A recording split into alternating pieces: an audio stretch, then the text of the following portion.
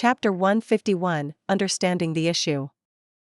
Sophia and Ari finally found out what was going on with them and why they felt so sick. As it turned out, the blonde tiger accidentally used some sort of magic on the two, which apparently ended up in sharing a portion of her power with the jaguar.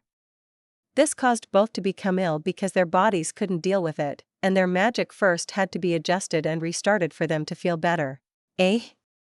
Once Ari was able to wrap her head around the events, she let out another cry. Absolutely. Sophia wasn't much different. Why? Why are you two so loud? Maya suddenly joined the duo's conversation. She was asleep until now, but she naturally would wake up with such a commotion going on. And more importantly, why are you holding hands? Princess Anna, who was sleeping next to the cat girl on the sofa, naturally couldn't sleep through it, either, and quickly noticed something that bothered her greatly. Ah. The two in question looked down and noticed their hands were still interlocked from when Sophia transferred her magic power to Ari. Ah, now that we finished what we were doing, there's no need to hold hands anymore. Saying so, Sophia finally let go of the jaguar. Huh? Naturally, thanks to the blonde's wording, Anna got even more concerned. Sophia? It also was too much for Maya. Calm down, you two. I only held her hands to transfer some of my magic power to her. Oh. The princess sounded relieved. So, you only did it to help her, not because you wanted to. It was still great, though. Ari's hands feel amazing. So soft, and smooth, and squishy. Absolutely. I mean, hey. Anna's real thoughts leaked out for a second. I don't get the fuzzy feeling like when I hold Maya's, but from a neutral point of view, they're top tier. Thanks. The girl with the amazing hands wasn't sure how to react. Ah, we're safe. Maya heard what she wanted to hear, but then glanced at Ari instead. Unless. And no. The jaguar vehemently shook her head. Nothing remotely fuzzy here, either. Sophia's hands do feel great, but that's about it. Though, I bet it's amazing to hold her hands during winter because they're so warm. Yep, I'm already looking forward to it. The cat girl apparently knew what she was talking about. I have warm hands? Sophia didn't, though. Very. She had two girls answering her. Ari. Anna couldn't take it anymore and jumped towards the bed.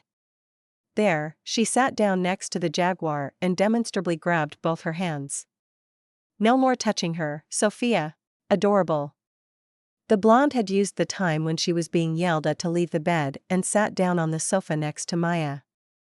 There, the couple had the exact same reaction. Funny you're saying that, though, princess.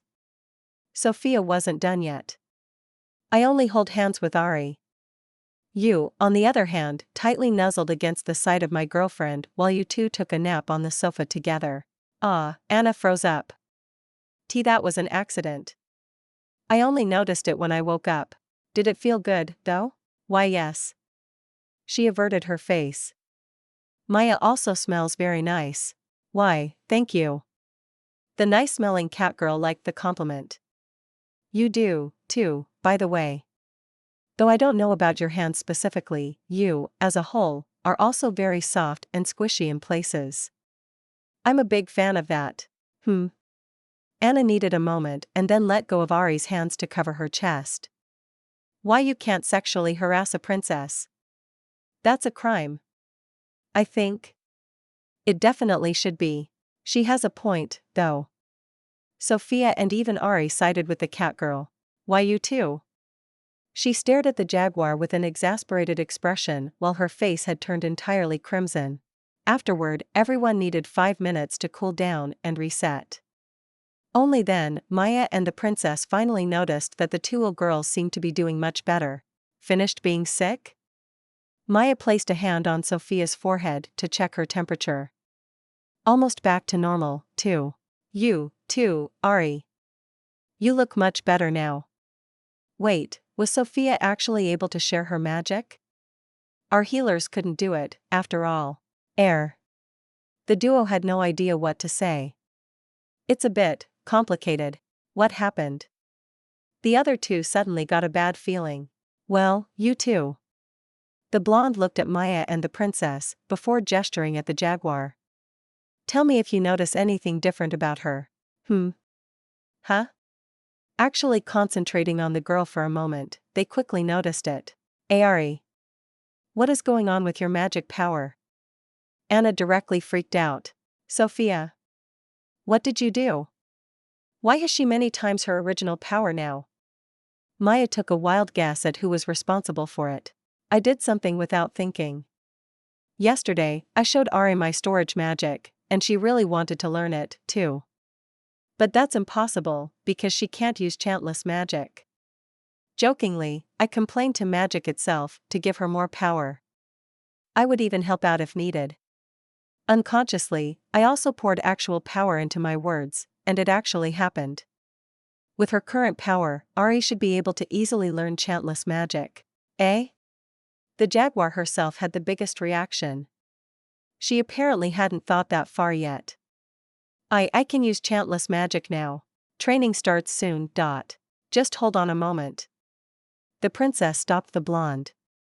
I know you're ridiculous and all, but there's just no way you can simply wish for someone to have more power, and it actually happens.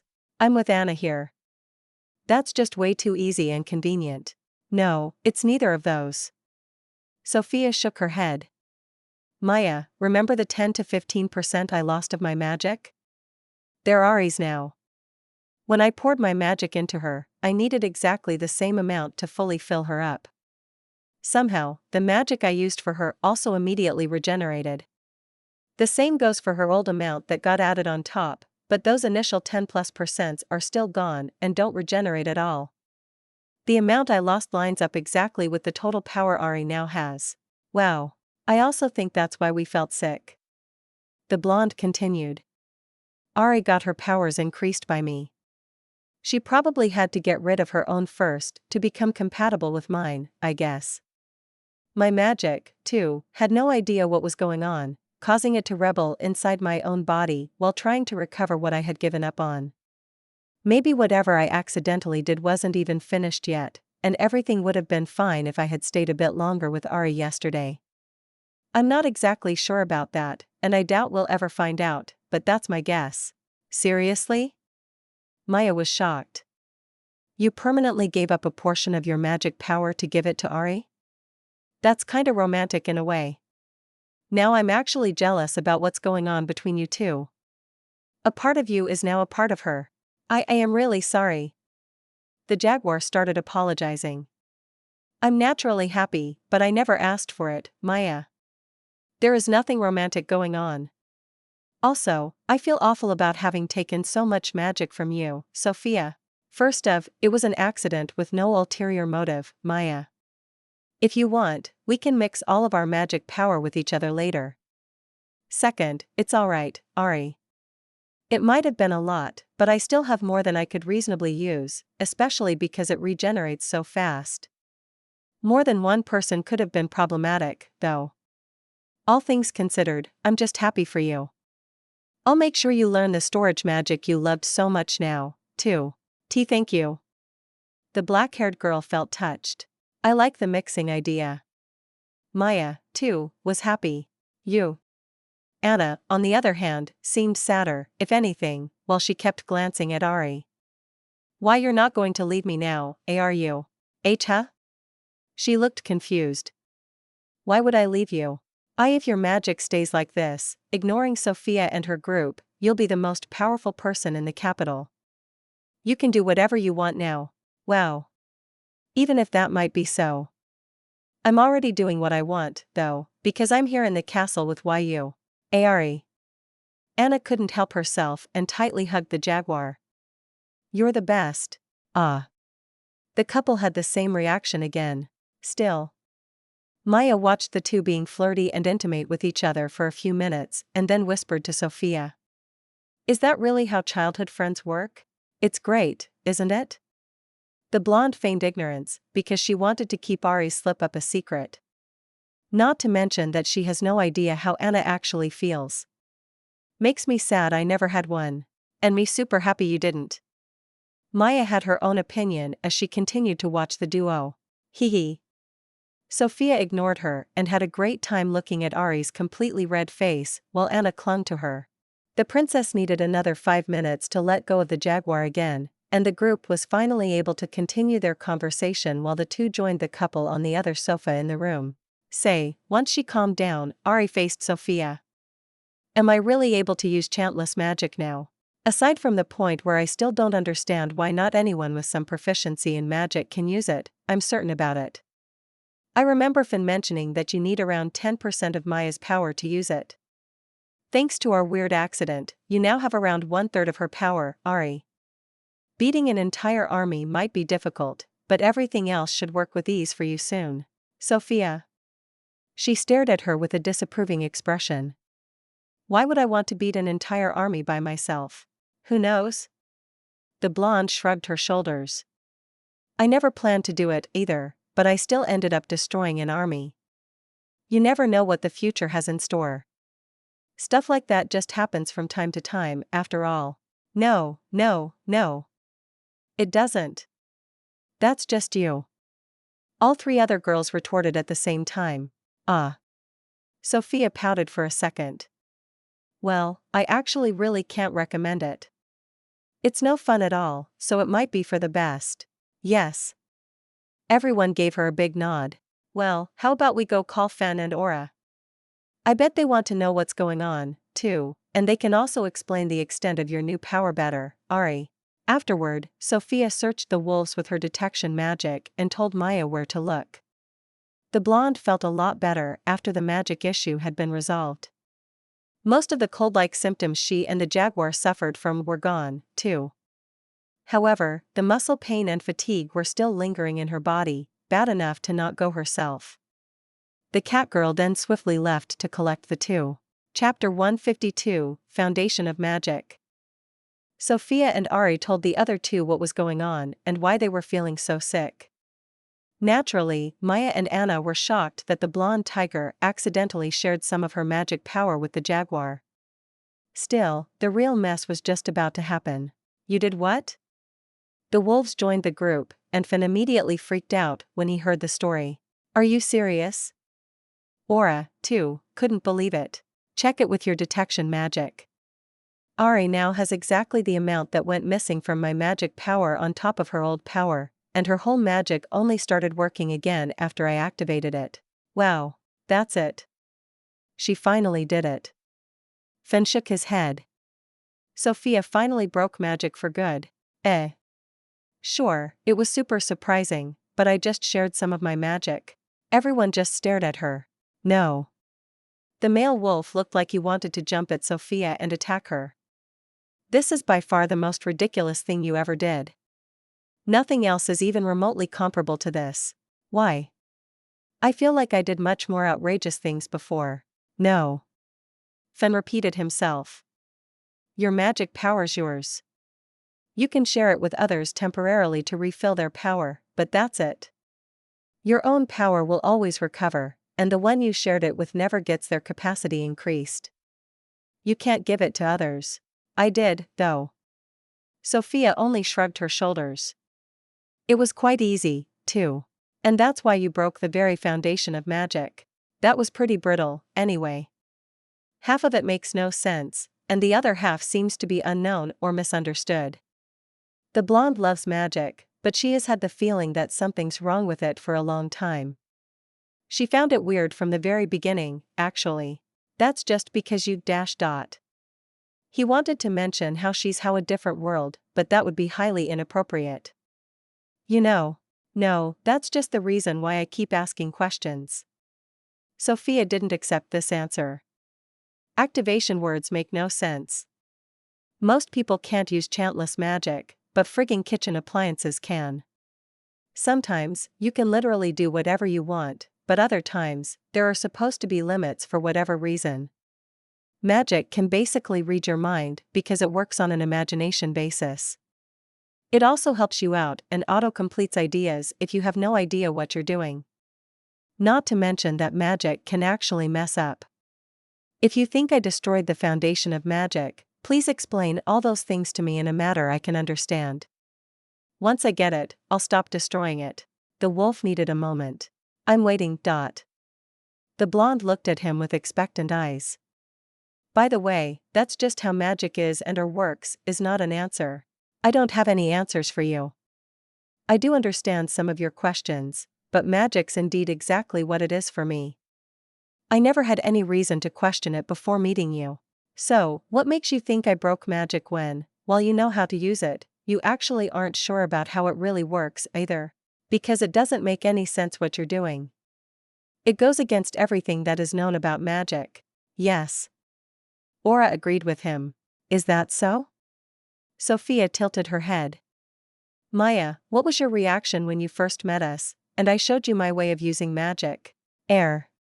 She only scratched her cheek. What about you, Anna? I thought more or less the same, I would say. That dash. Fen was speechless. Am I onto something, or am I not? Fen needed another moment. I really want to say you're insane, but you have a convincing argument. I shouldn't deny it from the get-go. What do you think, Aura? Well, I do believe she is insane, but I thought that long before she came up with this. Our girl has a point here, though. Actually, Sophia's not the first one to question activation words. They didn't scrutinize as much about magic as her, but a lot of the more powerful demon folk, too, had similar gripes with activation words. They are easier to use, but no one really can explain why exactly some can't use chantless magic. I keep liking the demons more and more. Sophia was a fan of them. Though it'll take a while, I can't wait to visit their continent. We'll have a lot of fun there. Aura was looking forward to it, as well. Are you actually going to visit the continent where the demon folk lives? Ari hadn't heard about the plan yet and naturally was surprised. Yep. The blonde gave her a nod. Not anytime soon, but I wanted to go there for a long time already, and Aura, who was there before, keeps telling me stories that make me want to go even more badly. But how? The jaguar tilted her head. Distance aside, there's a gigantic ocean in between. Even with ships, it's supposed to be unreachable, because it's so vast. Leaving sea monster out of the picture, too. That's a good question. Sophia looked at the female wolf. How do we get there? It's not that hard to fly using magic. There are also lots of beautiful islands along the way where you can take a break. There you have it, Ari. She didn't question Aura's answer. Wow. The jaguar didn't even know where to start. You really shouldn't have such a conversation in public. People will think you're crazy. Dampening your fall is one thing. I think I even heard about levitating for a few seconds, but actual flying? Across an entire ocean? I have some free time next week. Wanna learn it, my dear jaguar? The female wolf smiled at her. With the power Sophia gave you, it won't be a problem for you, either. Seriously? Her eyes grew wide in shock. Welcome to our side. Oh no. Ari's common sense started to hurt. It's not so bad once you get used to it. Maya also welcomed her. Oh really? How long did it take you? That's a good question. I'll tell you once it happens. You. She didn't like the sound of that. Ari's so lucky. Anna mumbled something inaudible for everyone to herself. Air. The black-haired girl looked at the members of the overpowered group. All those things aside, no matter how hard it is for me, is there anything I have to watch out for with the powers I received from Sophia? The previous owner of the magic tilted her head. Avoid pouring your power into it when you say or think about something stupid. I'll keep that in mind. Your words are credible, after all, because you're speaking from experience. Sure do. The group chatted for a while longer and gave the jaguar more tips about her greatly improved magic. Eventually, though, Sophia and her group decided to leave. Most of the stuff was taken care of, and even though the duo was feeling a lot better, Ari and the blonde still felt tired, and a bit of their muscle pain was still left, as well. The two wanted to completely recover before playing around with magic together. Back in their home, Sophia was feeling extremely hungry. Maya happily cooked her a big meal while the wolves needed some alone time to deal with and understand what their resident oddball did and left them on their own. While the couple was eating, they talked about the events. What a day. Sophia sounded a bit exhausted. You can say that again. Maya nodded in agreement. You sure do some outrageous things. You now even broke Finn's knowledge of magic. Poor guy. I'm impartial when I break someone. Sophia spares no one. Still, I'm really happy for Ari. Oh, maybe she actually has enough magic to keep up with us on our travels now? I highly doubt we'll find anyone who can keep me better in check. Bold thing to say when the two of you, according to Fan, broke the very foundation of magic together. Not our biggest selling point, is it? She saw the problem. Yeah. You might be right, though. She is good at handling you most of the time. But, regardless of power, didn't she already turn you down? Kind of? School aside, she wants to stay with Anna, so. You're not thinking about sharing your power with the princess, too, are you? Not really, no. I've already lost like 1/8 to Ari. I don't regret it, but Anna, as well. That would be like 1/4 in the end. I love magic too much to sacrifice that amount. That's good. While you do a lot of stupid stuff, I also kinda don't want you having to pace your magic, because you gave away too much. Absolutely. I want to play without thinking about my power. Speaking of playing around, can you take it easy tomorrow? Maya looked at her tiger. We now know you got sick because your magic power got messed up, but take another day off to get everything out of your system, okay? Yeah, that sounds like a plan. While my headache and all that is gone, I still feel a bit weak and wobbly on my legs. I'll sleep in late tomorrow and mess around with Fenny's knowledge of magic some more in the afternoon. I'm sure he'll be delighted about it. Absolutely. She felt a little sorry for the wolf. Well, I like the plan. Though, I'll spend some time in the castle tomorrow. We plan to continue teaching Eluna, after all. Check in on Ari for me, okay? To make sure she's good again. I doubt I have to. The princess will tell me all about it. Fair point. The two chatted for a while longer after dinner, before eventually heading for her usual bath together. Afterward, as it had gotten relatively late, the couple went to their bedroom and slowly got ready to sleep. Chapter 153, Trust. Sophia got over her mysterious sickness that was a side effect of accidentally sharing a part of her magic power with Ari, but she decided to take it easy for another day to make sure she fully recovered from it. While the blonde was lazing around in the bed, Maya was back in the royal castle to help teach Eluna advanced magic together with the princess and Aura. Once the training was over, the catgirl decided to stay some longer, to spend time with Anna. The two got comfortable on the usual terrace in the garden behind the castle. Sitting across each other at a small table there, the two were having a lively chat. Yeah, Ari also decided to stay in bed today. After listening to Maya's update on the blonde, the princess gave her a nod. How's she feeling besides that? Sophia asked me to check up on her. Still a bit tired and sluggish, but her temperature's normal again. The headache and dizziness are gone, too. Yep, the same goes for my idiot. They sure are. The two shared a sigh. And Ari always keeps calling me one. She's not wrong, though. Maya just had to do it. That doesn't matter here. She couldn't deny it, either. Hee hee. Still, Ari's so lucky. Once she's fully recovered, she'll be able to use any kind of magic that comes to her mind. Anna sounded envious. Don't worry, I'll keep teaching you all sorts of different types of magic, too. Thank you very much. While the princess was grateful, it didn't really cheer her up that much. Chantless magic aside, the storage or whatever magic Ari and Sophia talked about. It's also the one she used on our way to Talaga, right? It looked super interesting, but I won't ever be able to learn it, will I? Yes. Original magic might be impossible. Sorry. She's so lucky. Well, I get what you mean. Say, can you do me a big favor, Anna?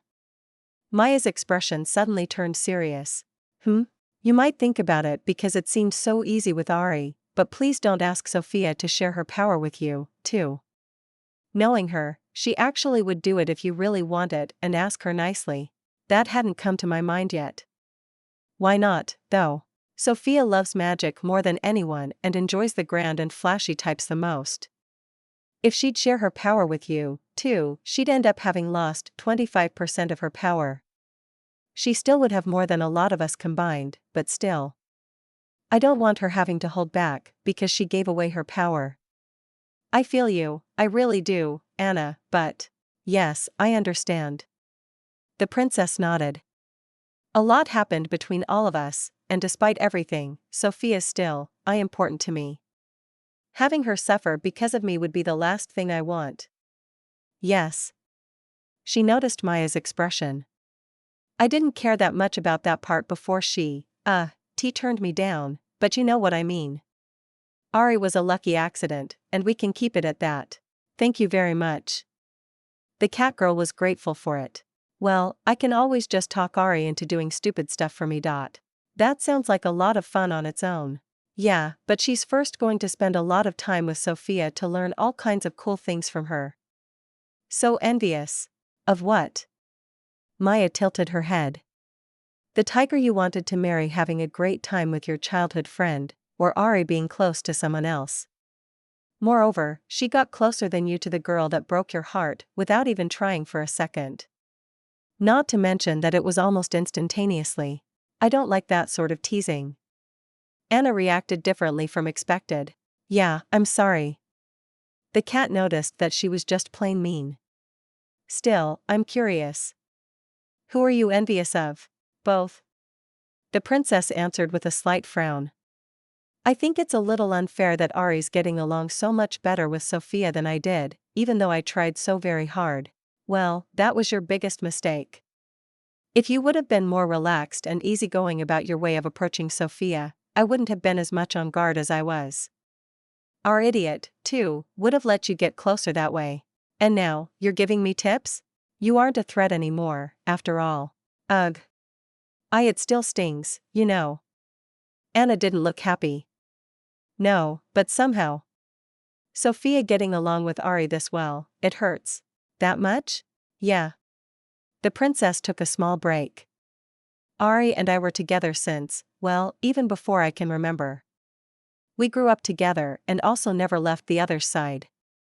Even in school, I have her all to myself because she's self-conscious about her hair and is afraid to talk to people because of that, even though she's actually super popular.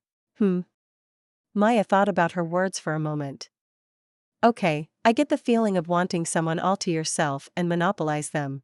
Yeah. You're the queen of that. Ehe. It was a compliment for her. Still, Sophia isn't going to steal her away, you know? How can you be so sure about that? Anna didn't believe her.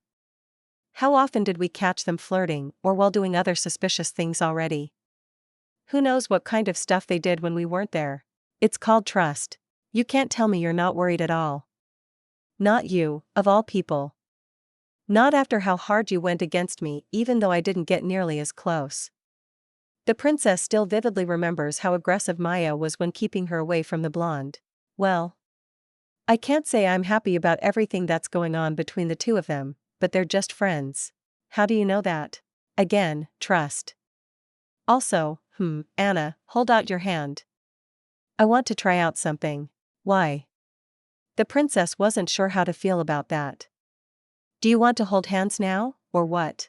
Yep. Eh? She hadn't expected that. Just do it. Oh, okay.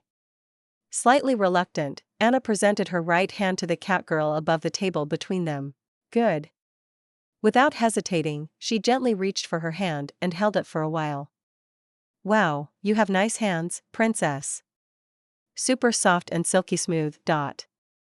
Just like when Sophia did it with Ari, Maya started to lightly knead Anna's hand to get a better feel of the supreme sensation. What sort of cream are you using? The couple had very similar tastes, after all. It's a specially made product for the tiger family. I can show you the package later. You should be able to easily get it with Sophia's help. Great. Thank you very much. Maya was happy about it. Sure. A little awkward looking, she focused her gaze on their joined hands. So. Right. The cat girl had almost forgotten about it already. A moment later, she changed her position and actually went as far as to interlock her fingers with the princess. Sophia won't get angry if she sees us, right? Right? She started to panic because Anna knew what the blonde was capable of. Nah, it's fine. Good. Probably. Hey. Hee hee. Maya couldn't waste a chance to tease her. Anyway, what are you feeling right now? She wiggled around her hand a bit while saying so. Feeling? Anna tilted her head. Well, holding hands always feels nice. That's fair.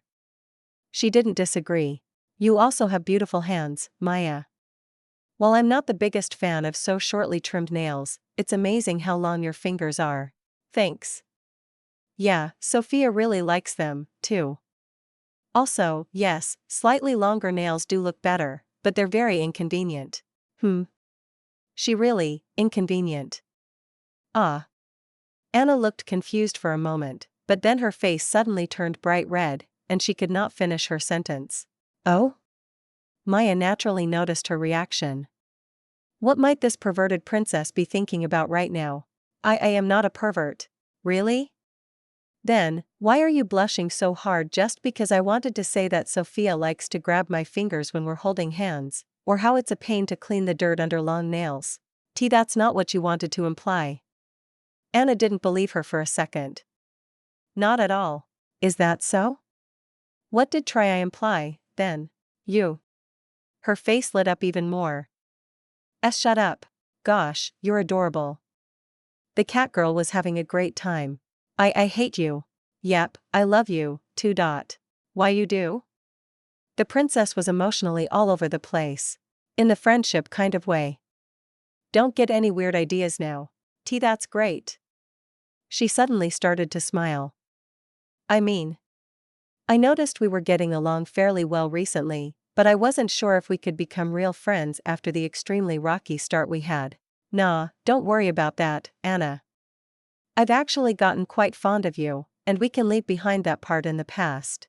Really? Ehe. The tiger's smile got even bigger. So happy about that. Wow, the gap in that side of your personality and your looks is way too big. Maya actually had a hard time looking at her bright smile. Eh?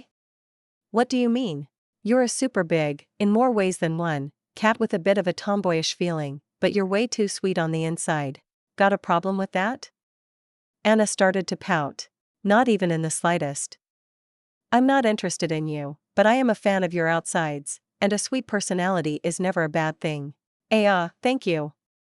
The princess needed a moment to process being so honestly complimented by the cat girl. Anyway, I think we've drifted away from the topic a bit.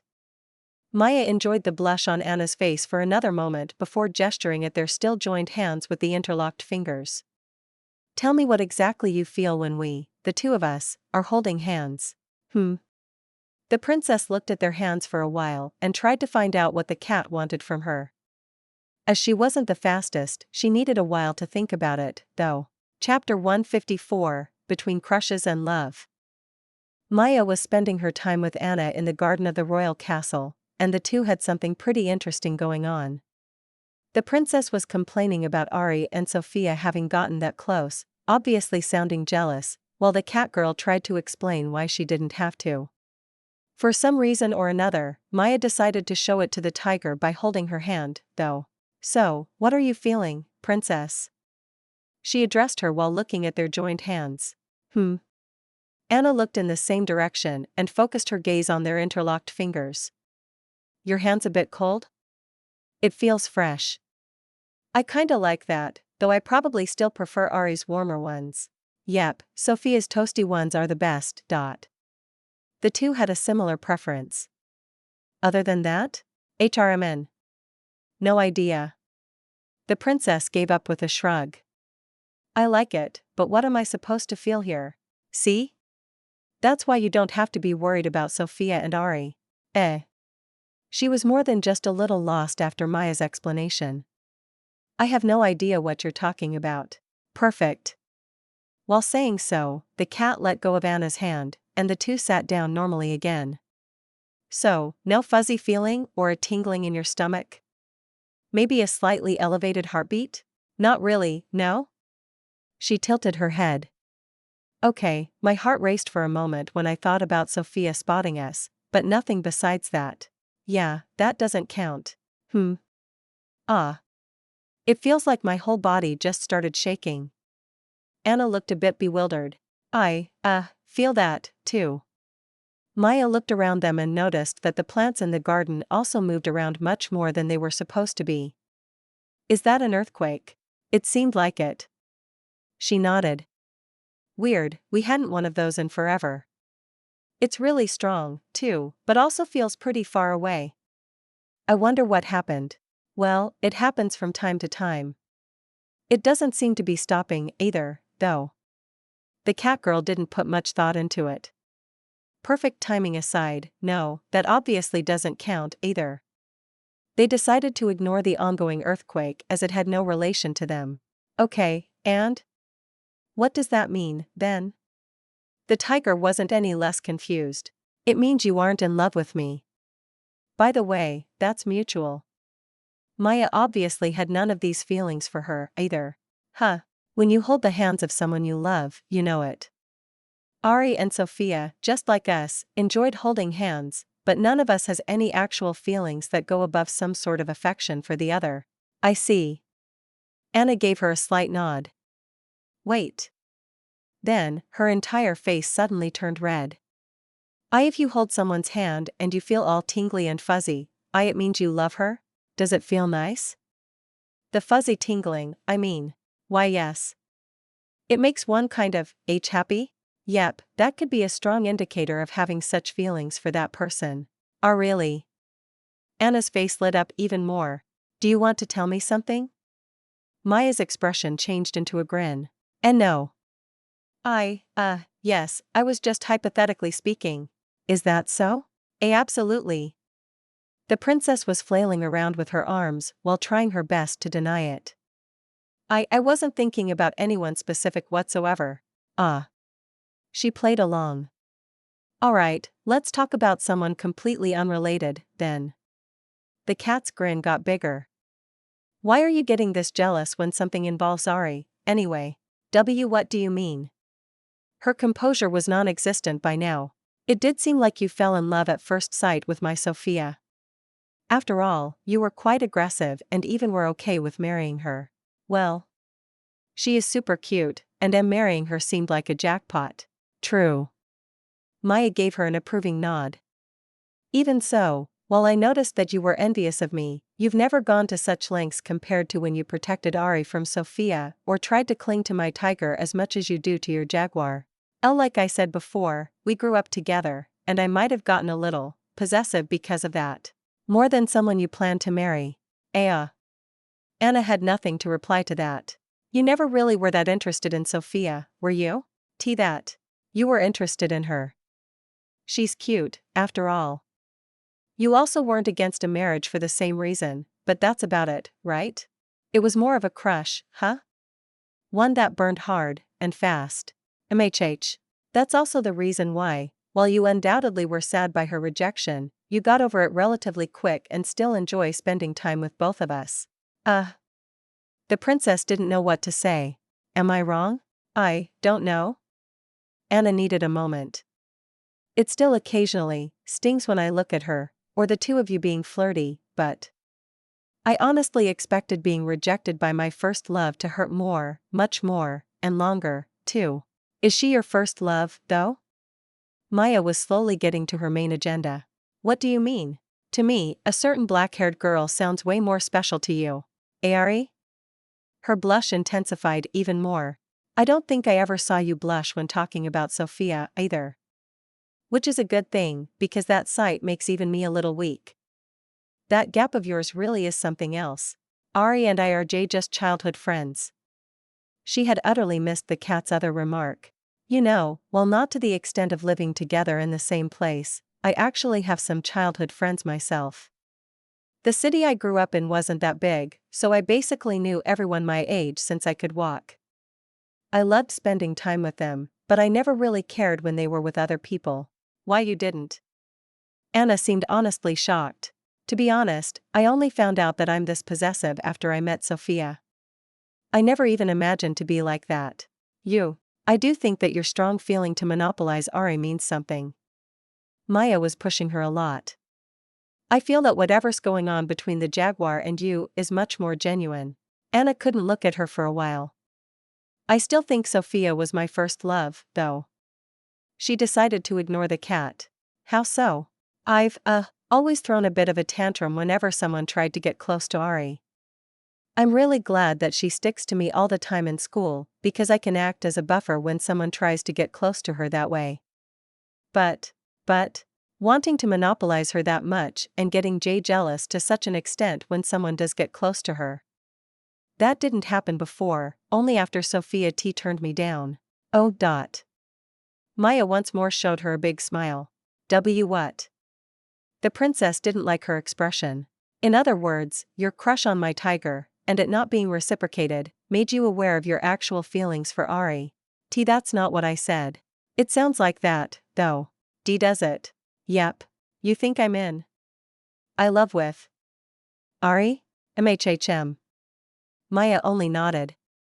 I mean, the way you flirted with her yesterday, after getting jealous, even Sophia and I got embarrassed from watching you. Seriously? If that doesn't mean something, I don't know anymore. The princess needed a few seconds to process these words. How? How do I stop that? Stop being in I love with Ari. It wasn't the reaction the catgirl was expecting.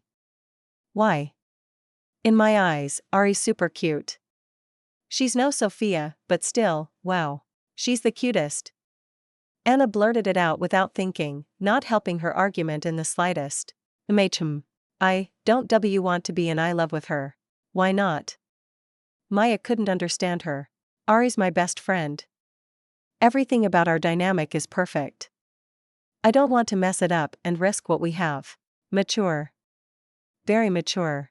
Why you think so? Nope. It's just wishful thinking. The catgirl immediately shot her down. How do you know that? Well, it's not like I planned to fall in love with Sophia, either. I started traveling with her, because I wanted to learn magic from that interesting new friend I made. Ugh. It actually took me a while to notice that I was in love, rather than wanting to get closer to a friend. There's no need to emphasize friend all the time.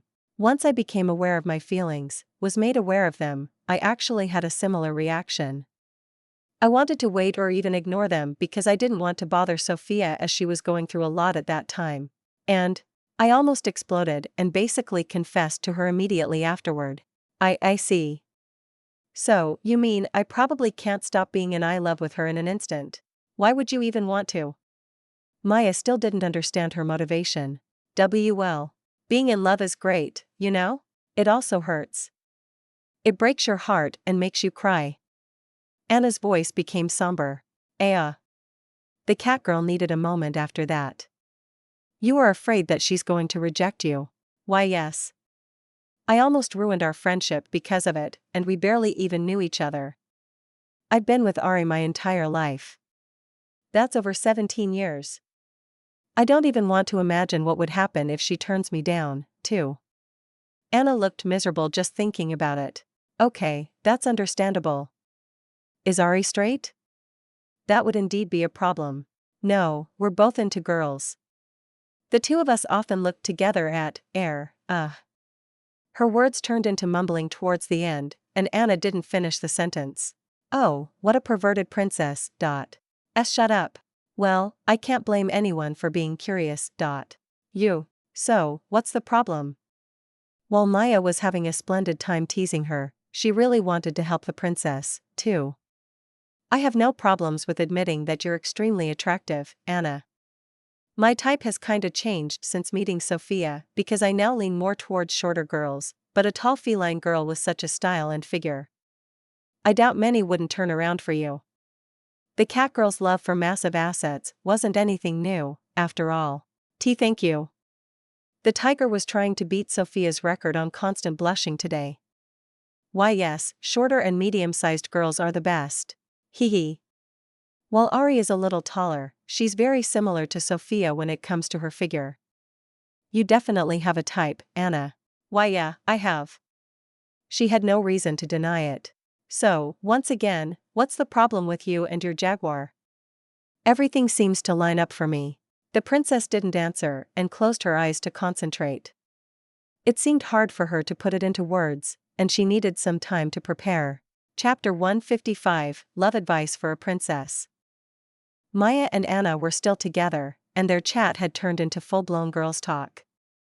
They found out that the princess' fondness of Sophia was more of a hard crush. It also became evident that being turned down by the blonde awakened Anna's real feelings for her childhood friend, the black-haired jaguar girl Ari. Somehow, the tiger didn't seem to like this revelation, though. Again, why is being in love with Ari something you don't want to be? She's great. Maya asked her again because Anna still wasn't able to give her a reply. I don't have much experience either, because Sophia's my first love, and that worked out way better than I could have hoped, but I'll try my best to help. Thanks. I just don't think she'd ever return those feelings. It doesn't seem like her. It doesn't? The cat girl tilted her head. Okay, I don't know her that well yet because she and Sophia instantly became best friends before I had the chance to, but the jaguar seems quite flirty to me. I've never seen her like that before. Anna's retort was instantaneous. That's definitely the fault of your girl. She never flirted with me like that before. Are you sure about that? Maya didn't believe her. The two of you seem to be pretty much all over each other whenever I saw you together. And no, it only looks that way. The princess glanced down. If anything, Ari treats me like her daughter because she acts like a mom all the time. If my mother would act like that around and/or with me, I would be very concerned. She didn't enjoy the picture she had in her head right now. That's why I doubt she would be interested in me. Well, if not mother, she would still better be described as my big sister. She constantly makes sure that I don't do anything too stupid and always scolds me whenever she wants to fix something about me. Don't get me wrong, I love it when she does that, but, Maya wasn't sure what to say. For various reasons. And, again, the two of us grew up together. Heck, learning how to walk, use our tails, even how to speak. We did all of that together. I, too, saw her as a sister. Isn't it super weird that I suddenly have developed such feelings for her now? I don't even want to imagine how Ari would react if her little sister tells her I loves her. Well, first, it's hard to imagine the jaguar as the big sister between the two of you. Maya tried to stall for time while thinking of a way to help. Maybe not in the visual department, but Ari's undoubtedly the more mature one. Good point. She couldn't argue with that explanation. It's not like you actually are sisters, though. Even if your relationship was similar to those of siblings up until now, there's nothing that speaks against changing it. That might be true. Also, isn't that just how Ari is? She has the same big sister vibe when she's with Sophia and even scolded the wolves already. I doubt she'd specifically single you out as a real sister. Why you think so? Again, I don't know her enough to make any promises, but that's how I would interpret it, at least. I think it's worth a try. Worth enough to risk a literal lifelong friendship? Anna stared at her with a questioning expression. That's. She naturally had no answer. Maybe a different approach would be better. What do you mean? Even before I was aware of my feelings, I was rather aggressive when I went after Sophia.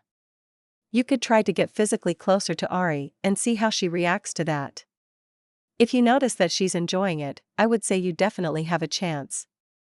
Maya had gotten quite intimate with her blonde girl ever since first meeting her, and she had great success with that approach. Physical? Anna's face turned even redder while repeating the word. Oh? What's the perverted princess imagining now again?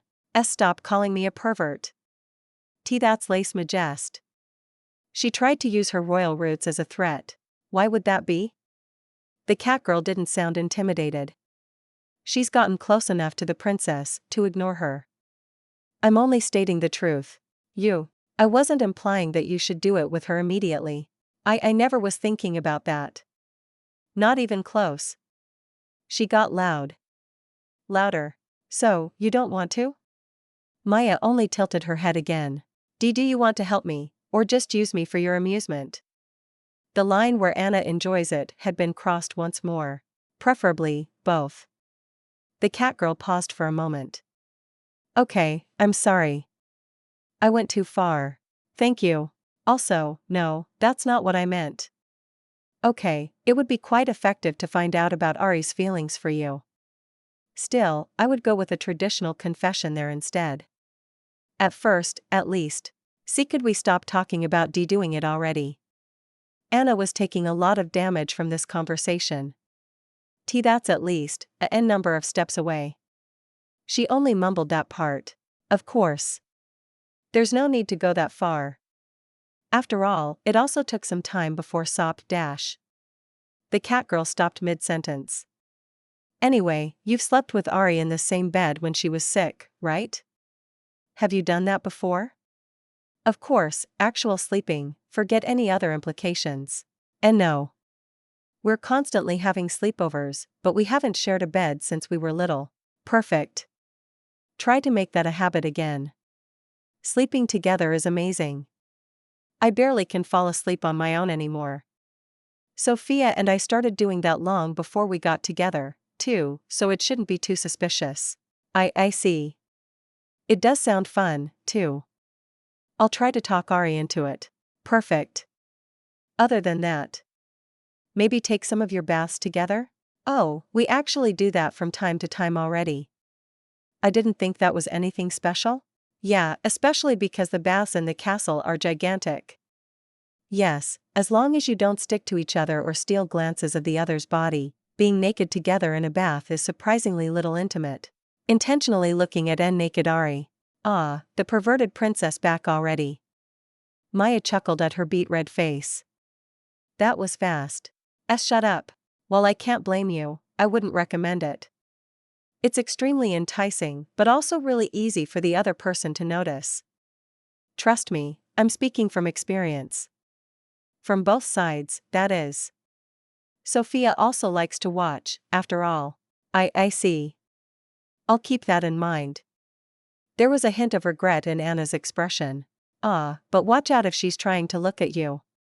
That would be a good sign. Oh, okay. Then, there's also my favorite activity. Skinship. Skinship? A hug, clinging to her arm, holding hands, all that stuff.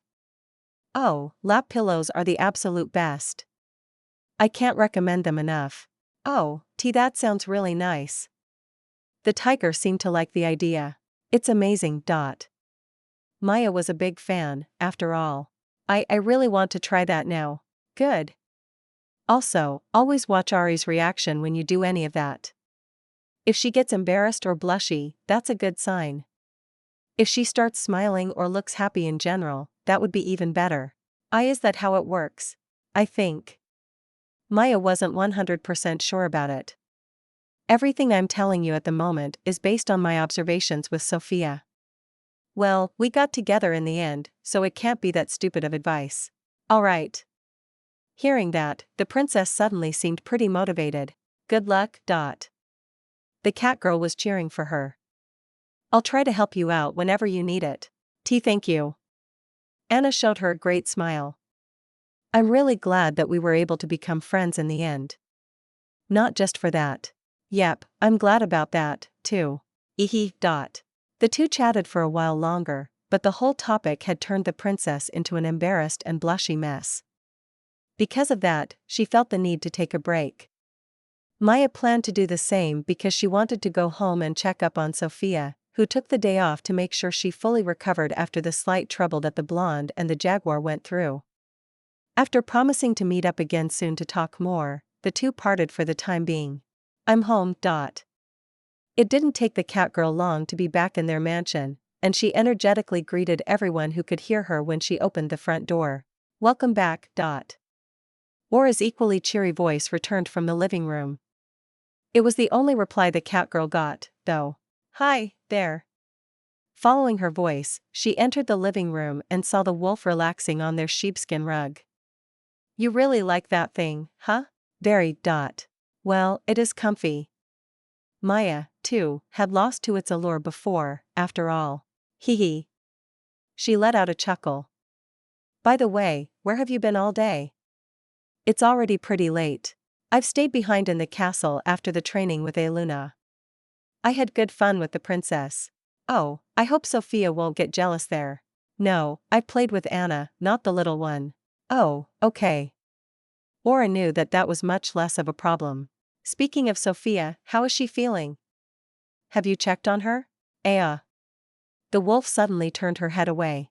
What is wrong? She didn't like her reaction. Well, there's a note on the table you might want to read. Maya got closer to the sofas and quickly spotted a piece of paper on the coffee table there. Let's see. Dear Maya, I hope you had fun in the castle. I've slept all the way to noon and felt better than new after getting up. Unfortunately, I soon got pretty bored, too. After chatting with Fan, we decided to go on a walk together. It could take a while, so there's no need to wait for us. Love. Sophia. Ah, she sure is sweet. Well, I would have liked if she stayed still for the entire day, but I guess that was asking for too much. Wow, you really took that well. Aura was impressed by her calm reaction. What do you mean? Maya didn't understand her. Sure, I wanted to spend some time with her, too, but she hasn't done anything with just Fen in a long while. I don't mind if they have some quality time together. That's nice. Still, why don't you read the part with the walk again? Just imagine Sophia using her usual playful voice this time. She looked at the note again. Fenny and I were bored and went on a walk together. It could take a while, so don't look for us. Imagine how the blonde would actually say it. The meaning suddenly sounded much less innocent. Oh. Her face turned pale. Aora, could you use your detection magic to see where they are? I already did a couple of hours ago. Anne? Where are they? No idea. She only shook her head. They're outside of my range. Oh. The cat girl had a terrible feeling about it. I can't wait for the bang. The wolf was having fun instead. As there was nothing the two could do, for the time being, they decided to get comfy in the living room while chatting with each other. Somehow, Maya seemed to be unable to relax for some reason, though. Chapter 156, Going on a Walk with Fan. While Maya was chatting the day away with Princess Anna in the castle's garden, Sophia had stayed behind in their home. She still felt a bit weak after being sick and decided to take it easy. She had slept until noon and felt like being born anew after finally getting up, but a new issue had surfaced. I'm bored. Scratching her stomach while yawning as she walked down the stairs of their mansion, the tiger complained to anyone that could hear her. Ah, look who's up. Finn greeted her once the girl had entered the living room, where she spotted the wolf relaxing in front of the fireplace. Morning. It's already past noon. Same difference. Yawning again, Sophia then lazily plopped down onto one of the sofas. Huh. I've slept so much that I'm tired. Sounds like you're doing fine again. I'd love to have your problems. Yep, better than new. Wait, is something the matter, big guy? She wondered why he had worded it like that. No, everything's fine. After all, it's not like someone shattered my complete view on magic without batting an eye and leaving me completely confused or anything. Oh, okay then. You. Finn looked more than a little upset. Okay, I almost feel a little slightly sorry about it. Wow, I can almost taste your apology. The wolf's voice was dripping with sarcasm. Haha. Oh, how about we do some research to get some answers? His ears perked up after hearing this. Let's go on a walk, Fenny. I like the sound of that. It wasn't hard to change his mood. Afterward, the two got ready and left their mansion after Sophia left a note for Maya to tell her what was going on. Once they left the capital behind and got to a place no one saw them, Finn turned back to his original size, and Sophia climbed on his back. The tiger was almost back to her original form before changing races. However, the wolf currently still was a tiny bit faster. As the two wanted to get far away quickly, to not get spotted by Aura's detection magic, they went with this approach. The two were already halfway towards Talaga, the city the humans tried to attack a while ago when Sophia had her trademark reaction while still being on Finn's back. What is it? He stopped running and turned his head to look at her. If I simply had stopped time, we could have taken our, time. HIA. He let out a prolonged sigh. How can you be so scatterbrained? Hey. While true, it's not like you had that idea either. Fen had nothing to defend himself. Anyway, it's only taken us an hour to get far out of Aura's detection range. It's not really that much of an issue. Fair enough. We're almost 100 kilometers away from the capital. They'll never find us. Also, Sophia jumped down his back and looked around. The two ended up at a gigantic plain that stretched behind even the horizon and had absolutely nothing on it. Doesn't this seem like the perfect playground? It does indeed. We don't have to worry about destroying anything here. Finn gave her a satisfied nod. By the way, what are we going to do, anyway? No idea. Really now? When did I ever plan out the things I do? He had no reply. Something magic-y, I guess? Tell me some limitations magic's supposed to have, and I'll try to break them. I don't know that many limitations. He paused for a moment. That you haven't broken yet. I wasn't complimenting you. He rolled his eyes. Well, the biggest limitation's supposed to be your magic power being personal and unique. Yep, I obliterated that theory into nothingness. Yes, increasing your magic power besides the natural growth was supposed to be impossible. Didn't Aura break this rule, too? Sophia tilted her head. Her magic power basically exploded during her teleportation accident. That is true. But, as you said, it was an accident. It was an incredibly happy miracle that happened in a life-or-death situation. Ah, my Fenice became quite the romantic. You're really glad that she survived, huh? Of course. He didn't hesitate for a second. She used to be my most important companion, after all. Used to be? The blonde raised an eyebrow. Companion? She didn't believe him. Curiosity killed the cat, you know? He was not amused. Me tiger, though. I'm not seeing that much of a difference compared to our resident cat, though. Well, you're basically also just a big and fluffy dog. Okay. Finn needed a moment to nurse his broken ego. Let's not talk about my relationships, okay? I would be glad about that, my dear mighty and ferocious tiger. Sure thing, my overpowered alpha uber wolf friend. The ferocious striped beast played along. I'll ask the other uber wolf later. You. Anyway, Sophia decided to drop the topic. Back to the limitations of your magic power.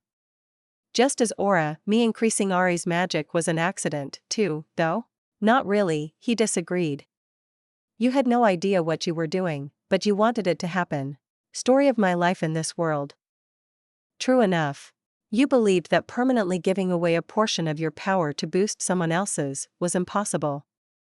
Any other limitations in that regard? A couple, actually.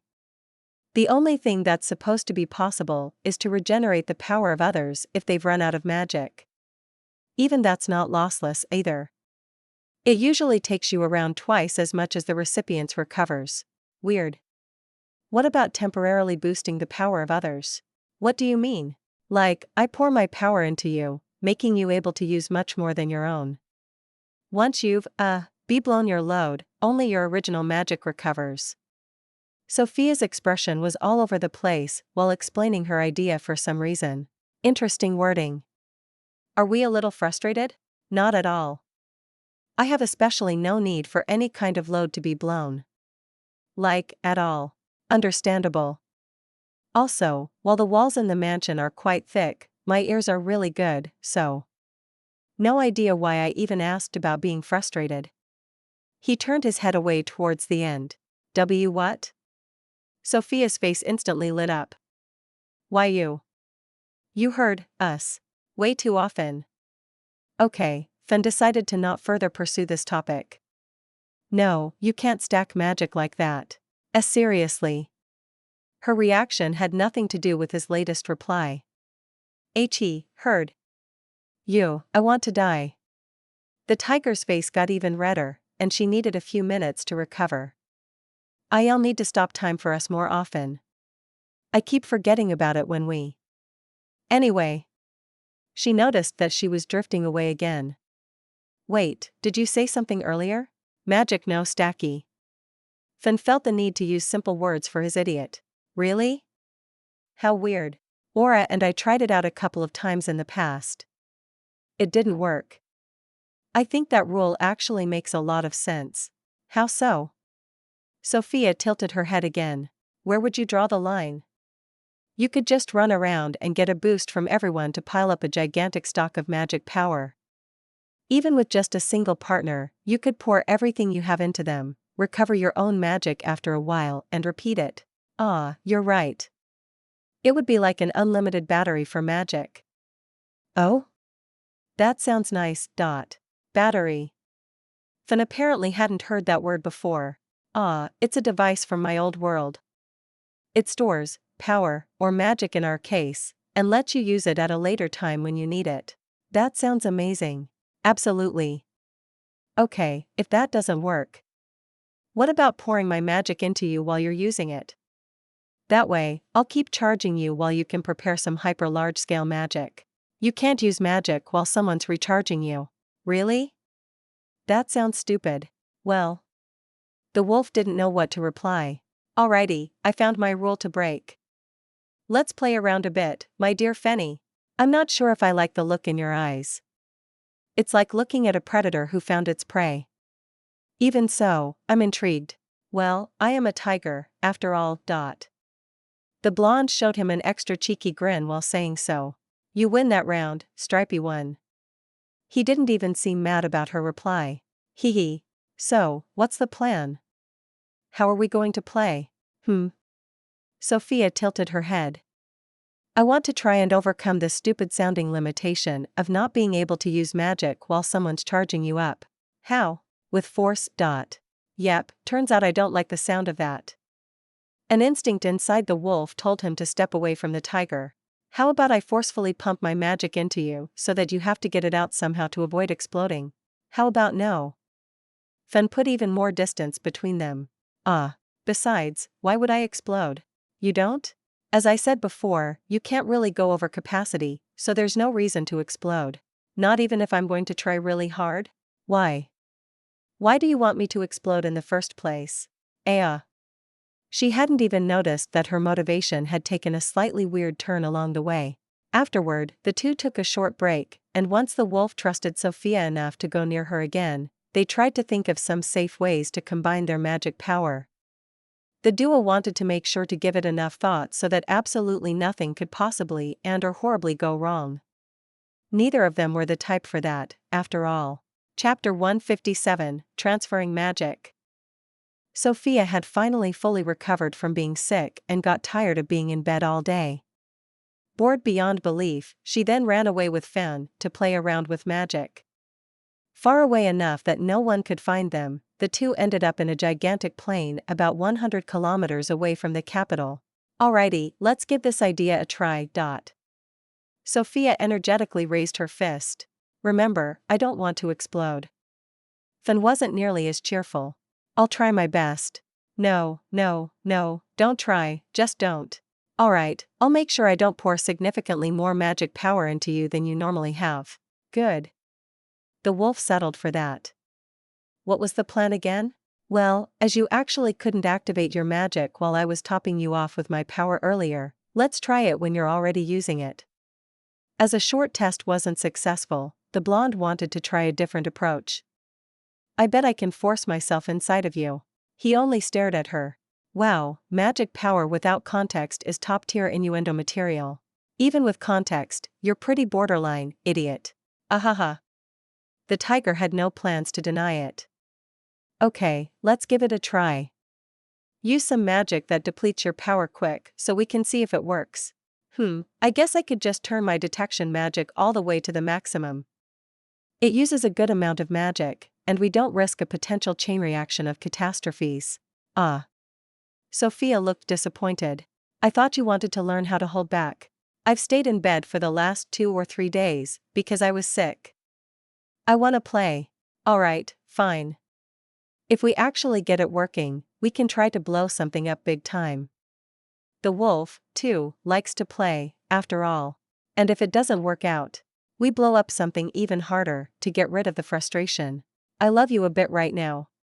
Sophia really liked his plan. Just a bit? We don't want to make Maya jealous, do we? A fair point. His expression changed when he thought about the cat girl. Or Aura. Shut up. Hee hee. Once the two were able to concentrate again, they started getting ready to experiment. Okay, where were we? Fen had lost track for a moment.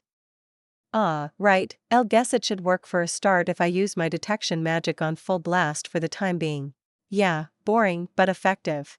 Alright, the wolf concentrated on his detection, and 5 minutes quickly passed. I'm starting to feel a tiny dent in my power. You can start with whatever you want to try now. Sounds good. Sophia got closer to him and buried both her hands into the fluffy fur on the side of his body. It really feels like there's some sort of barrier when I try to pour my magic into you. As I said, it doesn't work if the recipient's using magic, too. Time to use force. Yeah. He didn't like the sound of that. Fenny, keep using your detection magic.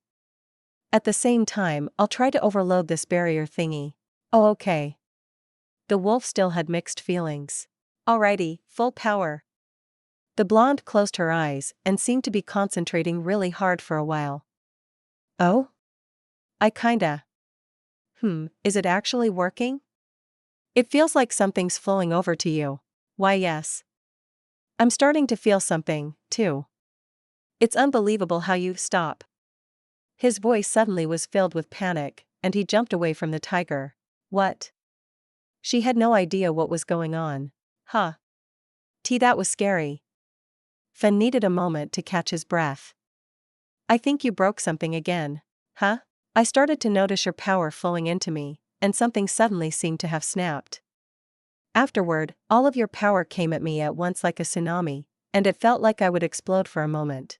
So, it is possible. Sophia almost looked happy about the revelation. That's not the point. Sorry. Seriously. Just how much power did you? Why is half of your magic missing? He used his detection on the tiger and noticed something alarming. Well, the barrier turned out to be a tough enemy, but I really wanted it, and so I gave it my all. I kept increasing my power, and suddenly, whoosh.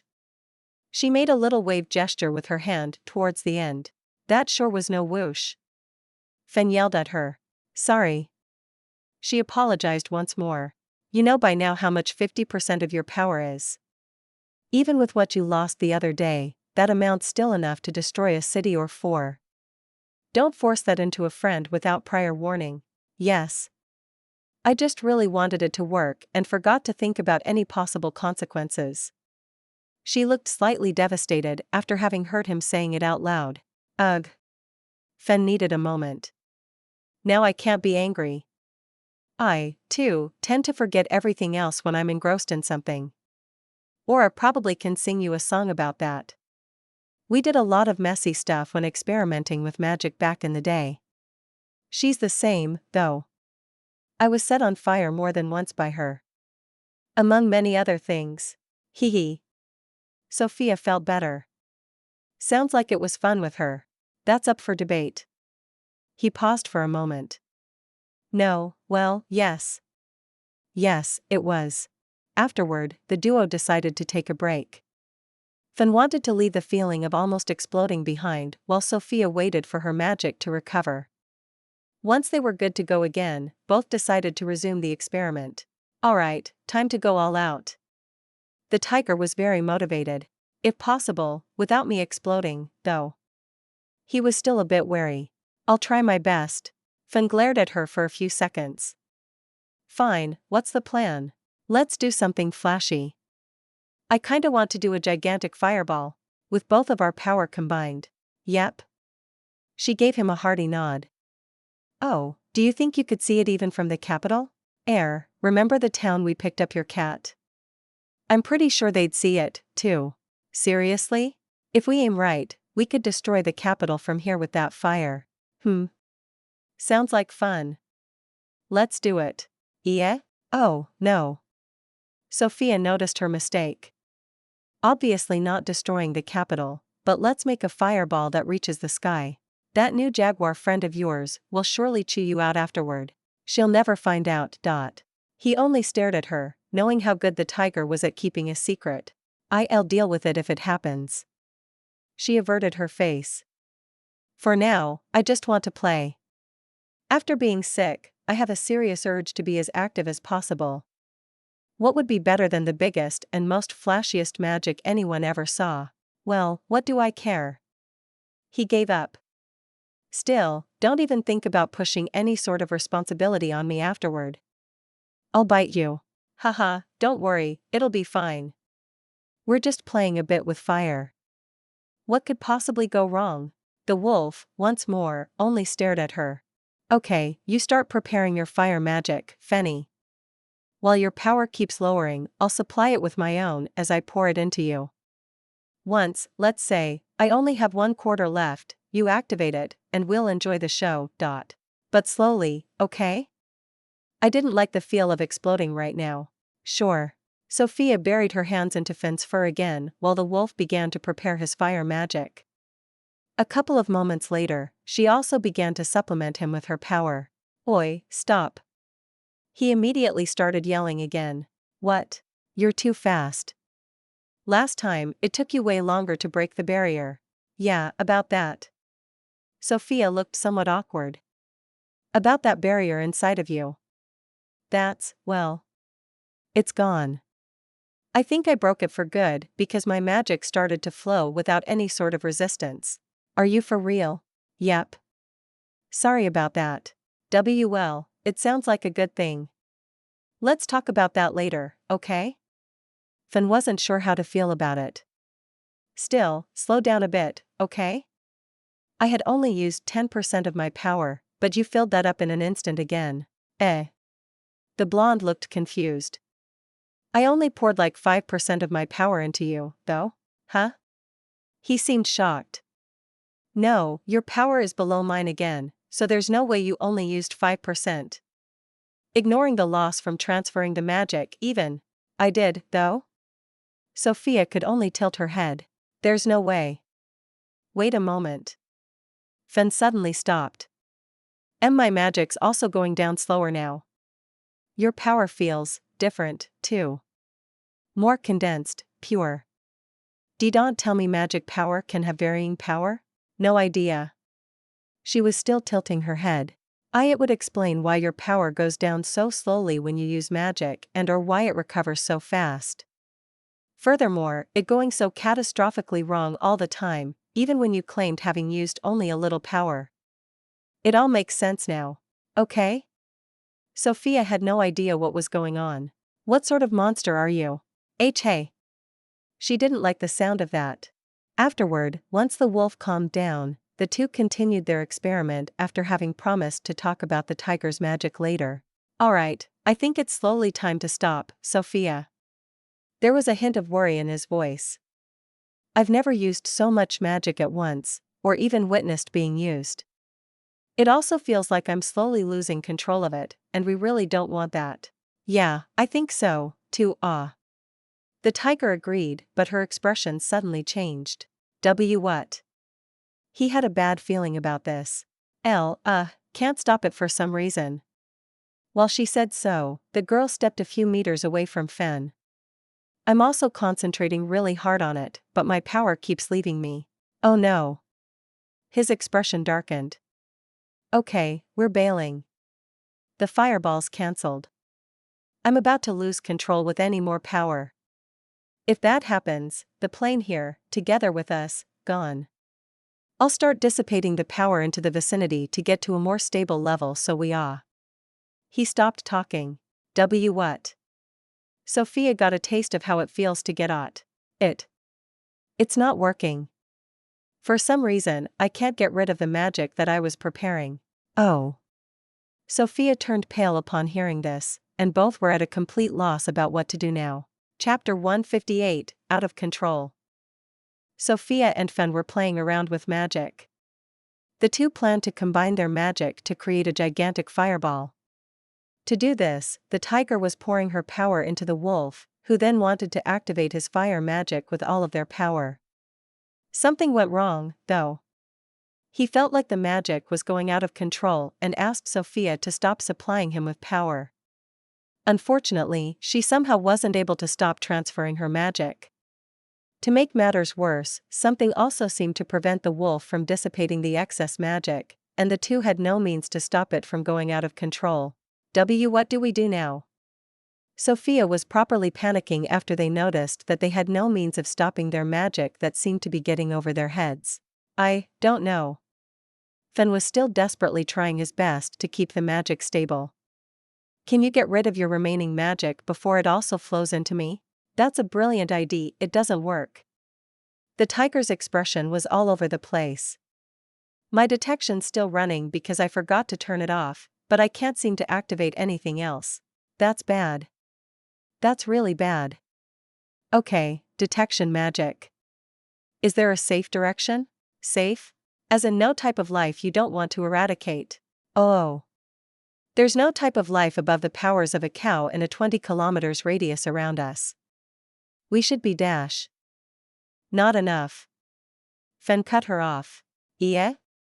Well, behind us seems to be a village, but the massive plain in front looks empty. It goes further than my detection magic, and there only seem to be cows and below around, too. That has to be enough. Do you have an idea? I'm going to activate the fire magic, after all. That, at least, should still work. Or, more like, it should start on its own once it reaches its critical mass. If I manage to control it until then, that is. Just. She didn't like the sound of that. I won't be able to control the output once it goes off. Everything in front of us, the entire plane, will be gone afterward. Oh. If we're lucky, that is. And if we're not. Sophia had a bad feeling. We'll be gone, too. 20 more minutes passed, in which Finn desperately tried to hold in the accumulated magic and did his best to not let it go out of control. He had a very pained expression, but a slight ray of hope seemed to be finally shining down on the two. Why your magic? Sophia, I can't feel it anymore. Have you found a way to stop it flowing into me? And not quite. I'm empty. I see. Actually, I'm about to run out, too. Is that good or bad? Nothing about, this is good. Because the wolf was concentrating so hard, the mental strain hindered his ability to speak in coherent sentences. True. It does feel like, whatever restriction was on me, is starting to subside, too. I might be able to let it go the less dangerous way. Please try it. Sophia sounded slightly desperate. Okay. Finn closed his eyes and concentrated like he never did before. Some minutes passed, and their surroundings slowly turned noisy. What is happening? Sophia wasn't sure how to describe the sound. It was slightly similar to thunder, but also not, and it made her feel uncomfortable with every fiber of her being. Even the fur on her tail, which was darting all over the place, was all puffed up as a response. The magic's leaving. We've made it, He jinxed it. The noise got even louder, and the air around them started to show some sort of black distortions that almost looked like something was breaking. Fen, I don't like this. Why yes. He, too, worriedly glanced around. A moment later, all those distortions fused together into a pitch-black ball right in front of him. The sphere was approximately 1 meter in diameter.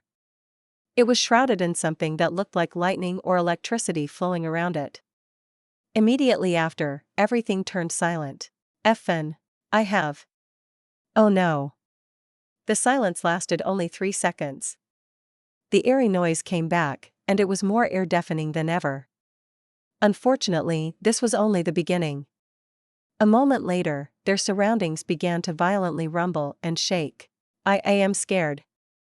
Sophia had experienced earthquakes before, but this felt different. The shaking got stronger with each passing second, and debris suddenly started flying towards the sphere in front of them. It didn't take long before a deep crater formed right below it that continued to grow at an alarming rate.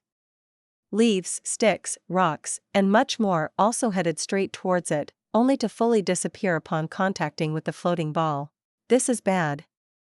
I can feel. Even Fen's fur seemed to be pointing in the direction, and the wolf could feel being pulled towards the sphere with great force. Oh no. His expression looked equally terrified as he repeated himself. He instantly used his last bits of power to shoot the sphere away with air magic. It quickly floated through the open plain in front of them while carving an expanding fissure into the ground below and also sucking in everything in its path. Run! Using his snout, he bit into the collar of Sophia's shirt and threw her onto his back while turning around. Faster than ever before, he then tried to get away from the sphere. Huh! Sophia needed a moment to react and readjusted her position on top of the wolf. Do you think running away will work? She didn't dare to turn around and look at the plane that was shrouded in the ear-shuddering noise by now, which only kept getting louder, too. The earthquake-like vibrations also increased more and more, and Fen had real difficulties keeping his balance while running. Definitely not. Sophia, I need you to stop time immediately so we can find out what is going on and form a plan. I can't. Stopping time takes a ton of magic, and I'm still basically empty. It'll probably take 5 or 10 minutes before I can do that again. We don't have that much time. If we don't, WOAH. He didn't get the chance to finish his sentence. The two were suddenly hit by a powerful shockwave that swept the wolf off his feet. The duo crashed into the ground and continued to slide for a few seconds before they heard the sound of an explosion, unlike everything they heard before. The time where Sophia had blown up Kinnear's dungeon couldn't even be described as a light cough in comparison. What, just, eh? Confused and disoriented, Sophia looked around to understand what was going on, but looking at the plane they were fleeing from made everything much worse. Effin. Why yeah. He needed a moment to get back on his legs, and his eyes then, too, fell on the plane. Oh. The black sphere had grown considerably in size. It was easily a couple 100 meters in diameter now, and the electricity like lightning shrouded around it also became much more violent. The plane, on the other hand, it was gone. It got replaced by a crater so deep and wide the duo couldn't even guess how big it was, because they actually couldn't see the other side. Still, the hole easily spanned some tens of kilometers. Dead center in the middle of it, the sphere was floating, still sucking up debris, accompanied by a terrifying sound. Moments later, the noise became louder once again, and the sphere started to pulsate. It looked like it was growing in size. Suddenly, it began to get unstable, and it seemed like the ball would explode at any moment.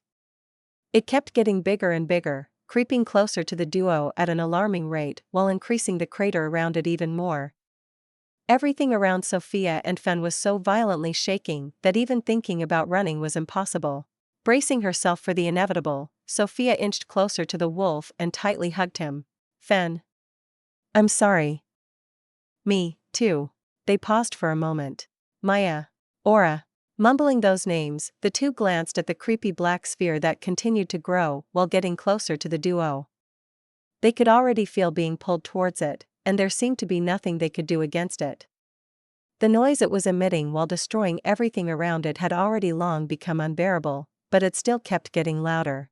Eventually, the two couldn't fight against the pulling effect of the sphere anymore. They lost contact with the ground and started flying towards it. Immediately after, everything was bathed in pure white, and nothing made a sound anymore. Chapter 159, Their Accident. Sophia and Fen played around with magic, and something went terribly wrong. While combining their powers, the wolf lost control of it, and the magic developed a mind on its own. It formed into a black sphere that destroyed everything around it while continuously growing in size. Eventually, it had swallowed the gigantic plane whole. It didn't stop here, though, as it went for the duo, as well. A few hours since those events had passed. Sophia and Fen were still there but had yet to regain consciousness. They were barely saved after being bathed in a white light, and the black sphere was gone once the light dissipated afterward. It seemed to have collapsed right before it was too late. Everything in front of them ceased existing, though. The gigantic plane was entirely gone. All that remained was the unconscious duo, a lot of destruction, and a crater that even the capital could fit into. Many times, that is. Ugh. Some hours had passed, and the two were slowly regaining consciousness. Fen. Sophia looked at her wolf friend next to her in the dirt. Nothing around them was intact anymore. In front of the duo was a crater so big and deep that it was too much to put into words. The vegetation around them, too, had turned into a barren wasteland. MMMN. His reply was slightly muffled as his head was shielded by his paws. Readjusting his posture, he glanced back at the tiger. Still alive. I think so. What about you? Probably? The two weren't sure after everything that had happened. Still feeling somewhat confused and disoriented, Sophia looked around. It didn't take her long to notice the gigantic crater. Did we do that? The creepy black sphere did that. It basically ate the surroundings.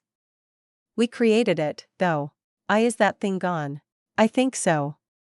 Fen nodded. I can't see it anymore, and the loud noise it was making is gone, too. Gee, good. She looked incredibly relieved. Where did it go? Why are we still here? Luck. He gave her a short answer. Honestly, I don't know. Maybe it grew too much and collapsed? I don't even know what that was. Yeah. Have we found an actual limitation of magic? We went above its capabilities, and everything collapsed. Maybe. I doubt anyone ever used this much magic at once. No, nobody's able to use this much. Maybe magic doesn't support this much power and went berserk. It definitely went berserk. Sophia shuddered while remembering the events. Why, yes. I'll take a break from experimenting for a long while. It had left a deep scar on the wolf. The blonde responded with a big nod. Fen. Yeah, my magic fully recovered. I'll make a portal, and let's go home, okay? I want to see Maya, and hug her, and never let go. She was still as white as a sheet and slightly unsteady on her feet. The near-death experience was too much for her. It wasn't the first one she went through, but Kinnear saving her the other time wasn't nearly as scary because she hadn't noticed that she was about to die. Yes. He had nothing to add. Afterward, she created said portal, and once the wolf shrunk in size to fit through it, the two were soon back in their mansion. Welcome back, you runaway children. Maya was still with Aura in the living room and spotted the two first. You sure took your what happened?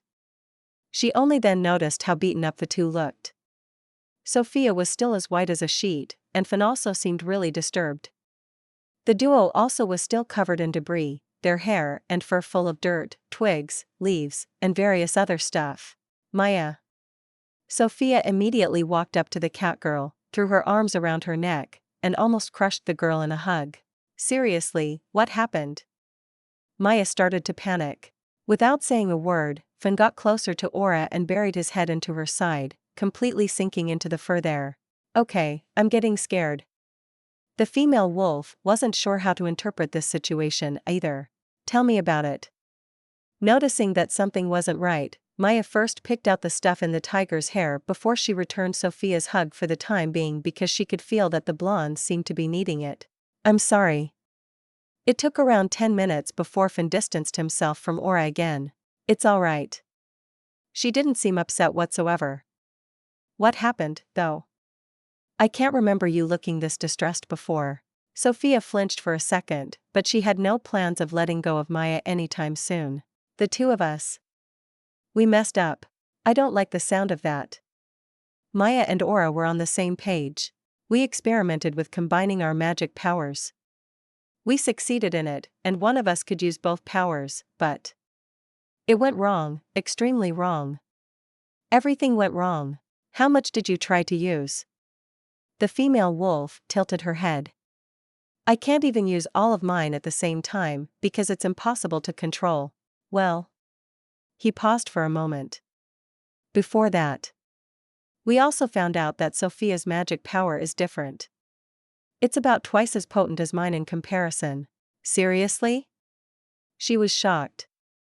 Though, it would explain why her power decreases so little and how it's generally beyond belief when she uses little of it and still almost causes doomsday. Wait, how did you find out about that? Sophia poured all of her power into me while I was using my own to prepare magic. With hers twice as potent, on top of yours, doesn't that mean you tried to activate magic with twice as much power as I have at my disposal? Why yes. Are you insane? She started yelling. It would have killed both of you for sure if it had activated. He turned his head away. Don't tell me. She noticed that something was up with his reaction. It did activate. It did go out of control. We almost died. No way. Sophia. Maya panicked even more and peeled the tiger off her to look her in the eyes while her face turned into the same color as her hair. I'm sorry. It was all she could say. So, incredibly sorry. Tears started to form in the corners of her eyes. Eh? The catgirl was overwhelmed by this revelation and her reaction. She didn't know what to do at first. A moment later, she teared up, as well, and tightly hugged her girlfriend again. Why you idiot. Yes. Sophia agreed with every fiber of her being. I'm never going to play with magic without you ever again. She'd become terrified of it. Why? Why are you not dead? Aura looked at her wolf again. We don't know. Fen hung his head. Stuff happened. Everything got destroyed. We woke up a couple of hours later. Somehow, still alive. Wow. She didn't know what to say. Wait, everything got destroyed. What do you mean with that? The duo in question stayed silent. The two needed a while to calm down. Fen got closer to Aura once more, and Sophia never let go of Maya for the next 2 hours. The couple, especially, had gotten quite emotional, and the two spent a lot of the time wiping any tears that kept forming while thinking about how they had almost lost the other girl. Once Fen and, even more so, Sophia were somewhat emotionally stable again, Aura wanted to see the place where it happened. Sophia was against it. Not only because she wanted to cuddle more with Maya on the sofa to recover, but also because she didn't want the catgirl to see it. Unfortunately, Maya sided with the female wolf, and the tiger eventually caved in. Reluctantly creating a portal in the basement once more, the group soon arrived at the scene. Maya and Aura were speechless. They weren't sure what to expect, but a barren wasteland and a crater so enormous one couldn't see the other side simply was too much. Fan and Sophia stayed a couple of steps behind the duo while sharing an awkward expression, not knowing what to say. Are you sure you're not dead? Aura turned around to look at the two after a while. Aren't you just ghosts? The scale of the destruction was too much for even her, who used to fight dragons in her free time. No. I mean, you felt it when I touched you, right? Fen looked back at her. That's true. Aura remembered. Ah, so that was behind the massive earthquake I felt in the capital, huh? Yeah. I would have been surprised if it hadn't traveled that far. Sophia. Maya faced her. I know, okay.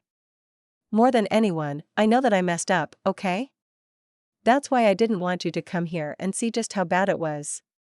She had a rough idea why the catgirl addressed her. Thank God you came back. She wasn't angry, just glad and overcome with emotion after seeing the destruction. She jumped at the tiger and tightly hugged her, showing no sign of letting go anytime soon. The roles had reversed from the previous time. Me, too. Sophia returned the embrace. Again, I'm sorry. I'm glad, too, by the way. Aura faced her wolf. I only just reunited with you, and losing you again is the last thing I want. Especially because it would have been, forever this time. Yes. So am I. To the point where the last thought that went through my head before losing consciousness was, you, Aura. Hee hee. Despite the circumstances, this made her very happy. Both couples were wrapped in a very pink aura for a while, and they needed some time to come back from their own little world again. Say. Sophia recovered quite a bit and looked at the gigantic crater she and Fen caused with her magic going out of control. Do you think we can fix that? Fix? Everyone stared at her with big eyes. We're not that far from the capital, and it looks horrible here. Also, I don't want to deal with the king and everyone once they find out. I'm sure they'll link it to me in no time. Her real motivation leaked out. Ah. The group understood the problem. Aura looked at the crater. Nope, impossible. It would take weeks to fill that up with earth magic again. Ugh. It wasn't what she wanted to hear. What about water? If we can't restore it, turning it into a pretty, albeit gigantic, lake wouldn't be so bad, either. Well, if we all pull together, we could fill it with water in maybe 2 days. Water magic costs way less, after all. Great! How is an enormous lake appearing out of nowhere any less suspicious or bothersome to explain? Maya didn't understand her logic. I don't care. Sophia had a solid explanation ready. Fine. The cat girl also thought a lake would be prettier to look at than the current situation.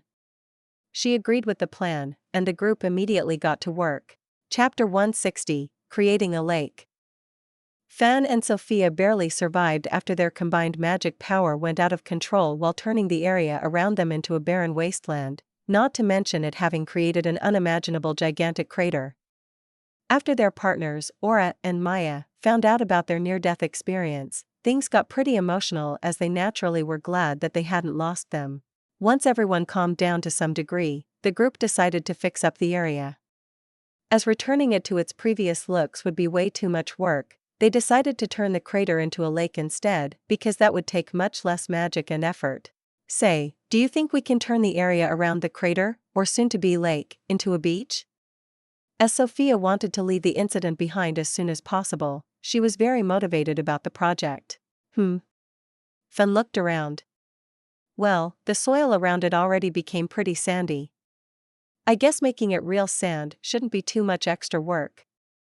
Well, at least this part here. All around would be a bit much. That's more than enough. Great. Alright, I'll take care of that. Thanks, Fenny. While the male wolf started turning the soil in the area into sand by grinding down the debris and stones with magic, the girls also got to work. Will it really take only 1 or 2 days to fill that? Maya pointed at the gigantic crater. Probably. Aura didn't sound overly convincing.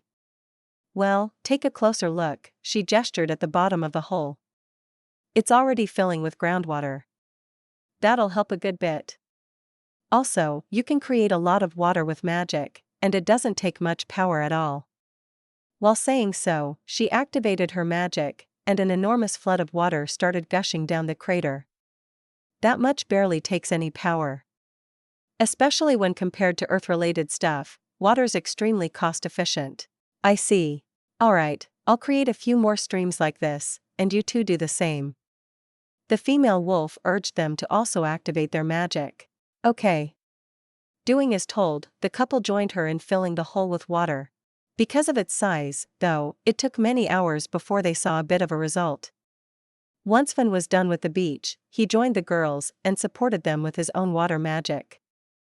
As they didn't have to watch, thanks to the magic keeping running until they ran out of power, the group got together on the newly created beach to relax. Are we camping tonight? Maya noticed that the sun had already long set and wondered what the plan was. Sophia started using light magic at some point, so she hadn't noticed at first, but it was already quite late. I like that idea. The tiger, who had gotten comfortable on the catgirl's lap before, sprang up again. The 4 of us haven't done that in so long. Let's do it. Sure, I don't mind. Fan had nothing against it. Sounds fun. Aura also agreed. That way, we can also keep filling up the hole. Yay! The tiger was happy. After what happened today, I kinda want to stay the night together with everyone. Ah. Maya and Aura were touched by her sweetness. I feel the same. Fan also was still somewhat affected by it. Ah. They were even more touched. Anyway, he didn't like their reactions. If we're camping, let's grill ourselves a nice cow over the usual campfire. There are still some of them left around. Maya glanced at the destroyed environment around them with a dubious expression. Sure, we can easily get a ton of wood from the destroyed trees for the fire, but animals?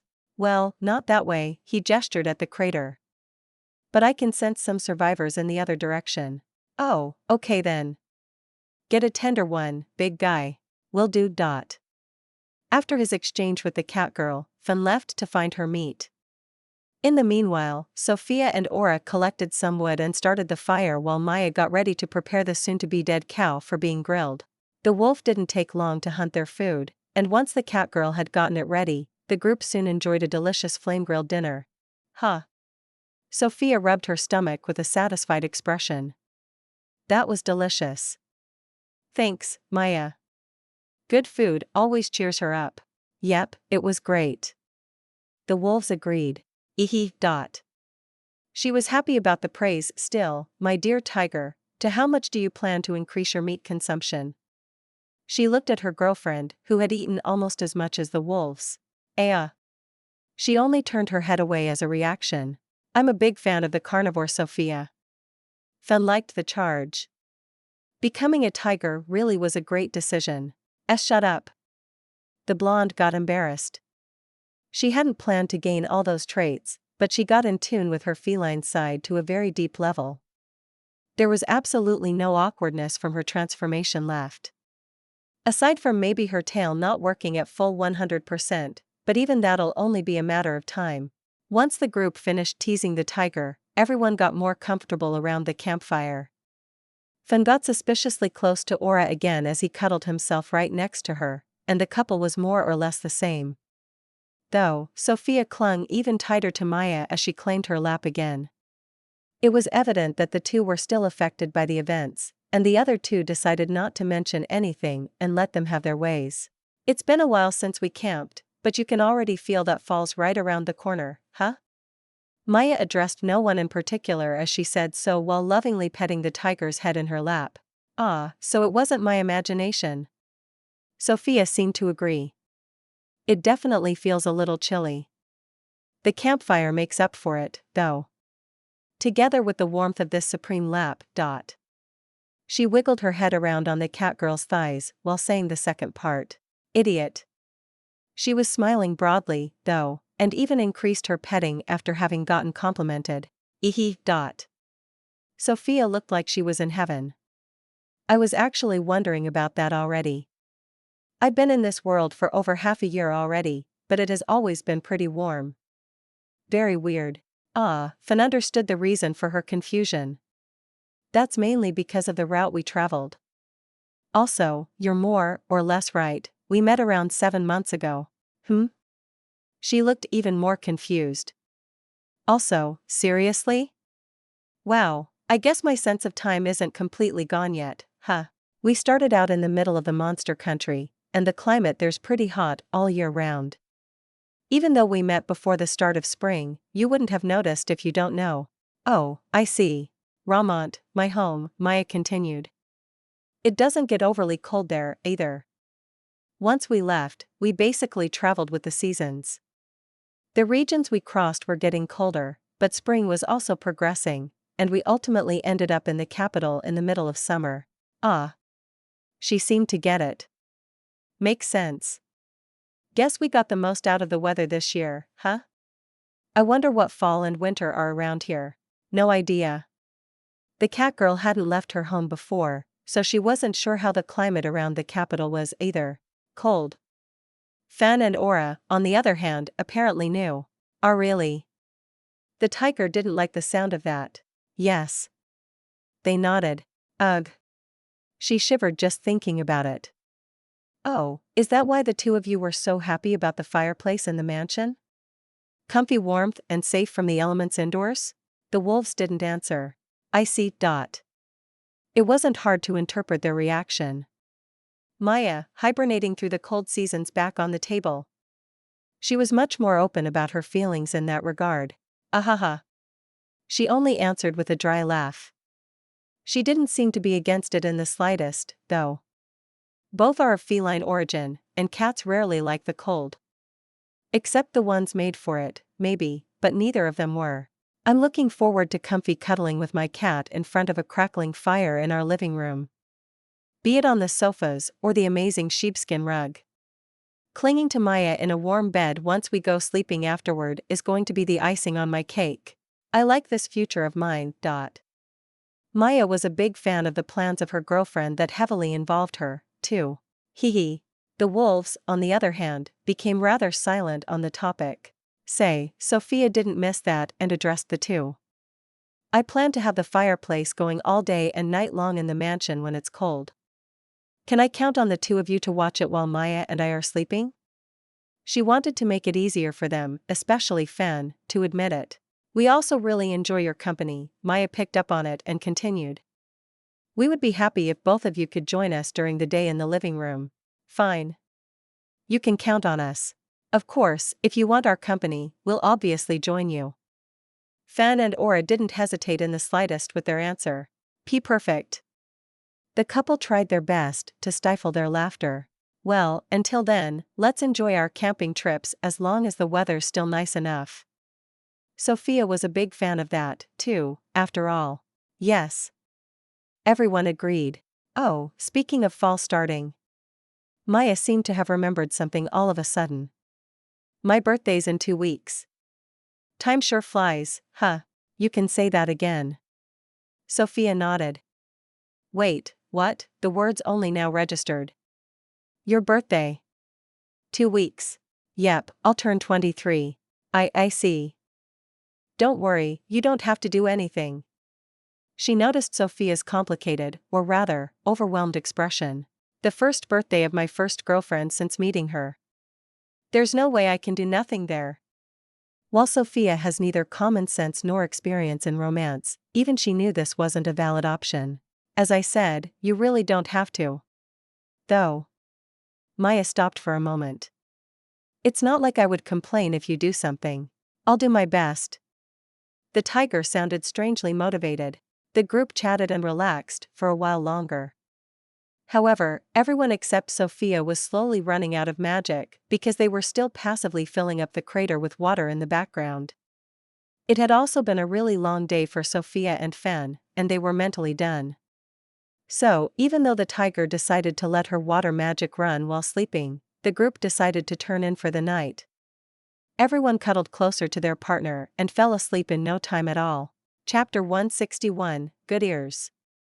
The group had decided to turn the large crater that formed after Sophia and Fan's magic went out of control into a gigantic lake.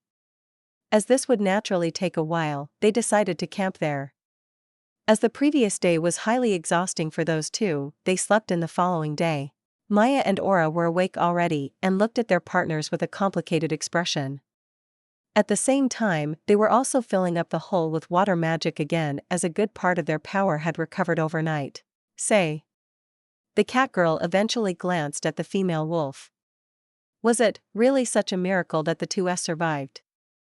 I mean, I see the gigantic crater, but our idiots are extremely durable, aren't they? There's a limit to being durable, you know. Why yes. She hung her head as it definitely wasn't what she wanted to hear. Stop being sad thinking about what could have happened and be happy that it didn't. Those two love to play around, and dangerous things can happen. I'm sure they learned their lesson this time, though. Why, you're right. Maya needed a little time afterward to get over the topic because it was pretty heavy, after all. Once she managed to put it past her, the cat girl changed the subject to something that seemed much more fun. Say. She alternatingly glanced at the two wolves with a big smile, especially at the still asleep Fan, who had nuzzled himself against Aura's side. It was a great distraction from the other thing, too. Ugh. Aura knew precisely where the cat was going with this. So? She seemed to be in a better mood again. Well. The wolf paused for a moment. There is, some progress, I would say. You don't sound too positive? No, it's definitely something good. Fan and I spent a ton of time together in the past. Before my accident, that is. We also often spent some dozens of years apart from each other because we had a slight variance in opinion from time to time. Playing around with magic, among other things, we often couldn't decide how to try out something new, especially because Fan's a real blockhead. Dozens of years just because of a small fight. Maya couldn't believe her. Fan and I are pretty much ageless. That much isn't overly noteworthy. You and Sophia are still young, but you'll probably eventually notice that time is just a number. I am not sure if I want to find out, though. Maya was still somewhat creeped out about not aging herself. Haha, fair point. It takes a while to get used to. That aside, I don't want to be apart from Sophia for so long. You sure are cute. Aura let out a chuckle. Well, Fan and I weren't romantically involved with one another during those times. Maybe I would think differently about it now, too. Gee, good to know. The cat girl sounded relieved. Oh, does that mean you're romantically involved with him now? More than back then.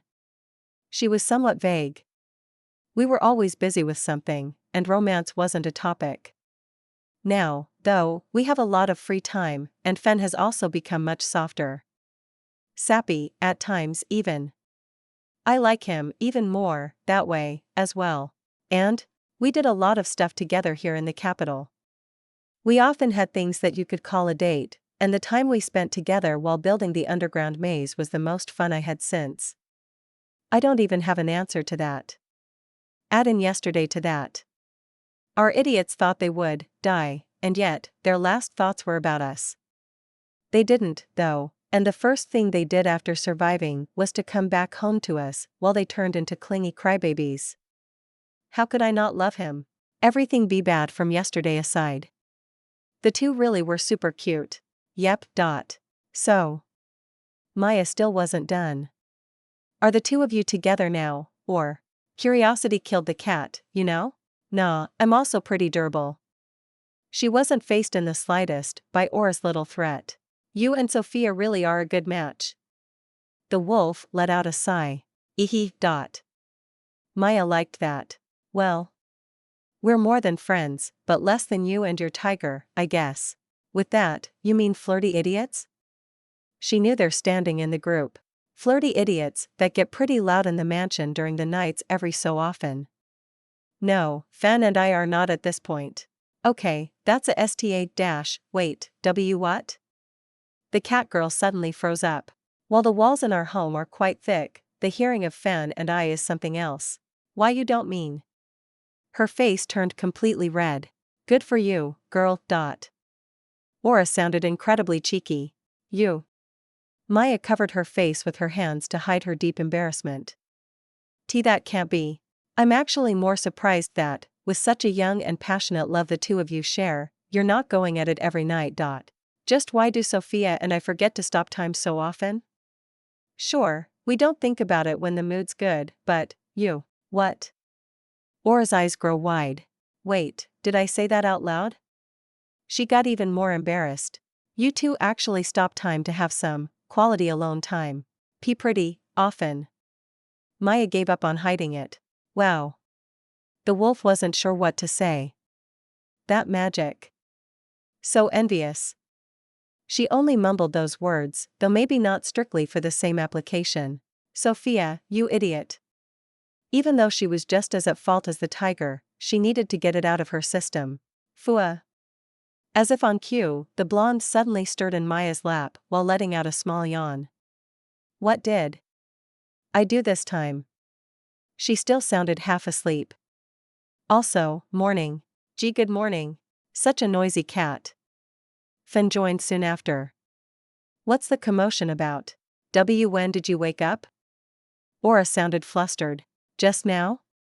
Huh. Also letting out a yawn, he continued. When Maya was blaming our idiot for something. Gee, good. Again, what did I do? Sophia was still confused. Nothing. Aura and the cat girl decided to keep their conversation a secret.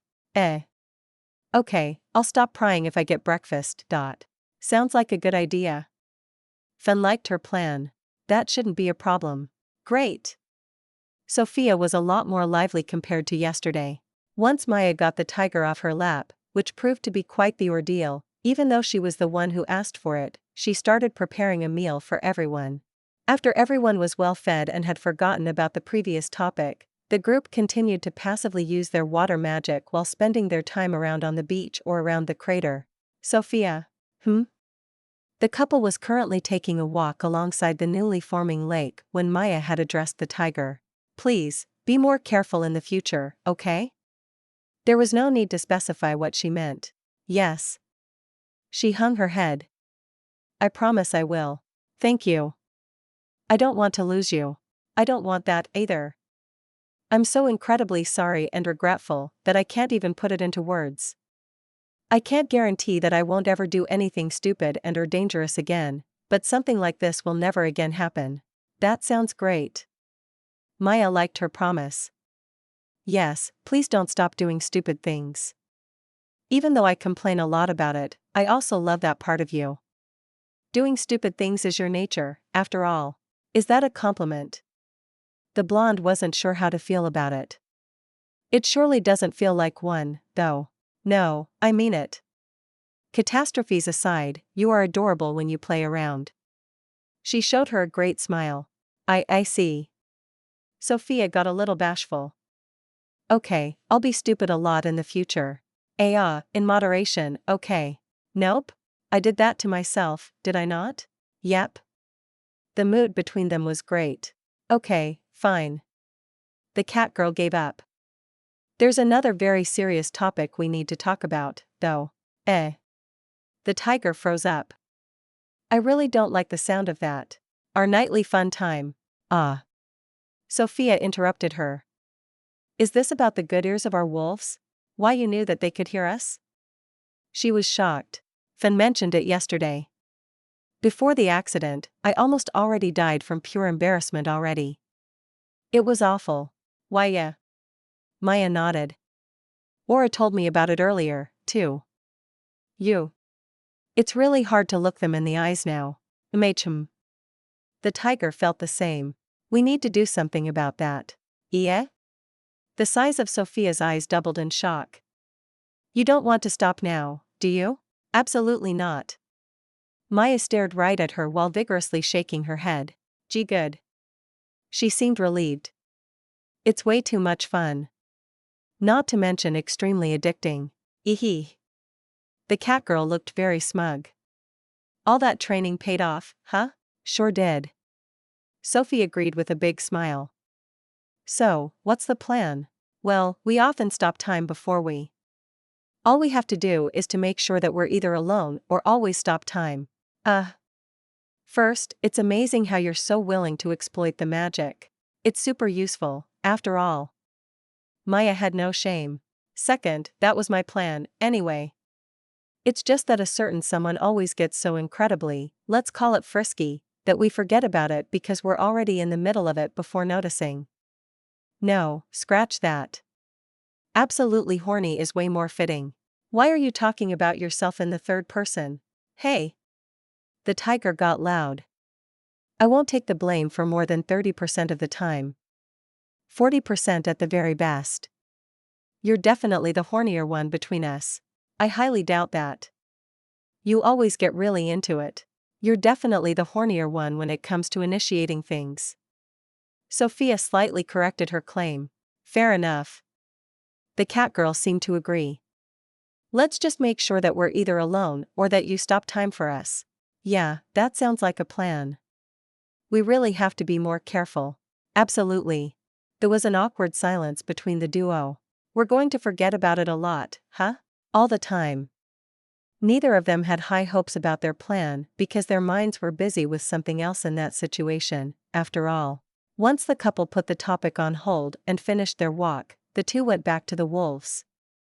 The group relaxed together until it was time for lunch while passively continuing to fill up the crater with water. Chapter 162, Meet.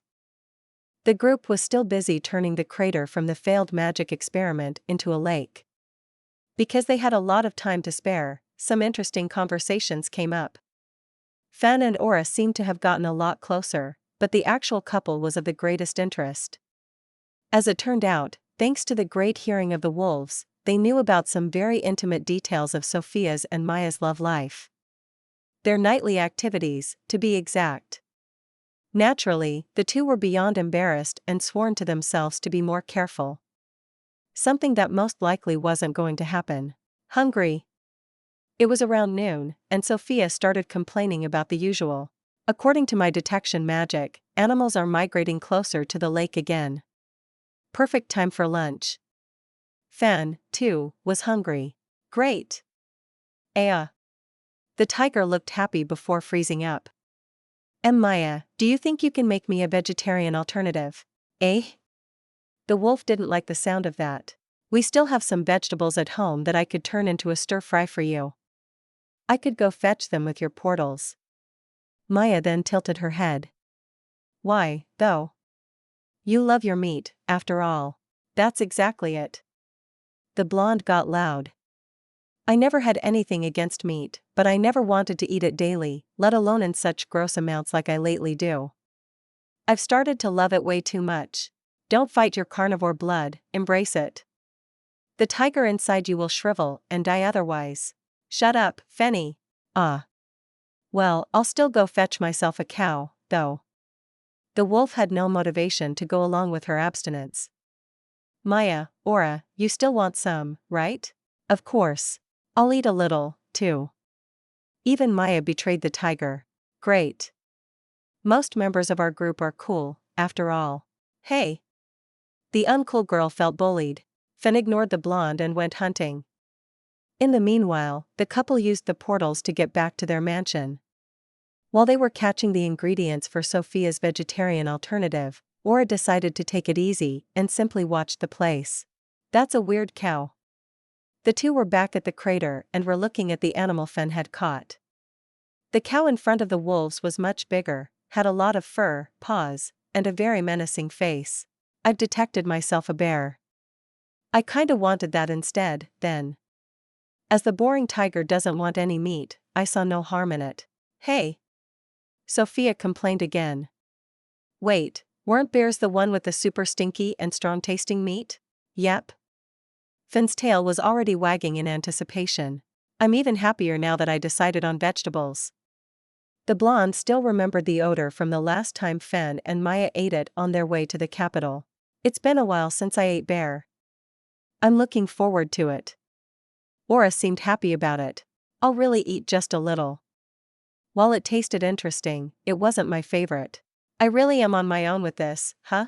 Your fault alone. Fen had no nice words for her. Afterward, Fen helped Maya prepare the bear while Sophia and Aura got another campfire going. Once the meat was roasting over the fire, the cat girl got the tiger stir-fry ready in a flash, and the group started eating. While Sophia was munching on her veggies, a complicated expression slowly formed on her face. What's wrong?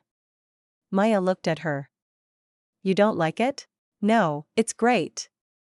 It's a bit boring. Almost as if something's missing.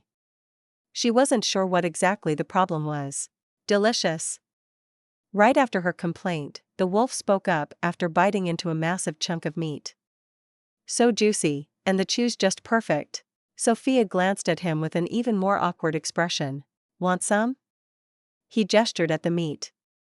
No, I forgot. You wanted to only eat vegetables, right? Sorry for asking. The wolf knew precisely what he was doing. I don't like bear, anyway. The old Sophia didn't, yes, but what about the tiger one? They're the same. She was wavering. Is that so? Fen wasn't done yet. So, how does it smell, then? Very strong. In a good or bad way? She paused. I choose not to answer this. You want some, don't you? He gestured at the meat again. I absolutely do. The tiger inside her had won relatively quick. Why are you two so, like this? Maya wasn't sure what to do with them. I think it's cute. Aura liked their bantering. Afterward, the cat girl roasted a regular-sized piece of bear meat for the blonde, who then hesitatingly tried it. She stayed silent after chewing on it for a while. It's great, isn't it? Fen was sure the tiger would love it. It tastes way better than I want it to be. Sophia hated that she liked it. It really is a bit too chewy, but the taste, I really like it. She didn't want to admit it, but she had no other choice. It's good. He. He sounded incredibly smug. Ugh, I hate this. While saying so, she was already munching on another piece of meat. I really do. Sure. I still love veggies, though. She wanted to defend herself. I just need some meat to go along with it. Don't worry, we'll fix that, too, soon enough. We won't. Sophia got loud again. We absolutely will. It seemed like the accident brought the duo even closer together in terms of messing with each other. Once they finished their rather hectic lunch, in which the tiger managed to go a whole 5 minutes without meat, the group got back to filling up the crater. They had mostly run out of magic soon enough, except for Sophia, that is. It was almost impossible for her to deplete her power with water-based magic alone, after all. Because of that, she, very carefully, filled up everyone's magic again. She stopped at 3/4 of their capacity, though, to make extra sure that nothing happens. Everyone, especially Fan, agreed with her precautions, and Maya was incredibly proud of her precautions. We're slowly getting there, huh? A few hours had passed, and Sophia was looking at the gigantic crater that was filled relatively high with water already. Forget lake, it's starting to look like an ocean. Magic's amazing. Sure is. The wolves agreed with her, considering that the crater, too, was the result of magic. It going catastrophically wrong, that is. It absolutely is. In more ways than one. The other three became silent after hearing Maya's view on it. Anyway, the tiger didn't want to talk about it and looked at the crater again. Even though it's awe-inspiring already, it doesn't seem like we're going to fill it up today, huh? The upper part of such a hole will take the longest, after all, because of the diameter. Yeah, Aura nodded. I misjudged the size of your mishap a little. I guess we should camp another night, and we'll be done by noon tomorrow. Sounds fun.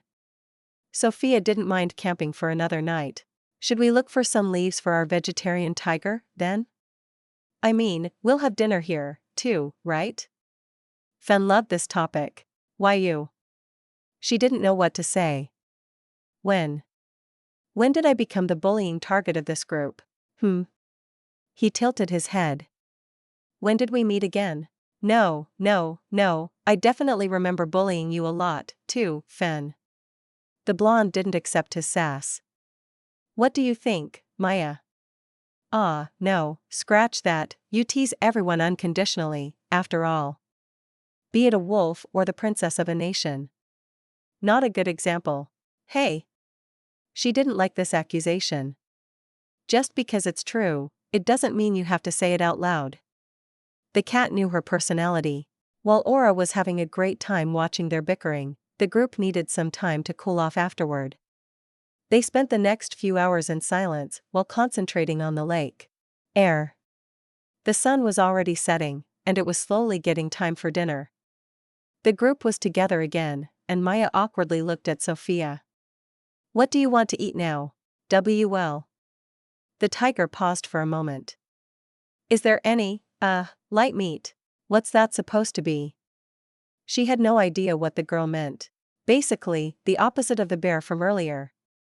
Sophia wasn't entirely sure what she wanted either. Something like chicken, chicken, maybe? That's what you called it before, right? That's pretty mild, I guess?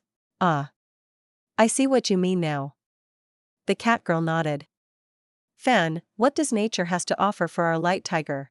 Hey, good one, cat. He was proud of her. Let's see. I'm not sensing any chicken-like food running around. When I was hunting, a jackalope tried to attack me, though. Those critters sure are something else. I ignored it, so it should still be alive. I could go and fetch that instead. They're also pretty light in taste. Sophia's ears and tail perked up after hearing that. You said that they're a delicacy, right, Maya? Back when I got that aggressive guy to test the portals with? You killed it, but we never ate it because we got a little busy afterward. Yep, they're super delicious. Okay, I want to eat one. The blonde got motivated. Alright, I'll catch one of them, too, for dinner. Wait. The tiger stopped him. I want to hunt the jackalope myself. The last time was a ton of fun. I'm itching to do it again. Her instincts were really itchy today. Everyone just smiled at her. Ugh. It took her a moment to notice what was going on. Even so, the tiger still needed to hunt it down now. An hour later, a skinned jackalope was being grilled next to many pieces of a cow over their usual campfire. The sun had set entirely by now, and the group was about to enjoy their dinner. Looks delicious. A new voice had suddenly joined their conversation.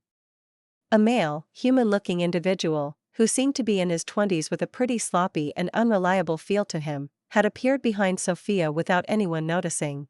Chapter 163, A Special Visitor. The group was still busy turning the crater into a lake and teasing Sophia with her growing love to eat meat ever since becoming a tiger. Once the sun had set, and it was time for dinner, something unexpected happened, though. They were about to start eating when an unexpected visitor suddenly showed up. Looks delicious. Someone had appeared behind Sophia and lightly glanced at their food. Oh. The wolves looked at the male human with the slightly unkempt look to him with a surprised expression. Sophia finally turned around, and their eyes met. Yeah, long time no see, huh? He smiled at her. Feels like an eternity, yeah. It was just a couple of weeks ago, though, wasn't it? Maya looked extremely confused. Do you know this sloppy-looking human? Sophia. Who is this weird guy? He looks extremely unreliable and sketchy, dangerous even. I doubt he's anyone that should be around you. Pfft. Fan, Aura, and especially Sophia were trying their best to hold their laughter in. The three were failing hard, though. What? She glanced at the group. Wow, what a rude cat. Is she really the one, Sophia? Sure is. You know me. Maya stared at the visitor. Everything there is to know. Creepy. She looked grossed out. Sophia, this guy is bad news. I think he's a stalker. Huh. I know he is one. The tiger couldn't stop smiling. Seriously? People always say you shouldn't judge a book by its cover, but there always are exceptions, huh? He's as bad, if not worse, as he looks, huh? What a creep. Ahaha. The wolves couldn't hold it in anymore. You're the best, Maya. Perfect. I love you even more now. Sophia felt the same. Huh? She didn't get their reaction. I don't approve of you meeting him, Sophia. Who is he, anyway? This is going to be great. Fen had a great time. I really don't think you want to know now, Maya. She could already see what was about to happen. I absolutely do. Fine. Well, I'm with Fenny, this is going to be a lot of fun. Well, Maya, though he really is a creep, he's also very important to me. He did a lot of great things too, and for me. The creep was touched. He also did a lot of messed up stuff, too, though. He turned silent again. Anyway, the tiger ignored him. Maya, this is Kinnear, or the overseer. Kinnear, Maya, but you know her already. Sure do. Nice to meet you in person, though. The overseer lightly greeted the already petrified cat. Yeah? It was all she could get out. Fen, Aura, nice to see you again, too. Absolutely. Fen looked at him. It's been way too long. I missed having a drink with you every now and then. Sorry, I was pretty, let's say, busy. It's okay. He wasn't angry. What brings you here? The female wolf was also surprised. Sophia asked me to visit everyone the last time we met, and I thought, why not? It could be fun, after all. Really? The blonde was surprised it happened so soon. Partially. Kinnear's voice suddenly turned much more serious. There are some things we need to talk about later. I don't like the sound of that. Sophia had a bad feeling. The wolves also looked concerned after hearing this. Maya was still the same, though. Completely petrified, that is. As the group was about to eat, though, Kinnear decided to join them for the time being and was almost punched into a different dimension by Sophia when he wanted to steal her grilled jackalope. He also loudly made a note not to get between a tiger and her meat again, which caused him to almost be punched again. Him trying to do a few wordplays and innuendos with the word meat and how much Sophia's into it didn't help his case either. Maya had finished restarting after a while and was currently hiding behind the big body of Fen LL. I'm so very deeply sorry about what I said. She bit her tongue in the middle of her sentence. Your cat sure is adorable. The overseer faced Sophia instead. The cutest. She sounded very proud. Maya, there's no need to hide yourself, you know? The tiger was trying not to laugh again. Oh, of course there is. I deeply offended the highest G god of this world. I'm the overseer, not a god. People of this world chose to worship me on their own for some weird reason, which effectively makes you their god. Just give it up already. Fen retorted to his claim. Ugh. Kinnear hung his head. I just wanted to have some entertainment. Don't worry, Sophia put a hand on his shoulder and showed him a great smile. I don't worship you. Me, neither. The wolves felt the same. I gave this stupid tiger way too much sass when bringing her here. I would actually like to get some more of it. She disagreed. I got bullied a lot today. Good. His expression brightened up again. Hey. Sophia didn't like that reaction. Hee hee. The wolves and Kinnear had a good chuckle. Idiots. The blonde hadn't. How? How can you all talk with him so casually? Maya was still hiding behind the wolf with her tail all puffed up because she couldn't deal with the situation. I don't worship anyone either, but he's still the Kinnear, you know? So. Sophia, Fen, and Aura only tilted their heads. For extra effect, it was even in the same direction and angle. Why you? You don't have to worry about this, my dear cat. He looked straight at her. I enjoy this kind of unhinged conversation much more. Being all stiff is super tiring. I actually went as far as taking this into consideration when boosting Sophia to make sure she's casual with me. I might have overdone it a bit, though. One of the things I don't mind you having overdone. I can see that. Eehee. Sophia let out a chuckle before facing Maya. See? You're currently the only one bothering the G-Great Kinnear because you're treating him as something special. She was unable to say that with a serious face. She froze up again. Why do you want to have your sass boosted again? The overseer really couldn't see the need. You can never have enough of that. But even so. I still heavily insulted you earlier. Maya couldn't get over it so quickly. You only said the truth, though? Sophia didn't see the problem. Yep, I'm definitely taking some sass away from you, Blondie. You and the idiot are quite similar. He looked at the catgirl again. She had almost the same reactions when we first met. I don't really mind. I mean, I do look a bit like a slob. It's much more comfortable, after all. While saying so, he suddenly transformed into his older, more dignified persona, who was also wearing a fancy suit. You can't really relax like this, can you? Afterward, Kinnear immediately transformed back. Maya had seen Sophia transforming into a different person before, but it took her a lot of effort. It seemingly being as easy as breathing for Kinnear was something else. I see. Still, I'm sorry. I shouldn't insult someone without knowing them. He's a creepy stalker, though. The tiger still didn't see a problem. Everyone needs a hobby. He didn't correct her. Then stop making my Maya apologize. I never did, though. He found her to be unreasonable. She's the one who can't calm down. True enough. The blonde couldn't say anything here. Maya, stop that. Easier said than done. The catgirl got loud. She needed a few minutes to calm herself and finally left her hiding place behind Fen. Kinnear, thank you very much for saving Sophia's life in her old world and bringing her here. I'm really grateful and happy that I was able to meet her. The pleasure's all mine.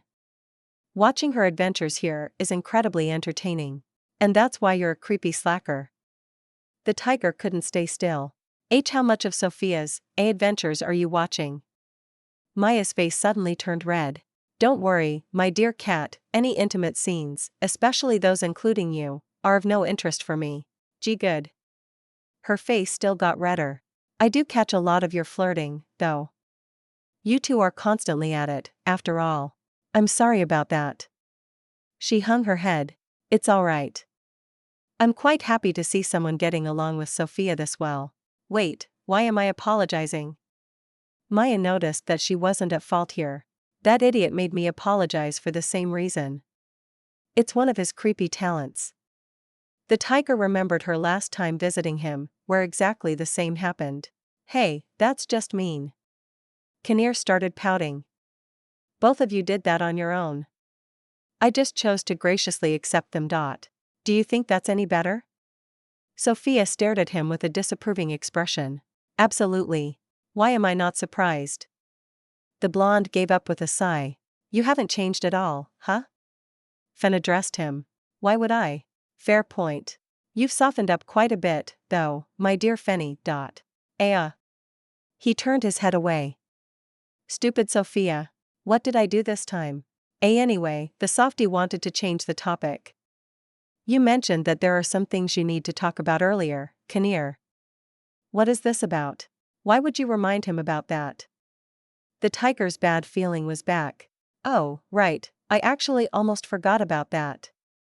I came to scold the two of you a bit. He looked at Fan and Sophia. What did I do? The blonde looked confused. She was asking the same question a lot lately. Maya grabbed her head and turned it towards the gigantic crater they were currently turning into a lake. Right. Yes, it's about how that little hole came to existence, or rather, how the two of you almost erased, at least, this whole continent.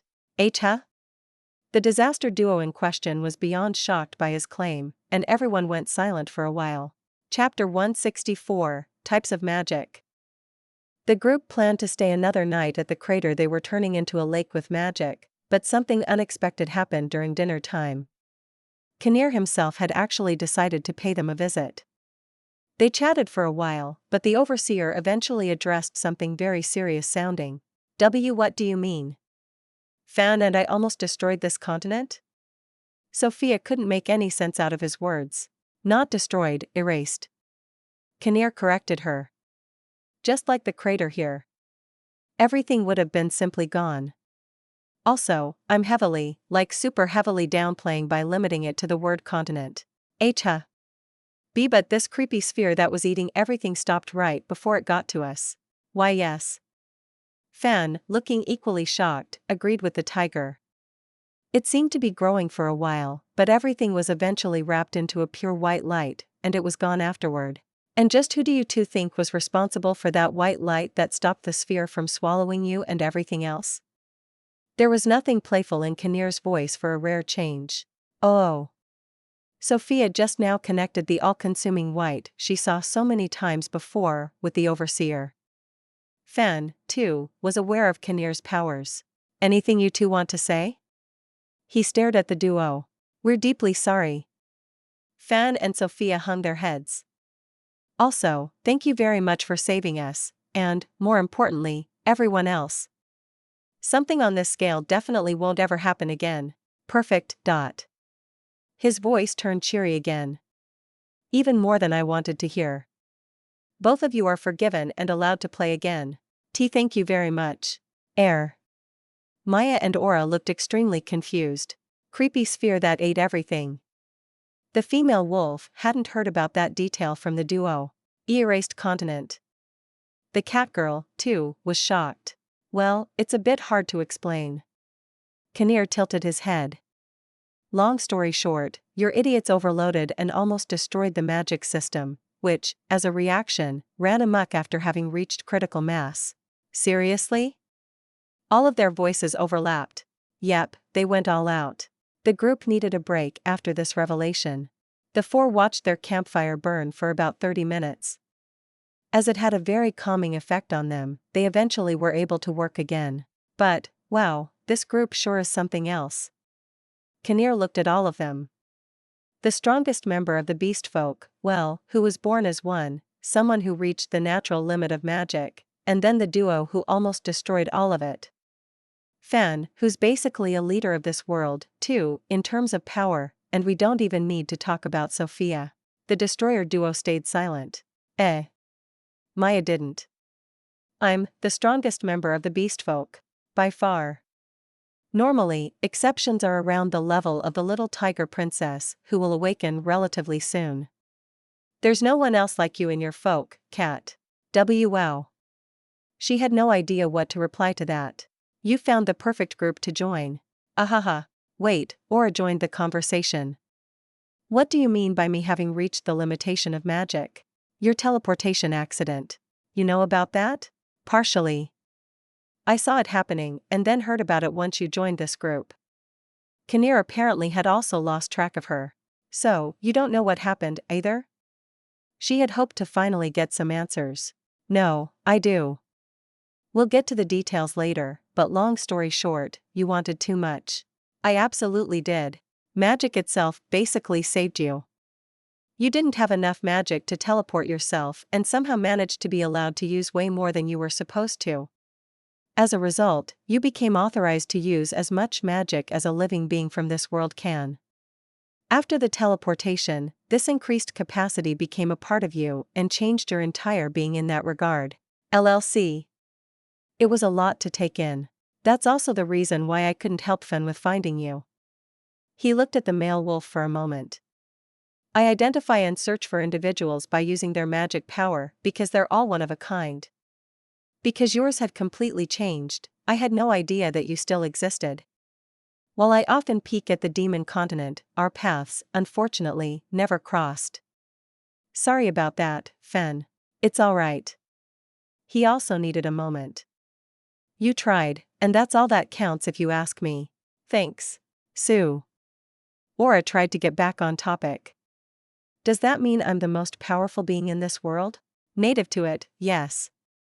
It's impossible to have more magic of this world.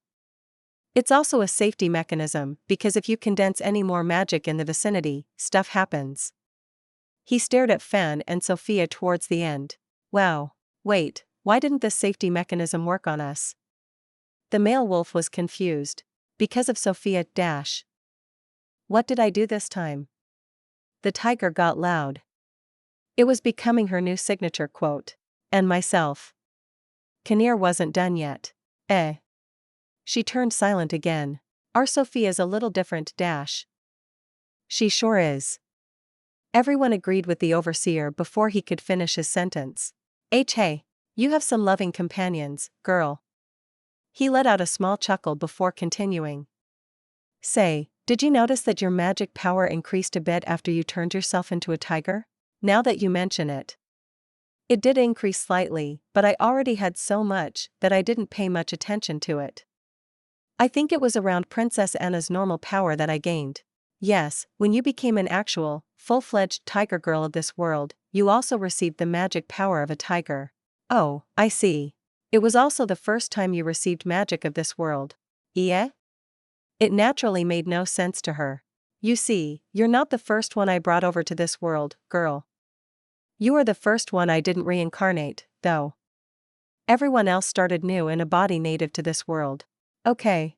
While I made a ton of changes, like the boosts or adjusting your age, the body itself was still from a different world. Before you became a tiger, that is. So. Sophia couldn't follow him. Earth had no magic. You had no magic. There was nothing I could boost. 0 times X is still 0. As I took quite a liking to you, I've let you keep your old body, but I had to supplement your magic from somewhere. And I'm very thankful for that. Ignoring the part where I changed my entire body myself soon after. I don't mind. I have so much magic to spare that it wasn't that big of a deal to give away some of mine for you to use. Yeah. The entire group froze up. Does that mean I use the same magic as a god? Sophia wasn't sure how to feel about that. Overseer. He corrected her. Same difference. Is that why Sophia's magic feels different, is more powerful, or how it regenerates so fast and all that? Fen was slowly piecing it together. Yep. Kinnear didn't try to hide it. Wow. The wolf had no other words. It also means that most limitations are more like guidelines for you, girl. He focused his attention on the tiger again. No, our magic stands above the one of this world. We can feel the limitations of the world, but we can overrule them if we want to. A lot of the time, it's a terrible idea, though. He glanced at the new lake. It doesn't care if we're higher beings above this world, magic still goes out of control if it gets pushed past its boundaries. Once that happens, oh boy. Why do you think it took me way over a day to visit you? Yep, I ran basically out of magic myself while I was fixing your catastrophe. I had to recover first. It was that bad. The blonde had nothing to say at the moment. Back when you blew up my joke dungeon, it almost happened there already. But your usage of magic was still way too crude back then, together with the place having some safety mechanisms.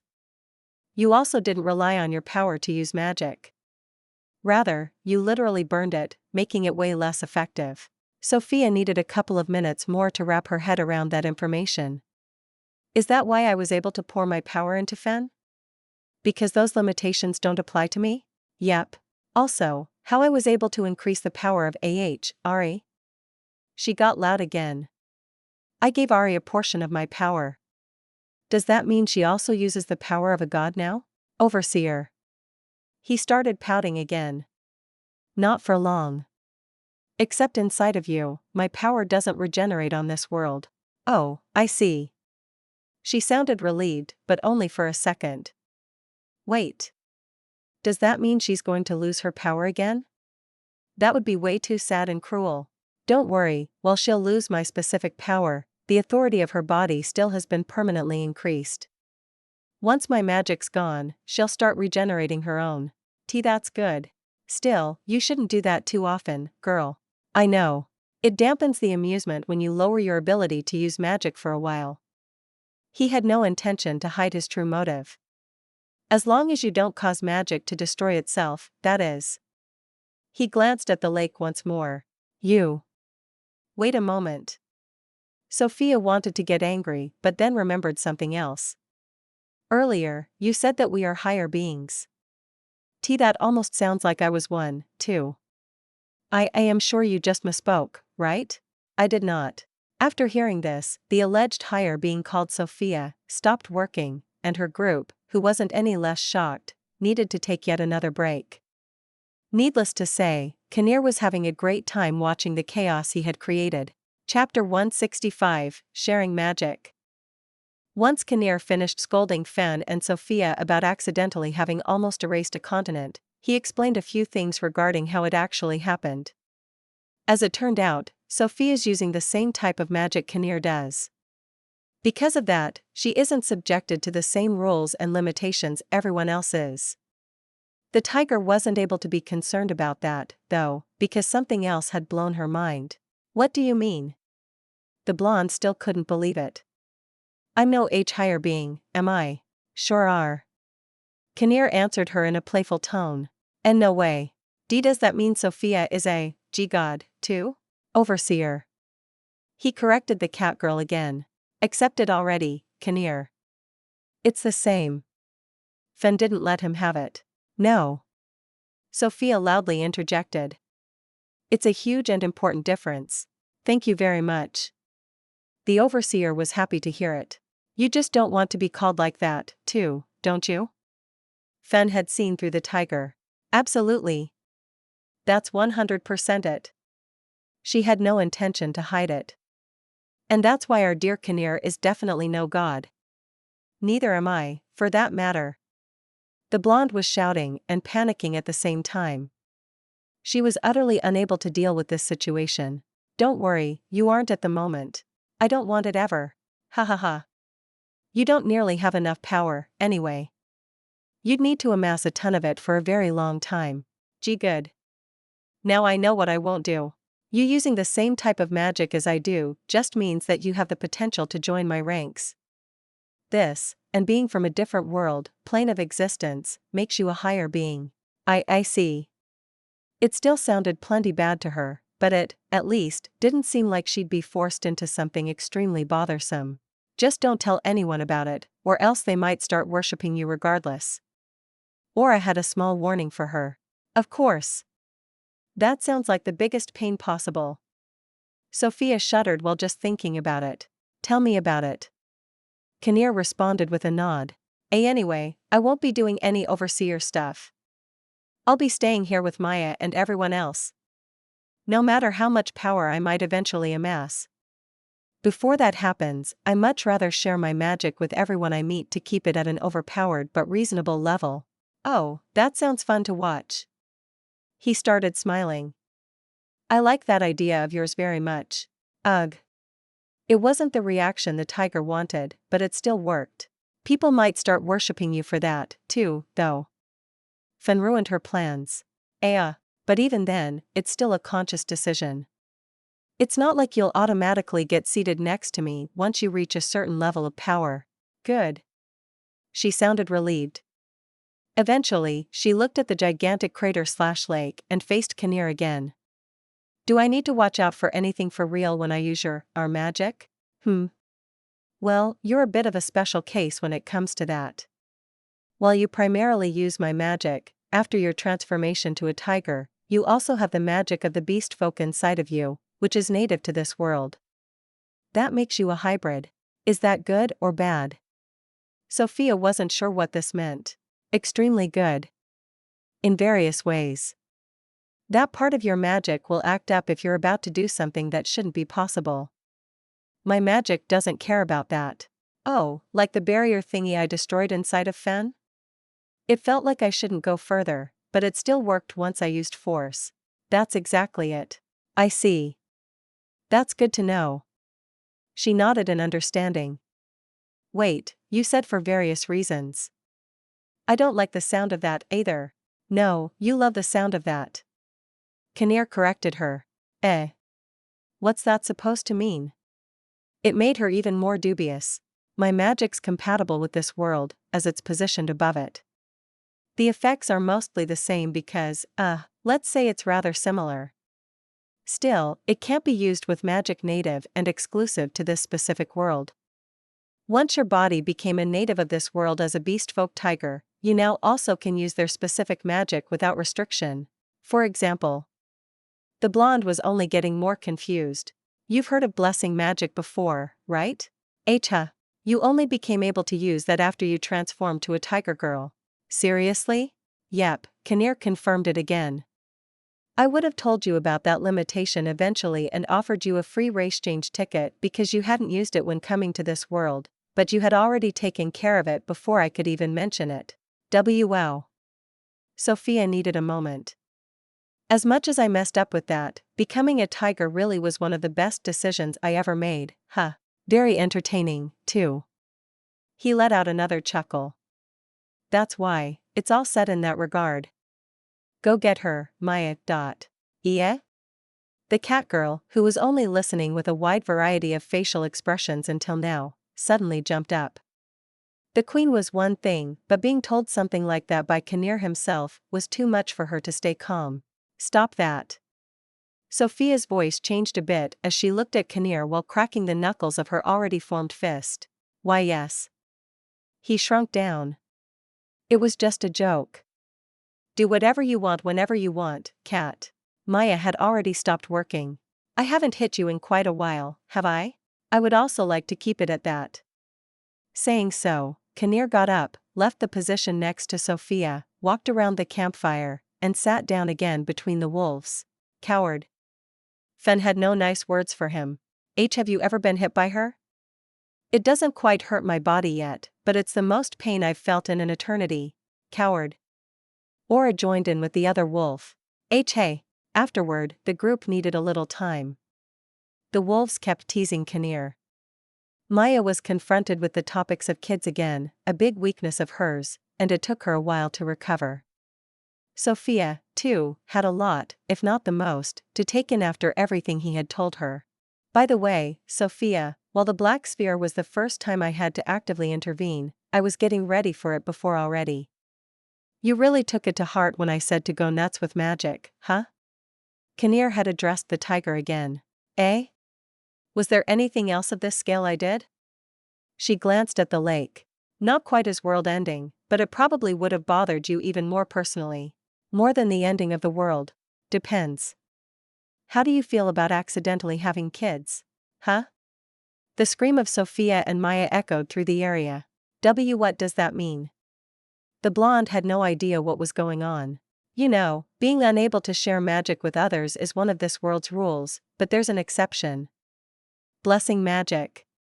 The magic authority you're born with is quite similar to your DNA, and it contains every information of the user. It's the foundation of this world, and so of every living being, as well. Your own, let's just call it magic DNA formed with your transformation and contains a copy of everything there is to know about you. Whatever was left of your previous DNA fused with your new tiger form and formed the basis of the beast girl Sophia.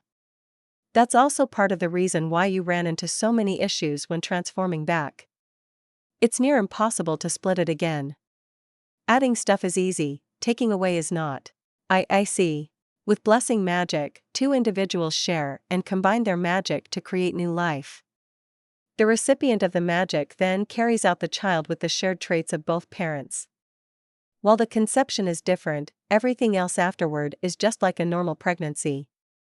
It also makes the members of the same biological family more compatible with each other.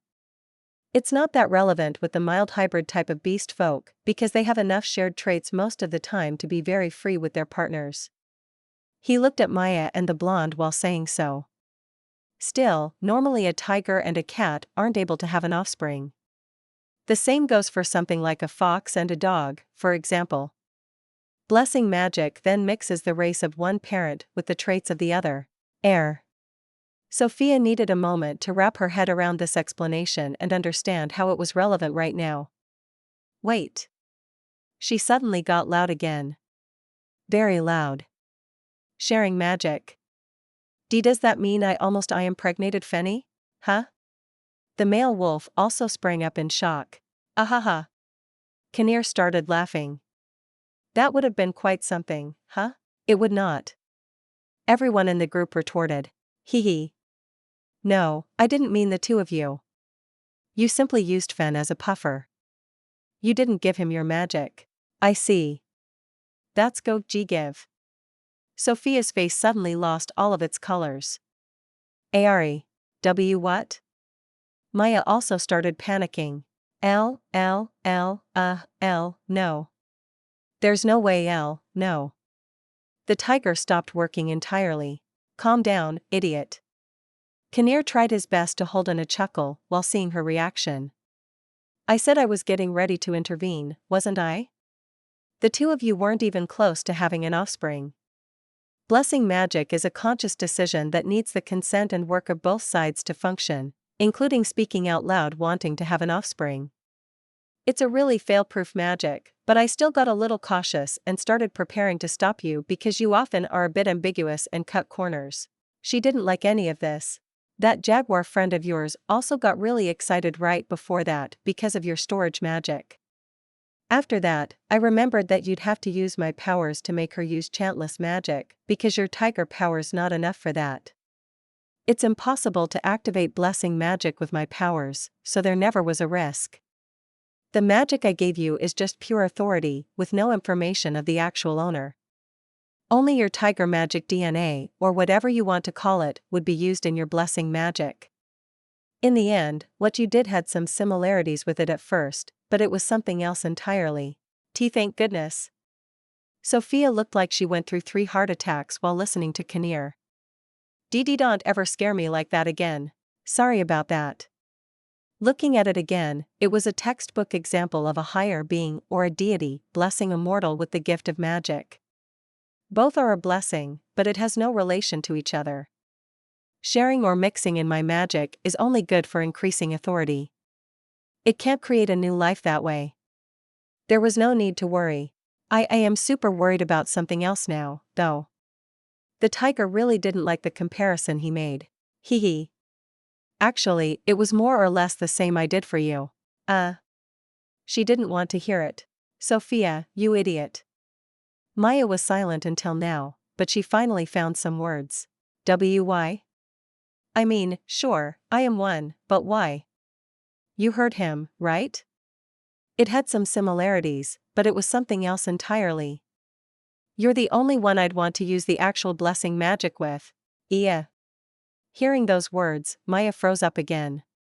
This was happening a lot today. Sophia only now noticed just what she'd just said. And maybe in the future, okay? I wasn't implying anything. We both aren't ready, and it's way too early and She stopped herself, before making it even worse. Kinnear, you stupid idiot. Why me? You brought the topic up. So unreasonable. Afterward, the couple needed some time to collect themselves again. Both had taken a ton of mental damage, for various reasons. Because of that, Kinnear spent the next hour catching up with the wolves, because it had been quite a while since the three last saw each other.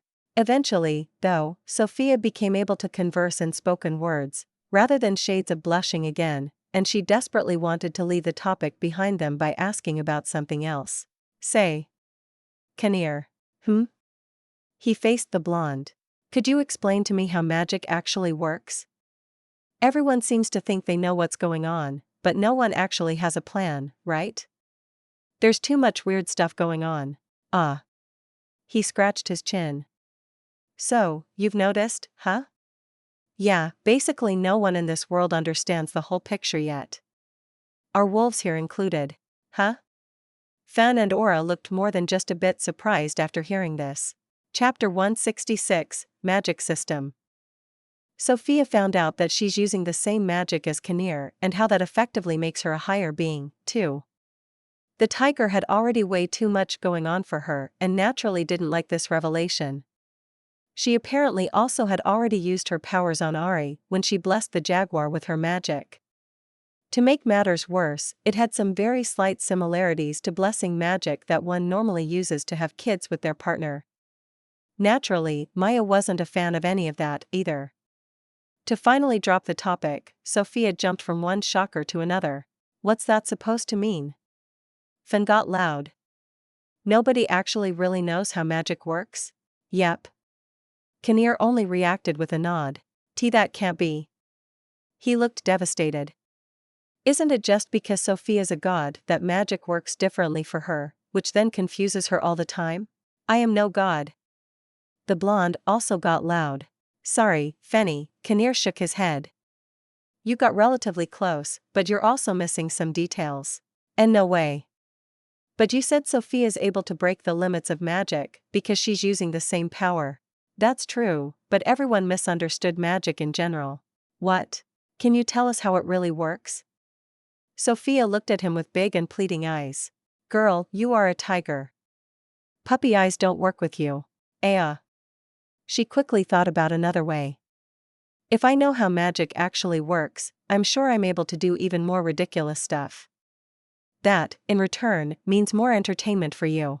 Alright, where should I start? Kinnear was unsurprisingly easy to please. Activation words.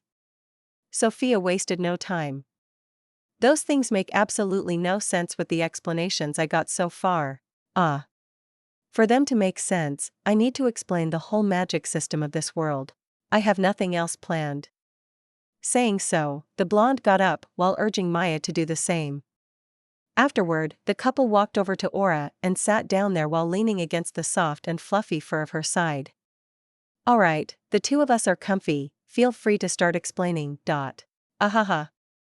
The catgirl let out a small laugh as she nuzzled against Sophia. Yep, comfy and listening. Wow, and here I thought it's already too much sugar watching the two of you from above. It's something else entirely in person. You'll get used to it.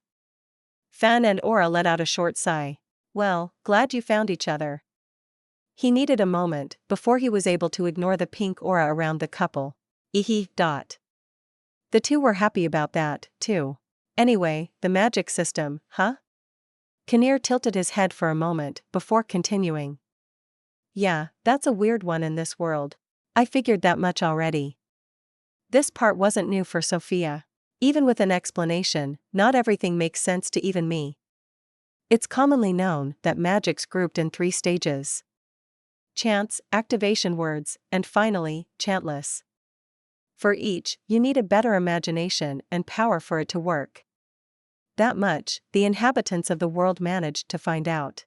But it makes no sense that activation words are basically chantless magic with a little extra.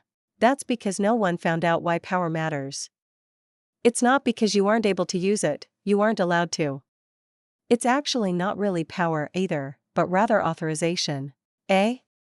Everyone looked surprised. Aloud. By whom? Sophia tilted her head.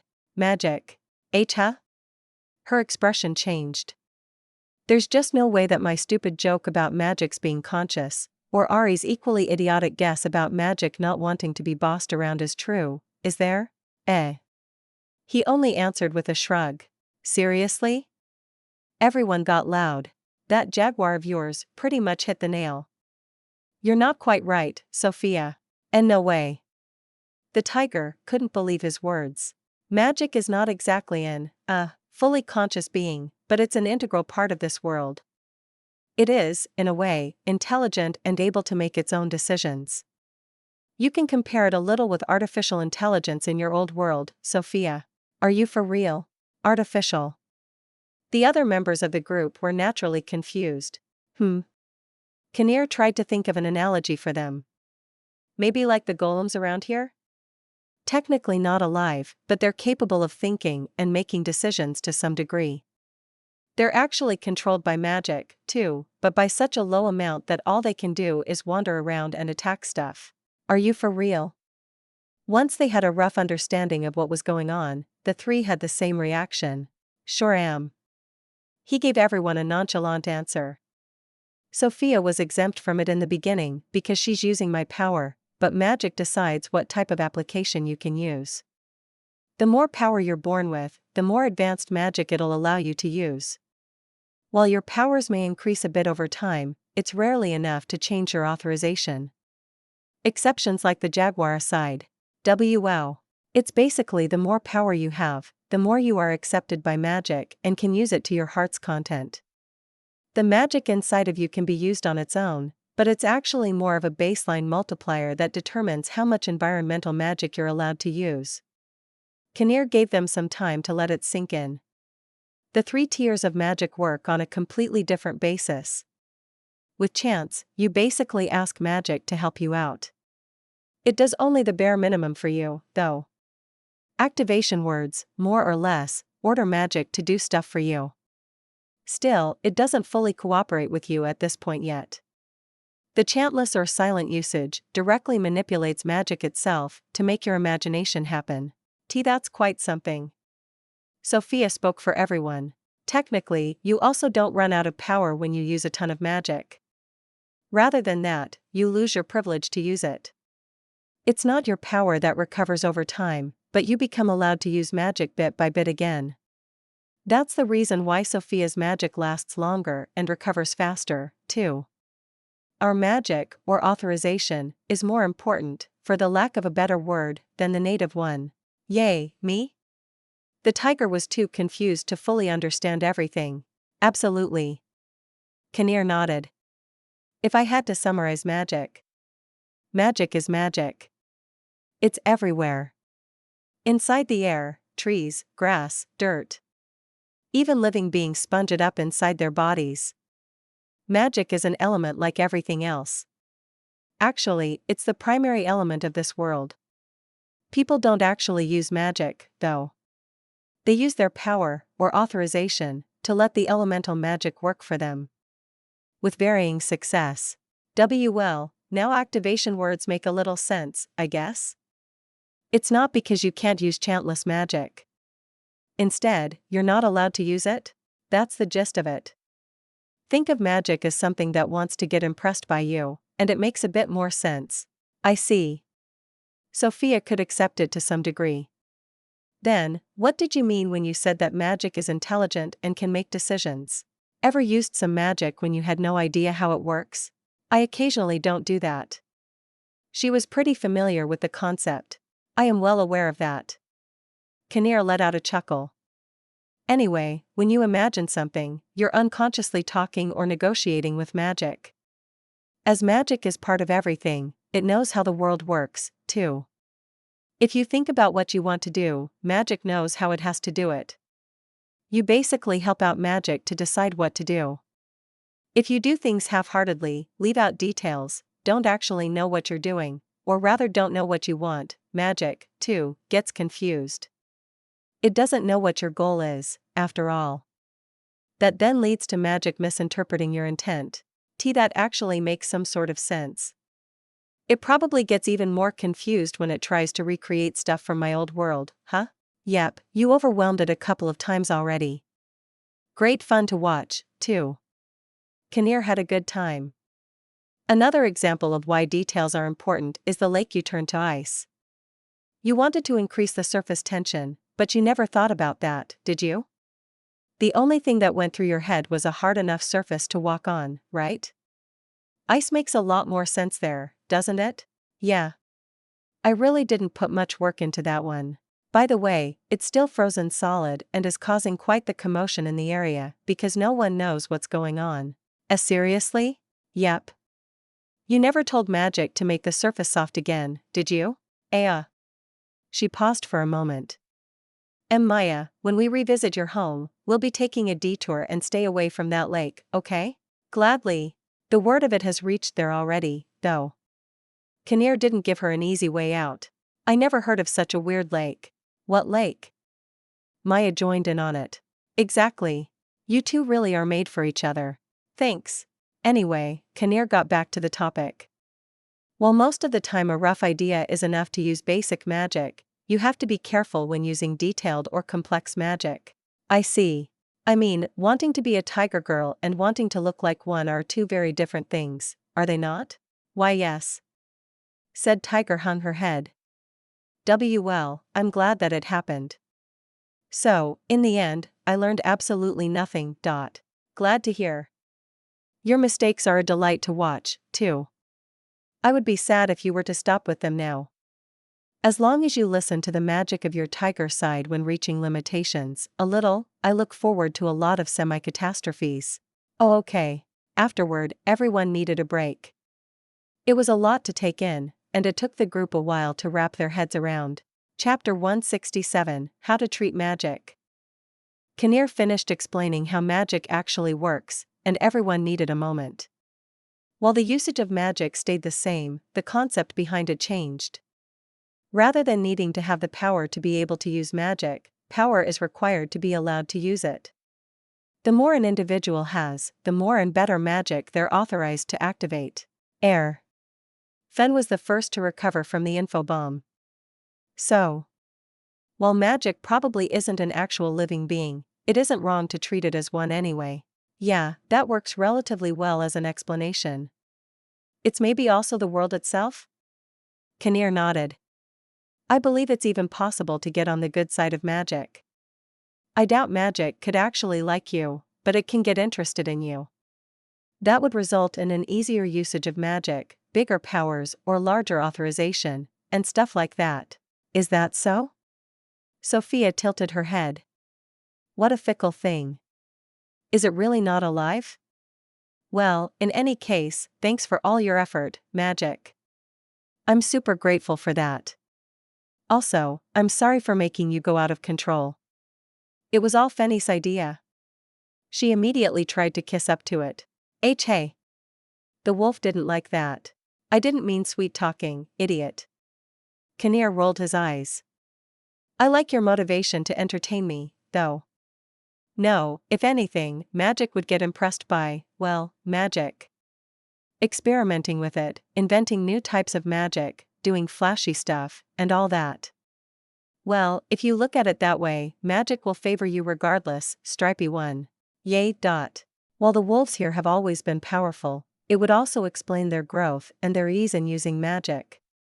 Because of that, Magic might actually wanted to save Aura during her accident because it didn't want to lose such an avid user. Really?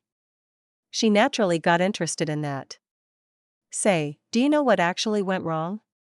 Why my teleportation magic failed this much? Teleportation is basically impossible by normal means. Yeah? She looked shocked.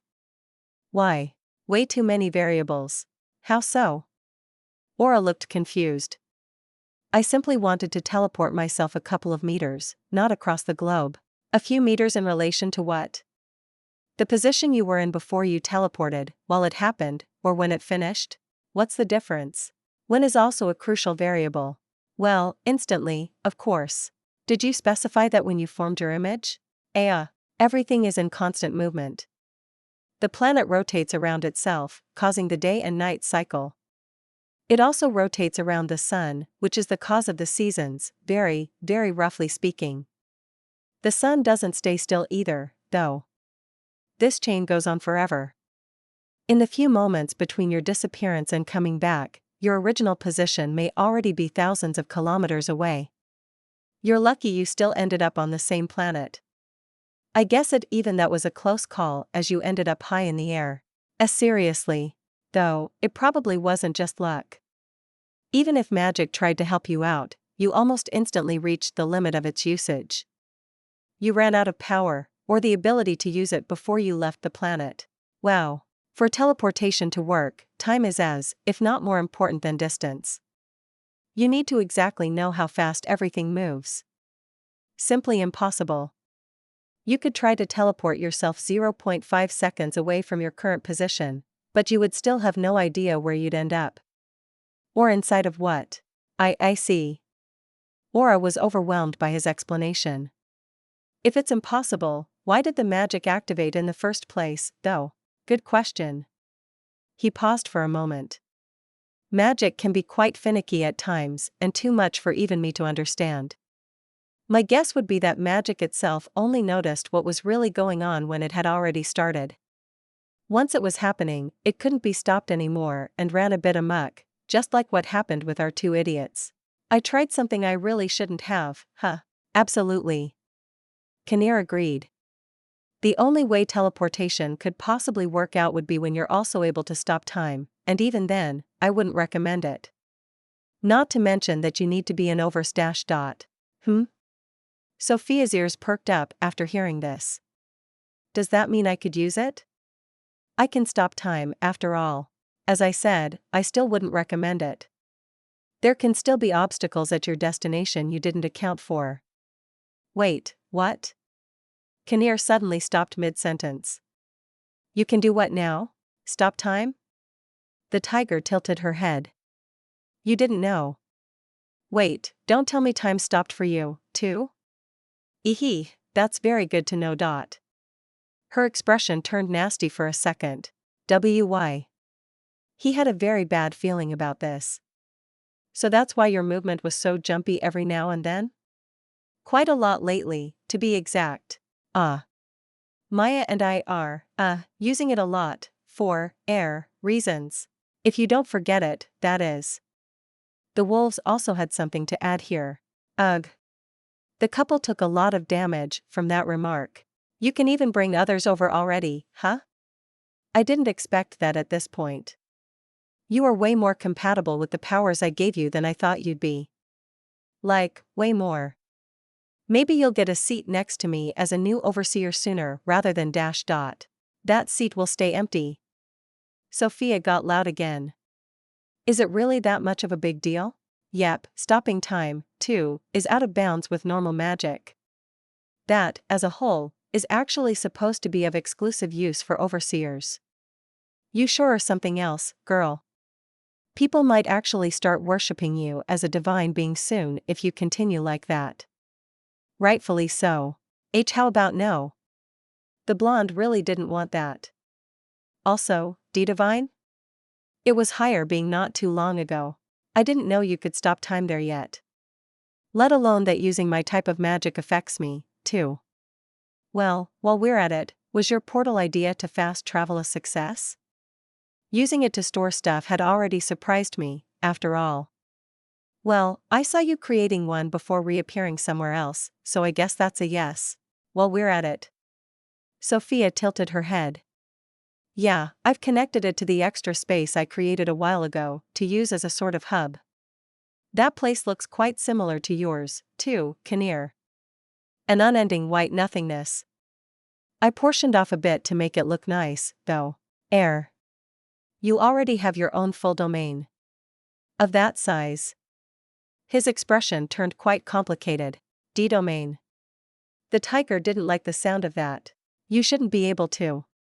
Good for you. No. What did you want to say? No, it's just that you shouldn't be able to create your own domain yet. A small storage area, okay, but maybe not only the magic of this world favors you, but the greater main one ruling over all types, too. Good job, you higher divine being. Why does it keep increasing? I don't want that. She started panicking. Maya, from now on, whenever I do something that could bring me attention in that regard, please punch me as hard as you can. Ahaha. The catgirl could laugh. But we're still going to stop time whenever we, want to be alone, right? Of course. She didn't hesitate for even a second. She's going to have her own cult soon, isn't she? Aura spoke out what the other two were thinking. As the topic had completely derailed by now, not to mention that Sophia had absolutely no plans to continue talking about her possible divine or whatever position, Finn got back to the discussion of magic itself. The wolf looked at Kinnear. We now know that magic is more than just there. It, in a way, is intelligent, and magic power is actually the amount of authorization you have to use it, together with how you're allowed to. But, does it actually change anything in the way you use it? What do you mean? Sophia seemed confused. Well, the backstory of magic is different, and a lot of things make more sense now, but it's still the same, isn't it? You can use magic in 3 different ways. Chants, activation words, and chantless. While it's not actually power, your ability to use magic is still tied to the amount of whatever you have. Oh. The tiger nodded. It really is just a fancy wrapping in the end, huh? Kind of. Kinnear thought about it for a moment. For most people, it changes next to nothing, yes. For this group, though, there's a bit of a significance, I guess. If you treat magic as a person and think about that when using it with your imagination, you might see a much better result. Oh. Sophia needed a moment. If I imagine magic as if explaining it to a person, I'd add much more details, which then would lead to a better result. Or you'd actually even use the type of magic you plan to for a rare change. Maya had to take a jab at her. Or that. Unlikely, but yes. The tiger hung her head. Magic's also able to learn. That can be especially interesting for Sophia. Me? She didn't see the connection. Earth has a ton of handy inventions, has it not? Wouldn't it be fun to introduce some of them to this world with the help of magic? The living standards in this world are quite high, but there are many quality of life inventions left to be desired, aren't there? That's definitely true. The blonde agreed. Still, is it even okay for me to introduce things from another world to this one?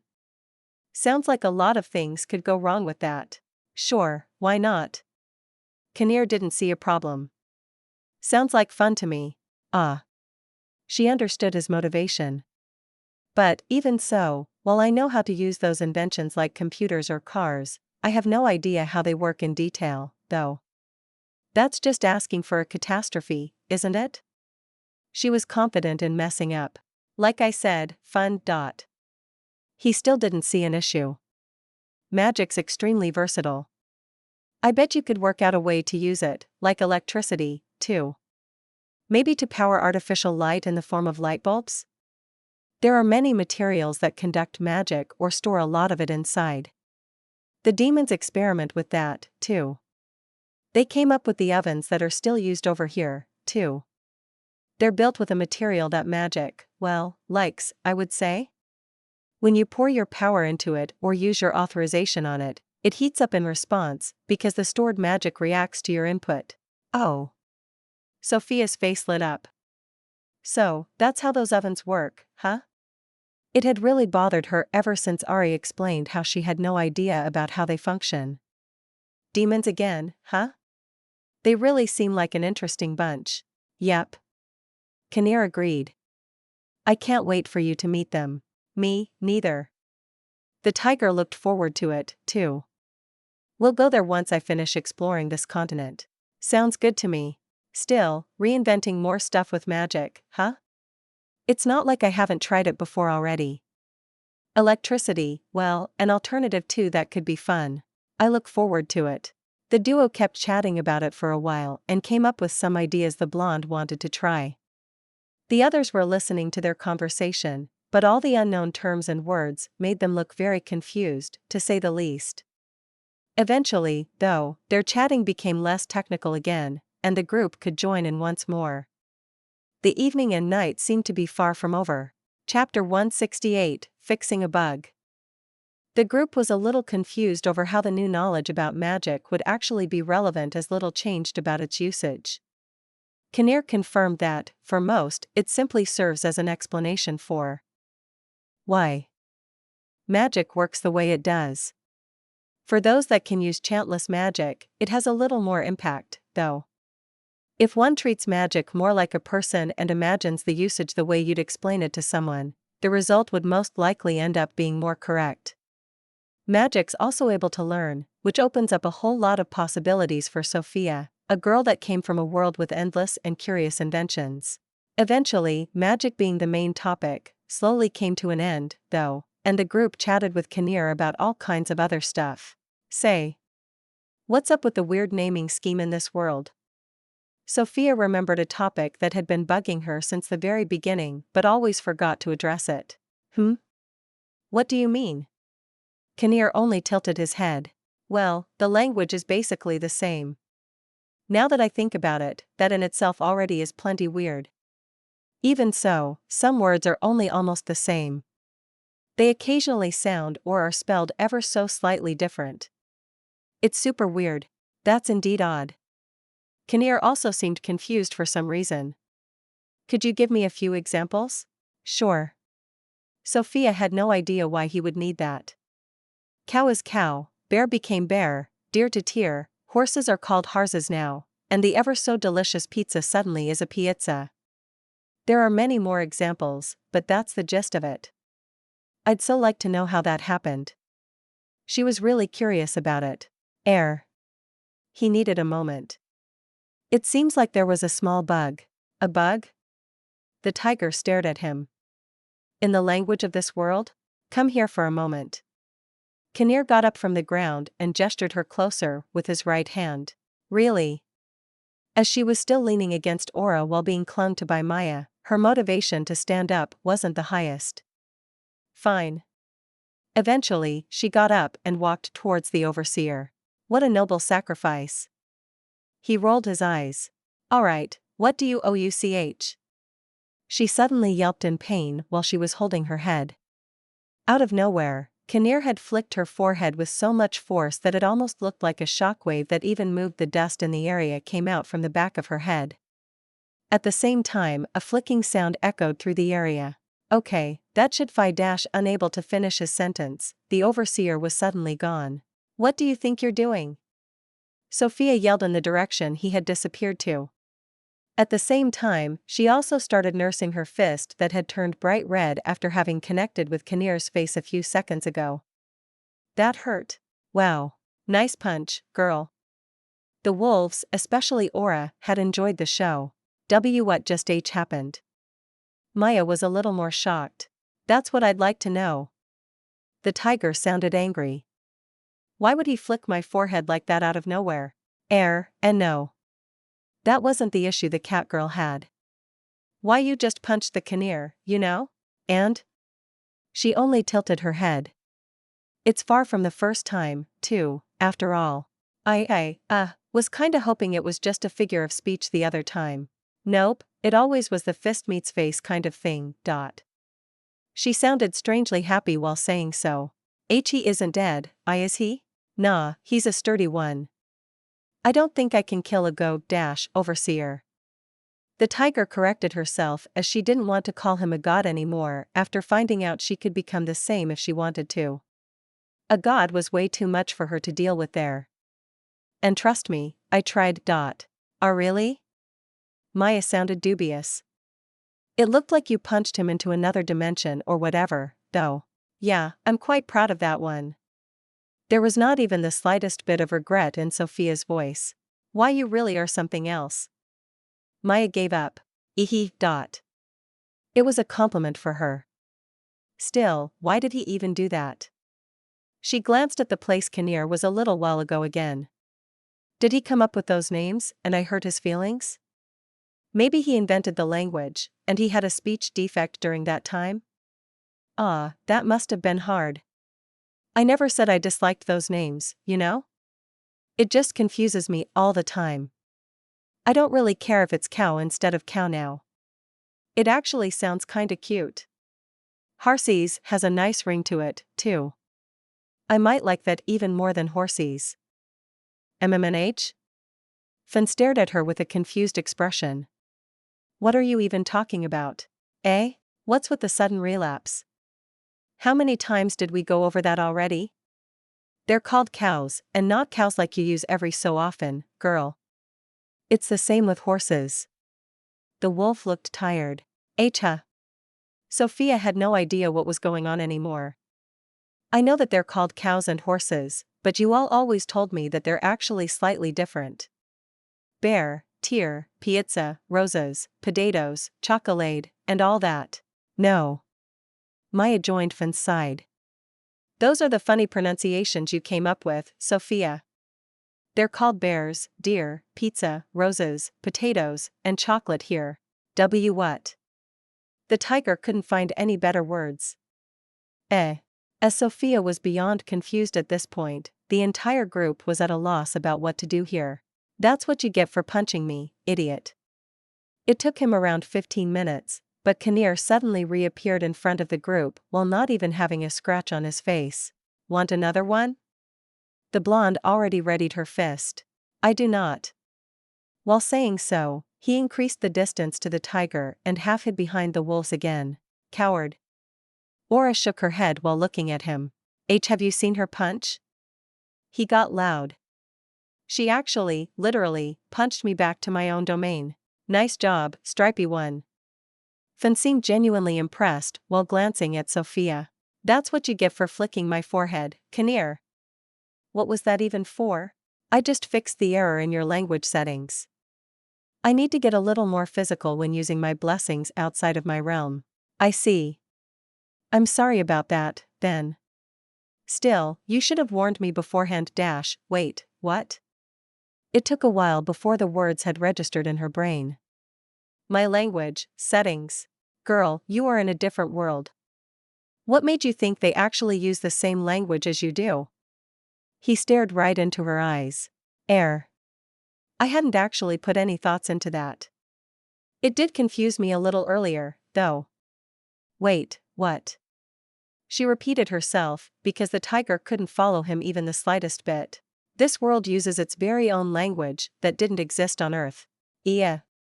But I can talk with everyone relatively fine, though. Yeah, Fin nodded. She says some funny things every now and then, and sounds a bit stupid from time to time, but I understood most of what she told me. Exact HEY. That's because the changes to your body and the boosts weren't all I did for you. Kinnear interjected. I also made you understand the language of this world. To a point where your brain wouldn't even notice that it was different from what you were used to. Seriously? The blonde was shocked. Thank you very much for that. You're welcome. While it could have been fun to see you struggle with a different language, even I found that idea a little too cruel. Again, thank you very much. I'm also really sorry for punching you earlier. You aren't. Kinnear didn't buy it. You are correct. It was awesome. I'm sorry for lying. She sounded excited and itching to go again. Stop that. He couldn't deal with this type of Sophia. Gladly. Good. Well, I gave you the language of this world as another gift, but it seems that it hadn't implanted itself to 100% in your brain. Hence, some slight pronunciation issues surfaced. Wow. The blonde needed to let that sink in. So, it wasn't like someone was just incredibly lazy when coming up with those names? It really seemed like that to me. You know, as if someone just exchanged a few letters and syllables and thought that works well enough. That's just stupid, girl. I know. Sophia gave him a big nod. That's why I got so confused about them every now and then. No, that was my fault. Or maybe yours, because your skull's so thick that my gift didn't get fully through it. Hey. Well, I can't deny that possibility. She's pretty self-aware, after all. It should all be fixed now, though. I made sure it gets to every corner of your brain this time. You sure did. Sophia rubbed her forehead while saying so. It super hurt. Yeah. He rubbed his jaw in response. Very. Hee hee. She let out a small chuckle. Still. I don't even know how long I'll still be using the wrong names, though. Cows have totally become cows for me. Good luck with that. He had no better words for her. Afterward, Sophia needed some alone time to fully understand what she just had found out and how she was the one in the wrong with the weird-sounding names the entire time. Chapter 169, Fine-Tuning. Sophia had found out that the new world she had been living in for so long already was using an entirely different language. She also learned that Kinnear made her able to understand and converse in it as a gift. There happened to be a slight error, though. The strangely familiar but different-sounding words like cow or horse were actually a mistranslation in her brain. Thankfully, Kinnear fixed that bug for the tiger, and the strange names were gone. What a twist. The tiger still couldn't believe it. There will be a lot less of me rolling my eyes when being confronted with something new. And a lot less of you sounding stupid to us. Ugh. Sophia took some damage from Finn's jab. And I thought you all were the stupid ones. Nope, it was you all along. Maya joined in on the teasing. You did sound kind of cute when coming up with all those names, though. You. Strangely enough, the cat's second remark didn't make her feel any better. Dot. Still, kinda weird to think that everyone around me is using a language I didn't actually learn. Even the stuff I read and wrote looked perfectly normal. You're way too powerful, Kinnear. It's great, isn't it? Scary, too. Sophia had mixed feelings about it. Just don't think about taking the language skill away from me as a prank. I wouldn't just punch you back to your place, but all the way to my old world. Still, thank you very much for the gift. She was all over the place. Don't worry, I wouldn't do that. In the first place, I can't. I'm able to bless you with stuff, like fixing your language error, but I can't take things away from you anymore. That's good. Wait, anymore? She got a little confused over his wording. Some loopholes aside, I can't negatively affect the residents native to this world. It's part of being an overseer, and this world here is actually my main place to oversee. I'm not a native, though? Sophia didn't see the connection. Are you sure about that, my dear tiger? I see. Yeah, you're no different from your cat in that regard anymore. Not bad, me. There was a hint of sarcasm in her voice. Well, no, it's a good thing. Does that mean you can't change my boosts anymore, either? I still can improve things, like adjusting the boosts of your negative emotions, but that's about it. Good to know. Well, I want them to stay as is, anyway. Some boosts are still bothersome, but I've become more than attached to most of them. Maya loves my boosts, as well. Especially at night when it comes to my increased dot. Hey. The cat girl stopped her with a red face. There's no need to mention that. Kinnear, could you please boost her ability to keep things to herself? Where would the fun in that be? He didn't want to grant her wish. Ugh, there are some other things I can do to you now, though, Sophia. He focused his attention on the tiger again. I really don't like the sound of that. I'm able to bring you back to your old world again. Normally, I can only return people to Earth during the duration while time is initially stopped. Afterward, it becomes impossible. Now, though, as you become a resident of this world, you can hop again. It's a one-way trip, though. My authority on Earth is limited. Also, sending someone there is considered to be more along the lines of a punishment. Getting them back out there again afterward isn't supposed to be possible. I basically lose any control over them once they arrive there. Seriously? Maya was now the one who didn't like the sound of that. You could accompany her, too, cat. Me, to a different world. Sounds fun, doesn't it? It would be a one-way ride, though, because I can't bring you back here again, then. Don't tell her anything stupid, Kinnear. Sophia stopped him. This world is so much more fun. I'm going to stay here. Good. Maya sounded relieved. Boring. So. The tiger stared at Kinnear. If you can't negatively affect me or whatever anymore, you probably can't adjust that one boost that makes me unable to get drunk either, right? In a way, that's something positive, isn't it? It's not quite a boost. Actually, it's part of your poison resistance. I have poison resistance? Sophia didn't know about that. Yep. I thought that would be handy. Absolutely. Thank you very much. She sounded genuinely thankful. You're the best. You really can be cute if you want to, huh? Shut up. The blonde didn't like his reaction. Hee hee. Still, is there a reason you want to get drunk? Why yeah. Her voice turned a little somber. Maya keeps asking me to tell her more about my old world and family. I understand that, and I'm glad she wants to know, but I can't do that sober. Ah, I see. Kinnear nodded. Alcohol would definitely make that easier. Let me think.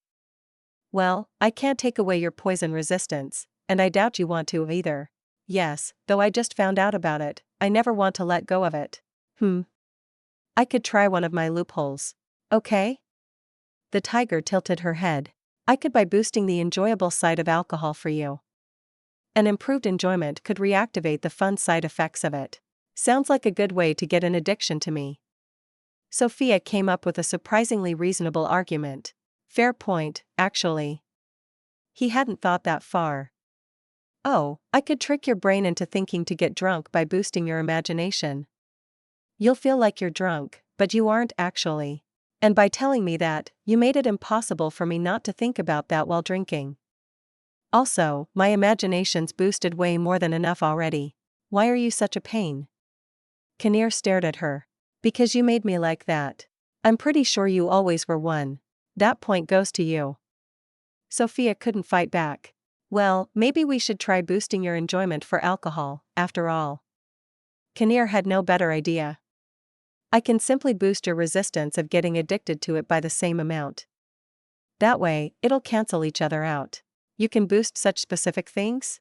I could boost you in such a way that your mood increases by 5% during the evening of every second Thursday of the month. Are you serious? The tiger couldn't believe him. Yep, not a problem for me. Then why? Why did you boost everything of me with a stupid flat multiplier? She got angry. He retreated a couple of steps from her. It's a lot of work to finally adjust every single detail. Less entertaining, too. Around 30 minutes had passed since Kinnear made this statement, and no one had seen him since then. Sophia was still applying healing magic to her own hand, which, even now, hadn't stopped hurting yet.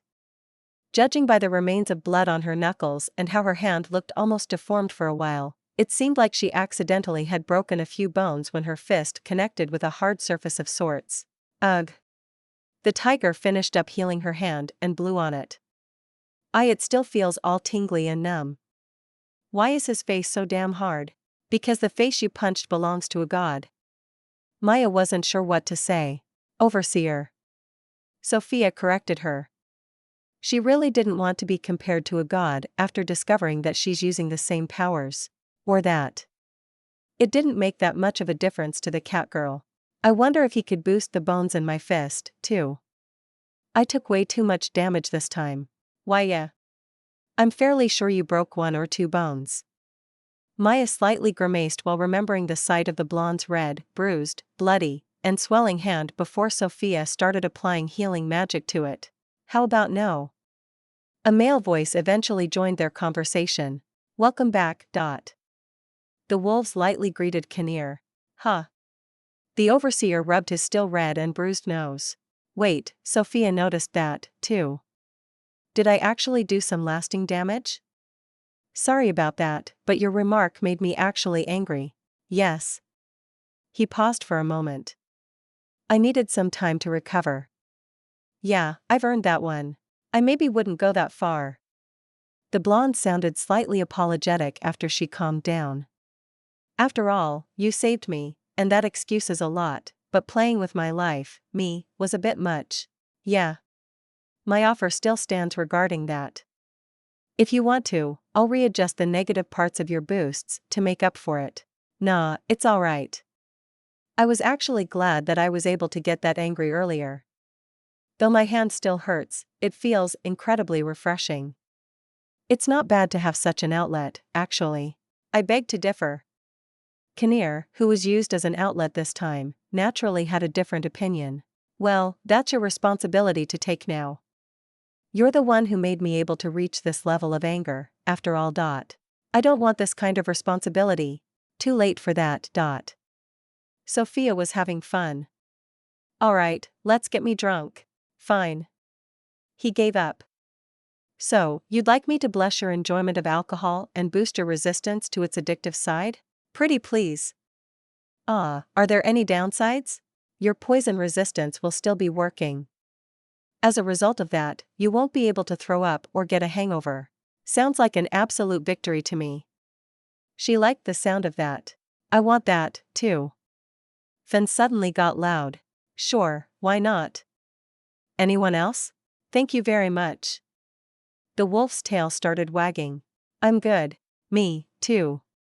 Maya and Aura didn't feel like messing with their bodies right now. Could I get a trial period of those new boosts? Maybe something along the lines of them automatically running out after a week or two. The tiger started to second guess it. I want to make sure they work the way they're supposed to be before being stuck with it. Oh, me, too. Fen joined in on the idea. Where's the faith in me? The duo only stared at him. Fine. I'll make it that they're automatically run out after 2 weeks. If you like them, I can reactivate the boosts the next time we meet. Perfect. Do I need to get another forehead flick? I have to prepare myself for that first. I don't want to punch you on instinct again. Thank you very much for your consideration. Kinnear sounded relieved. Yeah, it has to have some impact or strong contact. Oh, something like a kiss would also work, but... Yeah, if you kiss me, I might get angry again. Sophia didn't like the idea at all. Maya, too, flinched when she heard it but soon relaxed again after seeing her blonde's reaction. Yeah, don't worry, I have no motivation for that, either. That's not how we work. Good. Feel free to kiss our wolf, though. I bet it would be fun, and I'm very interested to see how that would work. Her voice sounded really playful. Oh? Maya's ears perked up. How about no? The boys didn't seem to like the idea. The couple looked disappointed. Afterward, Kinnear got ready and gave the duo a hearty flick on their foreheads to activate the boosts. Sophia's fist twitched once in response, but she was able to hold back her instinct. An exciting night seemed to be starting. Chapter 170, Getting Drunk. The blonde tiger found out that her transformation had even deeper consequences than she initially thought. Not only was she able to use race and world-specific things like the blessing magic now, Kinnear apparently had lost some influence on her, too. The overseer confessed that he couldn't permanently negatively impact the native residents of this world, of which Sophia was a part of. How? He was able to send her back to her old world now, but the blonde had no interest in that. Kinnear was still able to give out positive boosts, though, and Sophia decided to regain the ability to get drunk. Alright. Sophia nursed the sore spot on her forehead while looking at Kinnear. Am I really able to get drunk now? Only one way to find out. He answered her question with a smirk. Oh, I like the sound of weight. The tiger suddenly stopped. By how much did you boost my enjoyment for alcohol? I'm not going to be smashed from the first sip, aren't I? Only one way to find out. His smirk increased. Hey. The blonde didn't like the sound of that. Hee hee. Everyone had a good laugh. Except for Sophia, that is. I wonder if I can hold back my strength when I punch someone while being dead drunk. Kinnear's face turned pale. I did it in moderation, okay? Well, only one way to find out. The blonde managed to pull a complete reversal on him. Okay, let's give it a try. Nothing to lose if I get smashed, after all. I'm not responsible if you overdo it on your own, okay? The overseer had a bad feeling about this. Let's see. Sophia tilted her head while she let her arm disappear into the portal to the group's storage. Fenny had me buy a ton of alcohol the other day because it's easier for me to carry stuff. As usual, though, I threw it in here and forgot about it. There it is. She pulled out a basket while many different shaped and colored bottles out of the portal. Sorry, Fenny, we're going to empty that today. Fine by me. the wolf didn't mind. Did you like alcohol that much before you became immune to it? Maya was wondering why the tiger was so motivated. Not really, no. She shook her head. My sister mixed some cocktails for us every now and then, and they were quite tasty, too, but other than that. Why are you this hyper, then? Sophia's answer only confused her more. You wanted to know more about me, my past and my family, right? As I said earlier, I'm not emotionally ready to do that yet. Sober, at least. I might be able to cry my heart out if I'm drunk. I see. Maya was touched by her motivation. Thank you. I promise nothing, though. I'm more than happy that you're willing to try. All right. Sophia grabbed a pretty small bottle from the basket filled with alcohol. She opened the lid, brought it close to her lips, and downed it in one go. Disgusting. The blonde's expression changed to a grimace in an instant. And it burns. It's way too strong. Why would anyone drink this? Hey, Kinnear. She faced the overseer. I thought you boosted my enjoyment for alcohol or whatever. I did. He got defensive. Air. Finn glanced at the small bottle the tiger was holding. That's an extremely highly concentrated mixture that's used to spice up cocktails. You're not supposed to drink it right from the bottle. Even I wouldn't be able to deal with it.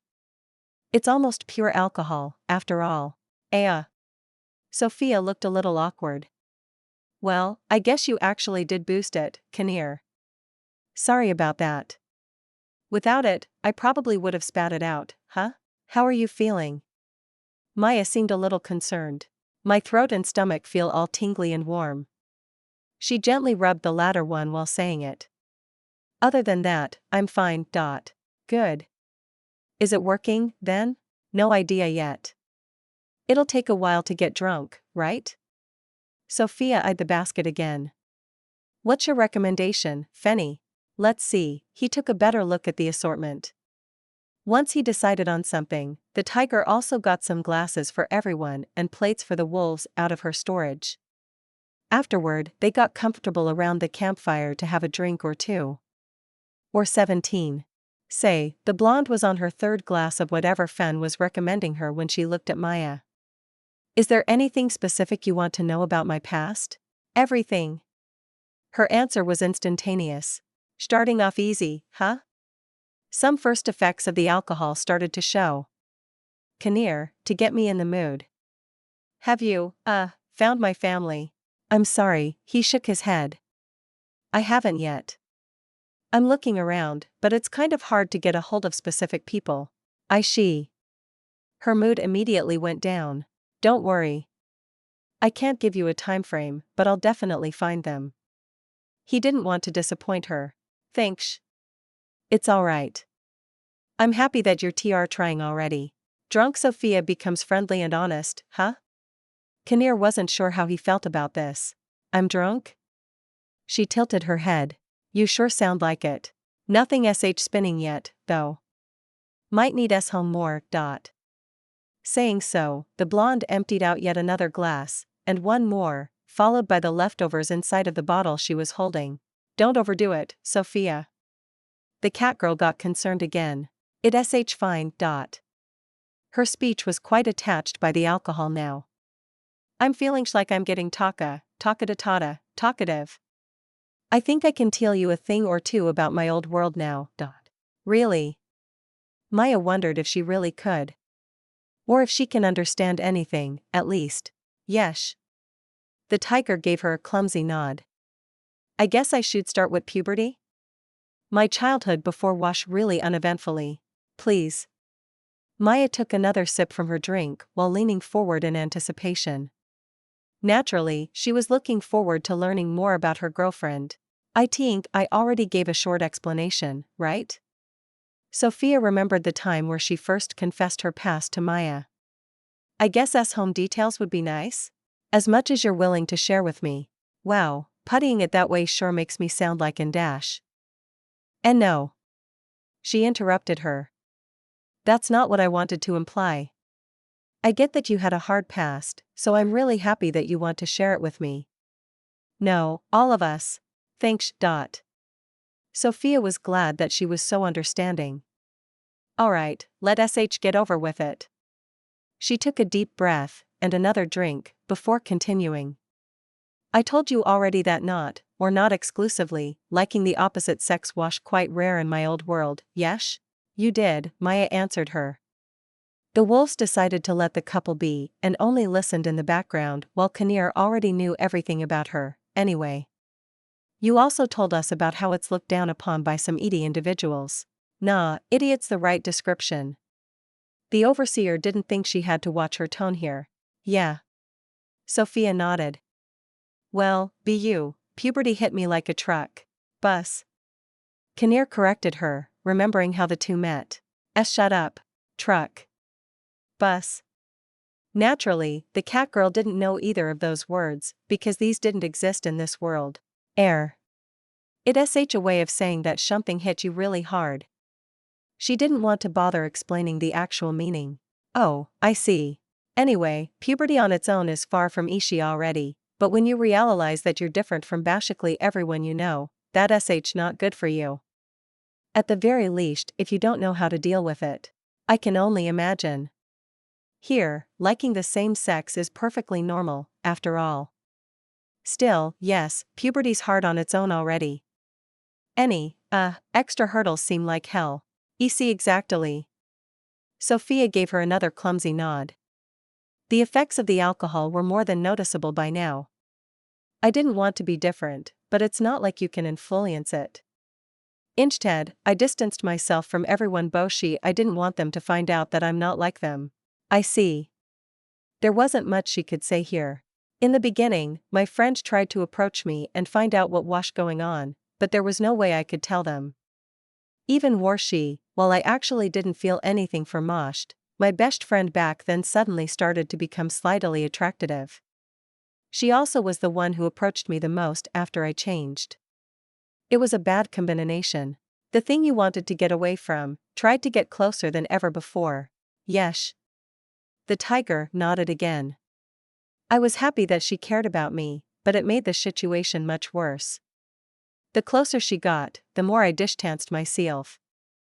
I wasn't actually interested in her either, but she was attractive to me.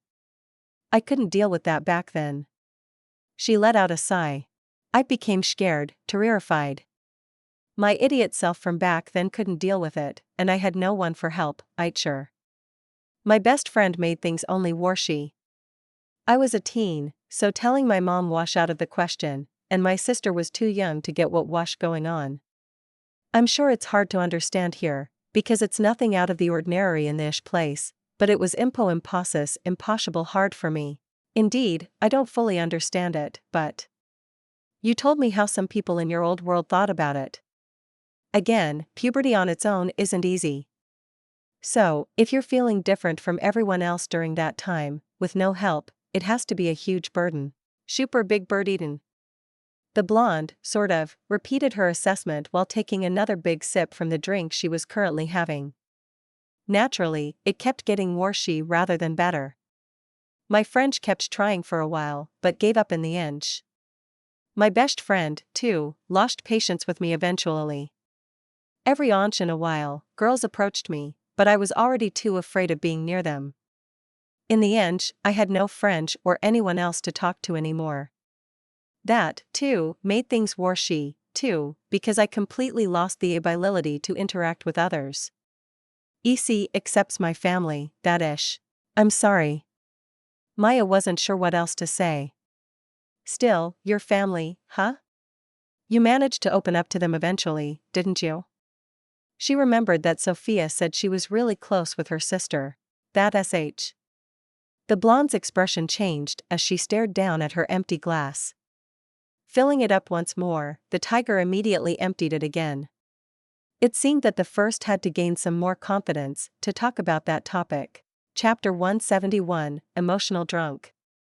Kinnear boosted Sophia's ability to enjoy alcohol, which also included her being able to get drunk again.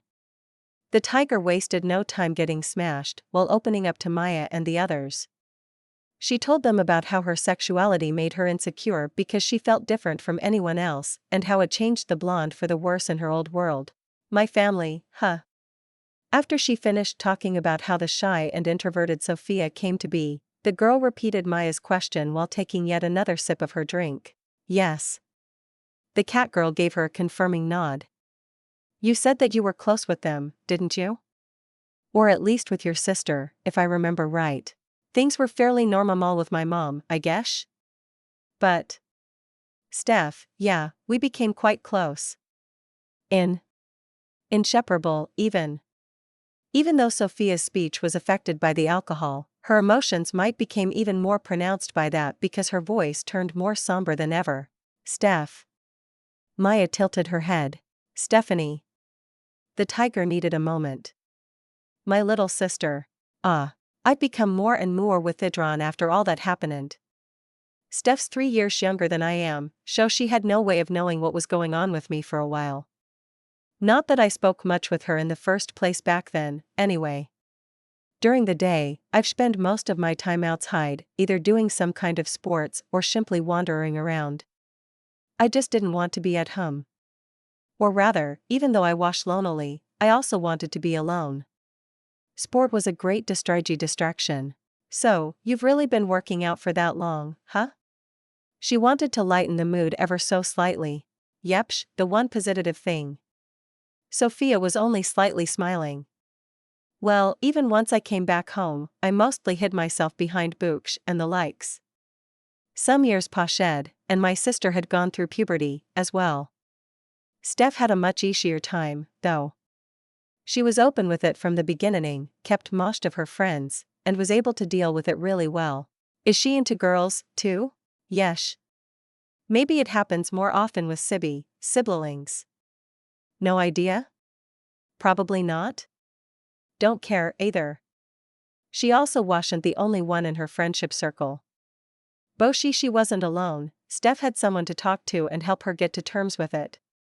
Well, they helped out each other, I guess. That's good. Absolutely. Another year or two passed, and she tried to get closer to me again. Then, after having gathered home first-hand experience by being in the same boat, she quickly noticed what was going on with me. It's not really hard to notice, is it? She pestered me for quite a while, and I eventually confessed everything. Steph immediately wanted to be there for me and tried to help. It had already burned itself into my brain already, though, and I was too far gone. She even brought along her lesbian friend one day, and the two together tried to get through me. I didn't speak to anyone at all for the following weeks afterward. I was around 18 at that point, I think. I already knew how stupid I was by then, but it had already turned into a phobia, or rather, deeply rooted fear of being close to other girls. Yes. Sophia hung her head. Steph also noticed it and changed her approach. Instead of trying to push me, she was simply there for me. We've spent a lot of time together ever since.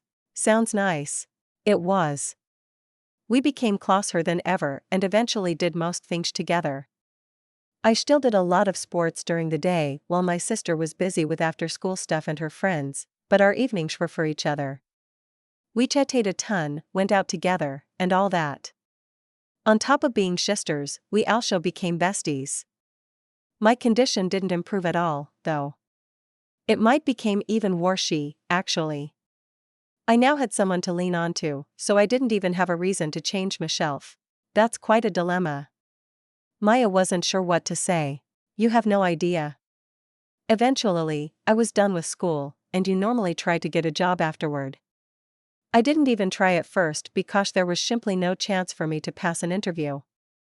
One day, I was taking a walk with Steph through a park, and we somehow ended up playing with a bunch of kindergarten kids. She noticed how good I was with kites. I had no problem with them, after all. Afterward, Steph suggested that I should ask Mom, who's running her own kindergarten, for a training there. And you stuck with that, huh? Yes. Sophia sounded relatively happy. Mom was really surprised about it, though. She knew that I was going through something, but I never found the courage to tell her what exactly. She had her doubts because I was so withdrawn and shy, but Mom luckily still gave me a chance. Great. Well, she probably also wanted to help me.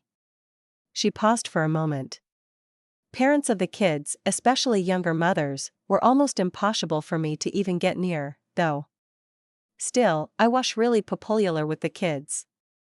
It was a lot of fun. Mom was happy, too, and she eventually let me work for real while she continued to train me for the Pazizi Pashi position. That was a nice turn. Absolutely. The tiger gave yet another clumsy but earnest nod while, once more, taking a deep sip from her drink. Soon after, I actually moved out from home because I got the urge to get my own place. I saw so many people and Mom at work all the time that I eventually wanted a place to retreat to. It didn't quite work out as expected, though. Understandable. What happened? Steph took a real liking to my new place and washed there almost, if not more often than I was. Ah, that's cute. She didn't want to leave you alone, didn't she? I think so, too. It was the bestest. Not what I had planned to, but it was a mashing. Basically living with her made me almost forget about my problems. Just like you, Maya, she's also the cuddly type. She's my sister, so there was never anything even remotely impure, but this closeness kept me going. It's great to hear that you found someone to rely on with your sister. I miss Steph. Her already somber voice turned even more quiet while a big tear rolled down her cheek. Aya. The cat girl panicked and immediately hugged the tiger in response. Trying to calm the sniffling girl, she looked at the others for help, but no one seemed to be able to. Stupid alcohol. Sophia managed to recover a little after a while. Makes me all emotionally. Yeah, the alcohol does. Everyone had the same retort. Shut up. She looked at no one in particular. Let me have my excuse to cry my heart out. I'll be known as an emotional drunk from now on. Their reaction had cheered her up a bit for a moment, and Maya let go of her. Kinnear. Yeah? He turned to look at her. If you find them, my sister especially, do you think it's possible for them to get a message from me? A message? A short letter, maybe. The tiger made a small break to collect herself. A goodbye message from me, basically. I want to let them know that I love them, appreciate everything Steph did for me, or that they don't have to worry anymore. I'm living a life that I couldn't even have dreamed it of. They should be happy, too. Are you sure? Kinnear looked straight into her eyes. It could make things much worse.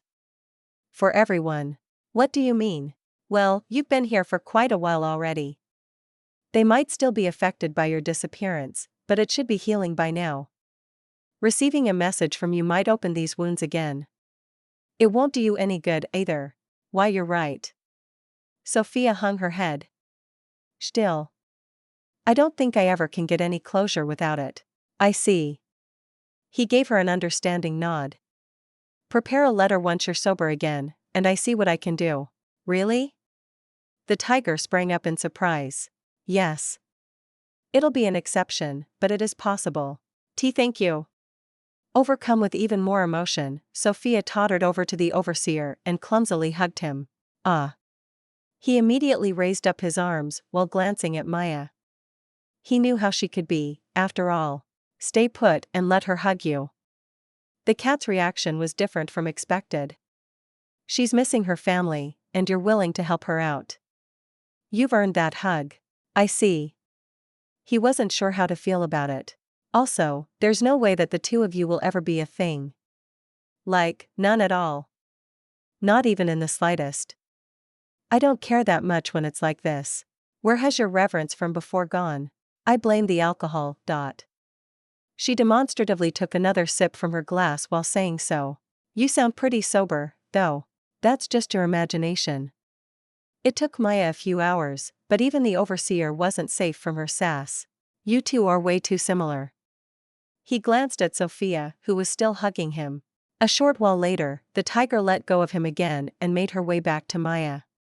There, she sat down next to her and let her head fall into the cat's lap.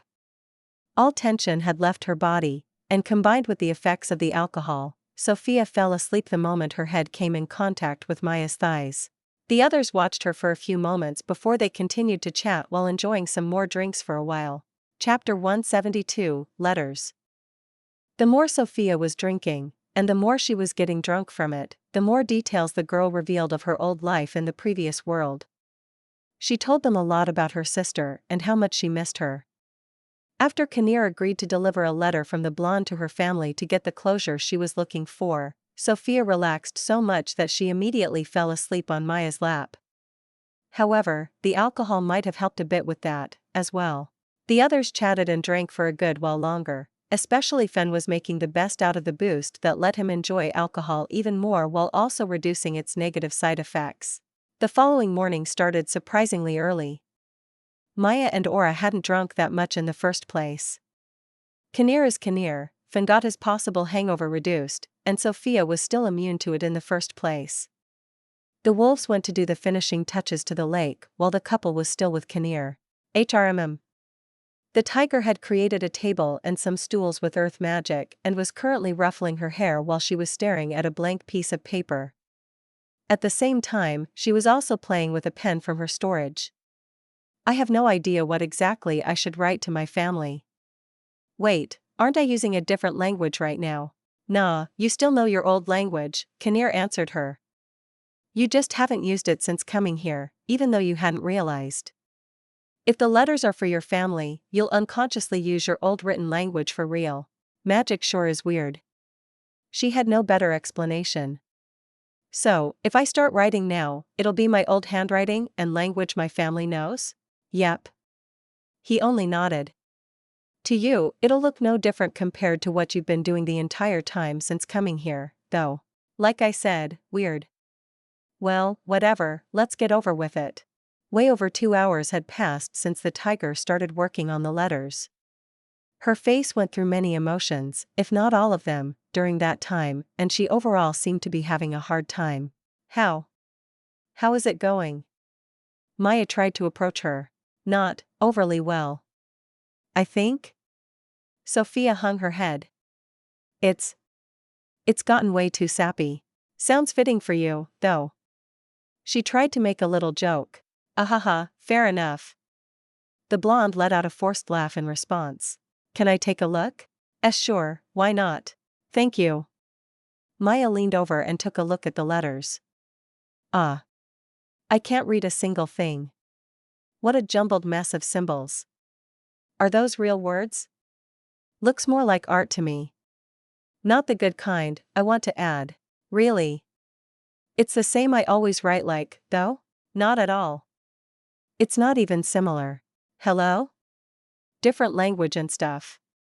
Kinnear raised his arms. Did no one listen to me? Hearing it and seeing it are two completely different things. The couple was in perfect sync. Okay, that's fair. He understood where the two were coming from. Want to be able to read it, cat? I could bless you with the ability. Seriously? She got excited but also dubious. Where's the catch? A sharp and throbbing pain on your forehead for a while. I need to get physical for a blessing, after all. He's really good at those flicks. Sophia's forehead started hurting just by remembering it. I see. Wait, could Sophia and I speak in a language no one else knows here together, then? That would be pretty handy. No, spoken words would get automatically changed to this world's language without you even noticing. The catgirl looked disappointed. Written words could work with a bit of concentration, though. Well, it could also work when you're alone with her, as there would be no need for a translation in that case because both of you know the same language and no one else needs it, either. Save for maybe some missing vocabulary here and there, maybe, that would fix itself when getting an explanation, though. Anyway, still, in that scenario, there's no need for a secret language in the first place, is there? That's true. Well, alright, still good enough. Please hit me. Maya brushed away her bangs and presented her forehead to Kinnear. Wow, I never thought I would ever say those words. I didn't think your inner S would let you say that. Sophia had her own interpretation. Okay, one language blessing coming right up. Thank you very much. She wasn't able to finish her sentence as Kinnear moved closer and gave her a hearty flick before the catgirl could even react. She also almost toppled over from the force. That hurt. Do you understand now why I punched him into another dimension after he did it to me without warning? Sophia looked at her with a smug expression. Absolutely. I don't like where this is going. He retreated a few steps from the couple. Anyway, as Maya had no intention to punch the overseer, for the time being, she simply ignored him. While nursing the sore spot on her forehead, she then focused on Sophia's letters again. Wow, I can actually read it now. So weird. Hello, Mom. I'm sorry. I'm sorry for everything. I'm sorry for being such a handful when I grew up. I'm sorry for still being a handful after I grew up. I'm sorry that I never told you what was going on with me. I'm sorry that I left the job in the kindergarten. I'm sorry that I disappeared. I'm sorry that I have to apologize so much. I'm sorry. I didn't plan to disappear like this. I didn't want to either. A few unfortunate events happened that led to this, and there's nothing I can do about it anymore. I'm gone. I miss you very much, but I doubt we'll be able to see each other again. I'm not dead, but I've ended up in a place that I'm most likely unable to ever leave again. I don't even know if these words will ever reach you. I know how it sounds, and you're my mom, so you can't not, but please try not to worry too much. Despite my words, I'm happy. Genuinely happy. I'm having a good time for the first time in forever, and I just enjoy my life. Guess what? Among many other amazing things, I even have friends now. I deeply regret that I couldn't say all of this to you in person or how I was just simply gone one day, but this is all I can do now. I'm sorry. I wasn't the best daughter, far from it, but believe me that I'm happy that you're my mother. I'm glad and incredibly grateful that you raised me. Unfortunately, no matter how much I want to, I won't be able to pay you back. Thank you. I miss you. I love you. Goodbye. Sophia. Wow. Maya wasn't sure what to say while taking a short break before picking up the second letter. Hey Steph. I miss you. I really miss you. I'm not sure if I want you to miss me, too, but I do. I'm sorry for being so selfish. Though, me being selfish really isn't something new, is it? How could you even put up with me for so long? I was the worst, after all. I'm sure you had better things to do. Still, thank you. Thank you for being there for me the entire time. You have no idea how much it meant to me. You saved me. You were the one who kept me going all these years. I don't know if I was able to properly show it, probably not. I was useless at those kinds of things, after all. Still, I loved spending time with you. I loved every second of it. I was a bit grumbly when you basically moved in with me, but that was just me being me. It was great. I looked forward to coming home whenever I knew you were there. I have no idea if you've noticed, but on those days, I always tried to wrap up things faster at work and even cut my running short to be with you earlier. I miss that. I miss you. I wish I could be with you. No, I wish you could be with me. You'd love it here. Speaking of that, do you still remember how I wished for so many things? Of course, you do. I talked about those hopes every day, after all. I wished to be less shy and more confident. I wished to be less of an idiot. I wished to get over my fear of people/girls. I wished for company. I wished for friends. I wished for so very many more things. You made a lot of my dreams come true, Steph. Thank you. Naturally, as my sister, you couldn't grant me every wish. Not that I wanted to either, of course. Guess what, Steph, I made it. I've finally made it. I'm not shy anymore, and I'm almost too confident for my own good at times. Okay, I'm still an idiot, maybe more than ever, but that's terminal, anyways.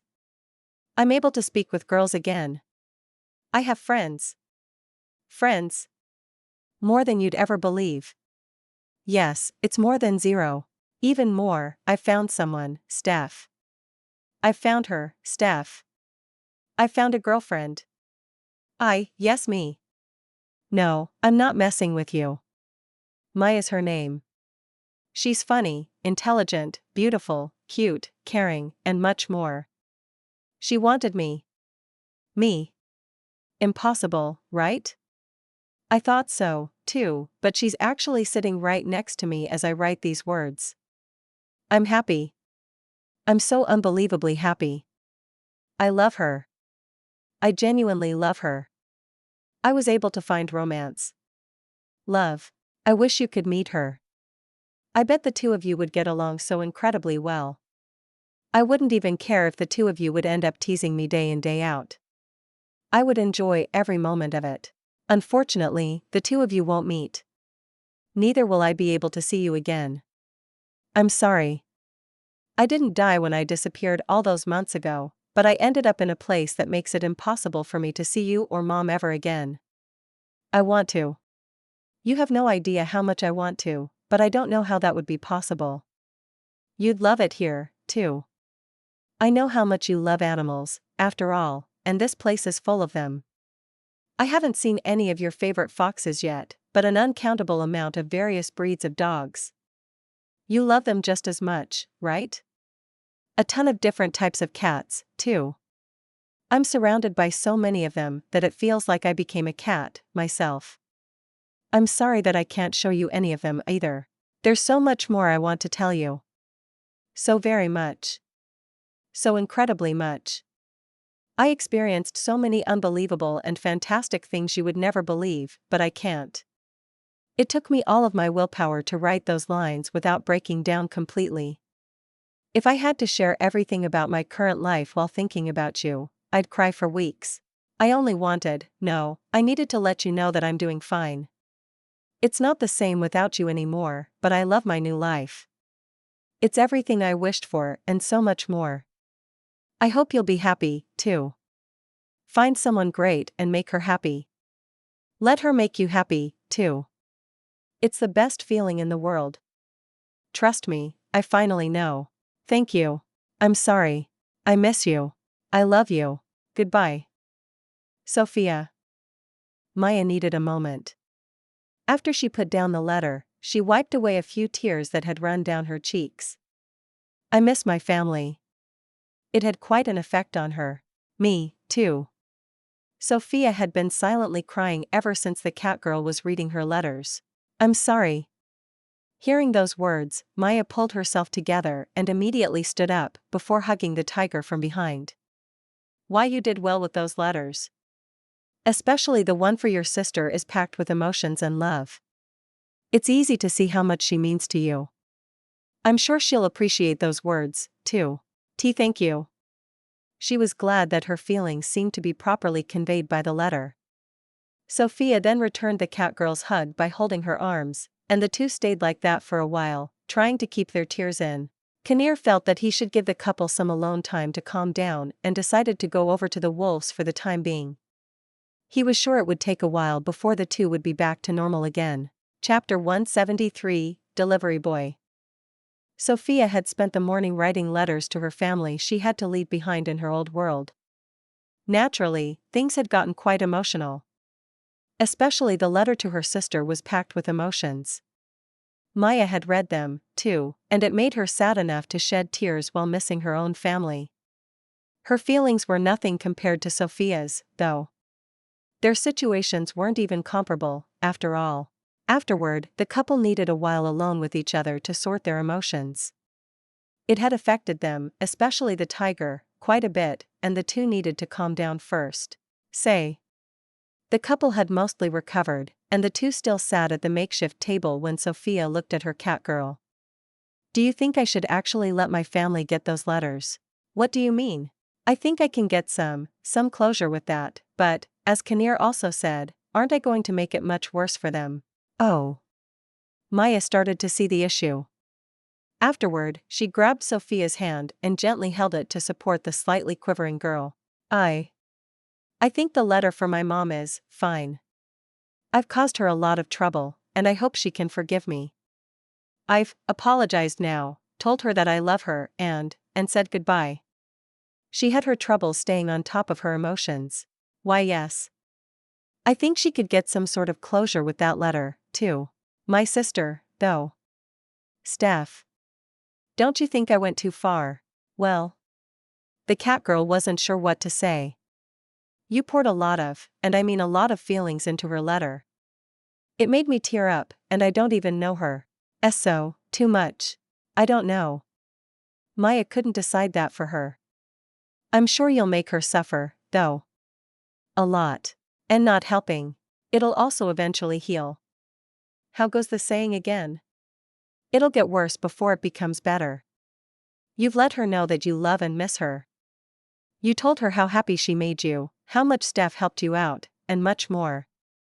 If I had a sister that suddenly disappeared, and I got such a letter after many months, I would cry. I would cry for a solid week. No questions there. It would make me happy, too, though.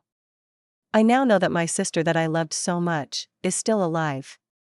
Even better, she seems to be doing well. My stupid sister is finally doing well. She managed to have friends again and even scored a super cute girlfriend. The cat girl was a big fan of her description in the letter. Idiot. Sophia had to let out a small chuckle. Ehe. Maya couldn't help it and gave the tiger's hand that she was still holding a gentle squeeze. You'll hurt Steph with this letter. You'll make her cry a lot. You. How much was she hurting before, though? How much did she cry already? I don't need even more guilt, Maya. Sophia didn't like this conversation even a bit. I'm sorry. Still, this letter means closure. She'll be sad for a while, but knowing that you're alright, Steph will, well, maybe not get over it, but she'll be able to deal with it eventually. I see. Let Kinnear deliver those letters. It'll hurt, but it's for the best. Thank you. The blonde forced a smile while she placed her second hand on top of Maya's. I don't know what I'd do without you. I'm more than happy to help. The two needed a while longer, and once Sophia was feeling well enough again, the two called over Kinnear. Have you decided on the letters? He first looked at the table and then at the blonde. Why, yes. She, too, glanced at the letters with a complicated expression. It hurts, but I want Mom and Steph to get them. I see. Alright, I get it. Thank you. Sophia went silent for another minute. Wait, how will you even be able to give them to my family? No idea. Any type of somber mood that the tiger had was gone. All the tension had left her, as well. I can't directly interact with Earth. Even though you teleported me away. She found that to be rather interactive, all things considered. Well, whisking people away is limited to those that are nearing death, and I deem worthy of reincarnating. Oh. Thanks for deeming me worthy. No problem. He flashed her a smile. I already got a lot of value in terms of entertainment out of it, and you just got here. Sue. About my letters. Right, I can't interact with people without meeting them in my dimension, but I can place items on Earth. So that's how it is. Yes. Once I find them, I'll be able to simply place the letters into their homes. I wonder what they'll think if they see a letter that appears without it actually being delivered. Oh. Sophia's face suddenly lit up while her tail seemed excited, as well. Say, Kinnear, could you put things into post boxes? Not the ones in your place for receiving letters, but those to send them? The ones on the streets where people throw in their letters? Yeah, I can place stuff wherever I want, yes. Perfect. Sophia seemed happy about something. What's wrong? He tilted his head. I still know the addresses of Mom and Steph. Granted they haven't moved since I left, that is. You put the letters in a post box, and they'll get mailed right to them. You could also track the letters and find the two that way. Doesn't the postage system in your old world works with stamps? You need some of those to send letters, right? Her plan suffered from a slight setback. Wait. I remember reading that the post either returns unstamped letters to the sender or forwards it to the recipient and collects the fee from them. As there is no sender here, they have to deliver it. If I put my name on the envelope somewhere, there's no way that Mom or Steph will refuse to pay the fee. I always get confused when you have a logical plan. Kinnear wasn't sure how to react. It gives you a weird feeling, doesn't it? Maya hadn't understood a whole lot of their conversation because there were many words she hadn't heard before, but she still roughly got what was going on. Hey. The tiger didn't like the sound of that. As there was little to say in her defense, she couldn't complain overly much, though. Alright, sure, we can try that. Kinnear agreed with Sophia's plan. Well, I'll make a copy of your letters in case it doesn't work out. We'll have a backup to deliver, then. Thank you very much. Afterward, Sophia spent the next half hour creating some envelopes with her name added to the side. For most of the time, she simply made sure to have remembered the correct address of her mom and sister. She wanted to make absolutely sure to be 100% right on them, after all. Okay, is everything in order? Kinnear glanced at the 2 letters he received from Sophia. Yes. She gave him a big nod. I've made absolutely sure that I used the right addresses. The letters should reach them. Good to hear. All right. He looked at the couple and then at the wolves who were also with them again. I'd say it's time. I've stayed for way longer than I had planned already. There was a lot to talk about. True. He agreed with the blonde. Well, it was fun. Feel free to swing by again if you're free. Fen had also enjoyed it. In theory, sure. Kinnear looked a bit conflicted. This area gets way too cold for my liking during fall and winter, though. I'm not a fan of drinking outside in such weather. Even I get cold, you know? Seriously? It gets this cold here? Sophia really didn't like the sound of that. Yep. He gave her a light answer. Well, magic can get you around that, but it also kind of kills the mood. Ugh. Oh, speaking of a good mood. We have this nice mansion in the capital. Comfy sofas, and a fireplace I can't wait to give a try. Sounds like a good place to drink, doesn't it? Enticing. The overseer wasn't against the idea. Great. Sophia seemed happy. All right. Yeah, we'll definitely see each other sooner rather than later. Fan, Aura, it was great to see you again, not to mention the 2 of you being together once more. Likewise. The wolves agreed. We look forward to the next time. Hee hee. Maya, it was nice to finally meet you in person. Why yes. It was a little overwhelming at first, but I'm glad I was able to thank the person who gave me Sophia, too. Take care of the tiger when I can't watch her, okay? Always. The catgirl didn't hesitate for a second. Good answer. Kinnear showed her a smile. Sophia, I'll play delivery boy for you, but it'll take me a little while to place those letters. I'll get back to you once there is some news. Thank you. Thank you so much for helping me. I can't put into words how grateful I am for that. Stop that. The overseer got goosebumps from her reply. I don't like it when you're this earnest and serious. Should I punch you instead? She didn't want to be like this either. How about something in between? I can give that a try, sure. Good. Kinnear looked relieved. Afterward, he glanced at the lake that was almost done. Only a couple of meters left for the waterline to be perfect, huh? Yeah, Aura nodded. We should be done in a few hours. I see. Well, goodbye for now. He nodded, and the area was suddenly bathed in white light. Once the group could see something again, Kinnear was gone, but that wasn't the only thing that had changed. The crater, or lake, was now filled to the brim with crystal clear water. Even fishes could be seen swimming around that seemingly came out of nowhere. That still wasn't everything, though. At least as far as they could see, the entire shoreline had turned into a beach with almost pure white sand. Adding to it, the destroyed nature further away from the crater all had returned to normal, as well. Actually, the area looked way greener than it ever did. Wow. Maya had no other words. Couldn't he have done that earlier? Aura wasn't sure how to feel about it. Yeah. Sophia and Fen looked and sounded extremely tired all of a sudden. A little while later, the group finally decided to head back to the capital using the blonde's portal. No matter how nice the area was looking now, everyone had seen more than enough of it. Chapter 174, Back to the Usual. Kinnear had finally left the group after a long night and day they spent together where they learned a lot. He didn't go without a bang, though.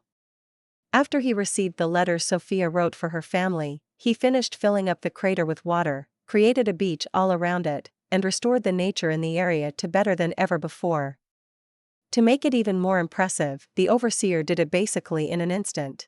Tired, the group was back in their mansion, and Sophia plopped down on one of the sofas in the living room with a long sigh.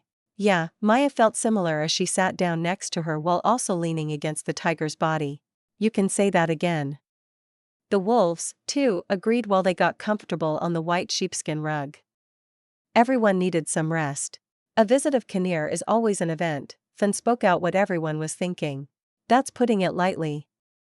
Seems like Kinnear also left a gift for you personally, my dear tiger. Aura looked at her. Sophia tilted her head. Your magic power, or authority, or whatever, feels the same as before the accident with your jaguar again.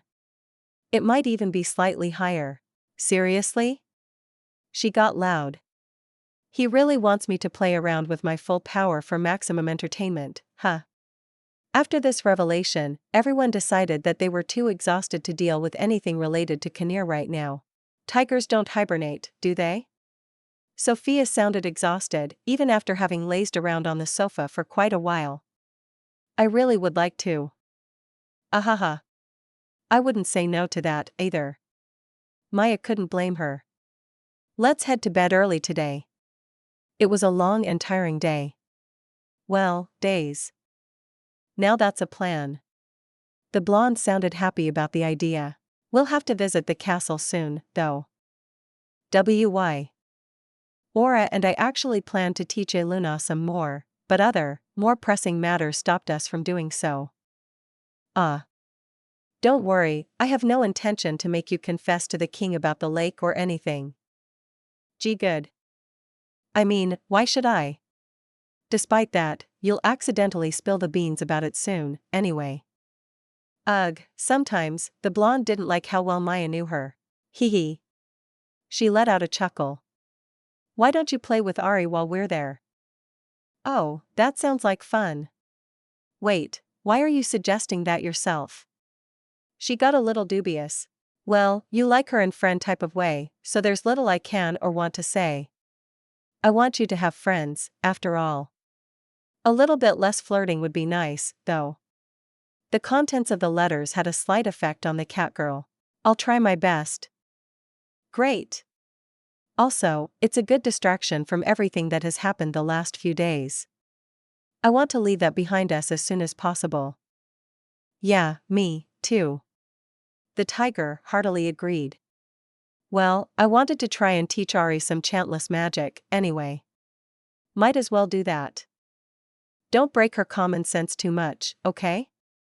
So, I shouldn't teach her. She tilted her head. The one doesn't work without the other, does it? Nope. Well, not with me, at least. Sophia had no intention to even try denying it. Fair enough. Kind of, at least, the catgirl had mixed feelings about it.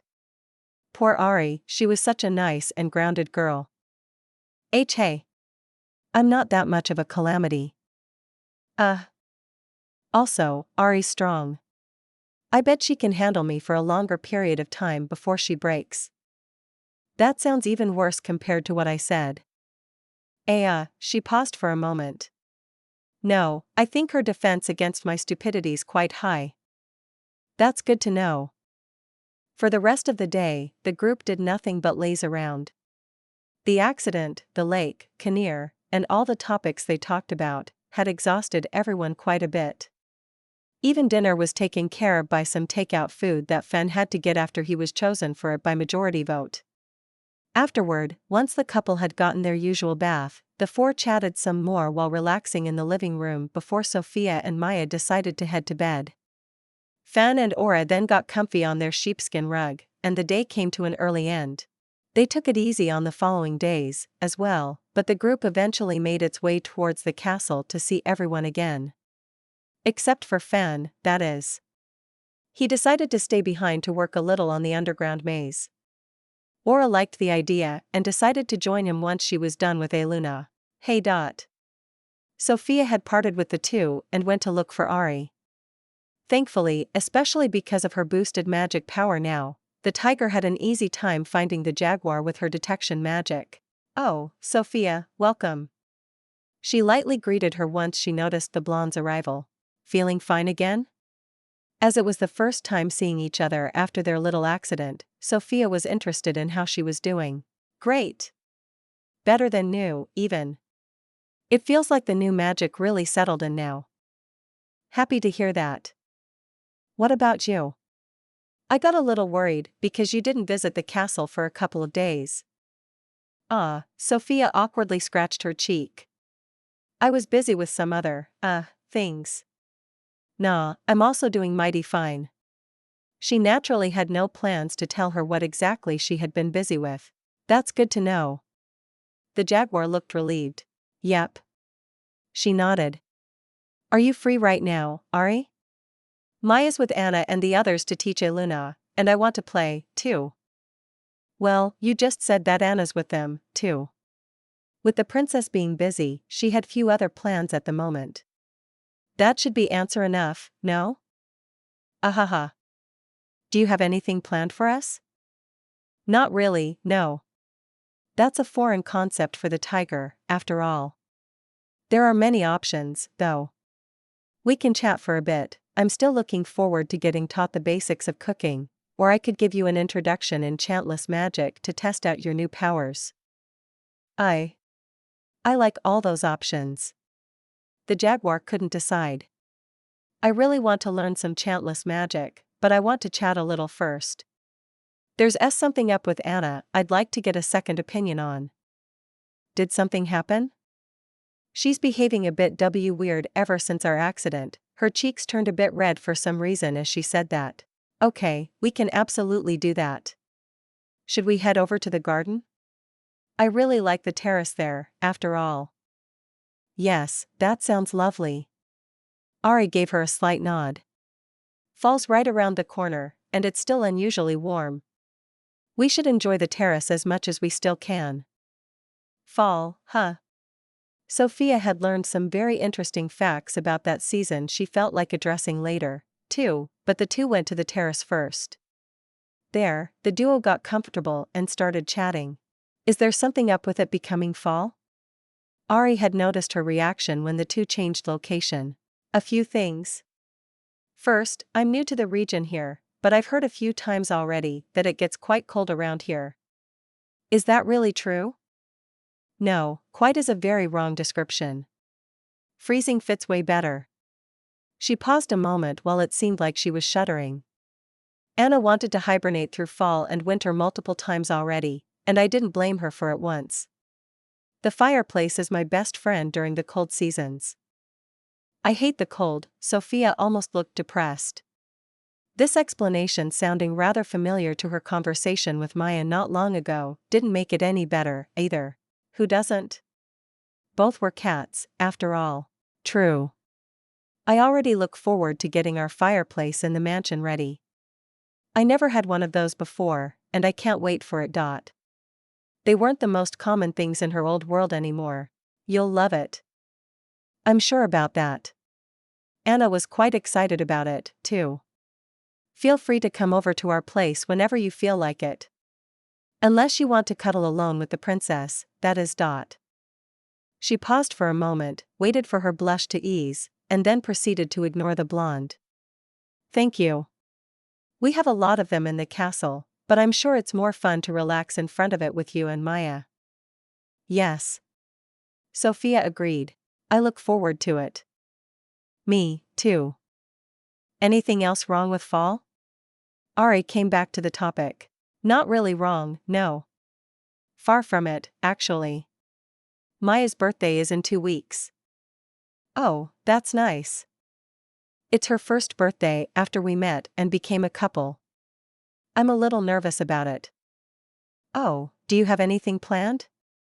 I'm currently planning a plan. The jaguar shared her awkward expression. That sure sounds like you. Ahaha, she let out a dry laugh. A gift shouldn't be a problem. I have a couple of ideas for that already. Still, I want to do something special for her. You sure are good with romance, huh? You're adorable. Ari was touched by her motivation. Why you think so? Thanks, Sophia got bashful. It's all still relatively new for me, but I try my best, and I occasionally don't mess up. Well, it's working. I'd like to be around half as smooth as you when it comes to Anna. Oh, how about you cook Maya a fancy dinner on her birthday? I can cook pasta, at best, and you suggest that I should do something fancy. The tiger thought the difficulty was way too high for her. I love the idea, though. We still have 2 weeks, right? Ari suddenly sounded motivated. If you really want it, we could make it until then. It might be hard, but I'm sure I could teach you enough for a great meal. Really? Would you do that for me? Sophia got excited.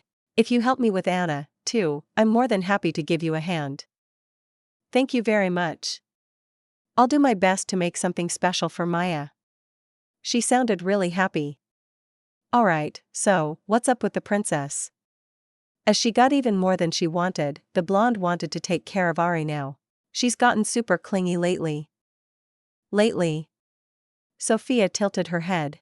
Well, even more. Way more. That sounds like a win to me, though. It's embarrassing, though. And it's hard to stay unaffected by her, well, affection. Just embrace and enjoy it. I am trying. It's nice, after all, but I'd like to know what happened to her. Okay, that's fair. Afterward, their little chat turned into full-blown girls' talk where the two tried to find out what was going on with the princess, which might take a while. Chapter 175, Clingy Princess. The group was back in the capital, and the girls went to the castle to teach Eluna more of the new ways of using magic. Sophia wasn't interested in that, though, so she decided to meet up with Ari instead. The two chatted about all kinds of things, and even made a plan for the upcoming birthday of Maya, where they planned to have Sophia cook a fancy dinner for her cat. Eventually, though, the topic shifted towards Princess Anna, who, according to the jaguar, was behaving a little weird during the last couple of days. So, what is going on with Anna that concerns you? Sophia wanted to know more about it. I wouldn't say concerning. Just, hard to get used to. Her boosted clinginess takes me a lot to stay calm. Be boosted, huh? The tiger naturally reacted to this all too familiar word. Well, increased might be the better fit. Adding to that, her clinginess actually keeps getting more with each day. Alright, I'm listening. I have a little experience with my own clingy cat, so I might be able to help. Maya's clingy? You have no idea. I like it, though, so it's perfectly fine. It's not like I dislike Anna being like that, either. The blush on Ari's cheeks increased. Hee hee. Sophia liked what she heard and saw. Okay, what exactly is the princess doing? She doesn't let go of me anymore ever since we got sick after you gave me a part of your magic power. She was even super reluctant to help teach Eluna today because she rather wanted to stay with me, but I didn't let her have that. Teaching her is really important, after all. Sounds pretty adorable to me. Well, it is. She is, but confused about why? Exactly. Still, what changed to before? Anna always seemed clingy to me. The blonde had yet to understand the actual change.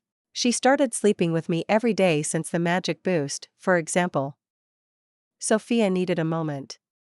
A slight blush appeared on her cheeks, as well. Ari tilted her head before her entire face turned red. And no.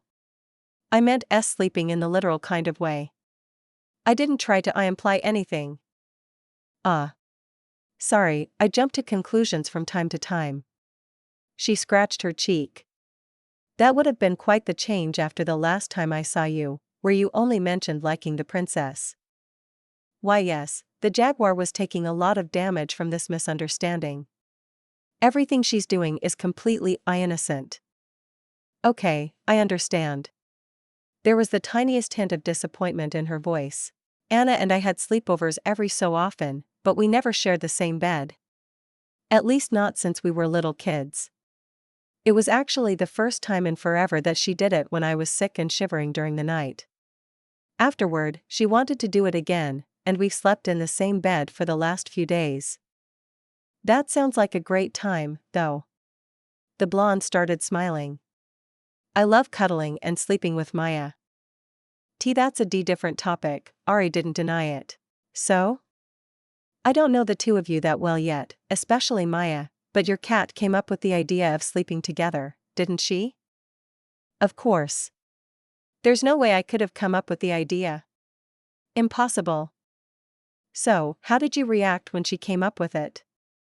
Well, actually, it happened without me noticing. The blonde scratched her cheek. Huh?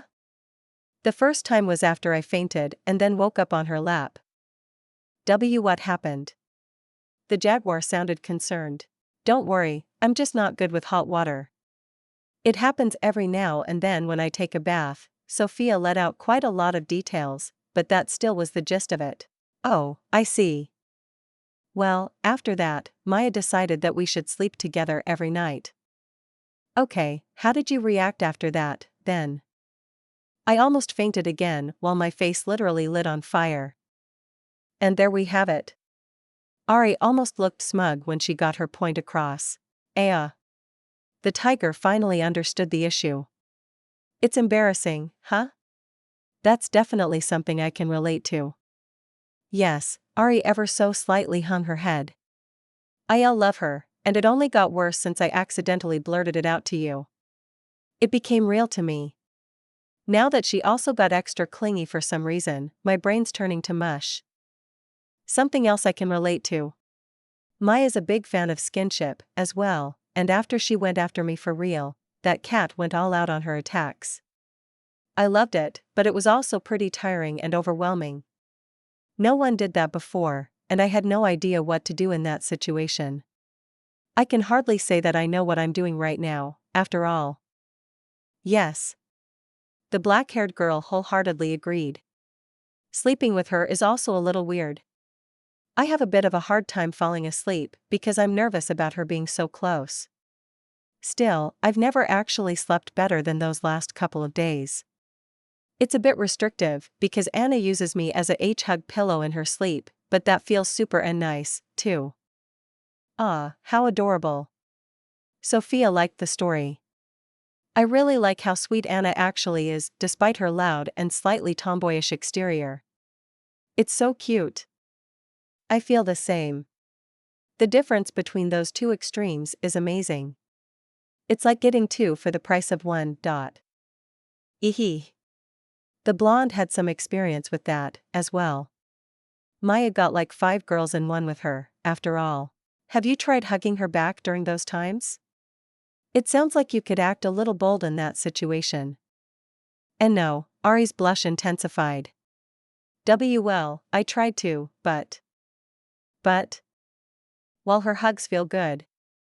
Before anything else, I have to take care not to suffocate. Eh? She tilted her head again. Literally, I mean. Once Anna falls asleep, she unconsciously hugs me in a way where she often presses my head against her chest, and my face gets buried into them so deep that I have trouble breathing every so often. The tiger had no idea how to react to something like that. I'm no. Very jealous. Ahaha, she let out a small chuckle. It's not as nice as it sounds. I bet it's soft, though. Incredibly soft. Ari didn't hesitate for a second with her answer. Warm, too. A bashful smile appeared on her lips. Also, being able to actually feel Anna's heartbeat while falling asleep. Wow.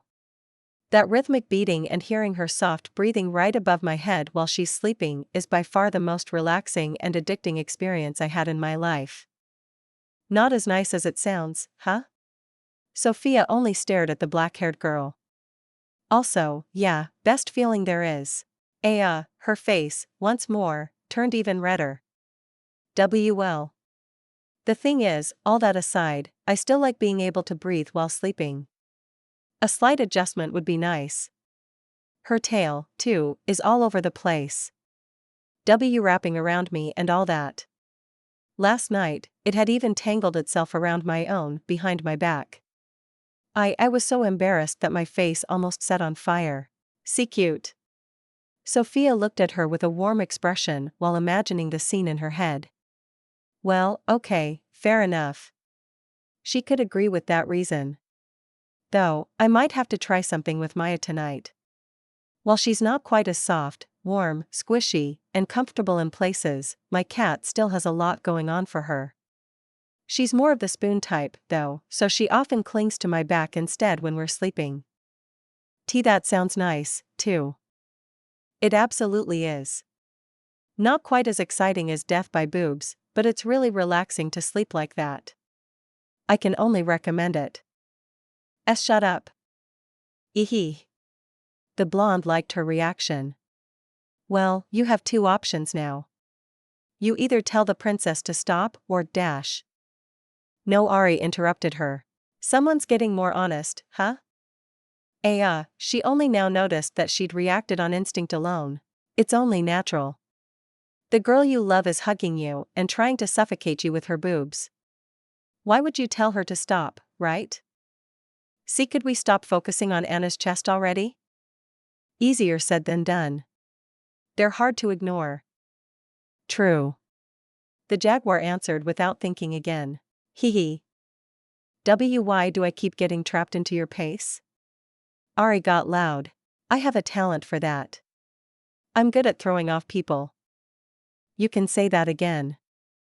Well, anyway, chest aside, the other option would be to get used to her hugging you while sleeping together. Sophia, sort of, got back to the topic. How? Time, I guess? I needed a lot of that to get used to Maya's pushiness. Still, look at where the two of us are now. But Maya did that because she loves you, right?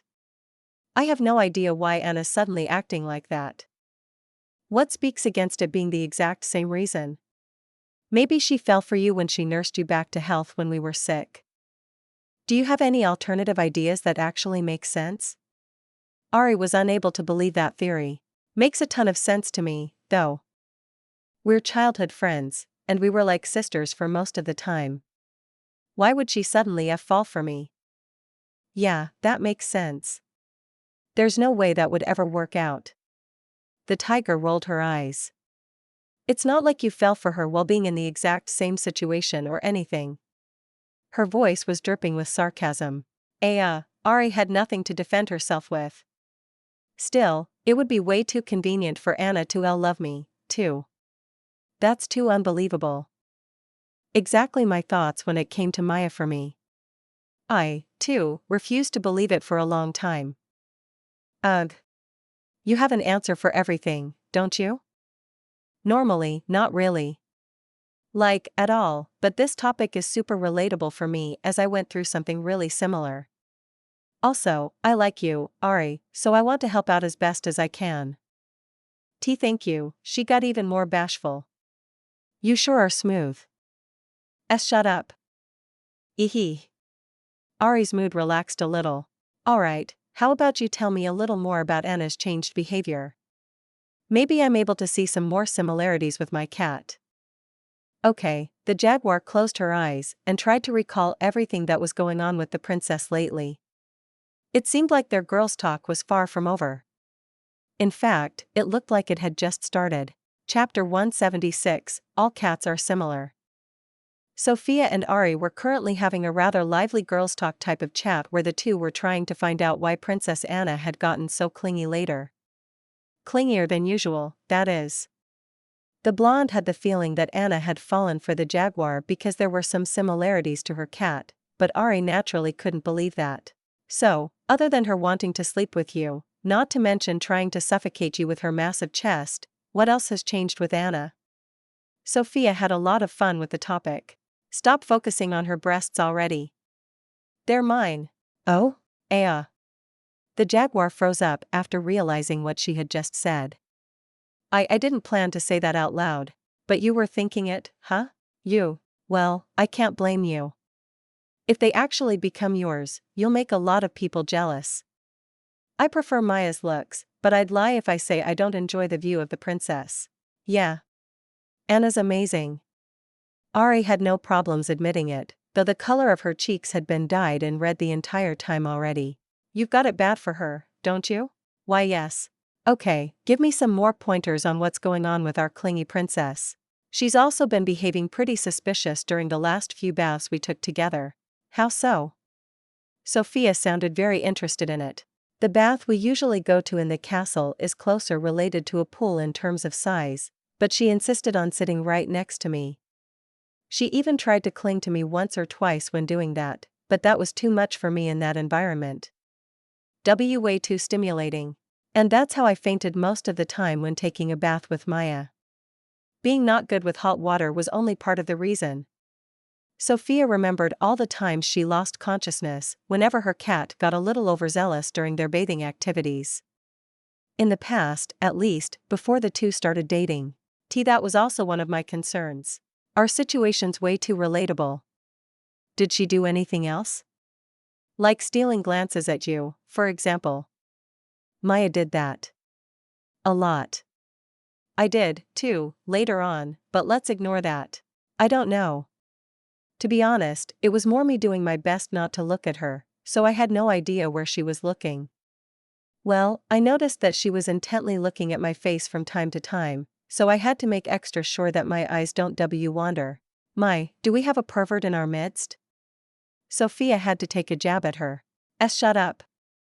Ari couldn't keep the eye contact with her anymore. Hey, you just openly admitted doing the same. Don't tease me. Well, I guess it's a good thing you managed to hold back. The tiger completely ignored her. It's really easy to notice if someone's stealing glances at you, after all.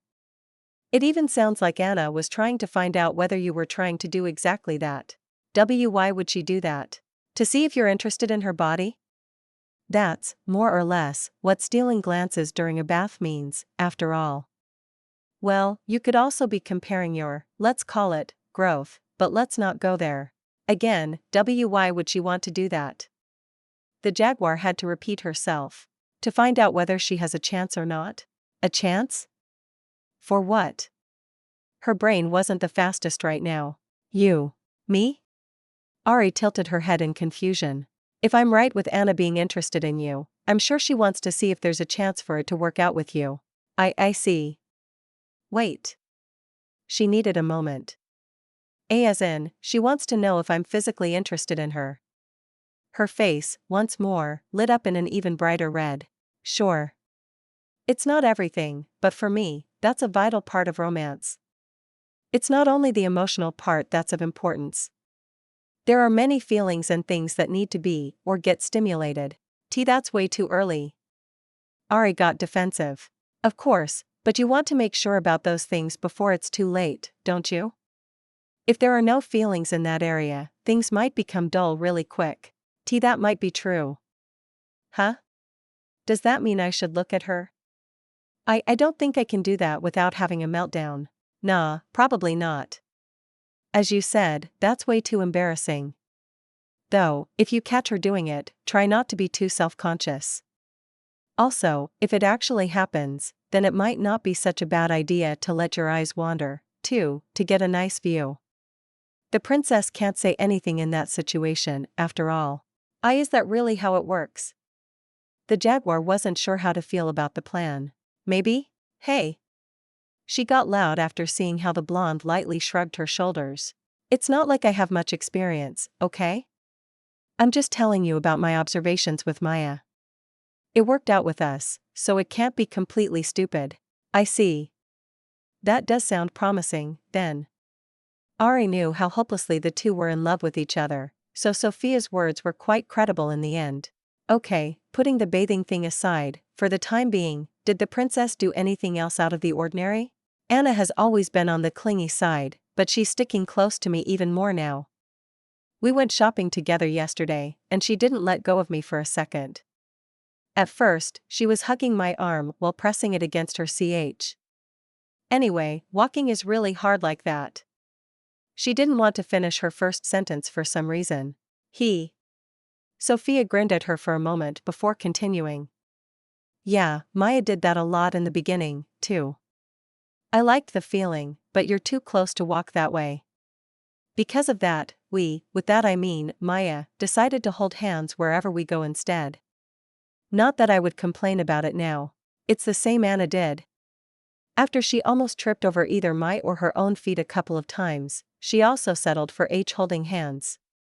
It feels nice holding her hand, and I like doing it, but it's very embarrassing to do in public. Everyone knows Anna, and with that, me, as well, to some extent. After all, she's the first princess of this nation, and I'm her maid, while also being the only jaguar with black hair. That alone makes me self-conscious enough already. Add holding hands on top of that, and everyone looks at us. Yeah, getting used to the attention is really hard. The blonde sympathized with her. How did you do it? Who says I did? Sophia shrugged her shoulders again. Ugh. It wasn't what Ari wanted to hear. No, I've gotten a lot better at dealing with it. I think it just needs time. Also, only focus on Anna alone and ignore your surroundings.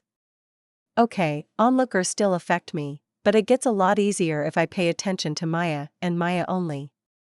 Nicer to look at, too. I see. Well, you are right. I should focus on Anna. That's more fun, after all. That's the spirit. Sophia liked the sound of that. Still, the princess sounds like she's really going for it if you ask me. Did she do anything else on top of that? We went to school together again after I felt better, and she was super defensive whenever anyone tried to come near me. Well, she always did that, and I'm really grateful for it because I don't enjoy the attention, but it felt like she was doing it even more now. More aggressively, too. Someone looking at me causes her to glare at them in an instant. Basically, something along the lines of you being hers, and no one's allowed to get near her. I don't know if I could put it that way, but it does feel a little like she doesn't want to share me. Wow, she really acts exactly as Maya does. Are all outgoing cats like that? Anna's a tiger, though? So? Sophia tilted her head. Anna's the tiger princess. I'm supposed to be the purest tiger alive. You're a rare jaguar, all while Maya's supposed to be a normal cat. But, even so, I'd still say Maya is the biggest predator amongst us. When it comes to her personality, at least. Aren't we all just cats in the end? Just with slight deviations in our fur patterns, and maybe slimmer or thicker types of ears and tails. We all like to hunt, laze around in a comfy spot, and could do without the cold weather, among many other things. Well. There was little Ari could say. You're not wrong, but...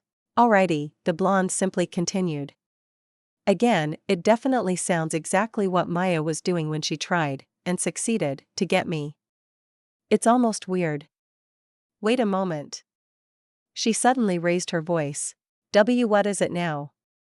Ari flinched and looked at her in surprise, because she hadn't expected her to get loud. As I said, we're all just cats deep down. She liked the jaguar's reaction, knowing how absolutely no feline being likes to get startled. No, aren't those two spending a lot of time together lately, as well? Yes. Anna's also talking a lot about her lately. Saying how happy she is that she managed to befriend her after everything that happened, and stuff like that. It almost makes me a little jealous. Ah, how sweet. Sophia started smiling. Don't worry, Maya also enjoys the view, but she has no romantic interest in the princess. I know. It's easy to see how much the two of you are into each other. Still, I'm not the biggest fan of Anna speaking fondly of other girls. Fair point. Okay, back to the topic, the two got a little sidetracked. I feel like Maya's influencing the princess with something.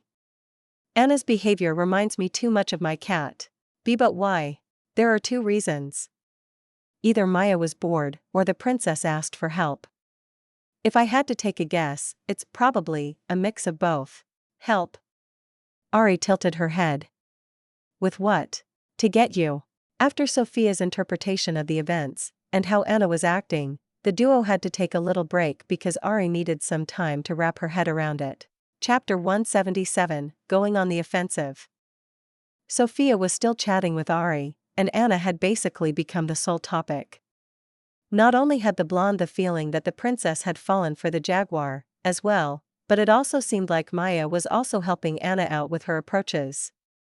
From the sound of it, she was behaving exactly like the cat when she was going after Sophia, after all. Yep, I really think Anna might be actually interested in you. Sophia made a short recap on her evaluation of the situation around the princess. There's just no way that could be the case. And no way, Ari couldn't believe her. Why not? Because she's the first princess of this nation. Do you have any idea how many choices other than me she has? Why would she ignore all of them to choose me instead? The blonde didn't know where to start. You're her childhood friend. In other words, you're her oldest and best friend. The person she's the closest with. She's absolutely comfortable around you, and it's obvious that she enjoys your company. She likes to cling to you, touch you, and is generally all over you. She mentioned multiple times how much she loves your personality, and I, myself, have to heartily agree with that because I love spending time with you, too. She showed no signs of stopping. The jaguar could only try to keep her blush in check. Also, even if we dumb it down to looks only, what other options would she have that could compete with you? Maya's taken by me, and you're the most stunning girl I met after her. Sophia was a big fan of the girl, but her priorities were still crystal clear. You didn't like your hair for the most time, but everyone else, first and foremost, the princess, is really into them. The deep black with the shiny yellow accents and the pattern is beyond amazing, especially when combined with your yellow eyes that perfectly accentuate it. You hit the jackpot with that combination. Your fluffy tail that's on the thicker side makes me super jealous, too. Your figure is great, too. Unless Anna's into the big type, you should have no problems there, either. Seeing how she went after me, who's very similar to you in that area, for a while, your chances should be excellent. Steam seemed to be rising from Ari's beet red head. Sophia praising her so openly made the jaguar very bashful. Any objections? She needed a moment. Do you really think that she likes me? I think so, yes. Though, there's no way I can be sure there. Sophia didn't want to make any promises. She's doing the exact same Maya did around me, but my sample size isn't big enough to make any absolute statements. Sorry. I see, Ari hung her head. What should I do now? It would be amazing if she really likes me the same way I like her, but. Can I risk ruining our literal lifelong friendship to find out how she feels about me? The tiger wasn't sure how to reply to something like that. There's just no way I could decide that for you. I know. Still, what is your suggestion? What would you do in my situation? Ari wanted to get as many tips as possible. I'm no help with that. I'd turn into a blushing and embarrassed mess that has no idea what to do. I'd freak out to no end and mess up wherever I could possibly mess up. Again, sorry. Ugh. You know, when Maya started going after me, I regularly turned into a mess, too. No, long before that already. Since the day we met, actually. I've had no friends for the longest time, and my experience with romance was basically negative. Oh, okay. While Ari looked like she was sorry for her, she wasn't exactly sure where the tiger was going with her story in this situation. Even someone like me was able to get used to her advances. To some degree, at least. I know that you're shy, too, Ari, but I'm sure you can get used to her clinginess. Probably, yes, but how is that going to help? The jaguar was confused. Try to get comfortable with her way of doing things and return the favor. That's what I did. Every once in a while, I managed to get bold enough and got closer to Maya, as well. It took me a ton of courage, but I eventually had a lot of fun going back and forth with her while playfully flirting a ton. Sure, I was still an embarrassed mess most of the time, but I enjoyed it. Is that how it works? So, long story short, I should get bold myself. More or less, yep. Sophia nodded at her question. It worked out for me. You. That's going to be embarrassing. Yep. She gave her an even bigger nod. It'll take a lot of effort, but I think it's worth it. You can get closer to her without risking your current relationship. You aren't doing anything she isn't already doing, after all. If you're lucky, she eventually explodes over all the affection she receives and confesses to you out of nowhere. That sounds oddly specific. That's what Maya did. Alrighty. Good luck with going on the attack. Yeah? It's already decided? Ari's eyes grew wide in shock. I am not ready for that yet. Why not? You love her, right? Why yes. You want her, right? To be mine, yes. That's why, let's-a go. So pushy, the jaguar wasn't sure how to feel about that side of Sophia. I would have loved a friend to push me along because I was behaving like an idiot around Maya for the longest time. Well, I still behave like that, but that's a different story. And no, I am grateful. I really am. Ari started panicking. It's just that it's a lot for me to do. Understandable. I would have complained a lot in that situation, as well. She couldn't blame her. It's not like you have to do it, either, but that's my suggestion. Why yes, the black-haired girl paused for a moment. What? What would you suggest me to do? How should I show my affection for her? Do the same thing she does. Sophia made it sound easy.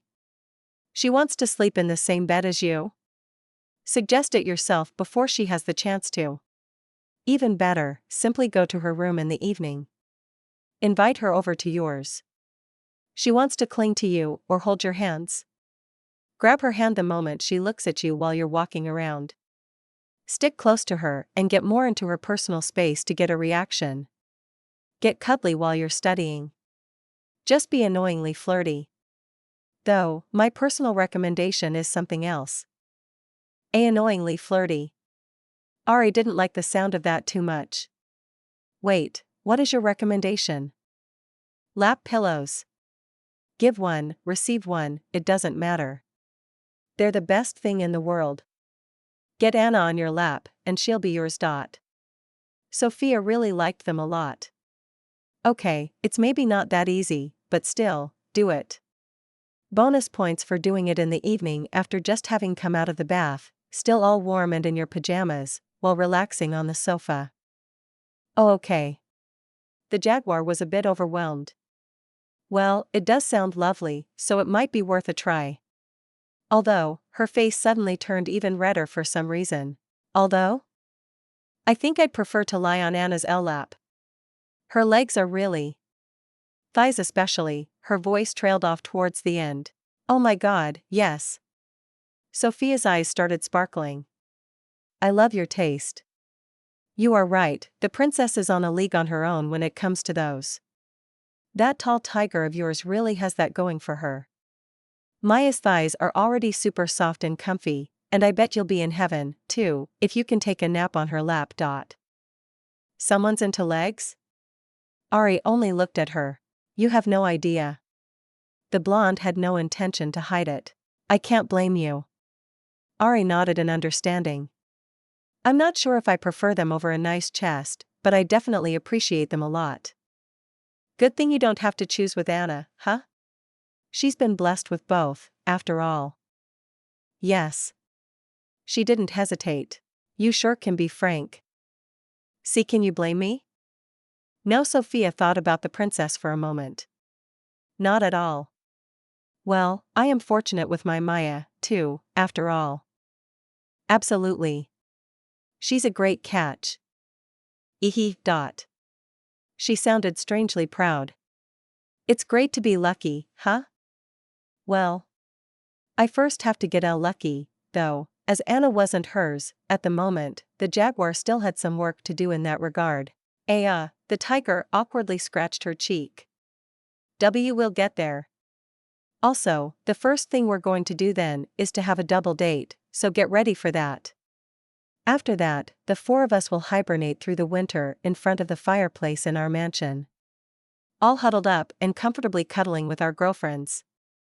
I like the sound of that. Ari showed her a small smile. Alrighty. Sophia sounded motivated. Let's get the operation going. Why yes. The jaguar clumsily raised her fist to imitate the blonde. Perfect. Sue. The bottom line for everything. I should try to go on the offensive myself? Imitate what Anna does, but also not overdoing it to make her suspicious of my intentions? Going as far as she goes should be safe, after all, but doing more could ruin what we already have. I honestly think you could go further, but yes, that's the best approach for now. Sophia agreed with the plan. Oh okay, I'll try my best. Thank you very much, Sophia. No problem. I'm glad to help. The tiger seemed to be in an excellent mood.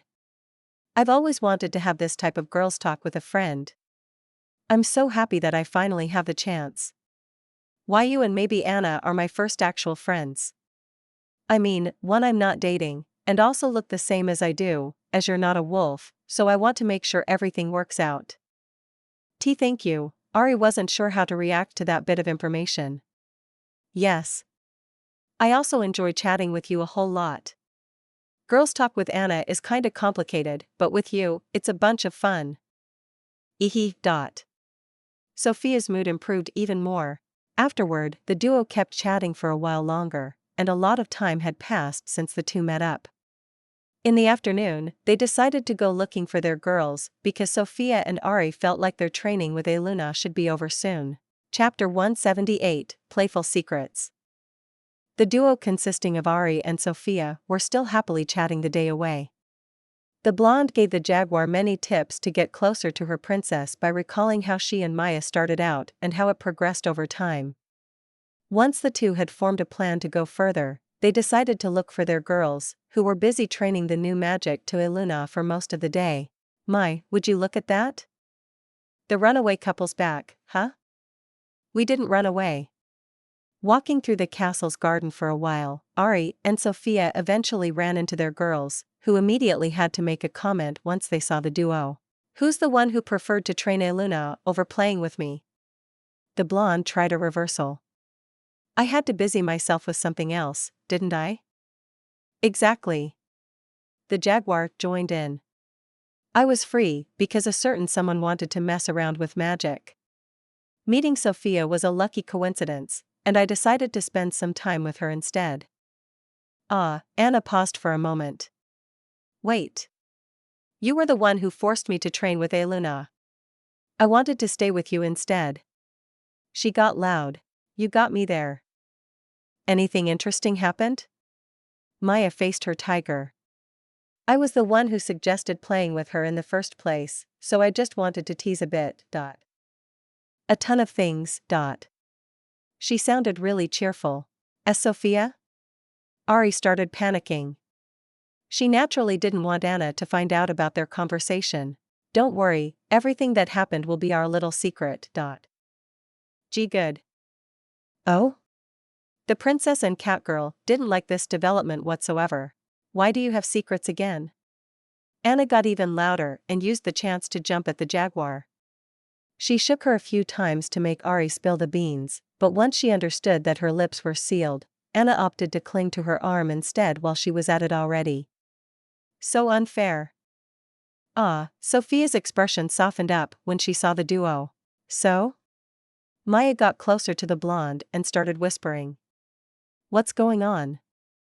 Sorry, not telling. It's something Ari told me in secret.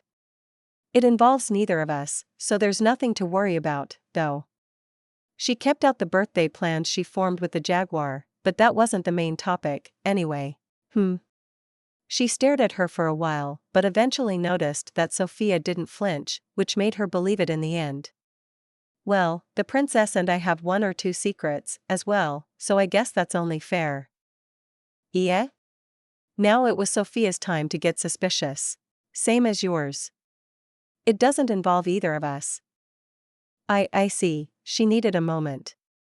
Well then. Sharing secrets with friends is great, isn't it? Yes. The blonde gave her a big nod. It's so much fun. Hee hee. Maya liked her expression. You sure are adorable. Shut up. I just enjoy finally having friends. I wasn't trying to tease you there. Is that so? Sophia. Anna got loud again. Yes. She reluctantly changed her attention to the princess. You didn't flirt with Ari again, did you? The blonde wanted to play a bit. Did I? Did I not? Sophia? Ari also raised her voice once more. It really is so much fun. She faced Maya again while showing her a big grin. I love you. The cat girl enjoyed that reaction a whole lot. Don't worry, princess, there was no flirting. Gee, good. At least none that I'm aware of. Hey. Hee hee. No, I think everything was fine in that regard. Though, I need a lot of Ari's time in the near future, because we have some things planned. I don't like the sound of that. Anna wasn't a fan. See, calm down, okay. With a slight blush on her cheeks, Ari tried to push herself away, and the princess reluctantly let go of the jaguar's arm after a while. Sophia wants to teach me chantless magic, and that's going to take a while, she managed to come up with an excuse on the spot. It wasn't really an excuse, because the two planned to do that, too. Still, the duo mostly wanted to take care of the Anna issue and have Sophia learn how to cook as a surprise for Maya on her birthday, but the other two couldn't find out about that. I see, there was little the princess could say here. Still no flirting. I'll try. The blondes and jaguars' voices perfectly overlapped. Hey. The duo kept teasing Anna for a bit longer, but Sophia and Maya eventually decided to head back to their mansion because it was getting late after they had spent almost the entire day on the castle grounds. Alright, spill the beans. The couple was back in their home and currently sitting on one of the sofas in their living room when Maya suddenly started questioning the tiger. About what? Those little secrets you and the jaguar have. I can smell something juicy. Nothing juicy. Sophia was loudly protesting. We just had some fun girls talk, nothing more. Ari wants to keep it a secret, and so I will. Now I want to know it even more. Maya enjoyed that type of conversation, too. Nope. How about you tell me about Anna's secrets instead? I also like the sound of that. Give it to me. Later, we're currently chatting. The cat girl smirked at her. She paused for a moment and developed a slight blush after she realized what other possible interpretations her words had. Why, yeah, sounds good. Hee, great. Maya seemed to be looking forward to it. Yeah. Wait. Oi. Don't make me get sidetracked here. Sophia noticed her plan. Whatever do you mean? Anyway, no can do. Anna also made me pledge secrecy on the topic. See? Why should I tell you, then? Because I want to know. The cat girl sounded a little whiny. Nah. The blonde didn't let her have it. Telling her Ari's secret, that is. Fine, she eventually gave up. Good. Wanting to keep Ari's secret and not accidentally spill the beans about her plans of surprising Maya with a self-cooked and fancy dinner, the tiger happily changed the topic. How is it going on the Eluna front? Pretty well, actually. Anna had been teaching her while we were, busy with your and Finn's little accident. She really understands the idea now and even learned another category. The king has also suggested that we should visit the princess school soon. Sophia stopped for a moment. I already forgot about that part again. Are we actually going to play teachers there? That was the plan, wasn't it? Yeah. I'm going to be so useless. Absolutely. Hey. Sophia raised her voice. Hee. Well, you're more the poster girl, so it's fine. I'm not sure how I feel about that, either. She had mixed feelings about being nothing more than a demonstration of real magic. You're also good at destroying common sense, but I'm not sure how that would be helpful. I don't destroy common sense. I create an alternative view on it. She got loud. No, wait.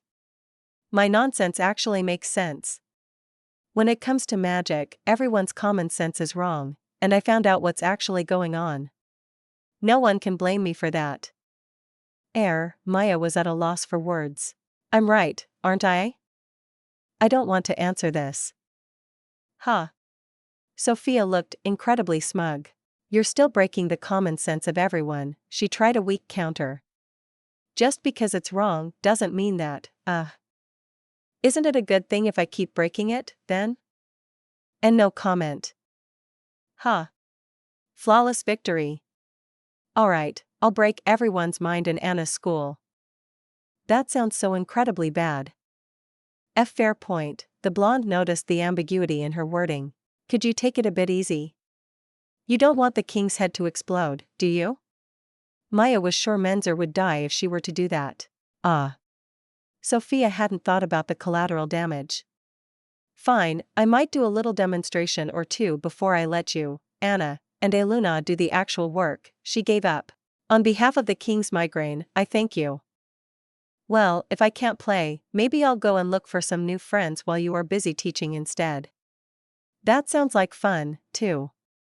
Why you looking for friends in a school full of teens while I'm doing something else? Yep. Sophia gave her a nod. I bet there are lots of cute girls in her school. Huh? The cat girl froze up. Why, you know what, I bet the king has his personal armada of healers at his disposal.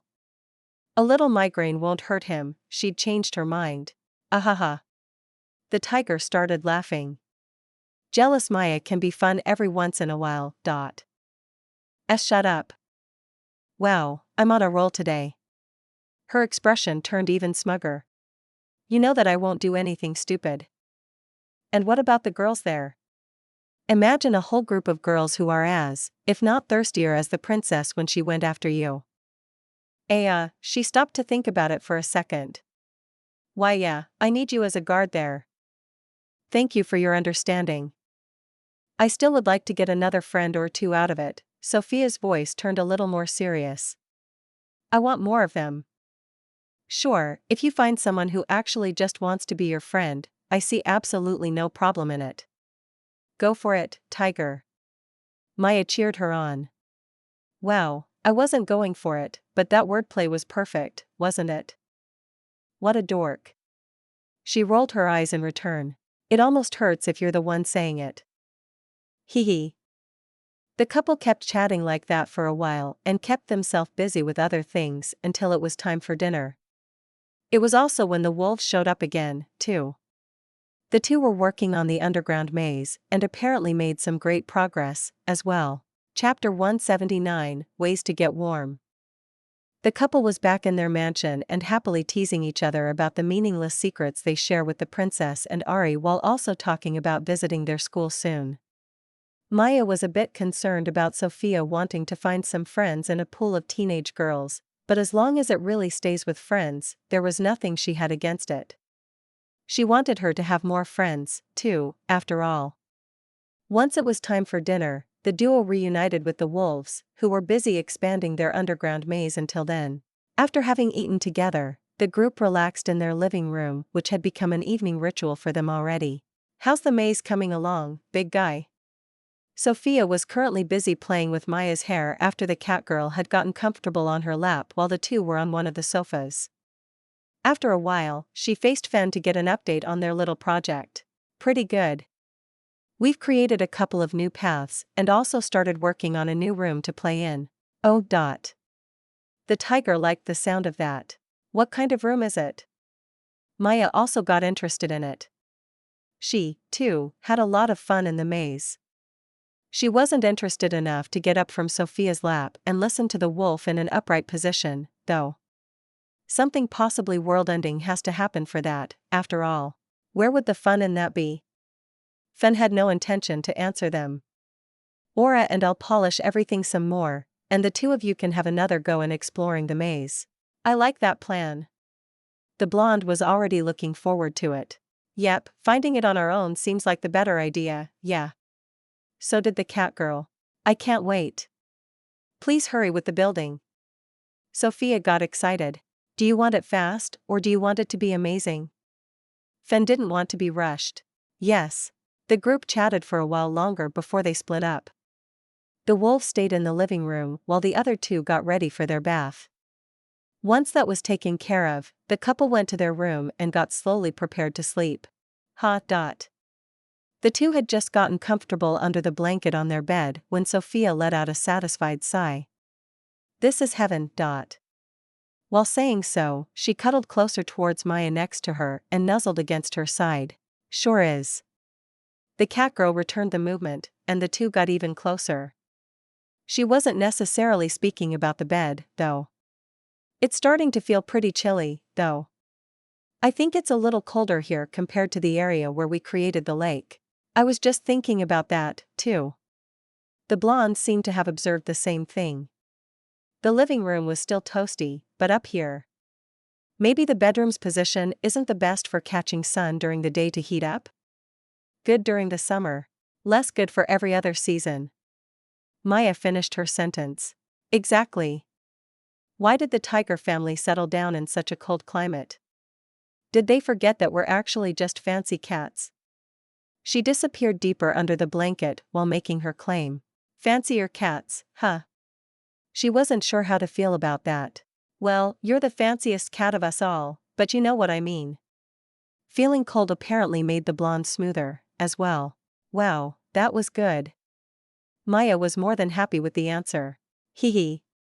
Still, how does the winter inside houses work in this world? The tiger sounded slightly cryptic. I mean, the living room and maybe some other floor downstairs will be heated by the fireplace, but what about upstairs? The warmth of it won't reach all the way to here, will it? Not sure. Our house back in Ramad was much smaller, and the winters never were all that cold. We had a central fireplace, too, and it was, more or less, okay for most rooms. I don't want it to be okay in here. I want it to be toasty. Sophia's living standard included central heating in her old world, so that wasn't an option for her. Well, I'm not sure if the warmth will reach all the way up to here in the first place. I kinda doubt it, too, actually. I don't like the sound of that.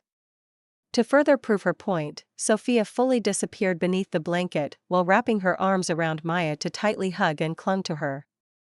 She also remembered her chat with Ari and buried her face into the catgirl's chest. No one could see it, but her expression was one of pure bliss. Come on, it's not nearly that cold yet, idiot. She didn't sound upset in the slightest, though. Should I stop? Her voice was slightly muffled as her face was still covered by the blanket, and two other things. Nah, I don't want you to catch a cold, after all. Ish that show? There was a hint of sarcasm in the tiger's voice. However, she still happily stayed under the blanket while also tightening the hug around Maya's body. A little while later, though, she stuck out her head again because it was getting too stuffy for her liking. Huh. She took a deep breath while also looking slightly pouty. Stupid need for oxygen. Having trouble breathing down there? Yeah. Weird, you normally have a lot more endurance when it comes to that. To what? Sophia sounded a little confused. Going down. Ah. She needed a moment to understand the catgirl's implication. Well, this and that are two completely different things. Hee. She let out a chuckle. I wonder how long you'd last, then. With what? Maya tried to sound as innocent as possible. Under the blanket. I'm aware of your performance for the other thing already. True enough. Pervert. Sophia could only come to one conclusion after this conversation. Why? Okay, I get it. You perfectly played along, though, pervert. The blonde still didn't answer. Anyway, let's get to that later. There was still something else to talk about, right? Sure. Sophia didn't disagree with her suggestion. Wait, where were we again? She needed a moment to sort her thoughts. Ah, right, the heating issue. Are there any alternatives to a fireplace? We can't really install another one in the bedroom, can we? Wait, can we? Well, it's our place, so I guess we could. Maya wasn't sure about it, either. Still, I'm not sure if I would want an open fire near our bed. It could get a bit stuffy and smelly in here. Not to mention that I feel like the flames would be super distracting when you try to sleep. Oh, you might be right about that. There's also the dirt from the wood and a bit of ash. Yeah, we probably shouldn't do that. She reconsidered her idea. So, what else is there besides a fireplace? Let's see. I haven't seen them in person because we never needed them, but I heard that there are devices that work like the magic ovens. You pour your power or authority or whatever into it, and it heats up. Although, instead of using it for cooking, it radiates heat and warms up to the room. Oh, I like the sound of that. It slightly reminded her of the heaters of her old world. I've heard that they're quite expensive and use a lot of your magic, though. So? The tiger didn't see the issue. Right. We have more than enough of both, huh? Maya still forgot about their situation every now and then. Let's get 17. Ahaha.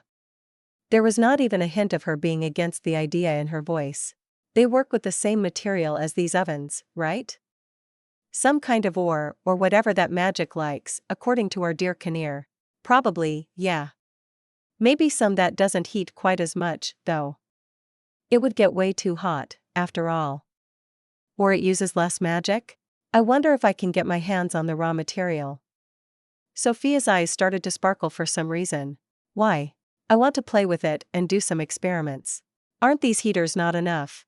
That's not it. You see, my old world had something we called floor heating. As the name implies, we had warm floors that heated up the rooms. I repeat, warm floors. You could run around barefoot all day long while always having toasty feet. I want that. Maya sounded extremely excited.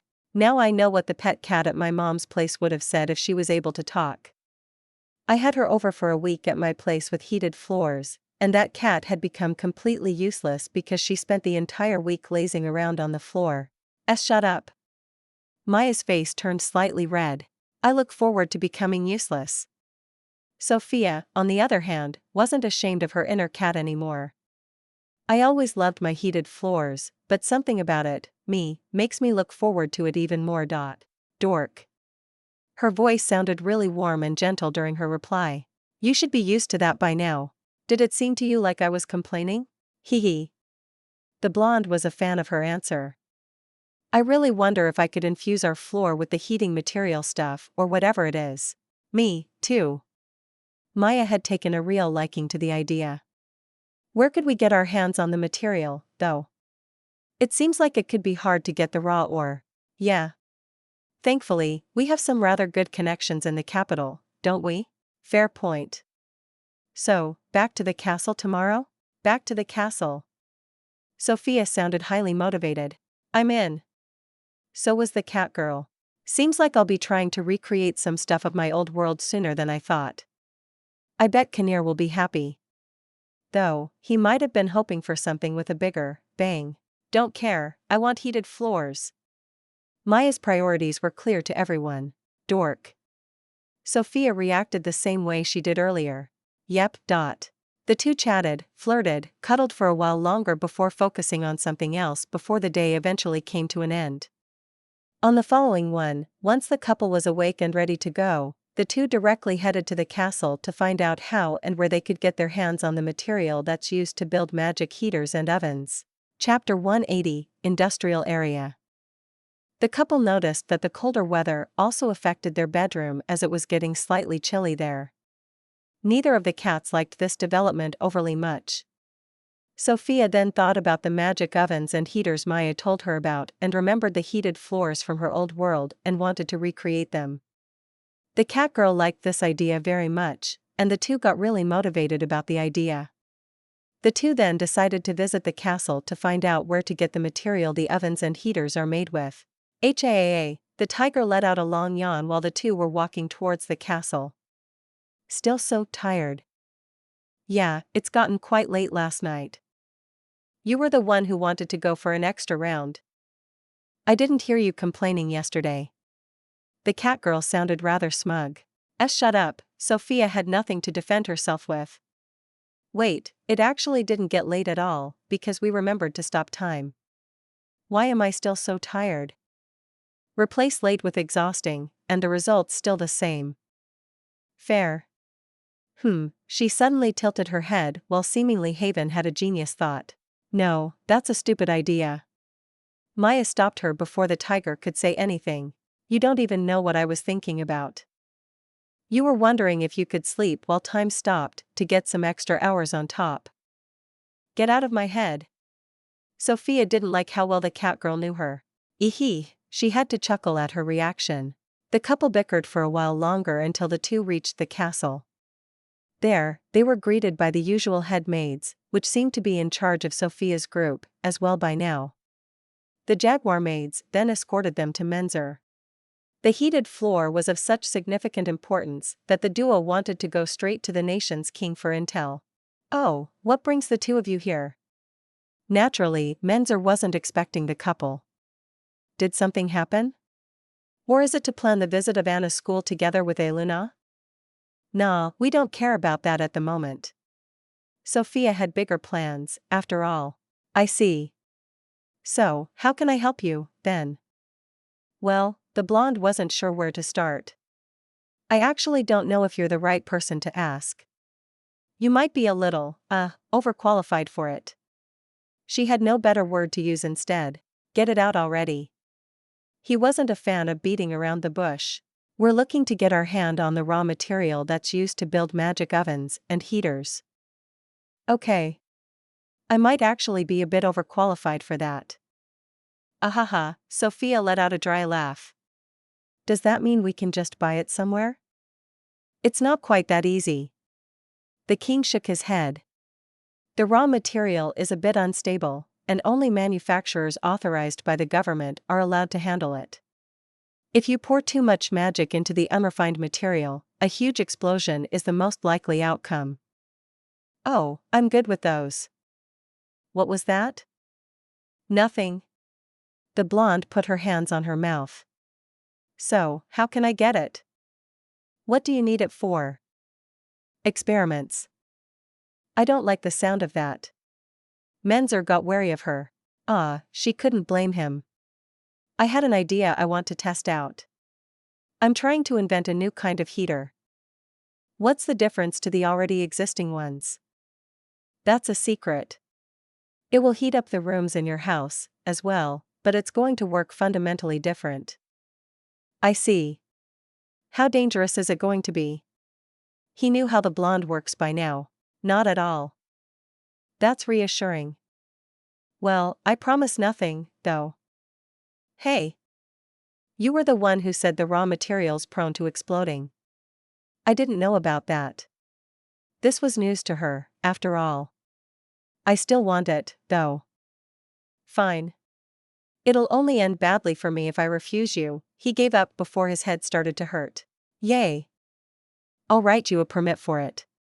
With that, you can go to the manufacturers of the ovens and heaters to buy some of the material from them.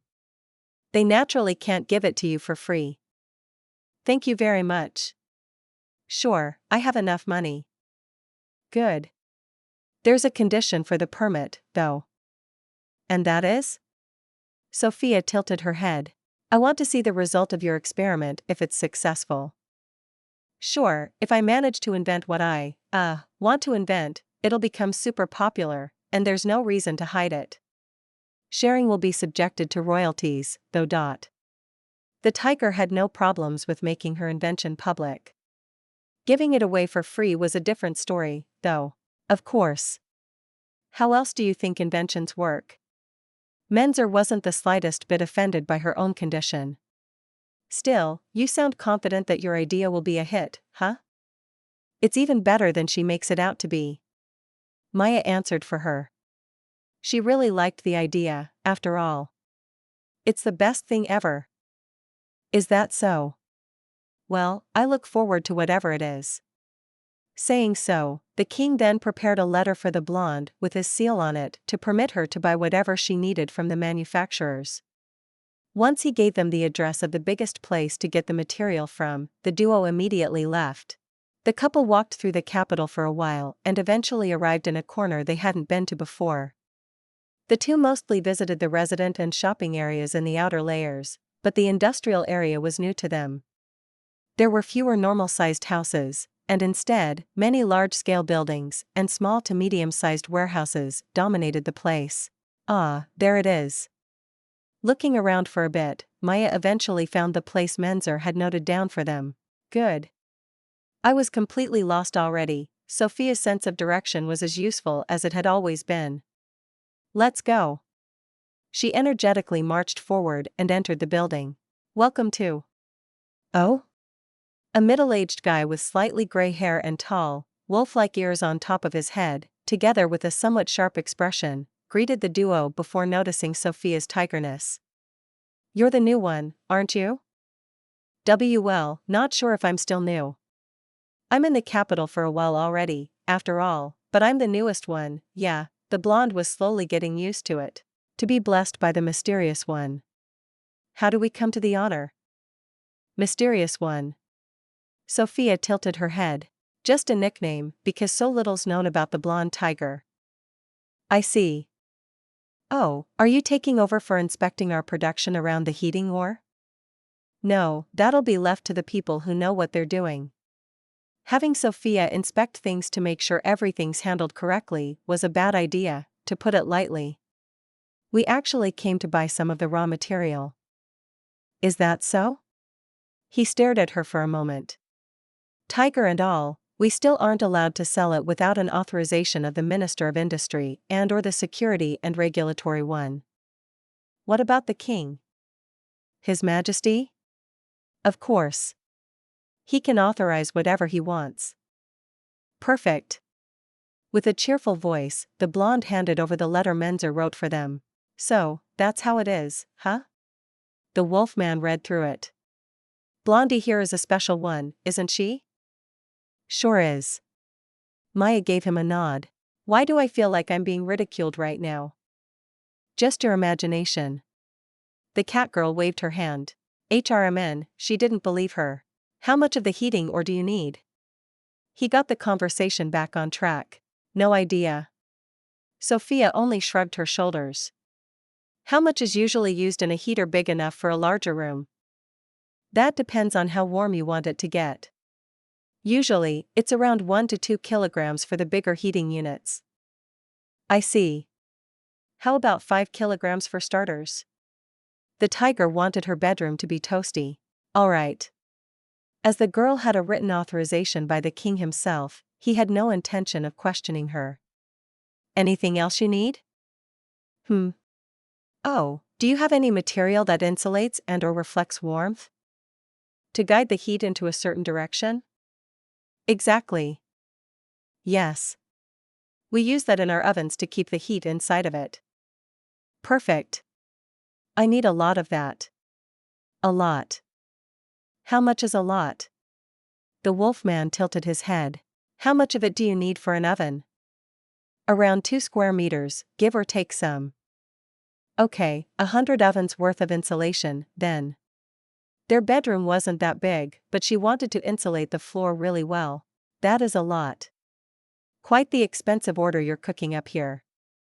Don't worry, money's not a problem. I like the sound of that. He sounded much more motivated all of a sudden. Anything else? HRMM, Sophia thought about it for a second. Are there any other materials with magical properties? There's the conductivity ore. As the name implies, it conducts magic.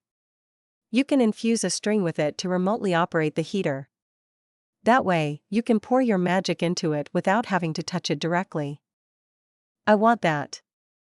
The blonde got highly excited. It sounded very similar to how cables are used in her old world, and that would be perfect for a lot of things she eventually wants to try recreating here. Sure. How much? Maybe 30 meters worth of that material for starters. I'll be getting more in the future, though. Lots of it. Of course. You're in luck, too. We've just restocked our warehouse and have lots of everything at our immediate disposal. We could even arrange delivery as soon as the afternoon of today. Sure, sounds perfect. The tiger thought about stuffing everything into her storage dimension, but she opted against it as it would be way too flashy. Also, a same-day delivery works just as well. Great. Afterward, the three went over the contract, which included the materials, delivery time and place, and some other minor details, including the arrangement to pay on the delivery. Once everything was taken care of, the couple decided to explore the industrial area a little more while their delivery was getting ready. They went back home a few hours later, just in time to greet the delivery guys with many horse-drawn carts packed with the magic ores and a ton of the insulation Sophia wanted. The blonde instructed them to unload everything in the barn behind the mansion, and everything was good to go once she paid for the delivery. Chapter 181, Heating Ore. The couple was having a very productive day for a change. Sophia remembered the heated floors and buildings of her old world and wanted to recreate them with magic. Needless to say, Maya, the cat girl, really liked the idea. Afterward, the two went to the king to find out how to get their hands on the materials. As it turned out, they needed a written authorization to deal with it because it has the tendency to explode in its raw form. Thankfully, the king gave them one, and the duo went shopping. In the end, they got way more than they needed, but the blonde wanted to experiment, after all. Once everything got delivered to their mansion, Sophia got very motivated about it. Alright, let's start. Yes. Maya, too, couldn't wait. Wait, I know it's kinda late after we went after the fireplace, heater, and whatever discussions last night. Not to mention having bought all that stuff already, but why don't we simply heat up the room itself, with our magic? That wouldn't be hard at all with our power, right? As much as I love the heated floor idea, we, too, could do that with magic alone, don't we? She had noticed a slight oversight in their plans. Where's the romance in that? Sophia had a playful tone in her voice. I love magic and all, but using it on its own to make my life easier is kinda boring. I probably could affect the weather with my magic to a degree that would give the capital and the area around it an eternal summer, but I don't like that.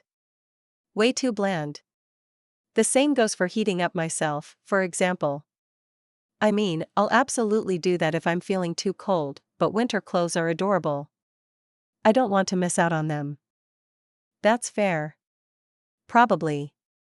Also, all this would only help us, because we have way too much magic at our disposal. What do you mean? Maya couldn't follow her. Remember how Kinnear mentioned that, while the living standards in this world are quite high, quality of life improvements are left to be desired? Yes. Though, I have no idea what he meant.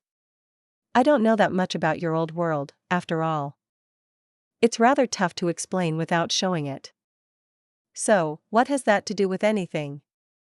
If we heat our house with magic directly, we'll be fine and toasty, but most people don't have the authority to use that much magic. My idea of heated floors should be usable by everyone who can use standard heaters. Oh. That's a nice way of thinking. I'm proud of you.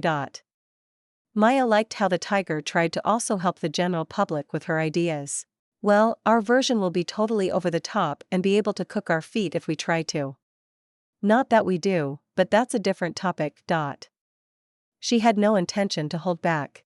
Great. Okay, not the cooked feet part, definitely not, but let's get as toasty as possible. Absolutely. The two energetically raised their fists in the air. Highly motivated, the duo entered the stable behind their mansion to inspect the delivery of the magic ores and the insulation material to get started on it. So, what's the plan? Maya was alternatingly glancing at all the boxes and her tiger. No idea. Sophia only shrugged her shoulders. I have no idea how this heating or thingy works, after all. Okay, that's understandable. The cat girl couldn't blame her. Guess we have to do some experiments first, huh? I like the way you think. Eehee. She let out a happy giggle. Alright, let's play. Yay. The two entered the stable and unpacked one of the little boxes that contained the heating ore. There were 10 in total, each containing 500 grams of the raw material. Sophia was touching one of the packs with a curious expression. It had a grayish-brown color and was relatively soft and easily formable. Just like clay. We didn't get ripped off, did we? I highly doubt a place the king recommended would do that to us. Right. Should I just pour some magic into it, and we see what happens? Didn't His Majesty say that the raw material tends to explode when you do that? So? The blonde tilted her head. Shut up. T. Dot. She stuck out her tongue. What's your idea? My? Let's see. We should have asked how it works, huh? That would have been a reasonable idea. We don't do that here. The tiger was still sticking out her tongue in a playful way. I know. It was far from news to the cat girl. From what I remember, these heaters using the material are usually a big box. The magic ovens are quite big, too. I guess that ore is encapsulated somewhere in the inside of it. So that your magic passively pours into it. I'd say so, yeah. Okay, let's give it a try. Sophia took the heating ore she was holding already, and the two left the stable to have more space to experiment in their garden. There, she created a hollow box with earth magic and put half of the 500-gram block inside it before closing off the top side of the box. Good, give it a try, Maya. Pour some of your magic into it. Why me? Well, if you don't want to, I'll happily do it. I'll gladly pour my magic power, of which I have way too much to finally control, into this highly unstable material that's prone to exploding. Step away from the box. Maya slightly panicked and pushed the tiger away. I'll do it. I love how much you trust me. Come on, this outcome, me doing it, was exactly what you wanted. I love how much you know me. Sophia slightly corrected herself. Whatever, should I just pour a little of my magic into the box? Maya eyed the construct the blonde had created. I guess so? She tilted her head. Be careful, though. Wow, if you say that, the cat girl got a little wary. Alrighty, here goes nothing. Saying, so she got a little closer and placed a hand on top of the box. A moment later, the box started rumbling and quickly turned red hot. I doubt that's how it's supposed to be. Sophia sounded perfectly calm, though. And no kidding. Maya didn't. Immediately after, she jumped backward to get some distance from it. A second later, the earthen box exploded, and a gigantic crater formed in their garden. All of that was accompanied by an ear-deafening sound of an explosion echoing through their residential area with some debris flying around, as well. I bet we'll be really popular with our neighbors. Sophia scratched her ears that had lain down flat on top of her head after the explosion. It still rings in there. The other girl was a little more confused. What just happened? My cat messed up. It had put her in an excellent mood. I barely used any of my power, though. Yeah, I hate it when that happens. The tiger had used this excuse many times before. There was nothing Maya could add to that. Seriously, what happened? No idea. She tilted her head while getting closer to the crater and looked at it for a while. Oh, I can see our portal room. Seriously? The cat girl was shocked. No, of course not. The portal room is like 20 meters below the ground. This hole is 2 meters deep at best. Don't scare me like that. How did we manage to get our roles reversed? I don't know. I don't like it either. Maya got loud. I love it, though. Sophia let out yet another giggle. Well, I guess simply putting the ore into an enclosure isn't how it works, huh? You really think so? She rolled her eyes. Any other ideas? How about you try something now? The cat girl turned her head away. I'll be watching this time. Sure. Okay, I'd say that using the material in the pure form isn't the best idea. It seems like it, yeah. She started thinking about an alternative way of using the ore. Should we mix it with something else? For example? Normal earth, maybe. I think sand would be perfect. Sand? Easy to mix and dose. Oh, yeah, makes sense. Maya understood her reasoning. Where do we get that, though? I have some in my storage dimension. Why? Why not? She had no real explanation for it. Seriously, what don't you have in there? The tiger had no reply for her. Forget that I asked. Maya decided that she didn't want to know. Gladly. Afterward, Sophia got some sand from her storage and mixed it with the heating ore once she had reduced it to small pieces. And that's supposed to work now. The cat girl was looking at the pile of sand with little specks of the grayish-brown substance mixed into it. Well, it needs some sort of binding agent later. To turn it into a somewhat solid material, I guess. Yeah, it's a little hard to use this way. It's enough to experiment on, for now, I'd say. Saying so, the blonde kneeled down and put a hand on top of the pile. Be careful, okay? Don't worry, how could I mess up more than you did earlier? Shut up. Maya's face turned red. Dot. Once she finished chuckling at her reaction, Sophia then focused on the experiment. She poured her magic into the sand, and it actually didn't explode. It's actually working. Really? Why the long face, then? The cat girl didn't understand her reaction and got closer to the sand ore mixture. Kinda lukewarm at best, huh? Yeah, the tiger nodded. I guess we need to find the right mixture now. It has to be way hotter, after all. Without it exploding, or melting feet, though. Why are you telling me this? The blonde just had to do it. For the rest of the afternoon, the couple kept experimenting with the heating ore and the sand to find the best mixture for it to get toasty without any side effects. They couldn't use it for heating up their floor otherwise, after all. It involved a lot of trial and error, including a couple more craters in their garden, though. Funnily enough, most of the time an explosion happened, it was while Maya was trying out a mixture. Chapter 182, Successful Experimenting.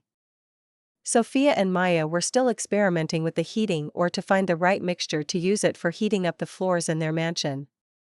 All they created up until now was a lukewarm pile of sand and a few craters in their garden after the mixture had exploded because the couple used too much of the raw ore at once. Our gardener that came over last week will kill us when he comes back. Maya was looking at their slightly destroyed garden that was riddled with craters from various explosions. Funny you're saying that. Most of the craters, including the giant first one, are the result of your doing because it happened after you tried a too highly concentrated mixture, after all. The tiger put all the blame on her. I really don't know what's wrong with me today, she hung her head. Dot. Sophia let out a chuckle.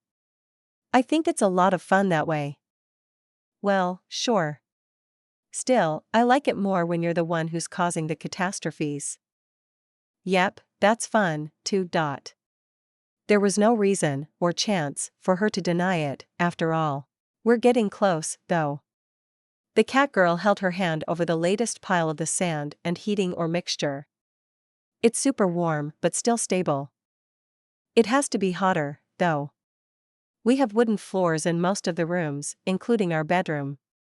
If we put the stuff below it, the wood's going to reduce the warmth that comes through it because it'll act as an insulator.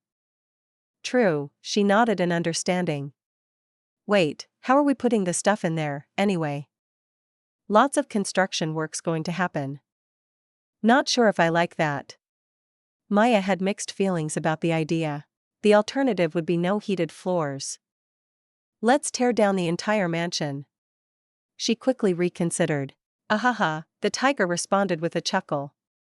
I don't think it's going to be that hard.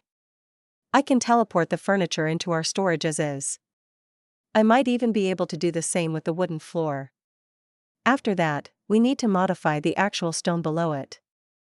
Modify? We need to carve it out a bit to add some insulation and the heating ore mixture itself, before adding the wooden floor again. It would get too high otherwise, huh? Maya saw the issue. What's the insulation for, though? We want to heat up the room above, not below, right? Without it, we would also have heated ceilings downstairs. Good point. Insulation can also act as soundproofing, if I remember right. She paused for a moment. That's one of the reasons why I got so much of it. Oh. The cat girl liked the sound of that. The two had a slight noise issue, after all. Them being too loud at certain times, that is. We first need to find the right mixture, though. True. Maybe the mixture being, dry, could also be a problem. Sophia tilted her head. If the heating ore gets actually combined with the sand into something more solid, it might work better? That sounds like a good idea. Let's give it a try. How, though? We could just add some water for the time being. It won't hold, but it's enough to test, I guess? Saying so, the tiger created a bit of water with magic and splashed it over a pile of sand. Afterward, she added the heating ore and started mixing everything together. Interestingly enough, the ore began to dissolve completely, and the whole mixture slowly turned into a homogeneous mass. We really should have asked how the raw ore works. Yeah, Maya, too, was awkwardly scratching her cheek after seeing how easy it was all of a sudden. Let's see if it's any better now. Sophia placed her hand on the mixture and poured some of her magic into it. Immediately after, it started to heat up. It also got way warmer, not to mention that it evenly heated up now. Oh. How is it? The cat girl got closer and touched it as well. Feels nice and hot. I like it. Looks like the mixture got solid, too, huh? Yep, it's near perfect. I think we can add a little bit more of the ore.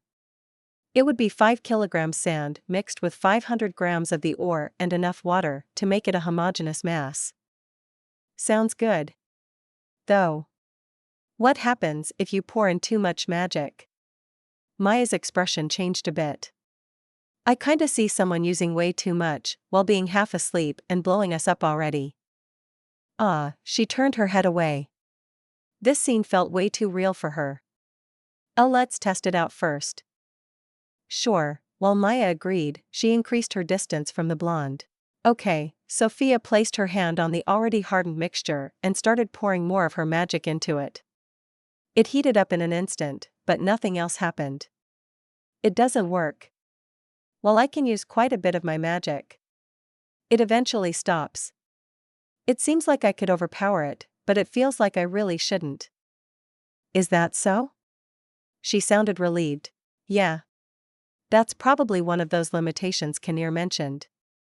His magic doesn't care about it, but my tiger magic is warning me to stop. I love your tiger side more and more with each passing day. Me, too. What now? Should we get our bedroom ready? Maya wanted to know about their plan going forward. Do you mind if I make a sensible suggestion?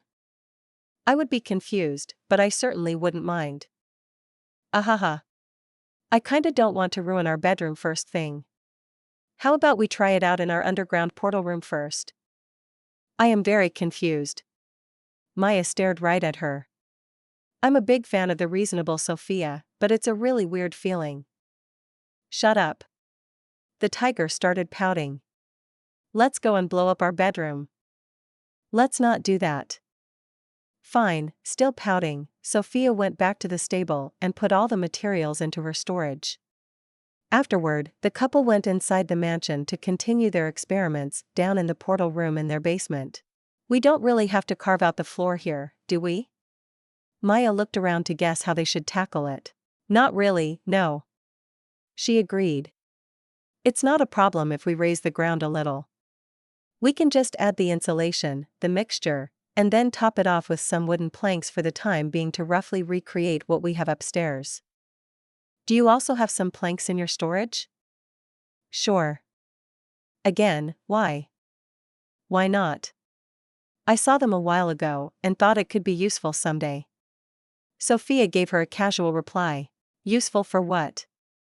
For testing out the new heated floors in the basement of our mansion we received from the king of this nation.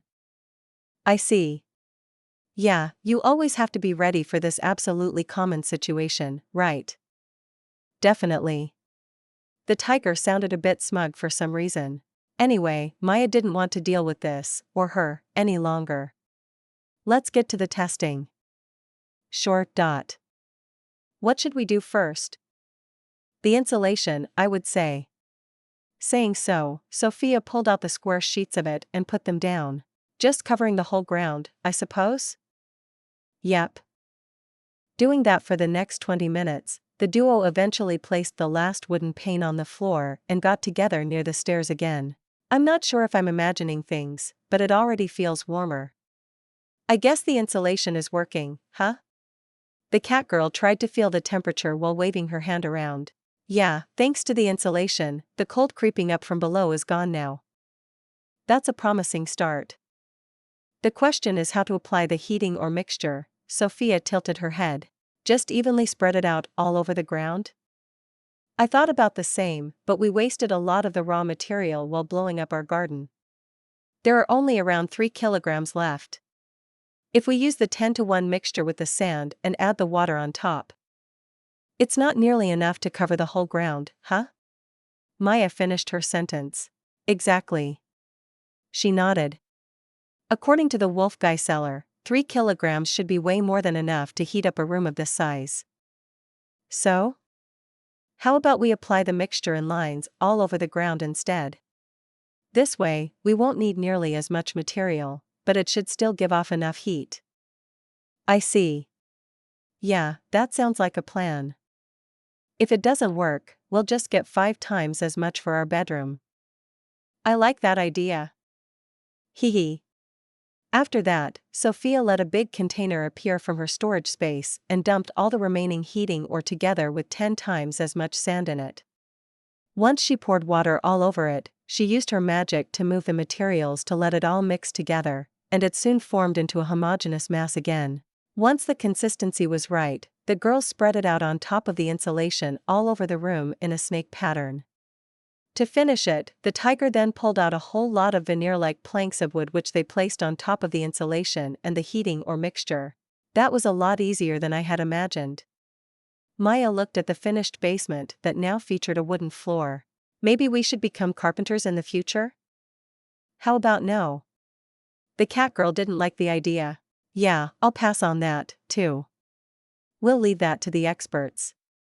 The blonde had only made a joke, after all. Alright, let's test it out. Saying so, she put her hand on the newly built floor and started pouring her magic into it. It's working, but we might need to use some of the conductivity or stuff to transport the magic faster below the wood. I might make some sort of switch thingy on the wall that connects to it. We can simply touch that then to get it going. You sure are dedicated to the plan. I kinda like it when you are like this. Oh, the floor's getting warm. She finished pouring her magic into the floor, and the wood began to heat up after a minute or two. Really? There was a hint of excitement, and the cat girl immediately kneeled down to feel it for herself. Oh. Great, isn't it? Very. Her tail was sticking straight up while Maya was happily patting down the floor. Glad you like it. While saying so, Sophia took off her shoes and socks before stepping on the wooden floor. HIA. I'm in heaven. She let out one of the most comfortable sighs the cat girl had ever heard from her. This the beast.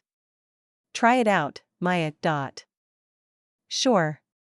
Wasting no time, she immediately took off her boots and got rid of her overknees, as well. Afterward, she joined the tiger on the heated floor. Oh no, this is bad, her expression changed. This floor is dangerous. The warmth below your feet and how it slowly soaks up while spreading through your legs. While letting out a chuckle, Sophia sat down on the floor before letting herself fall on her back. She had sprawled out her limbs all over the wood. Maya immediately did the same, and the two rolled around on the floor for a good while before eventually settling down next to each other. Afterward, the two started cuddling while being warmed up by the heated floor beneath them. Eventually, though, the wolves appeared in the basement after coming back from working on the maze and spotted the two there. Fan and Aura naturally were a little confused over the sight, and the couple had a lot of explaining to do. Chapter 183, Fan loves heated floors. After a lot of experimenting and some collateral damage in their garden, The couple eventually found the right mixture to turn the heating ore into a mass that can be safely used to heat up their floor. Afterward, Sophia and Maya went to their basement to test it out. It worked out even better than expected, and the duo lazed around on the heated floor until the wolves eventually showed up. "What are you doing?" Fan and Aura had just come back from working on the maze and ran into the couple lazing around on the floor of the portal room while cuddling with each other. More importantly, why is the floor made out of wood now? The female wolf was just as confused. More about the changes to the basement, though. Running into the two cuddling somewhere wasn't anything unusual, after all. The couple got up from the floor, and Sophia awkwardly scratched her cheek. "Why don't you step on the wood and tell me what you think?"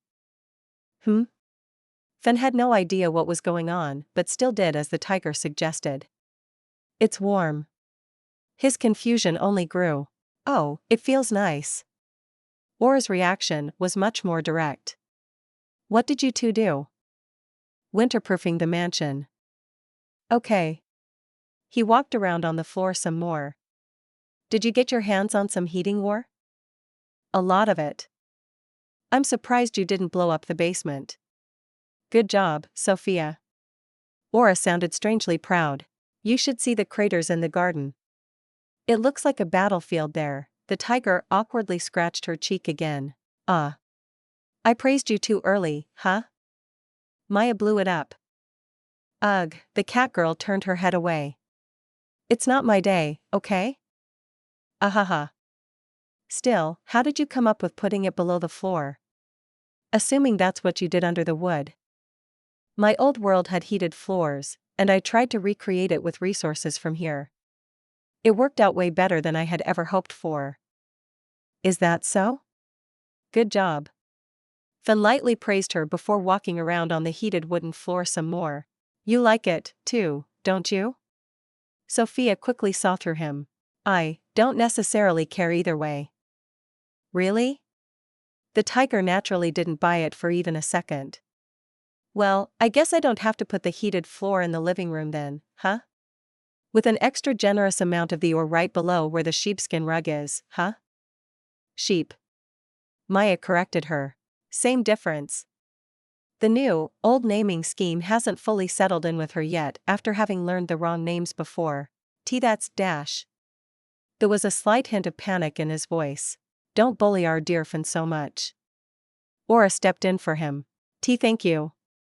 It's clear as day that he desperately wants it. She wasn't on his side, though. "Hey. And how much do you want to have it?" The tiger had seen through her, as well. "I don't want to have it." Aura paused for a moment. "I need it." Now that's honest. Sophia liked her reply. "Fenny, you should learn from her." Shut up, he sounded slightly pouty as he turned his head away. "Alright, because Fenny wants it so much, we'll change the floor in the living room, as well. On behalf of our dear Fen, I thank you very much."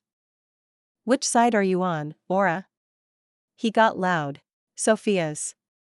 She didn't hesitate for even a second. "Obviously." "Ugh. But don't look forward to it too much, Fen." Maya also couldn't miss this opportunity. "Our bedroom will be the first to get renovated." He needed a moment before giving up. All that aside, I know that the two of you are the textbook examples of cats, but it's probably going to stay somewhat warm for a bit longer, you know? Our bedroom's not on the direct sun side, though. It's not heating up that much during the day compared to the toasty living room." The tiger started complaining. "Sounds like an excuse to me." "Of course, it is. It's also true, though." Sophia had no reason to hide it. "I see. Well, whatever." Fen didn't want to deal with her anymore. Hee. She felt like having won the argument. "Maya, we're going to revisit the store tomorrow." "Absolutely." The group kept bickering for a little longer before eventually going back to the living room, where everyone felt like freezing for some reason. The rest of the day went by without anything happening, and even Sophia managed to get up relatively early the following morning. The couple was on an important mission, after all. The two went shopping for some, or a lot, more of the heating ore. While they were at it, the tiger also got a little more of the insulation. Most of it was scheduled to be delivered somewhere in the afternoon, but Sophia decided to carry some of the ore on hand because the girls wanted to get started with their bedroom right away. All right. The couple was back in the mansion, and Sophia energetically raised her fist once the two had entered their bedroom. Let's get rid of all the stuff. Yes. Maya was as motivated as the tiger. Well, it's not really any work, so. Oh, let me try something. Do I like the sound of that? The cat girl wasn't sure how to feel right now. She scratched her cheek. Debatable. Please leave the room. Okay, no, I don't like the sound of it. What are you planning? I'll try teleporting the entire inside of our room into my storage dimension. Hearing that, Maya gladly left the room and even went down the hallway to ensure she wouldn't end up as collateral. Please don't destroy the bed. I've come to like it quite a bit. There's no need to worry about that. Sophia sounded really confident. I would protect this bed with my life. There's no way I'd ever destroy it. I see. Carefully, Sophia started to concentrate, and a few moments later, their entire bedroom was shrouded in the same pinkish distortions as her usual portals. Afterward, once those disappeared again, the room was completely empty. Even the wooden floor was gone, revealing a marble-like stone layer. The attached bathroom, too, had been emptied out. Maybe you should rethink your opinion about joining the carpentry business. The cat girl came closer again and was visibly impressed. You could revolutionize the industry. Maybe, I'll put it on the list of retirement ideas. Sure, go for it. It was pretty easy to tell from the tone of their voices that the couple was just messing around. Why did you even clean out the bathroom? Hello? The tiger tilted her head. Heated floors when going in and out the tub when naked? Why are you so perfect? Maya fell even more for her. I try my best. Hee hee. She let out a chuckle. So, what now? We'll destroy the nice-looking marble floor of our bedroom. This mansion is ours, right? Not just like the king is letting us rent it for free. The contract the Minister of Housing gave me mentioned that it's my property now, so we should be fine? Right. Good to know. She sounded relieved about it. Even if, no matter how nice the marble looks, heated floors are a definite upgrade. True. Maya saw no error in her claim. Wait a moment, Sophia's expression suddenly changed, and she let a portal appear in front of her. What's wrong? I want to take a look at something. Saying so, she grabbed the cat girl's hand, and both stepped through the portal. Well, Maya looked slightly awkward while she was scratching her cheek. That's something. The duo was looking at an exact replication of their bedroom inside the storage dimension. Safe for any walls, that is. I knew it. We could totally live in here. I don't think I ever doubted that we could, but I don't think we should. There was a subtle difference in those claims. There's no need for it anymore, either, because we have the mansion to return to now, too. That's fair. The tiger sounded a little disappointed. I still think it would be fun to place a house inside here. Sure. With a roll of her eyes, Maya grabbed her hand again and dragged the overambitious tiger out of the storage dimension. Half an hour and the usage of Earth-related magic later, the floor in the couple's bedroom, including the bath, was now carved out by 15 to 20 centimeters. Afterward, the duo placed an extra thick layer of insulation on the floor by doubling the sheets. They apparently act as soundproofing, too, after all. Something of great interest for the two. Alright, time to mix the heating ore. How much of it do you want in our bedroom? That depends on how much we have. I like the way you think. Sophia started smiling.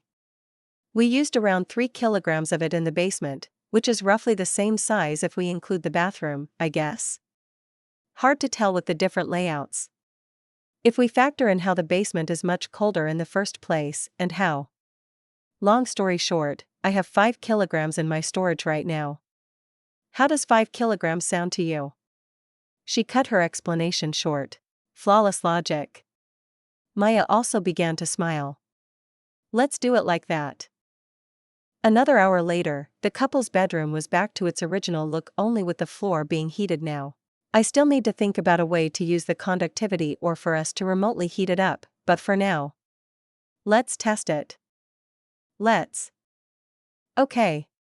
The tiger placed a hand on the floor and started pouring her magic into it. She continued doing so for around a minute until it felt like the heating or was saturated. Oh. Another minute or two passed, and the catgirl started to feel something. It's getting warmer. It's working. Her voice was full of joy. I think this is my favorite side of yours, Maya. Sophia didn't care about the heated floor right now and started right at her. MMH? What do you mean? She innocently looked at her while happily patting down the warm floor. This is so great. You just being you. The blonde had an incredibly soft expression. It's like when we first met or when we play around. I love every part of you, but when you don't have to look after me, being all playful and giddy. It's the best. Hee hee.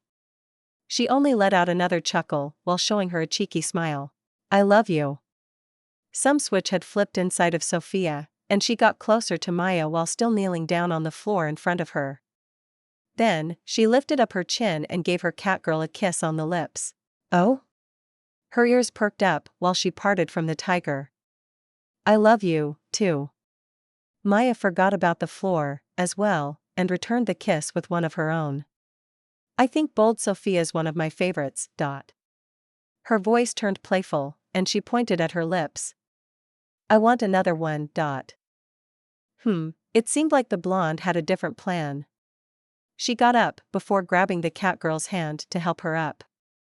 Afterward, Sophia guided her towards the bed and pushed her down there. No time at all had passed since the tiger got bold, and the couple, after having had a quick shower to freshen up after having done a lot of work, went back downstairs. Even though they had gotten sidetracked, the two still had some more construction left to do. There is also a version without the background being slightly blurry. I think the blur helps direct the focus to the girls, but a sharp background also has its uses. Makes for a better wallpaper, too. Spoiler. Collapse. A big thanks to @san_plus_ on Twitter for this one that is just wow. Chapter 184, Renovating Their Mansion. Sophia and Maya were still retrofitting their mansion with heated floors and had just finished equipping their bedroom with it. The couple had also already given it a test run afterward. After their break, they decided to keep on going with the other rooms. There was still a lot of work left, after all. Before starting with the living room, the delivery of the remaining heating and the insulation arrived just in time for the group to renovate the rest of their mansion. Alright, that should do it. Sophia had just finished putting everything from the living room, including its wooden floor, inside her storage dimension. Is there anything we can do? The wolves wanted to help, as well. Sure, we need to carve out the ground by around 10 centimeters in each room. Feel free to do that for me while I'm putting everything that's in the way into my storage. Got it. The wolves sounded highly motivated. I'll help the two of you with the insulation. As Maya couldn't help the tiger, she decided to join Fan and Aura instead. Alright, I'll continue emptying out the rooms. Sophia liked the plan. Which rooms are we going to install the heated floors in? Aura wanted to know how much they had to do. Eh? The blonde tilted her head. All of them, of course. Storage rooms, hallways, and every unused room upstairs are included. Every inch of this place shall have heated floors. Okay. No one seemed to have any complaints about it. The group kept modifying their mansion for the rest of the day. Thanks to all of them being slightly on the overpowered side, retrofitting every single of the many rooms took them only a couple of hours. Once they had dinner and the couple finished their regular bath in the evening, everyone got together in the extremely toasty-feeling living room. The couple was currently cuddling on one of the sofas when Maya let out a most satisfying sigh. The heated floor in the bath was divine. It's not half bad in here, either. Aura also seemed rather satisfied as she stretched her body next to Fen on the sheepskin rug. I might actually start worshipping you for this, my goddess. Stop that. Sophia immediately got loud. I am no goddess. You could be one if you want to, though. The female wolf had fun with the topic. But I don't want to. Why not? You could be the goddess of heating. Sounds fun, doesn't it? It does not. If anything, if I actually become a goddess, my first official act would be taking back my blessing of heated floors. I am deeply sorry, my dear divine tiger. Alright, that's it. This divine tiger will be removing her blessing to the living room first thing tomorrow. Eh? Fen and Maya didn't like the sound of that. Can't you just banish her to the stables and the garden for her outrageous blasphemy towards the higher striped one? The cat girl absolutely didn't want to let go of it. Although, her wording made it relatively clear that she directly jumped in on the teasing. Oh? The blonde next to her moved away from Maya she had been cuddling with until now, and stared at her. It sounds like you'd like to join her, huh? Can we get blessed with heated floors in the stables? How about a blessing with permafrost floors instead? I wouldn't like that at all. Aura and the cat girl's voices overlapped. Well, contrary to Kinnear, I wouldn't be a benevolent goddess, after all. Wow, Fen was happy that he hadn't annoyed her this time. He knew how benevolent Kinnear was, after all. Anything you want to share, big guy? Sophia looked at him. Not at all. I'm just relaxing here in peace. Is that so? How do you enjoy my blessing, then? Your invention isn't half bad. Good. She liked his answer. Fen can stay. The two of you are sleeping in the stables, per the goddess decree. Good thing there is no goddess here, right, Aura? Maya glanced at the female wolf. Yep, only the good old stripy one. Our dear tiger, that is. You two sure are something else. Sophia wasn't really angry. Eehee. Seriously, I don't wanna, okay? Also, don't joke about that when it's not just the four of us here. Of course. Maya and Aura gave her an understanding nod. Good.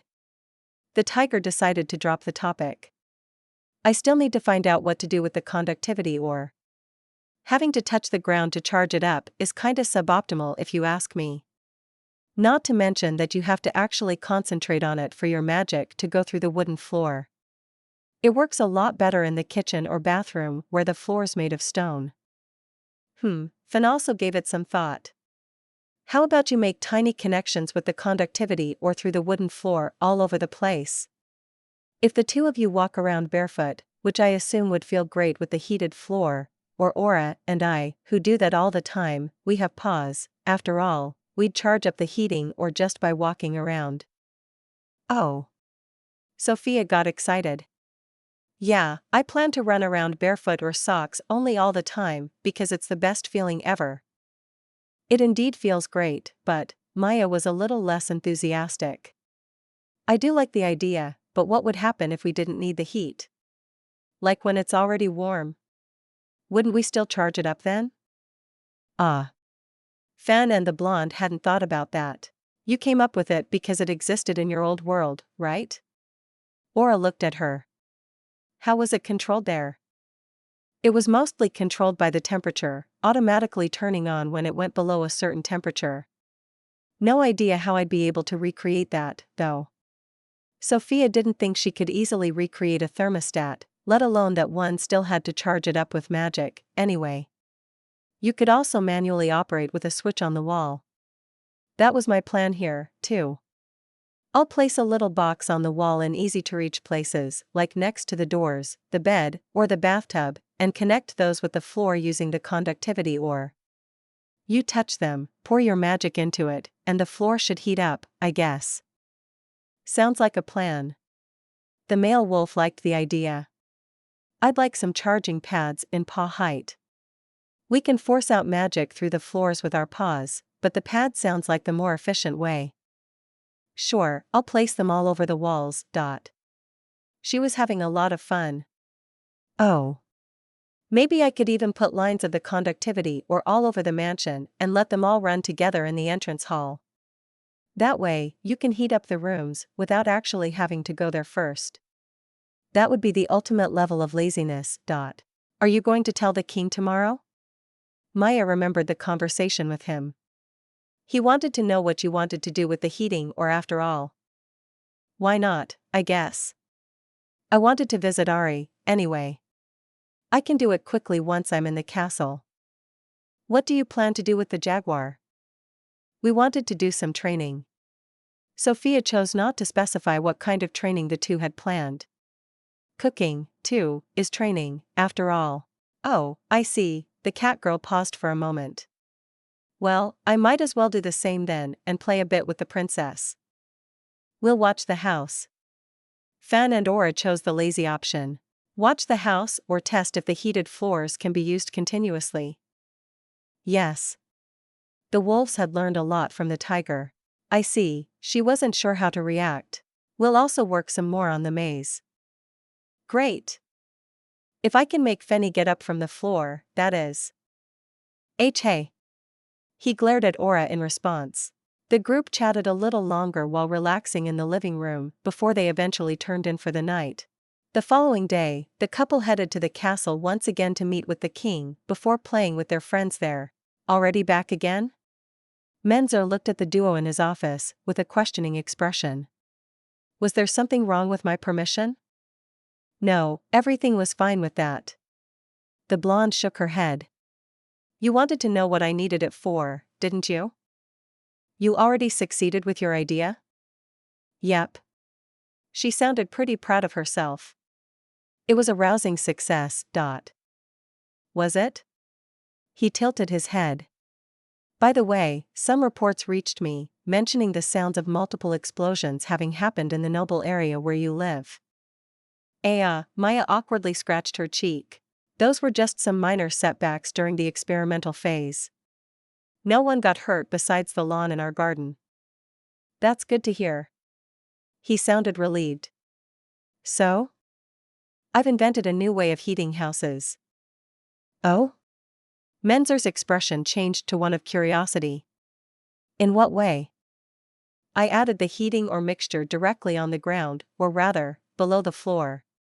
We also added some insulation and spread the ore on top before returning the actual floor to normal. The whole room now gets evenly heated up from below without having to have a heater or fireplace in the room. The warmth radiating from it feels amazing, too. The cat girl got excited again. Because the heat comes from below, you get warm feet before it slowly spreads up your legs and heats up your entire body. It's the best. I see, the king wasn't sure what to think about it. It does sound fascinating. I'm always feeling way too hot, though, so I might not be the best to judge it. Do you mind if I send over Kira to take a look at it? Of course. She can come over whenever she wants. Sophia liked the queen, after all. But waiting till next week would be the best to evaluate it. I'm still doing some fine-tuning with it. Alright, I understand. I'll tell her later today, and I'm sure she'll get back to you. Perfect. Sophia nodded at his suggestion. She also knew that Kira would love it. Well, that's all we have at the moment. Okay, thank you very much for the update on your experiments. No problem. Afterward, the couple left the king's office and went to look for Ari and the princess. Thanks to Sophia's detection magic, it didn't take them long to find the duo, who seemed to be in Anna's room at the moment. Chapter 185, Anna's Progress. The group finished installing the heated floors in every room in the mansion and had spent a very relaxing evening in their toasty living room. It was actually still warm enough without it, but no one cared about that. On the following day, the couple went back to the royal castle to inform the king about the invention, who then decided to send over Kira soon to test it out. After that, Sophia and Maya decided to visit Anna and Ari. Hey there. The couple had just entered the room and greeted the duo sitting at the table there. Sophia also decided not to comment on how suspiciously close Anna was sitting to the jaguar, while Ari tried her best to hold back her blush. Although, she also looked a tiny bit disappointed that sticking close to each other was all the two were doing while being alone. Welcome. The princess energetically greeted them back. Hello. What are the two of you up to? Maya took a better look at the table and noticed the textbooks. Looks like homework? Yeah, both let out a sigh. Now that Ari got corrupted as well, even she has issues with the magic-related lessons. Somehow, sorry, Sophia decided to apologize. No, Anna didn't want to blame her. I just can't wait till the two of you visit the school with Eluna. Once the new form of using magic becomes public, we can stop dealing with this farce. I see, Sophia then had a better idea. Want to do something else instead? Yes. The princess didn't even wait for her suggestion. That's more like it. The blonde liked her enthusiasm. Though we have to split up for that. Maya wanted to play with you, and I have some stuff to do with Ari. Ah, is that so? She suddenly sounded a lot less energetic. You don't want to play with me? The cat girl knew why the princess reacted like that, but it didn't mean she wouldn't use this chance. I'm hurt. Oh, of course I do. Good. Alright, let's head out, Ari. There's a lot we have to do. Sure. Saying so, the duo left the room, leaving Maya and Anna behind before going wherever they planned to go. The cat girl walked over to the princess and sat down where Ari was before, though they increased the distance from each other quite a bit. Seems like you took my advice to heart, huh? Maya smirked at her. You sure were sticking close to her, dot. She averted her face. I am trying my best. How is it going? I'm not sure. Anna tilted her head. It's a lot of fun, though. Well, that's already something, isn't it? Yes. The princess gave her a big nod. It's also really embarrassing. Yeah, those things often go hand in hand. Maya had some experience with that, too, after all. You are able to get embarrassed. Of course, I am. More often than I'd like to, too. That's reassuring. It's not. Maya didn't like getting embarrassed. So, what did you do to air with Ari? Hey. Anna got loud for a moment. Well, I'm trying everything you suggested to me. We even started sleeping in the same bed again most of the nights. Really? Good job. She sounded proud of her. How is it? It's really, really nice. Having someone sleep next to you is amazing. It is, isn't it? Yes. Though, I have developed some very embarrassing habits already. Anna's face turned a little redder. Oh? I always end up hugging Ari in my sleep. Isn't that nice? Maya liked what she was hearing. It is, but the way I do it is especially embarrassing. How so? She tilted her head. Well. I pull her close to me and always end up pushing her face deep into my chest. What a lucky girl. The cat girl stared at a particular area of the princess body while replying. Hey. Anna covered her chest with her arms in response. They're not for you. I know, dot. She liked her reaction. That's why I only enjoy the view. While Sophia's are small, a lot of the time, it's still fun playing with them because they're really sense dash. Anyway, she noticed that she was going a bit too far. Maya had also only mumbled the middle part about the size to herself. Gee good, the princess relaxed again. Looks like you, or your body, has unconsciously decided that they're for your jaguar, though, huh? Her face turned into a deeper shade of red. That's. Am I wrong? I don't know. And maybe. Good enough. The cat girl didn't want to push her too far. Yet. How did Ari react to the hugging? And the chest diving? Why, yesterday, it almost looked a little like she was about to, suffocate when I woke up. Maya had no idea how to react to that. I mean, I'm not small either, but wow. Anna turned her head away. That's why I said it's embarrassing. You know. Suffocating most likely is not nice, but death by boobs might be not the worst way to leave this world. Shut up. The princess got loud again. I don't disagree, but shut up. Hee hee. She chuckled for a second before continuing. So, when her life, wasn't in danger, how was her reaction, then? It's hard to say because I was busy being embarrassed, but I don't think she disliked it. That's a start, isn't it? Actually, it was also Ari who suggested sleeping together yesterday. Really? Why yeah, she sounded bashful. We were doing homework and studied together, and when she suggested it, I almost messed up because I was so surprised and got excited. Still, I think I managed to hide how happy I was. Why would you want to hide it? I thought that showing her a stupid and goofy grin after she suggested to sleep together wouldn't be the best idea. We already were kinda close, and it even got a little cuddly when we were studying, so it would have been really awkward if I behaved weirdly in that situation. Good thinking. Also, good job on the cuddly part. Thanks. And as a reward, you almost killed her with your boobs? Stop focusing on my chest already. Anna got a little angry. I'm trying, but they're hard to ignore. The cat girl was a little drawn to them.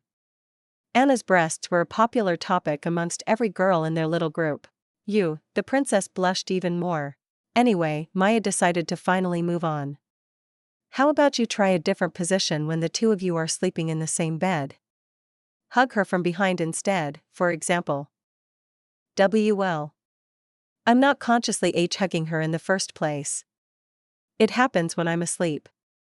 Fair enough, she paused for a moment. How about you do that? Try hugging her in a way it's comfortable for both of you before falling asleep. That's way too embarrassing. So, you don't want to try? I absolutely do want to try it. Anna wasn't good at hiding her real feelings. Eehee. Maya let out another chuckle. You'll have to power through your embarrassment, then. You could also bait her into hugging you? How? She got loud. The princess seemed to be slightly interested in this topic. You really are an honest one, aren't you? Shut up. Okay. She stopped talking. Tell me. Decide, girl. Please tell me how I can get Ari to hug me. Sure. Maya actually did want to help her, after all. Well, it's actually up to Ari if she wants to initiate it herself, now that it has happened so often already. Just turn around when the two of you get to sleep. Show her your back and pretend to ignore her. I can't ignore Ari. She didn't like the plan, even if the result could be the two of you getting closer. Go on. People get used to things incredibly quick. If the jaguar really didn't mind getting hugged by you, or even liked it, she doesn't want it to suddenly stop. If you don't do it anymore, there's a chance that she'll give it a try instead. How? How do you know that? As usual, the answer here is Sophia. The cat girl looked slightly smug. My blonde behaved exactly like that. Whenever I was pushing her, she eventually tried it herself. It worked even better than I had thought, hence me getting embarrassed over it from time to time. Is that so?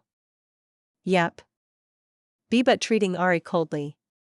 I'm not sure I can do that, Anna had her doubts. You don't have to treat her coldly, idiot. You just have to refrain from shoving your breasts into her face when you're sleeping, pervert. I'm not a, she couldn't finish her sentence. You're not a what? Leave me alone, her face was basically on fire by now. Okay. Saying so, Maya stood up from the chair she was sitting on. Don't leave. The princess immediately grabbed her arm. Wow, you're almost as jumpy as Sophia. She sat down again. Is that a common trait for tigers? The cat girl knew that the blonde was already jumpy long before becoming a tiger, but she wanted to include the princess in her claim. Anna turned her head away again while starting to pout. You really enjoy this, don't you? You have no idea. Maya was smiling broadly. Still, I'm trying my best to help you, aren't I? Why yes, she reluctantly faced her again. Thank you for that. You're welcome. The cat girl liked her reply. Seriously, I think it's worth a try for you to hold back a bit when the two of you are sleeping. If she actually tries to hug you, I can promise you that you'll thank me a lot more. There's only one thing better than hugging your loved one while sleeping, and that is getting hugged by her. Oh, really? Yes. Her voice was brimming with confidence. Oh, okay, you convinced me. I'll try it out tonight. Great. Oh, already having decided that you sleep together again today? I'll just go over to her room in the evening. Oh ho, how bold.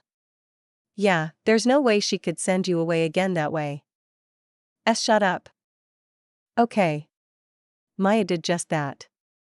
The dynamic of the duo really had changed a lot since their first meeting. Hey. Once Anna got the cat girl to talk again, the two planned some more things while Maya continued to give the love-struck princess some more tips to get her jaguar to love her back. They didn't know that this would be a relatively easy task, after all. Chapter 186, Ari's Progress. While the princess and Maya were having a rather lively chat in Anna's room, the other duo went to a kitchen the furthest away from them in the castle. The cat girl's birthday was soon, and Sophia wanted to surprise her with a fancy home-cooked meal for her on that day. Unfortunately, cooking really wasn't her forte, and so she had Ari teach her in secret. Alright, master, what could you teach an idiot like me? Sophia was very motivated about this. Master. The jaguar wasn't sure how to feel about this. I'm no professional, either, you know? Don't sweat the small details. Also, that's what you comment on? Not the idiot part? Ari turned her head away. Just kidding. She naturally wasn't angry. I am one, after all. Well, I wouldn't go that far. How about we call you an amateur? Gosh, you are so sweet. Sophia felt touched. Thanks. Speaking of sweet, how is it going with the princess? I almost suffocated yesterday when she was hugging me in her sleep. Oh, really? The blonde wasn't sure what to say. Death by boobs? Again? Hey. Wow. While suffocating wouldn't be great, still if I had to leave the world, I wouldn't mind it being like this. She left a world before, and she'd vastly prefer this over getting hit by a bus. Hey. Ari got louder. I agree, okay, but still, hey. Hee hee. The tiger let out a chuckle. If I ever die by getting suffocated by boobs, it's going to be Maya's fault. Anna's chest is yours, after all. Anna's chest is Anna's. You don't want it to be yours? That's a different topic. I see. The jaguar noticed her mistake. I really like how honest you are. Sophia had a great smile on her lips. Ari averted her face again. Despite everything, both duos were shockingly similar at times. Okay, I'll stop. She didn't want to tease her too much. Except for the most preferable way of dying, that luckily got prevented. How is it going? Well, the black-haired girl faced her again. It's still embarrassing, but sharing a bed with Anna is a lot of fun. Yep, sharing a bed with your loved one is the best thing ever. Why yes. I even managed to invite her yesterday. Ari sounded a little bashful. Really? Good job. Thank you. Keep it up. Next, you should try to hug her instead. I don't know how. She looked down at her feet. She falls asleep in 3 seconds and always wraps her arms around me before I even have the chance to do anything. Returning the hug when she's already doing it is way too embarrassing, too. Her face turned red. I can't do that when she's awake and looking at me. That's fair. Eye contact makes being bold really hard. Yes. Ari gave her a big nod. Well, that means you have to wait till she turns around in the bed. That hasn't happened once since we started sleeping together. Wow, the princess sure is determined. That's a tough one, then. Why yeah. Do you have fixed sides in the bed when you sleep together? We do. Anna tends to sleep on the right side of her bed, so I ended up using the left side. I see. Sophia tilted her head. What about your bed? We've always slept in Anna's room until now. Alright, change that. Why? It's your rules in your bed, so you can decide which side to sleep on. Okay. She got confused. If you change sides, she might get confused and shows you her back. I see. If that happens, directly go for it. Yeah? That's way too embarrassing. Ari's face turned red just thinking about it. Doesn't matter. Sophia raised her voice. Trust me, everything about being in love is embarrassing. She was speaking from experience, after all. You have to power through that. It's beyond hard, impossible even, you might think, but it isn't it. Also, the reward, if you manage to pull through it, is amazing. Remember, Anna is the reward in your case. You. Even I managed to do that, okay? I couldn't even talk to girls without having a mental meltdown before meeting Maya, and look where we are today. Oh, okay.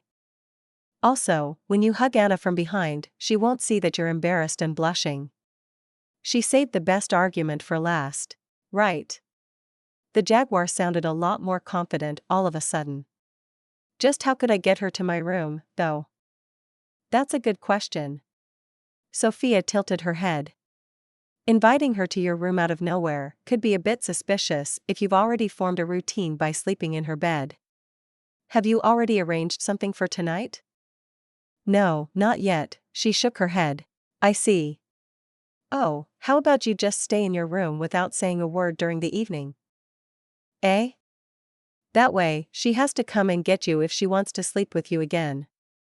Once in your room, say that you're too tired to walk over today and… Tada, problem solved. What if she doesn't come over to get me? You've slept together every day for over a week already now, right? Yes. People are creatures of habit. I bet she's gotten so used to it already that it's hard for her to sleep alone. Why do you think so?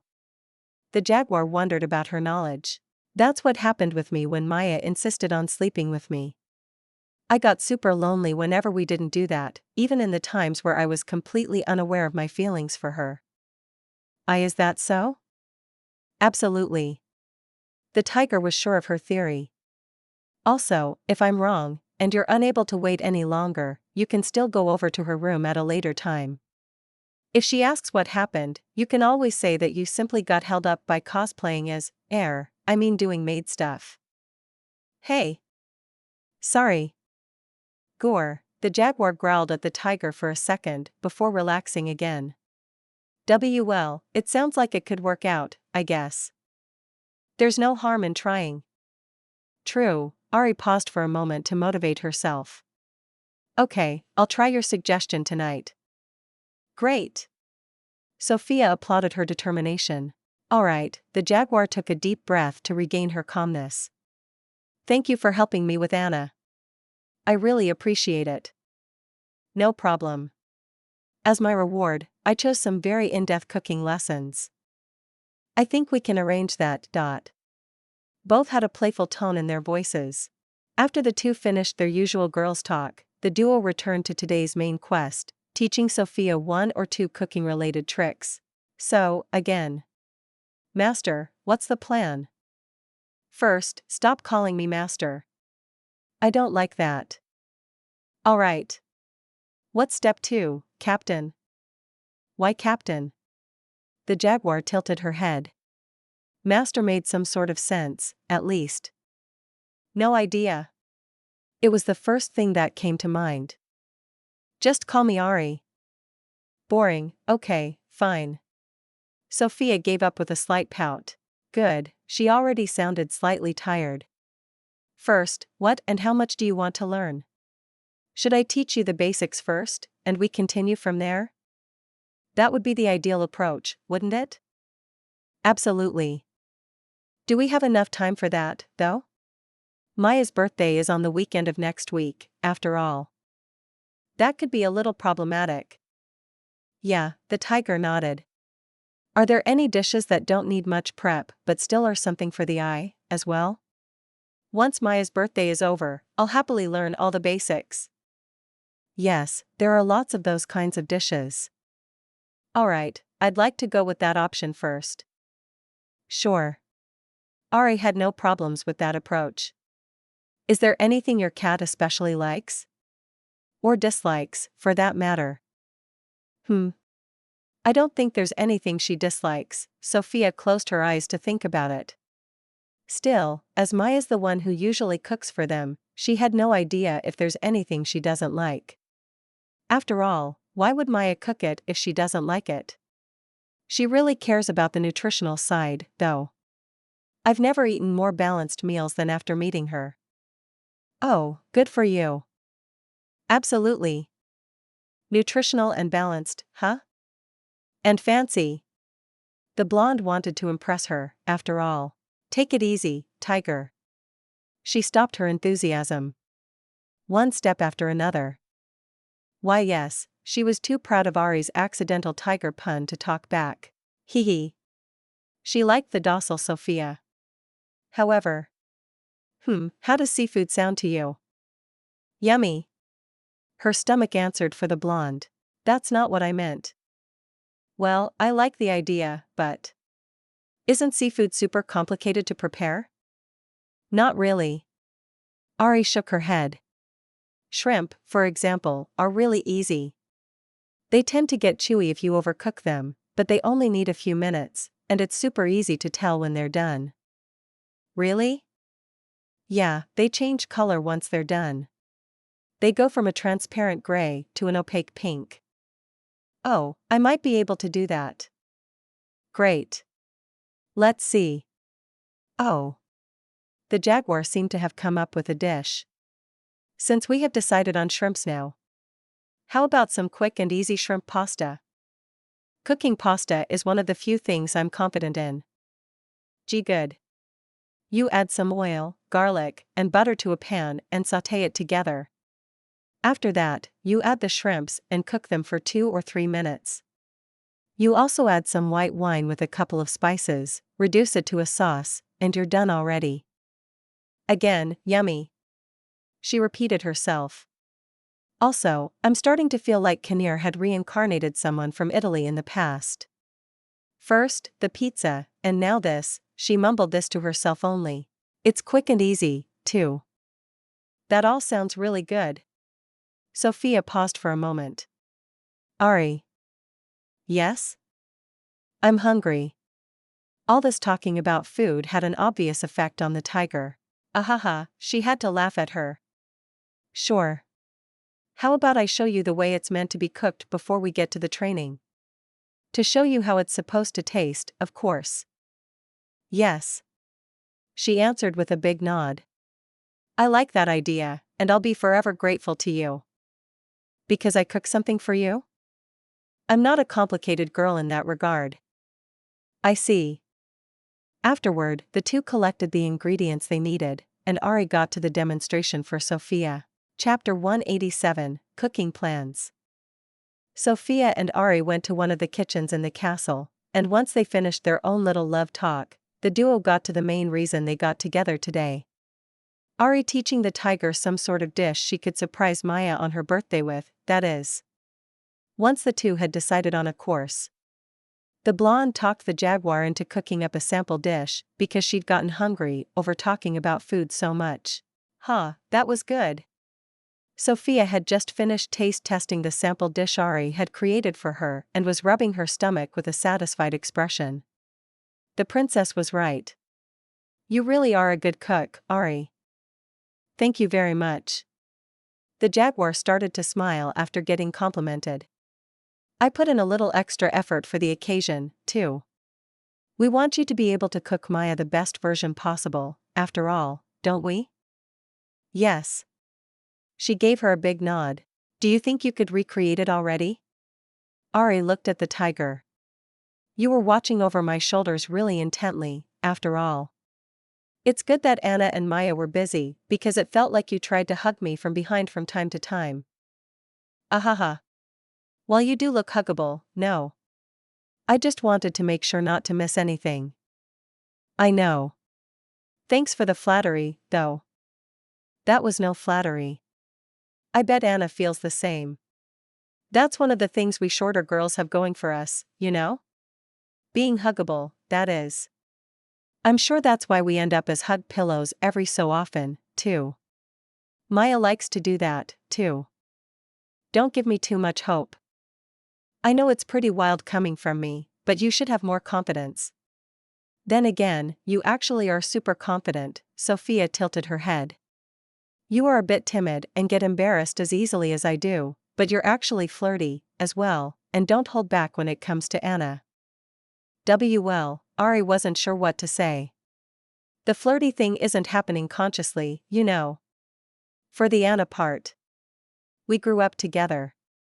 There are limits I decided not to cross for a long time, but we're so close that, while I get embarrassed, my reservations get easily overthrown when it comes to her. That's good in this case, isn't it? I'll tell you after it worked out or not. The tiger wasn't sure what to reply here. Anyway. While I said that us being small increased our huggability, clinging to bigger, taller girls is great, too. Because they're bigger? Ari naturally didn't miss her slip of the tongue. In certain areas, yes. The jaguar rolled her eyes at Sophia's shamelessness. Well, make sure to find out the differences between getting hugged and hugging yourself tonight, okay? I'll try my best. Good. Ari's face kept getting redder. I'll be expecting a positive report tomorrow. The blonde stared right at her. Are you coming over again tomorrow? No running away now. Not after I gave you homework. Why yes. It looks like I really have to come and check on you, huh? There's no need for that. Ari wanted Sophia to have more faith in her. Then again, Anna and the others have another training session with Eluna tomorrow, so I'm free. Well, feel free to come over. She'd changed her mind. Oh, that means Maya will be here, too. I actually had some plans already, but... Oh, how about you come and visit my place for a change? You haven't been there yet, have you? Now that you mention it, I haven't. We could also take a look at our kitchen, and you can tell me what kind of stuff I need to buy to prepare the dish for Maya. Not to mention that the two won't accidentally walk in on us, which would spoil the surprise, then. Well, why not? It sounds like it could be fun. The jaguar had nothing against the plan. Great. She sounded happy. Oh, there's also something else at my place that I want to show you. Should I be concerned? Ari raised an eyebrow as she stared at the tiger. Not at all. I invented a little something, and I want to get another opinion on it. Maya really loves it, so I'd love to see how others feel about it. I see. Well, if it's nothing dangerous, I'll gladly take a look at it. Thanks. Not a problem. The duo chatted for a little bit longer, but once they had cleaned up the kitchen together, both decided to head back to Anna's room to meet up with their girls again. There, everyone had a great time together for another hour or two before Sophia and Maya eventually decided to head back to their own home for the time being. I've heard that there's another training session with Eluna tomorrow? The couple was back in their living room and relaxing on one of their sofas as usual.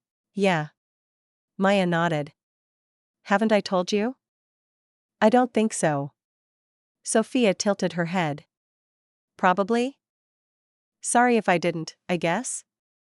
Nah, I don't mind at all. Good. Are you coming as well, then? Ari should be free, too, after all.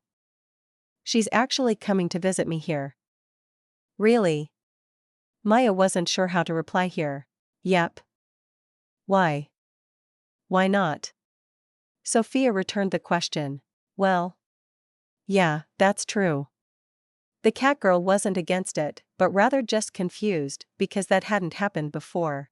I wanted to get her opinion on the heated floors, too. Oh, that's a good idea. Maybe she has another idea what we could change before the queen comes over to evaluate it. Yep. Though, I have no idea what you could improve there. Sophia was really proud of her invention. True. If anything, I'm slightly concerned about Ari turning just as useless as us when being subjected to it. That's the most likely thing to happen, yeah. Maya had nothing to add. Well, have fun with her tomorrow. I will. Not too much, though. Of course, idiot. The tiger started to smile. Don't worry, we'll watch over her. The wolves suddenly entered the living room and got comfy on their place. The sheepskin rug, that is. Thank you very much. There's no need for any watching. Sophia got loud. We're just making a joke. Maya let out a giggle. I know that I can trust you. Good. Well, the only concern is that both of you are naturally flirty. That's a different topic. The tiger averted her face. It's not that much of an issue if we get flirty when there are no feelings, right? Wow, wait, that sounds really bad without context. It sure does. The catgirl nodded. You're not exactly wrong, but it's still not nice to look at from my perspective. That's understandable. Sophia saw the issue. I'll continue to try my best that it doesn't happen unconsciously. Thanks. Okay, the blonde then looked at the wolves. Did you make any progress on the maze? The wolves turned their heads away for some reason. She tilted her head. The two of you lazed around in the mansion all day, didn't you? Maya had seen through their reaction. You couldn't get away from the heated floors, right? They still didn't answer. Sophia started smiling again. Were there any issues with the floors? None. Aura finally replied after a little while. Great. She was glad that everything was working as intended. Still, Maya and I want to explore the maze again. Please don't abandon it, okay? Yes, Fin also turned his head around again. It's fun working on it, too, after all. We won't abandon it over some heated floors. That's good to hear. We might get back to it tomorrow. Aura continued. We're about to finish another room, and I want to see it done. I might be skipping on the Iluna thing then, though. I like the sound of that. The catgirl was looking forward to it, too.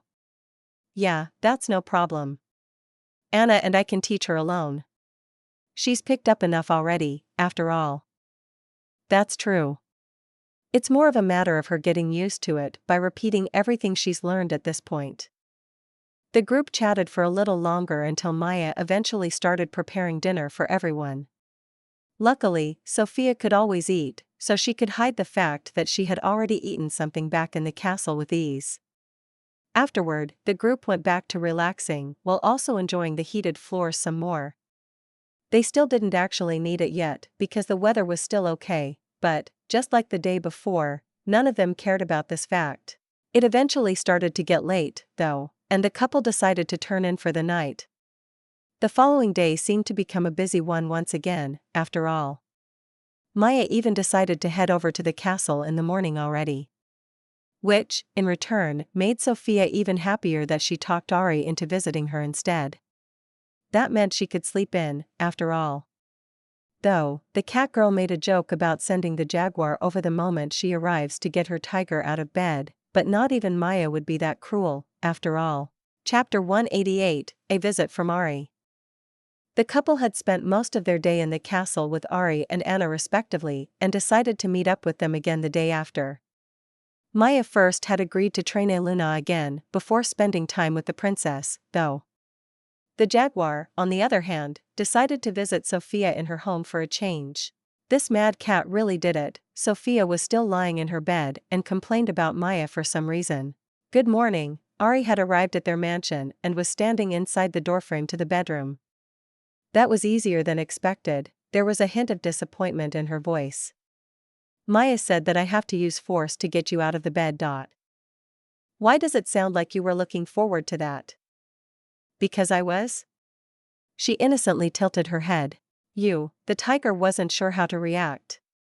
Sorry to disappoint, But I'm using a magic that lets me detect magic around me, and it also warns me if someone who isn't supposed to be there comes near me. My, how handy. Sure is.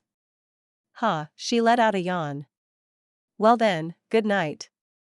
The blonde turned around on the bed and closed her eyes. Oh? I might be able to use force, after all. I'm also pretty good at tickling, you know? Ari sounded strangely proud of it. You getting into my bed to tickle me all over?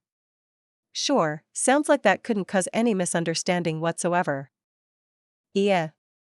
The jaguar looked shocked. Why are you so reasonable? Still sleepy. Not working properly yet. You should sleep less starting today. Ahaha, she let out a dry laugh. Wait, how did you even get in here? Maya gave me the key. Seriously. She warned me not to do anything stupid, but she also said it would be a lot of fun. For whom? Maya and I?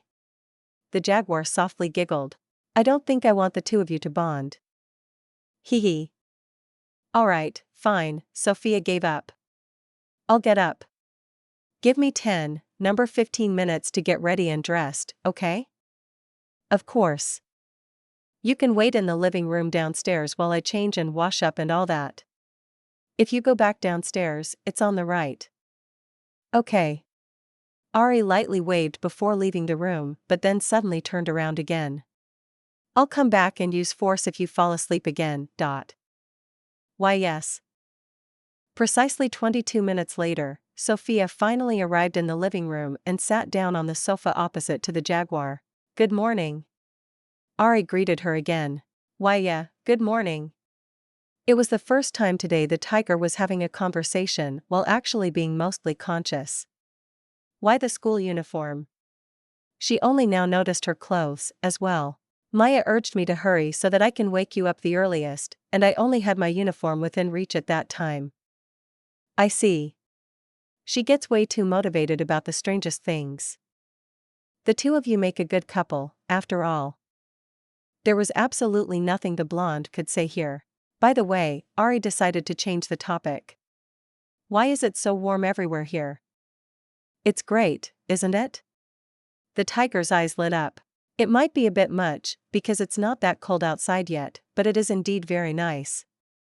Why is it so warm, though? The fireplace isn't on, and I see no heater, either. The warmth also feels different.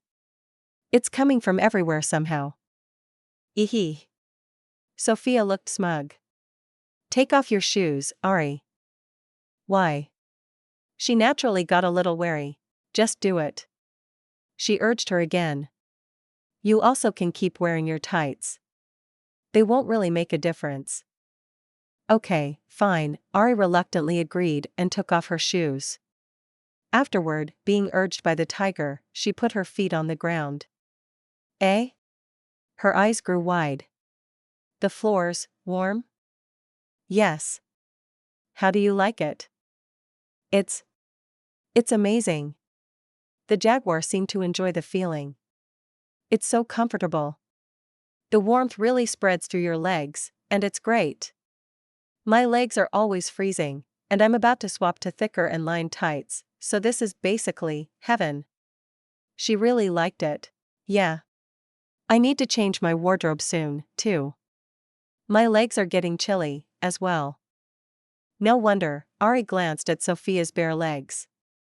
Kind of a waste, though. Shut up. Maya already talked me into the shorts, so let me wear something different when it's getting cold. I don't want to use magic to keep me warm outside. At least not when I can go shopping for cute clothes instead. Ahaha.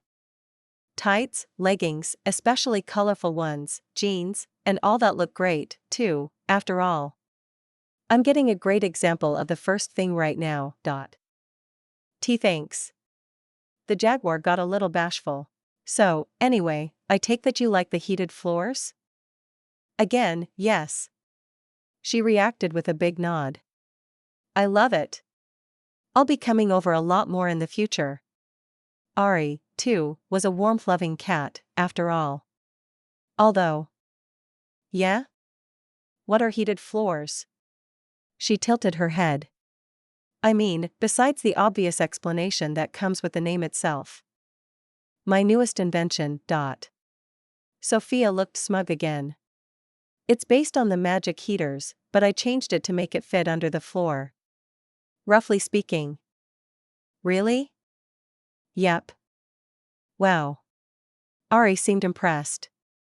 From now on, whenever you call yourself an idiot, I'll properly refute it. Thank you very much. Well, I still am an idiot, so only retort if you really feel like I'm selling myself short. Okay. She replied instantaneously. Hey. Sophia started pouting because her reply came so fast. You're really susceptible to getting teased, aren't you? That's. You're just good at it because you had Anna to train on since you were little. You know how to push the buttons of tigers. Am I really the first one who mentioned that to you, though? I don't want to talk to you anymore. The tiger started pouting while turning her head away. I'm sorry. I went too far. Earnestly apologizing only makes it worse. That, too, is a tiger trait, isn't it? What is? Being all over the place. Anna's the same. Ugh. Okay, back to the topic. Ari had enough of teasing the poor blonde for now. Are there any plans to introduce the heated floors to the castle? I would also humbly offer my own room for a first test. There's nothing humble about that. Sophia loudly retorted to her selfishness. It was worth a try. It's amazing, after all. I want it. I might actually survive the winter with it this year. How about you use something else to warm up during the night? Or someone. The tiger finally had a topic where it wasn't her who was going to get teased. I assume it was rather warm during the last night, I suppose? The jaguar didn't answer. Ari? Sophia started right at her. She tried to power through the pressure but caved in relatively soon. Fine, I'll talk. Great. The blonde leaned back on the sofa while looking forward to the story. Well. Long story short, you really are a genius. I like the sound of that. Especially after earlier. Could you please tell Maya the same later? Well, I'd like to help you out. I'd rather not tell her or anyone why you're a genius. Fair enough. Sophia understood that much. By the way, why am I a genius?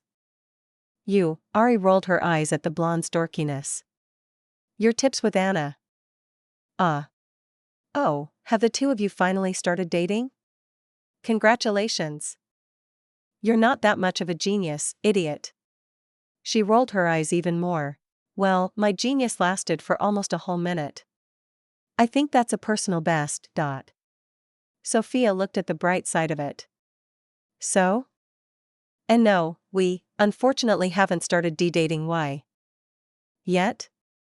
That's a different topic. I see. Sophia tried to suppress the grin that was forming on her face. I followed some more of your tips.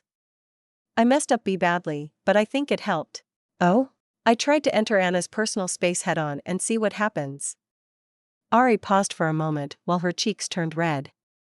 I walked right up to her and... I'm not sure anymore what exactly happened because I blanked out for a moment, but I either tripped or misjudged the distance, and I planted my face right into her chest and, ended up resting my chin on them afterward. Just how attracted is your face to her boobs, or vice versa? Sophia got loud. Shut up. No, I want an answer. I'm fascinated by this phenomenon. Aren't you just fascinated by the sublime softness of Anna's breasts? Yes. The blonde got even louder. Wait. I never said anything in that regard. Ari turned her head away. Sophia liked her reaction. Well, I guess that's answer enough. A small tear formed in the corners of the jaguar's eyes. It also wasn't all that happened yesterday. I really was way too bold. I like the sound of that. Sophia's eyes were sparkling. Details. I want details. Ugh. She thought the tiger was a little too excited, but there was no turning back now anymore. After we took our bath, we relaxed a little on a sofa and I got a lap pillow from her. I don't know how it led to that, and honestly, I don't really care either. Oh. The blonde got even more excited. How was it? How did the legs of the princess feel? There was a slight hint of impureness in her voice. See, can you promise me not to tease me if I'm honest? I'll try to. I guess that's all I could hope for. Ari paused for a moment. Her thighs are incredibly soft. We also just got out of the bath, so. Her skin was still a little steamy, together with the scent of her shampoo and soap. I fell asleep after lying on her lap for 3 seconds, and I have no idea what happened afterward. Jealous. A single word was all the blonde needed for her reply. Ahaha. Well, I do that with Maya every other day, so I'm actually perfectly fine. It's great, isn't it? Why yes. She reacted with a big nod. Wait, every other day? Maya and I switch places after every bath we take. Ah. Ari didn't look surprised in the slightest. The day still wasn't over, though. Once I woke up again, I got super embarrassed and ran back to my room. I've spent most of the evening there, then. She'd covered her face with her hands by now. Then, after a couple of hours, Anna came over to my room last night, and we had another sleepover. Oh. Ignoring her worked, huh? Sophia smiled at her. Well, in one way or another, I guess. You can't really say that you ignored the princess yesterday. Like, at all. Anyway, glad my plan was a success. I am actually not so sure about that. Ari tilted her head. She already arrived at my room by the time I usually go over to hers. Really? That's great. Is it? Of course. It means that she couldn't wait to see you. Especially after everything that happened before. The jaguar thought about it for a moment. Anna came over to my room all the time in the past, too, though. Did she also stay the night during those times? Or after the two of you were annoyingly flirty all day? And no. See? She wasn't sure what to reply. Did you also go through with the rest of our plan? Hugging her, that is. Why yes, her entire face was on fire by now. And? Sophia had a great time. I almost embarrassed myself to death because I messed up. Again. Eh? How so? It went exactly as you predicted. We got into the bed, and Anna, who was using the different than usual side, showed me her back, but, Ari paused for a moment. I gathered all of my courage and went for the hug, but. In the exact moment I tried to wrap my arms around her back, Anna. She turned around. Oh, the tiger started to slightly blush, just imagining the scene. Does that mean you aborted the mission? I can't blame you there. I would have had a spectacular meltdown in that situation. And no. I've pulled through. Seriously? Sophia was shocked. Why yeah. Good job. It was more of an accident. Ari turned her face away for a moment. I was already starting to wrap my arms around Anna when she turned around. Before I noticed, I was tightly clinging to her side with our faces right in front of each other while I had sandwiched her arms between my breasts. I admit, there isn't that much to sandwich, but it's still more than enough for her to get a good feeling of them. Ahaha, the tiger couldn't do much more other than letting out an awkward chuckle. It was so embarrassing. I can imagine. Sophia was blushing heavily at this point, just from listening to her. But even so, it's not like I could have let go of her in that situation either, right? Yeah. Hugging her like that out of nowhere and then letting go the moment you make eye contact. I have no idea how you could explain that. Exactly. I was trapped. Trapped. She repeated herself, because it was important. To make matters worse, we were literally face to face while looking at each other. Would have been perfect for a surprise kiss, though. Shut up. Ari got loud. Hee hee. You could have disguised it as an accident while the princess was turning around. She turned silent. I hadn't thought about that. You actually would have tried it? Sophia got loud, too. I shouldn't? Wow. You're amazing, Ari. Well, if I can play it off as an accident, there's no harm, right? Wow. The blonde repeated herself. Do you even need my help? Oh, of course. I might be able to get bold when it calls for it, but there's no way I would have started anything without you giving me a push. I see. The tips you're giving me are also extremely helpful. That's good to hear. Please continue to help me in the future. Gladly. Sophia had no reason to stop. Though, if you're willing to kiss her on accident, I might have to think of something more extreme. Ari froze up. Please forget I ever mentioned that. Nope. You. Leave it to me. I want to retreat my earlier statement. I don't want any more tips, after all. Too late. The tiger got motivated. I'll think of something really nice. And nothing too extreme, please. Remember that I don't want to ruin anything with Anna. Don't worry, I won't task you to do anything more than a kiss. She could only squirm in response. Speaking of which, did you sleep hugging her like that? We stayed like that for a while, but we eventually shifted around a bit. Too bad. I still hugged her through the entire night, though. Good going. Sophia looked incredibly proud of her. Okay, you earned a change of topic. She was very well aware of how embarrassing it had gotten. Shall we head over to the kitchen? I want to try my hands on some cooking. Gladly. Ari seemed relieved and immediately jumped up, but then looked down at her feet with a complicated expression. Don't worry, we have heated floors in every room here, kitchen included. Amazing. The jaguar started smiling again, and the two finally went to the kitchen together. Chapter 189, Cooking Preparations. Ari was visiting Sophia in her mansion, and she immediately fell in love with the new heated floors there. Afterward, the jaguar shared her latest progress with the princess and how she had terribly embarrassed herself by hugging Anna during their sleepover in a way that had ended up being way bolder than she had planned to. Once the two were done with that, the duo went to the kitchen because Sophia wanted to train her cooking skills. Okay, seriously, I need this heated floor in my room in the castle. Ari was looking down at her feet with a longing expression. She was wearing her boots again because running around in tights only would ruin them pretty fast, not to mention that it's rather slippery. However, she was still able to feel the warmth rising up her legs. I love it so much. Hee. The queen's coming over in a few days to take a look at it. I do have a feeling that she's going to like it, too, so it might end up in the castle eventually. I see, she was still looking at her feet. Even so, no one's going to notice if you secretly install it in my room, you know? You're quite greedy for someone who's supposed to be timid. Those are two entirely different things. The jaguar tried to justify herself. I warmed up to you, so there's no need to be reserved, is there? Sure. Sophia smiled at her.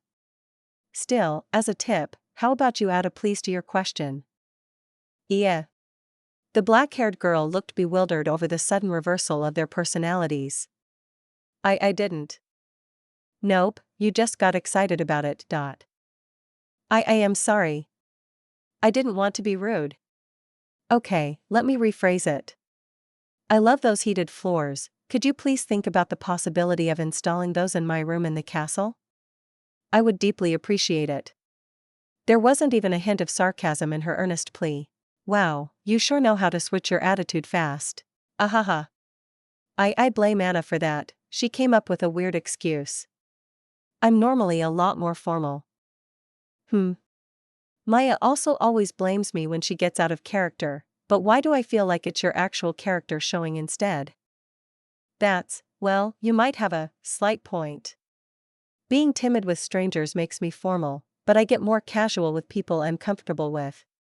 Like Anna, or you. stupid tigers, knowing how to push my buttons. I wouldn't call us stupid if we're able to get out your playful side. I also hope that I'm never going to push as many buttons of you as Anna does. Don't worry about that. Great.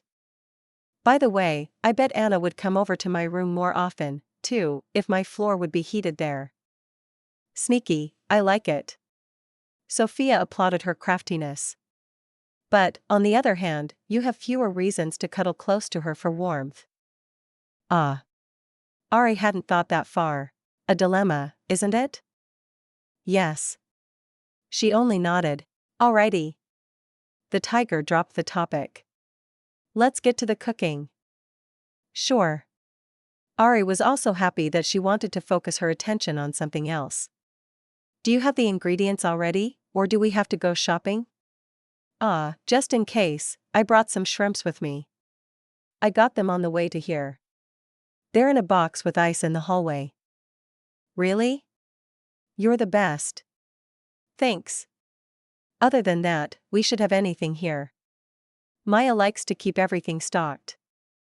Butter, too? That one likes to get rancid fast, after all. Sure. Saying so, Sophia pushed one of her hands into a purple portal before pulling out a pack of butter. Nice and cool. How?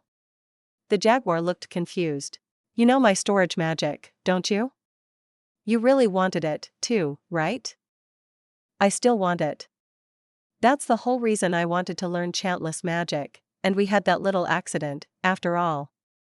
She got loud. Alright, that happened. No, why is it cold?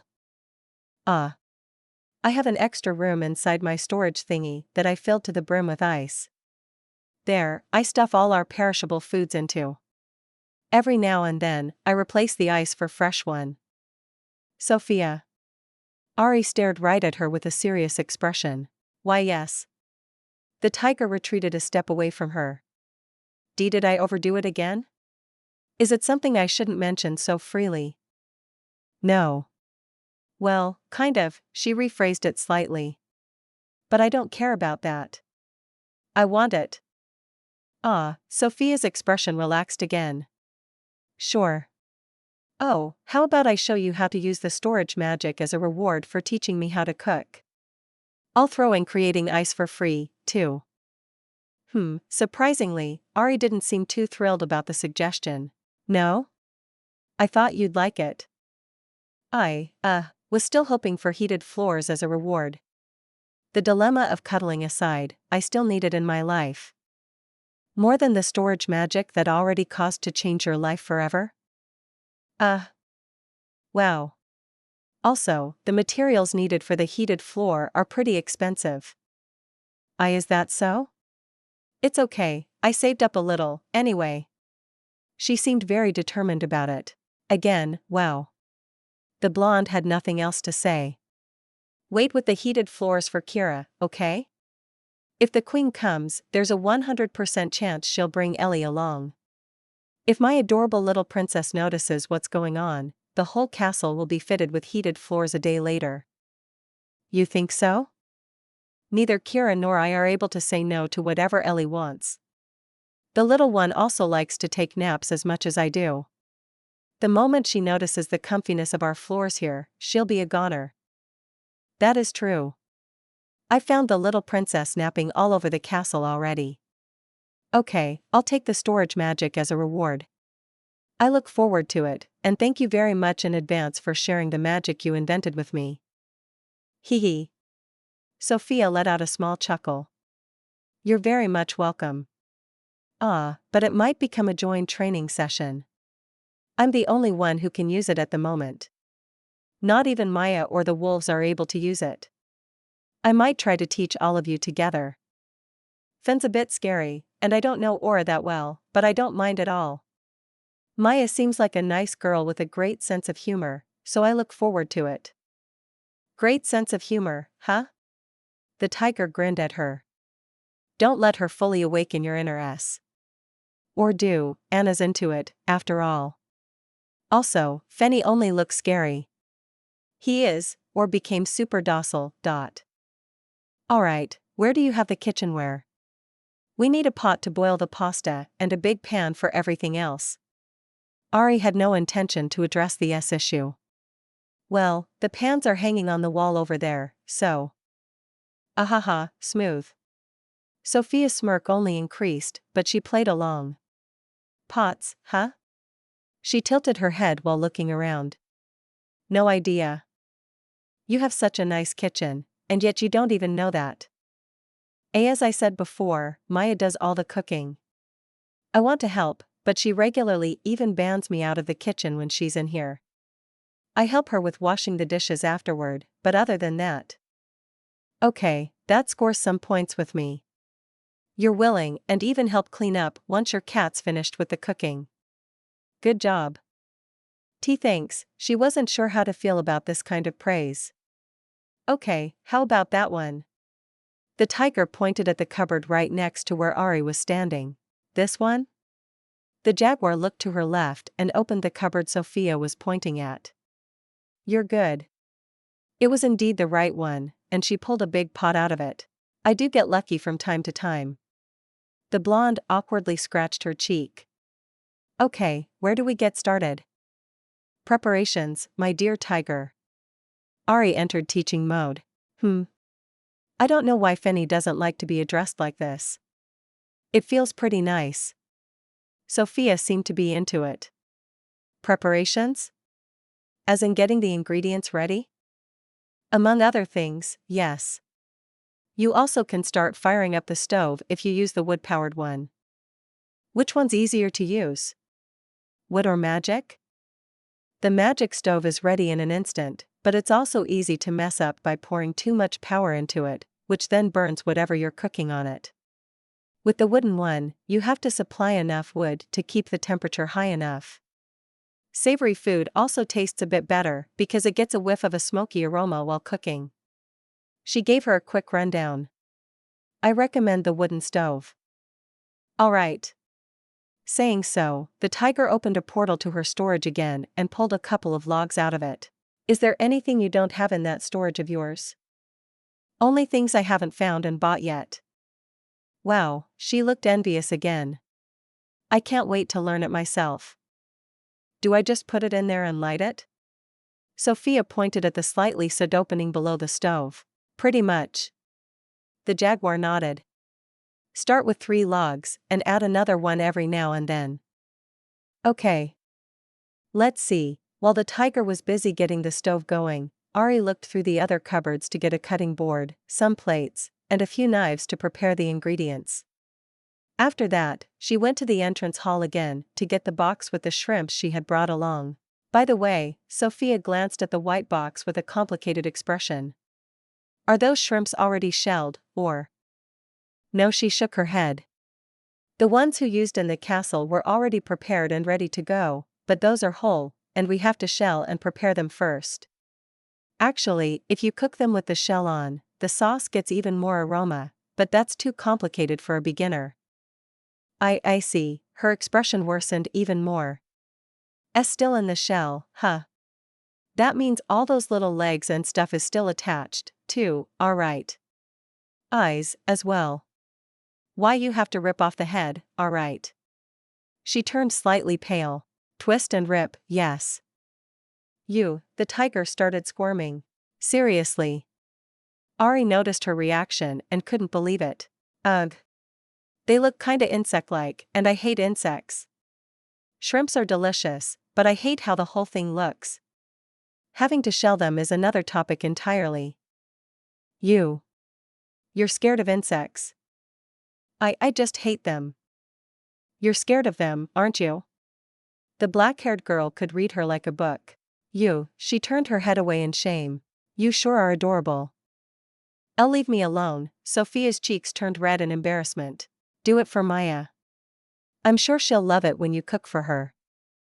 That's unfair. There was little she could say here. Afterward, the tiger needed a few minutes to tackle the shrimps with the help of Ari, and the actual cooking preparations could finally start. Chapter 190, Sophia's biggest challenge yet. Sophia and Ari kept getting sidetracked in the kitchen of the blonde's mansion because they found one topic to chat over after another. When they finally started preparing for the cooking lesson, the jaguar found out that the blonde's scared of insects and how whole shrimps aren't that well liked by her either. Thankfully, Sophia then decided to pull through it because she was doing all that for Maya, and there existed little better motivation for her in the world. Any world in her case, actually. See, can we start with shelling the shrimps? Sophia's face was almost as white as the box Ari had brought along with them inside. She really wasn't looking forward to that part. Getting over with the worst first? The jaguar had a rough idea of her motivation. Why, yes. What do I have to do? Alright, Ari urged Sophia to wash her hands while doing the same before she opened the box with shrimps. Afterward, she took one out and playfully waved it around in front of the tiger's face. Stop that. She retreated a few steps while her tail puffed up in response. Keep that sort of teasing to your princess. You really are scared of them. The jaguar put back the shrimp for the time being. A girl that went to war. A scaredy cat. I am a tiger. You were the one who said that there's no difference. Ugh. She just wanted to complain a little and not being hit with her own feline observations. Let me be. Okay, I'll be more serious. She needed a moment to stop smiling, though. Thank you. Sophia got closer to the black-haired girl again. See, could you show me how to shell them? Of course. Come here next to me. The jaguar pointed at the empty spot to the right of her in front of the counter. Yes, while she looked very reluctant, the blonde still did as told. Good girl. Ari jokingly praised her. Afterward, she grabbed the shrimp again and held it with both hands. A moment later, she cleanly snapped off its head by twisting her hands. Ugh, Sophia noticed that some sort of orange or yellow goo had been squeezed out of the shrimp and spilled a bit over the jaguar's hand. This sight had caused her to shudder and even gag a bit while she instinctively hid herself behind the other girl while also clinging to her back. Wow, her heart ached a bit. You're a bit too adorable right now. If you continue like that, I might want to keep you as a little sister. Some tears had formed in the corners of the blonde. Stupid insect-like seafood. Stupid disgusting goo. Also, a little sister? That's a new one. Better than awakening some other types of feelings when seeing how cute you can be, right? Why, yes. But also. Shut up. The color of her face turned from white to red. I totally hadn't expected you to be this frank. You really warmed up to me, huh? Yep. I'm happy about that, but it's also a mixed kind of feeling. Sophia still wasn't sure how to feel about Ari secretly being so proficient in the fine art of teasing. Once again, I blame Anna for making me like this. Poor princess, once again being framed for something she most definitely has no relation to. The tiger was recovering quickly and eventually let go of the jaguar's back again. She wasn't sure how to reply. Anyway, back to the shrimps. Ignoring her, she put it on the cutting board before cleaning her hand with a paper towel. It's just some innards, nothing to have such a reaction over. That's not helping. Sophia got loud. It's disgusting. Also, on an unrelated note, I applaud your ability to get the attention away from you. Thank you very much. I worked hard on that skill ever since I was little. I fail from time to time, but I'm generally fairly proud of it. Ahaha. The blonde had to laugh at that. Okay, back to the shrimp. The topic was fully over. Yes. Good. So, we don't need the head anymore, because we only use the tail part. And that's a good thing. The worst things for her were the eyes and tiny legs, but those weren't of importance anymore. Hee. Going on, you peel off the shell segments until you reach the tip of the tail. You pinch that and pull out the meaty part with your other hand. While explaining the procedure, Ari finished shelling the shrimp. It's starting to look like food. Because it is. We're still not done, though. Seriously? Sophia didn't like the sound of that. Don't worry, the only thing that's left is removing a little vein going through the meat. That sounds plenty bad, though. The fur on the blonde's tail stuck up again. Calm down. All you have to do is to make a little cut with a knife along the back of the shrimp and pull it out. While saying so, Ari did just that. With that, once you give them a quick wash, the shrimps are ready. Aren't there any ready-to-cook type of shrimps one can buy? It was one of the times where Sophia missed the convenience of her old world. No, they stay fresh for longer with the shell intact, and that's pretty important, after all. Some even sell them still alive. I see, her hope was crushed once again. Come on, while I admit that it's not my favorite ingredient to prepare either, it's not that bad. You're just exaggerating. I am not doing that on purpose, okay? The tiger was screaming a lot today. Yes, well, everyone has some things they aren't good with. While Ari didn't share the tiger's fear of insects, or somewhat insect-like beings, she could understand where she was coming from. I get scared from getting attention by people I'm not acquainted with, after all. Not helping. Once again, Sophia started complaining. I have that issue, too. Tough luck, girl. Hey. Anyway, here. Ari grabbed another shrimp and handed it over to the blonde. It's your turn now. Yeah? She didn't like this development either. We're doing all this for you to learn how to cook, after all. Alright, the blonde turned a bit paler again. Just do as I showed you, and it'll be over in a flash. Fine, she resigned to her fate. Alright, eyes closed, and get over with it. I wouldn't do that if I were you. Huh? If you don't look at what you're doing, you might twist off the head at the wrong position, and the gooey innards will end up all over you. Ugh. Why you're enjoying this, aren't you? There's just no way I would. Ari crossed her arms in defense. That much. I heard that. Okay, grab the tail part with your right hand while you use your left to clutch its head. Afterward, you twist your hands counter to each other until you hear a satisfying crunch. There's nothing satisfying about such a sound. Sophia hadn't even noticed how the jaguar had changed the topic once again. Why, now that I think about it, I totally forgot.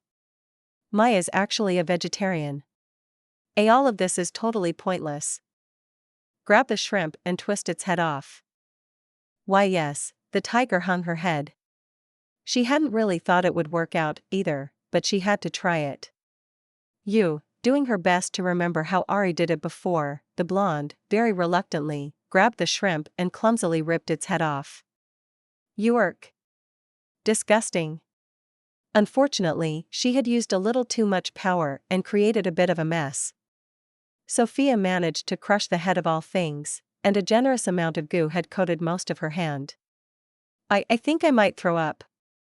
Get a grip. While Ari also grimaced a bit over the sight, she didn't want the situation to go from bad to worse. Trying to help her, she grabbed another paper towel and gently cleaned the hand of the slightly trembling tiger.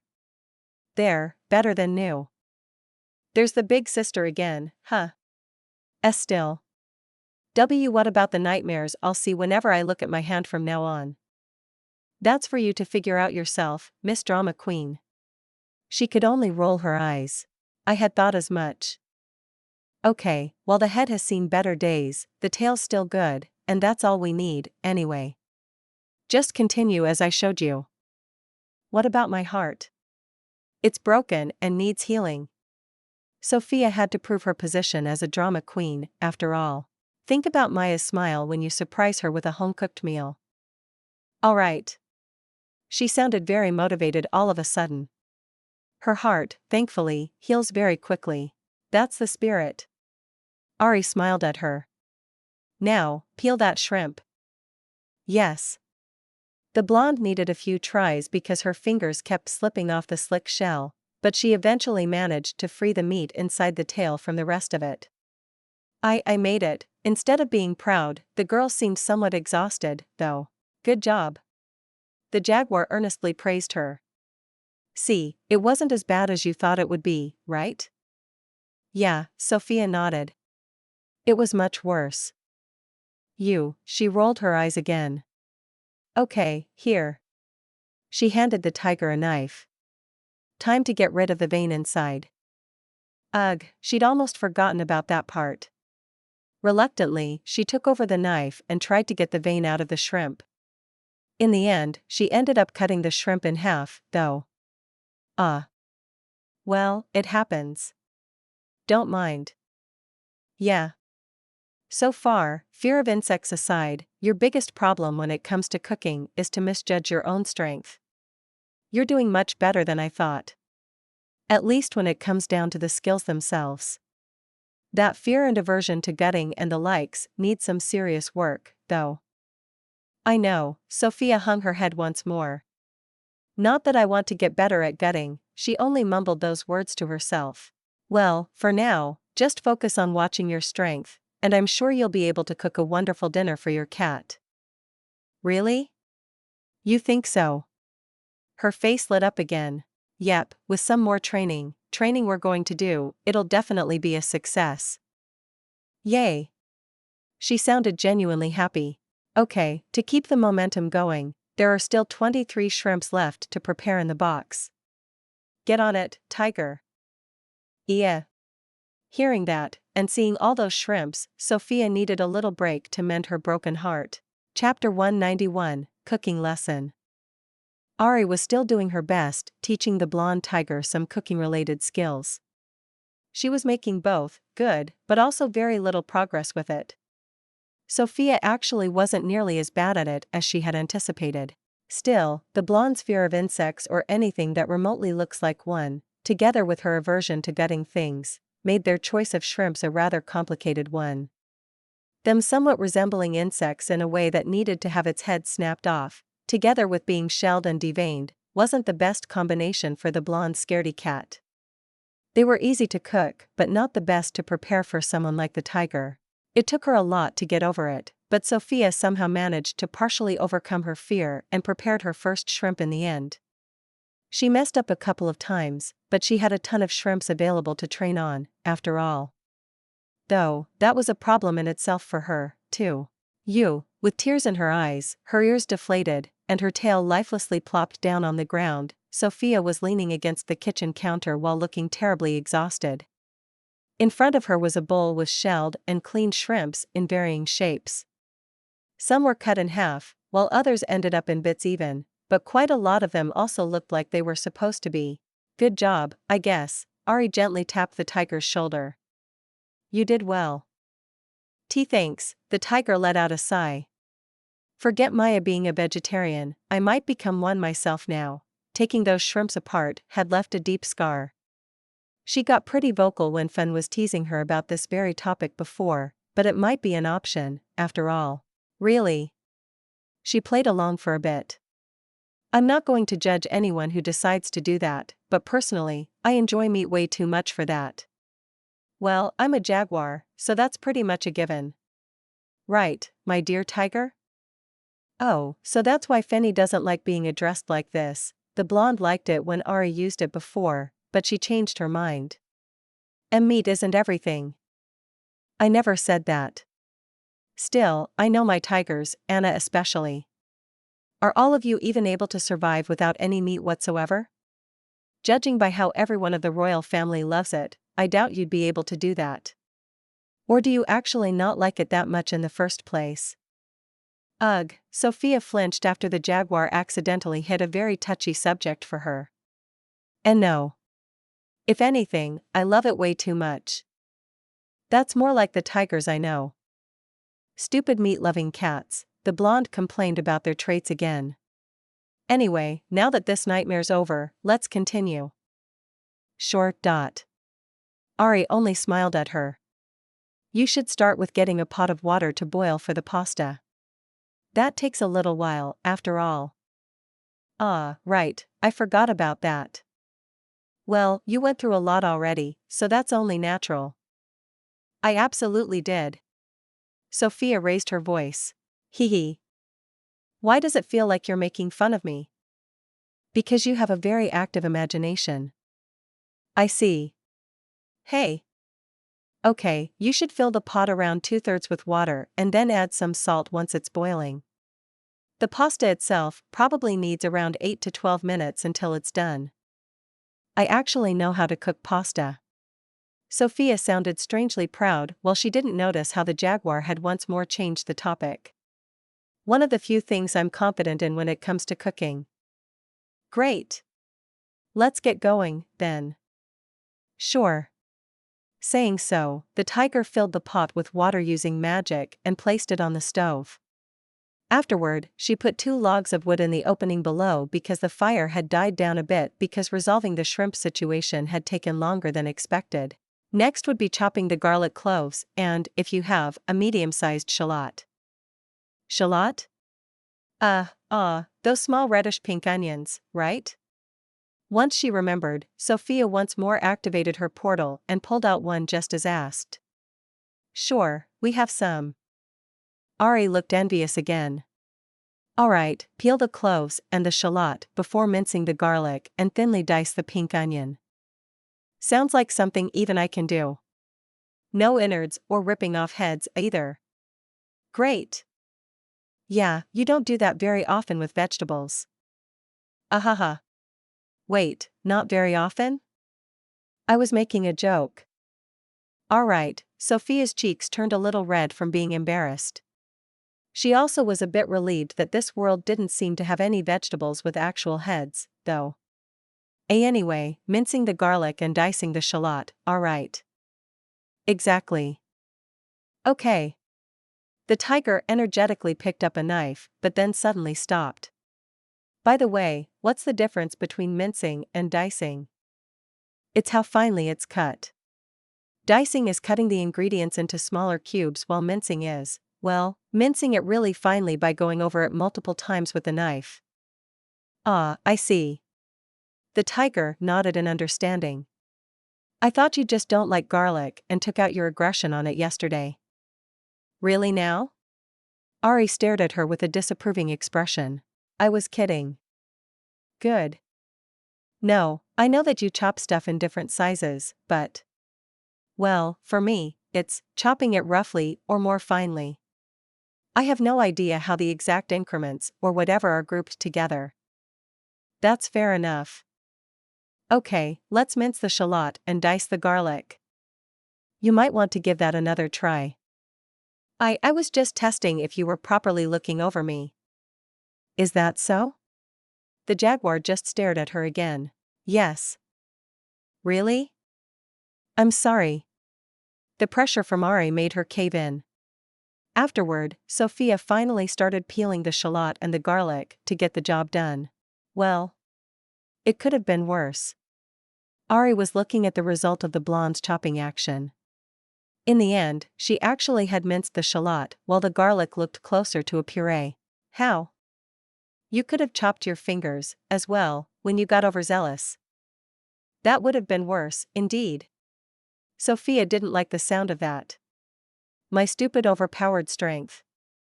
It's not your strength, that's the problem. It's the utter lack of experience. You not paying enough attention might also be a slight issue. I don't like it when I get hit with undeniable facts. So does Anna, but that doesn't mean I won't hold back with either of you. And I appreciate that very much, but let me complain, anyway. I sometimes really wonder why the two of us ended up becoming friends, while Maya is more with the princess even though you tigers are so similar. Anna said the exact same line many times already. It really is interesting. The blonde nodded. You have some things in common with my cat, as well. Maybe, when you have a type of personality you're into, it isn't limited to lovers, but also friends? She tried to find an explanation. I mean, for me at least, it's quite obvious that Anna's. Don't jinx it. Ari placed her hands on Sophia's mouth to stop her from talking.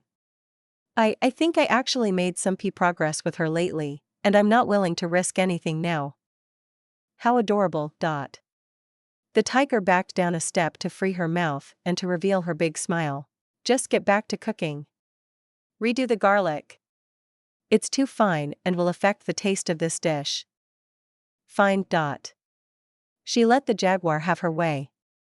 A couple of minutes and many cloves of garlic later, the blonde eventually managed to cut in a way Ari was content with. The black-haired girl might have been extra picky and let her redo it way more often than necessary for some reason, though. Yep, that's good enough. Thank goodness. Sophia glanced at the mountain of the failed chopped garlic next to her. You might also add some more water to the pot. It's been boiling for so long that almost all of it has evaporated already. And whose fault do you think that is? She pointed at the garlic mountain before filling up the water. Yours? The jaguar innocently tilted her head. I won't take all the blame. Sophia got loud again. Okay, next, you take a big pan and put it on the stove, as well. Ari had no intention to take any responsibility here. Once it's hot, add some oil, the butter, and sauté the garlic and the shallot. Yes. You can also add the pasta to the boiling water once you add the salt. Everything's going to go really quick now. The jaguar simply continued her explanations. Okay. Saying so, she did exactly that. The tiger first put a large pan on the stove before throwing a generous amount of pasta in the pot together with a healthy pinch of salt. Do you have any wine at hand? For cooking, that is? The best would be a dry one. Something sweet wouldn't go that well with such a savory dish. Dry white wine. Sophia tilted her head while grabbing into her storage dimension again and pulled out 3 bottles. I'm not really into wine, so, is any of them dry? The bottle with the blue text on it. She pointed at the middle one the tiger was holding. Wow, you really know your wine, huh? Not really, no. Ari shook her head. It helps a lot that it's written on it. Sophia turned the bottle around to look at the label. Extra dry, huh? Yeah, that is indeed helpful. Hee hee. Okay, let me try to remember. The tiger closed her eyes. I add the oil and butter to the pan to sauté the shallot and garlic for a couple of minutes. Then, I add some of the wine and the rest of the spices. Salt, pepper flakes, and a nice helping of black pepper, right? While she was repeating the steps, Sophia pulled all those things out of her storage. Sautéing those for 1 or 2 minutes until they're fragrant is plenty already. Ah, I see. Also, why do you have all those condiments in your storage? Wouldn't it make more sense to have them here in the kitchen? I'm sure there are stored somewhere here, as well. The blonde looked at all the cupboards and whatnot. No idea where to look for them, though. It's easier to take out the seasonings we use during our travels. Maya made me always have a bunch of them ready. You're quite handy, aren't you? Ari looked at her in admiration. Sure am. She puffed out her chest. Anyway, it started smelling rather nice, I want to add. She pointed at the pan. I can add the wine and the spices now, right? Yep. Great. Sophia did precisely that and then let everything simmer together for a few minutes. Okay, it looks like the sauce reduced enough by now. The jaguar looked at the pan. Feel free to add the shrimps now. In the meanwhile, I'll get the pasta out for you. I found the colander already. You just watch the shrimps and make sure not to overcook them. All right. Thank you very much. They're done once they're light pink all around, right? Yes. A couple of minutes later, Sophia had finished arranging the cooked dish on a plate. It wasn't the cleanest presentation, but it didn't look too bad, either. She then got a fork ready and gingerly tried her creation. She chewed for a while and didn't know what to say. Let me try, too. Ari snagged her fork and taste-tested it, as well. Also chewing for a while, she eventually showed her a small smile. Honest evaluation? Please. Not bad for the first try. Oh really? Sophia's expression brightened up. Yeah. The spices might need some work.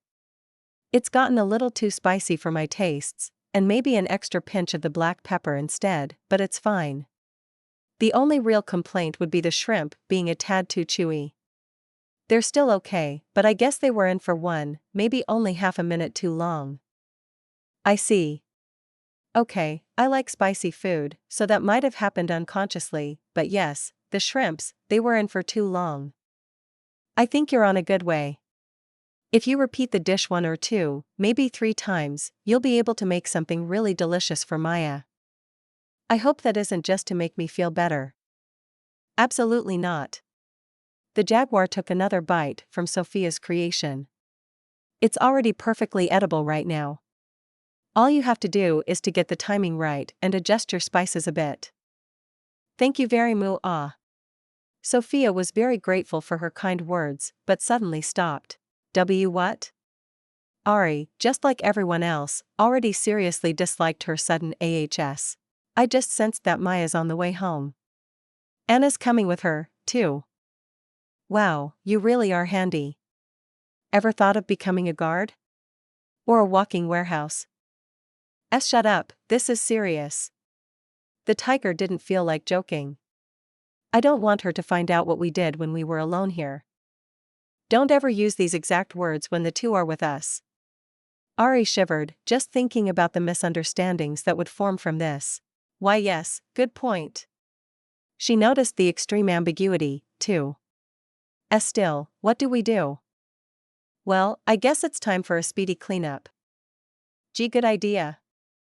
And just like that, the two's cooking lesson was over for the day, and the duo focused on cleaning so that their girls wouldn't find out what was going on. Chapter 192, Pushing Anna. While Sophia and Ari were busy in the couple's mansion, the other two had finished their magic training with Eluna and went back to the princess room, where the duo decided to have a little chat for the time being. Maya let out a little sigh as she got comfortable on the sofa there. Yeah, Anna had the same reaction. Teaching is kinda tiring, but it seems like it'll be over soon. I think so, too. There's little we can teach her anymore. Polishing her skill is something Eluna has to do on her own. Father also mentioned that it would be great if you could visit my school somewhere starting the end of the next week to introduce what we're working on. Sorry, not going to happen next week. The cat girl quickly shot her down. Have you changed your mind about coming to the academy? No, that's not it. It's just that the end of the next week's is kinda bad timing-wise. Is something happening there? Kind of, I guess.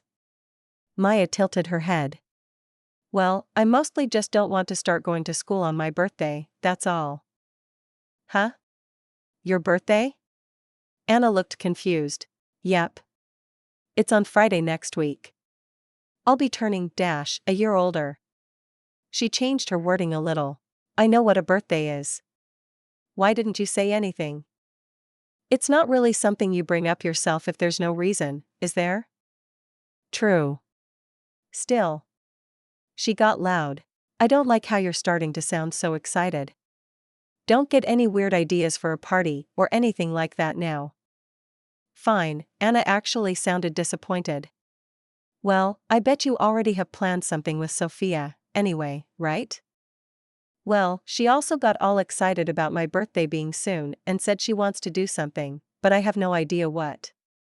I bet she wants to surprise you with something.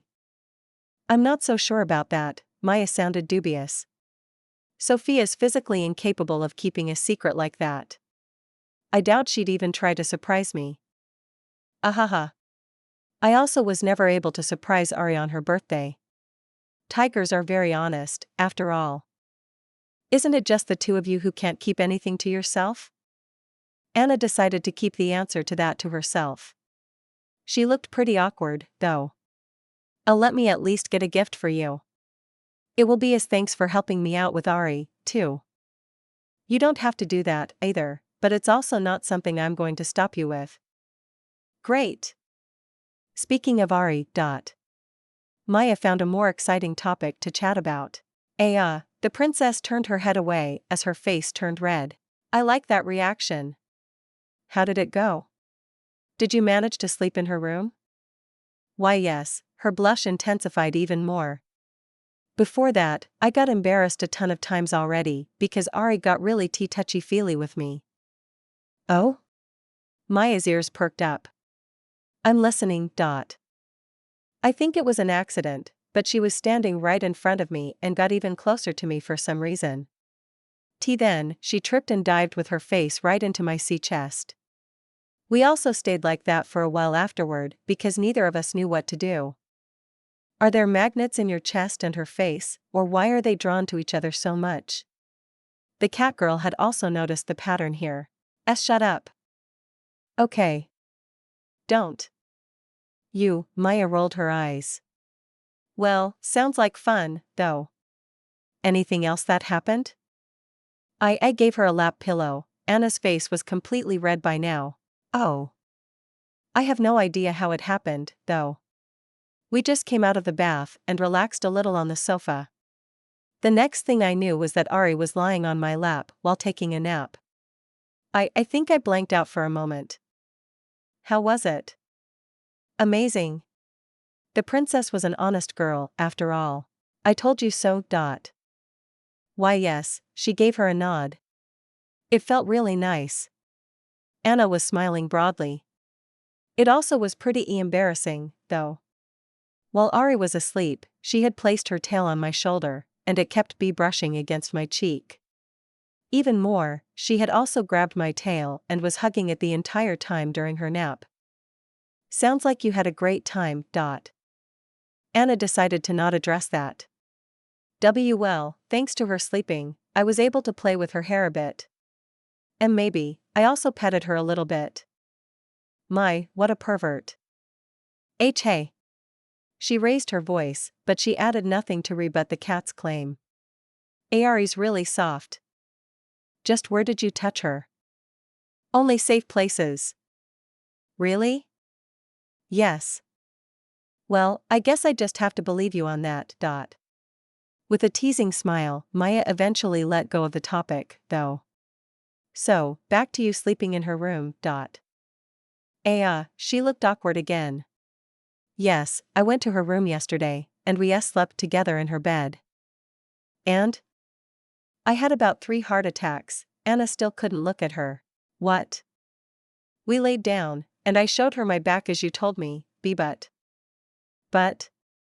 There was a slight eye incident. What happened? Maya raised an eyebrow in interest. We laid on different sides in Ari's bed, and my stupid body acted on its own because it didn't want to lie on the wrong side. Idiot, the cat girl let out a sigh. I'm just getting to the heart attack part. Sorry, I called you an idiot too early. Please go on. It wasn't my fault. Anna got loud. We'll see about that. Don't doubt a princess so much. Are you going to tell me, or? She gave up on complaining. Ari actually hugged me. Oh, that's good, isn't it? Maya didn't see the issue. She went for it while I started turning around. Her face actually was able to get redder. She probably tried it before I started but couldn't stop anymore. In the end, she tightly clung to my side while my arm was smooched between her breasts. How did it feel? Anna put her hands on her mouth. The cat girl was unable to hold back the grin that had formed on her face. What exactly did feel amazing? It's great, right? To be hugged by the girl you like. Especially when you're sleeping together. Why yes, the princess eventually nodded. I was super nervous, but I was never more comfortable in a bed before, either. I think I like it even better than hugging her myself. Good for you. So embarrassing. So, what exactly was the cause for those heart attacks? It was the first time I touched Ari's chest in such a way since I can remember, and the feeling was. She couldn't finish her sentence. Even though you regularly shove your boobs into her face and literally almost suffocated her with them a couple of times already. Maya couldn't help but stare at the two culprits while saying so. That's something else. Anna covered her chest in response. I always cling to Ari a lot, but it's mostly me touching her. Also, I mostly cling to her arms, for example. It's just not comparable. Okay, fair enough. Also, when I turned around, our faces came super closer, and. Wait, that sounds like. You actually kissed her? Wow, I'm impressed. Good job. Eh? No way. The princess frantically waved her arms around while her face looked like it was set on fire. There's no way I could do that. My disappointment is immeasurable, and my day is ruined. Maya cited a line she randomly picked up from Sophia, and she couldn't even look at Anna. Hey. I told you that I don't want to risk my friendship with Ari. A K-kiss is impossible. Why?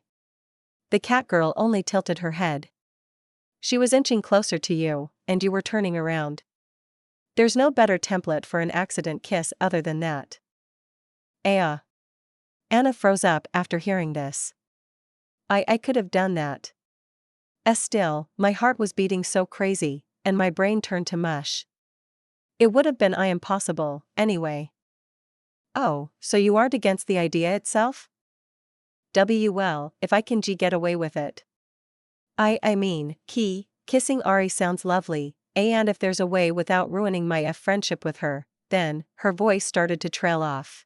My, what a pervert we have here. Why? She got loud. Sorry, just messing around a bit while I'm trying to find a way to use this to our advantage. How? What did your jaguar do when all that happened? Ari was petrified. I mean, I bet it's surprising that you suddenly have a face right in front of you, so close that even your noses touched while you were trying to get comfortable. Your noses touched? Why yes. I lightly brushed against hers with mine. You really should have kissed her. I am sorry, okay? The feeling of her nose was the last thing I noticed, before my brain shut down afterward. I only noticed what was going on 5 minutes later again. Wow, you're almost half as useless as the past Sophia when it comes to that. Maya's current girlfriend's quite capable most of the time, but the early Sophia caused her a lot of trouble. Ugh. Did Ari let go of you afterward? Did you do anything once your brain was working again? I eventually turned my face away from her because it felt so hot that I thought it would melt any second, but we stayed in that position for quite a while. Good for you. Why yes. Ari probably didn't know what to do either. Anna paused for a moment. I bet she was confused and didn't know what to do. That's why we stayed like that for a bit. The cat girl tilted her head once more. She also the one who initiated the hug, though. Sure, it turned out to be different that she'd planned, but she still started it. Well. I always hug her, too. Maybe she thinks it's normal when you have a sleepover. You mean you unconsciously shove your boobs into her face, don't you? You always hug her when you're already sleeping, right? Don't word it like that. Am I wrong? That doesn't matter. Anna got louder again. Still, yes. I unconsciously cling to her after I fall asleep. And yet, she did it while both of you were fully awake. That means it was a conscious decision by her. Also, she didn't even stop after the situation became far more intimate than both of you could have imagined. That's a big difference in my mind, and I think that has to mean something. There's still the possibility that she got used to my clinging and Ari also gets cold super easily. I bet she thought it's normal to hug each other while sleeping because of me and tried to get closer to be warmer. I'm sure of that. She looked like she took some damage from her own words. Wow, Maya needed a moment. The next time the two of you share a bed again, forget about letting her take the lead. Hug her the moment the two of you lie down. Do the same as the jaguar did and study her reaction. After that, we can talk again. You're too dense for me to deal with right now. Maya needed a break. Yeah. Just do it. That's my homework for you. The submission of it is due tomorrow. But. No buts. Fine, the princess knew that she had no chance of winning against the cat girl. I'll try my best. Good. Okay, how about we go to my place now? Maya changed the topic. I want to see what our girls are doing. Gladly. Her face lit up. I want to see Ari. Just confess already. While mumbling those words, she got up from the sofa, and the two left Anna's room to go over to the couple's mansion. Chapter 193, comfy cats. Sophia had cooked her first complex dish under the instruction of Ari, and it worked out rather well. She actually managed to cook up something edible. Not only that, but the jaguar also even liked it. It was a little too spicy for her, and the shrimps were ever so slightly overcooked, but it was nothing that couldn't be fixed with a little more training. While the two were finishing up, the tiger then suddenly noticed that Maya was coming home while bringing the princess along with her. This caused Sophia to panic, and the two quickly started cleaning up the kitchen to hide any evidence of what was going on. The cooking training was supposed to be a surprise, after all. Sophia let out an exhausted sigh as she looked over the kitchen that seemed like new. Not a single hint of them having cooked was left. We've made it. Technically speaking, sure, Ari awkwardly scratched her cheek. Though, I wouldn't necessarily call throwing all the trash and everything in your storage cleaning up. Also, you need to teach me that magic you use to get rid of the smell in the air. Hee. Also, the kitchen's clean, right? Well, yeah. She couldn't argue with the result. That's all that counts for now. I'll deal with the stuff in my storage later. Will you? The jaguar only looked at her. Probably. It's nice how honest you are. I love how Anna's the same, but that's not the right answer, you know? Okay. I'll properly clean up in there once I have the time. Good. She looked satisfied. Although, I hope you're not like Anna in that regard, too. She often says she'll do what she promised, but still, let's say, forgets about it. With your storage, I can't even check. You can, though. Sophia corrected her. You can go inside the storage. Seriously? Yep. When we installed the heated floors, I placed everything inside the mansion into the storage. It was a perfect copy, and I suggested to Maya to live in there. She didn't seem to like the idea for some reason, though. Imagine both of you would be so unhinged. The jaguar shuddered while thinking about it. Ahaha, the tiger couldn't add anything to that. Anyway, we still need to think about what to say when they ask us what we did all day. How about you showed and explained to me how the heated floors work, and then we relaxed, because the warmth's so amazing. It's true, we did do that. No need to mention that it only was for half an hour or so. Ari came up with a handy excuse in an instant. To the living room we go. Sophia liked the idea. Rid of the shoes we get, too. The jaguar was looking forward to feeling the warmth directly again. It feels way better that way. Why do you think I've been running around barefoot all the time? She looked down at her feet. So envious.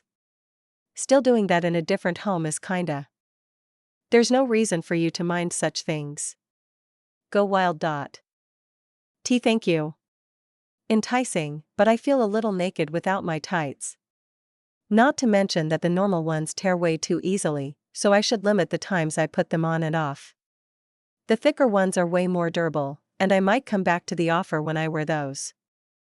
Sure, makes sense. Wait, what about the feeling naked without them part? If I have to strip for the greater good in your home, then so be it. Ari liked the heated floors very much. I actually really have to totally strip. My tights are quite high and even cover most of my stomach, so I have to take off my skirt and pull up my shirt. I agree with your passion, but don't ever say that again before Maya and Anna know the context behind it. She noticed the issue her words could bring. The duo kept chatting for a little longer until the front door of the mansion finally opened, announcing the arrival of the other two girls. I'm home. Maya's voice energetically echoed through the entrance hall. Hello. It was directly followed by the equally loud voice of Princess Anna. Welcome back. Sophia greeted them. We're in the living room. Joining the duo in the living room, Maya sat down next to the blonde on the sofa while Anna got close to Ari instead. Did the two of you behave yourself? The catgirl glanced at the duo. Always. We did. Nothing flirty happened? The princess focused her attention on the jaguar. Wait, why aren't you wearing your shoes, Ari? She wasn't sure what to say. Take off yours, as well, Anna. Sophia urged her to follow suit. You'll like it. Well, sure, I guess. She had no reason not to do it and slipped out of them. Eh? The moment her feet touched the ground after she got rid of her shoes, her expression changed. Great, isn't it? Maya had done the same and looked at the princess with a comfy expression instead. Why is it warm? Anna also placed a hand on the ground to verify it. It's super toasty. Why? Amazing, right? Ari also smiled at her. The floors in this mansion are heated. What? Anna got loud. Why is this mansion better equipped than the royal castle? Well, it's a royal mansion, but still. Alright, forget about the castle. Maya, Sophia, do you have an empty room for me? I'm going to live here until at least spring. Ahaha, someone likes it, huh? The blonde liked her reaction. It's the best thing in existence. Heated floors? Perfect warmth everywhere? Warm and cozy feet? Heck, I would take a nap on a floor this comfy. I totally understand how you feel. Maya and Ari had the same reply. Glad you like it. No, the mansion didn't come with those heated floors. Sophia corrected her. I invented and installed those here. Huh? Seriously? The princess got even louder. Are you a genius? I have my moments, but overall, also according to others, I'm more of an idiot. No. If you invented those floors, you're the smartest genius in history. Hear that, Maya? She looked at her cat while trying to suppress a grin. Shut up. Also, when it comes to this invention, I 100% agree with the princess. Me, too. The jaguar also chimed in. Hee, but wow, my heated floors sure are popular with cats, huh? Well, and wolves. Can you blame us? All three girls retorted. Not at all. I'm often referred to as the most cat- or feline-like, after all, so. Why do you think I came up with this? There's nothing that beats a cozy warm home. Yes. Everyone agreed. Sophia. Anna suddenly stared straight at her. Yes? She already had a feeling about what was coming next. I want that in my room, as well. Your new room here, or the one in the castle? The blonde wanted to play a bit. I'll gladly take the room, but I meant in the castle. Ari's room should get it, too. No. The whole castle has to be equipped with it. Ahaha, she started laughing again. You take a room here, huh? Sure, we have enough. Ari actually started negotiating with me about the heated floors, as well. She needs to have it, too. Good going. Anna liked the jaguar's priorities. I talked about it with the king already, and Kira's coming to visit us to evaluate my invention. If she likes it, there should be a high possibility of the heated floors finding their way into the castle. Mother's the one who's going to decide on it? Perfect. She complains about the cold even more than I do. We'll be so comfy during the winter. Thank you so much, Sophia. Yes, even I am looking forward to the cold months now. Ari had the same smile as the princess. Are there even cold spots in the castle? While Maya could understand, and even shared their passion for it, she still found it odd that they wanted it so much in the royal castle. The high ceiling in every room makes it a pain to heat anything, because the warmth just vanishes as it goes up. The floors are also made of stone and marble everywhere.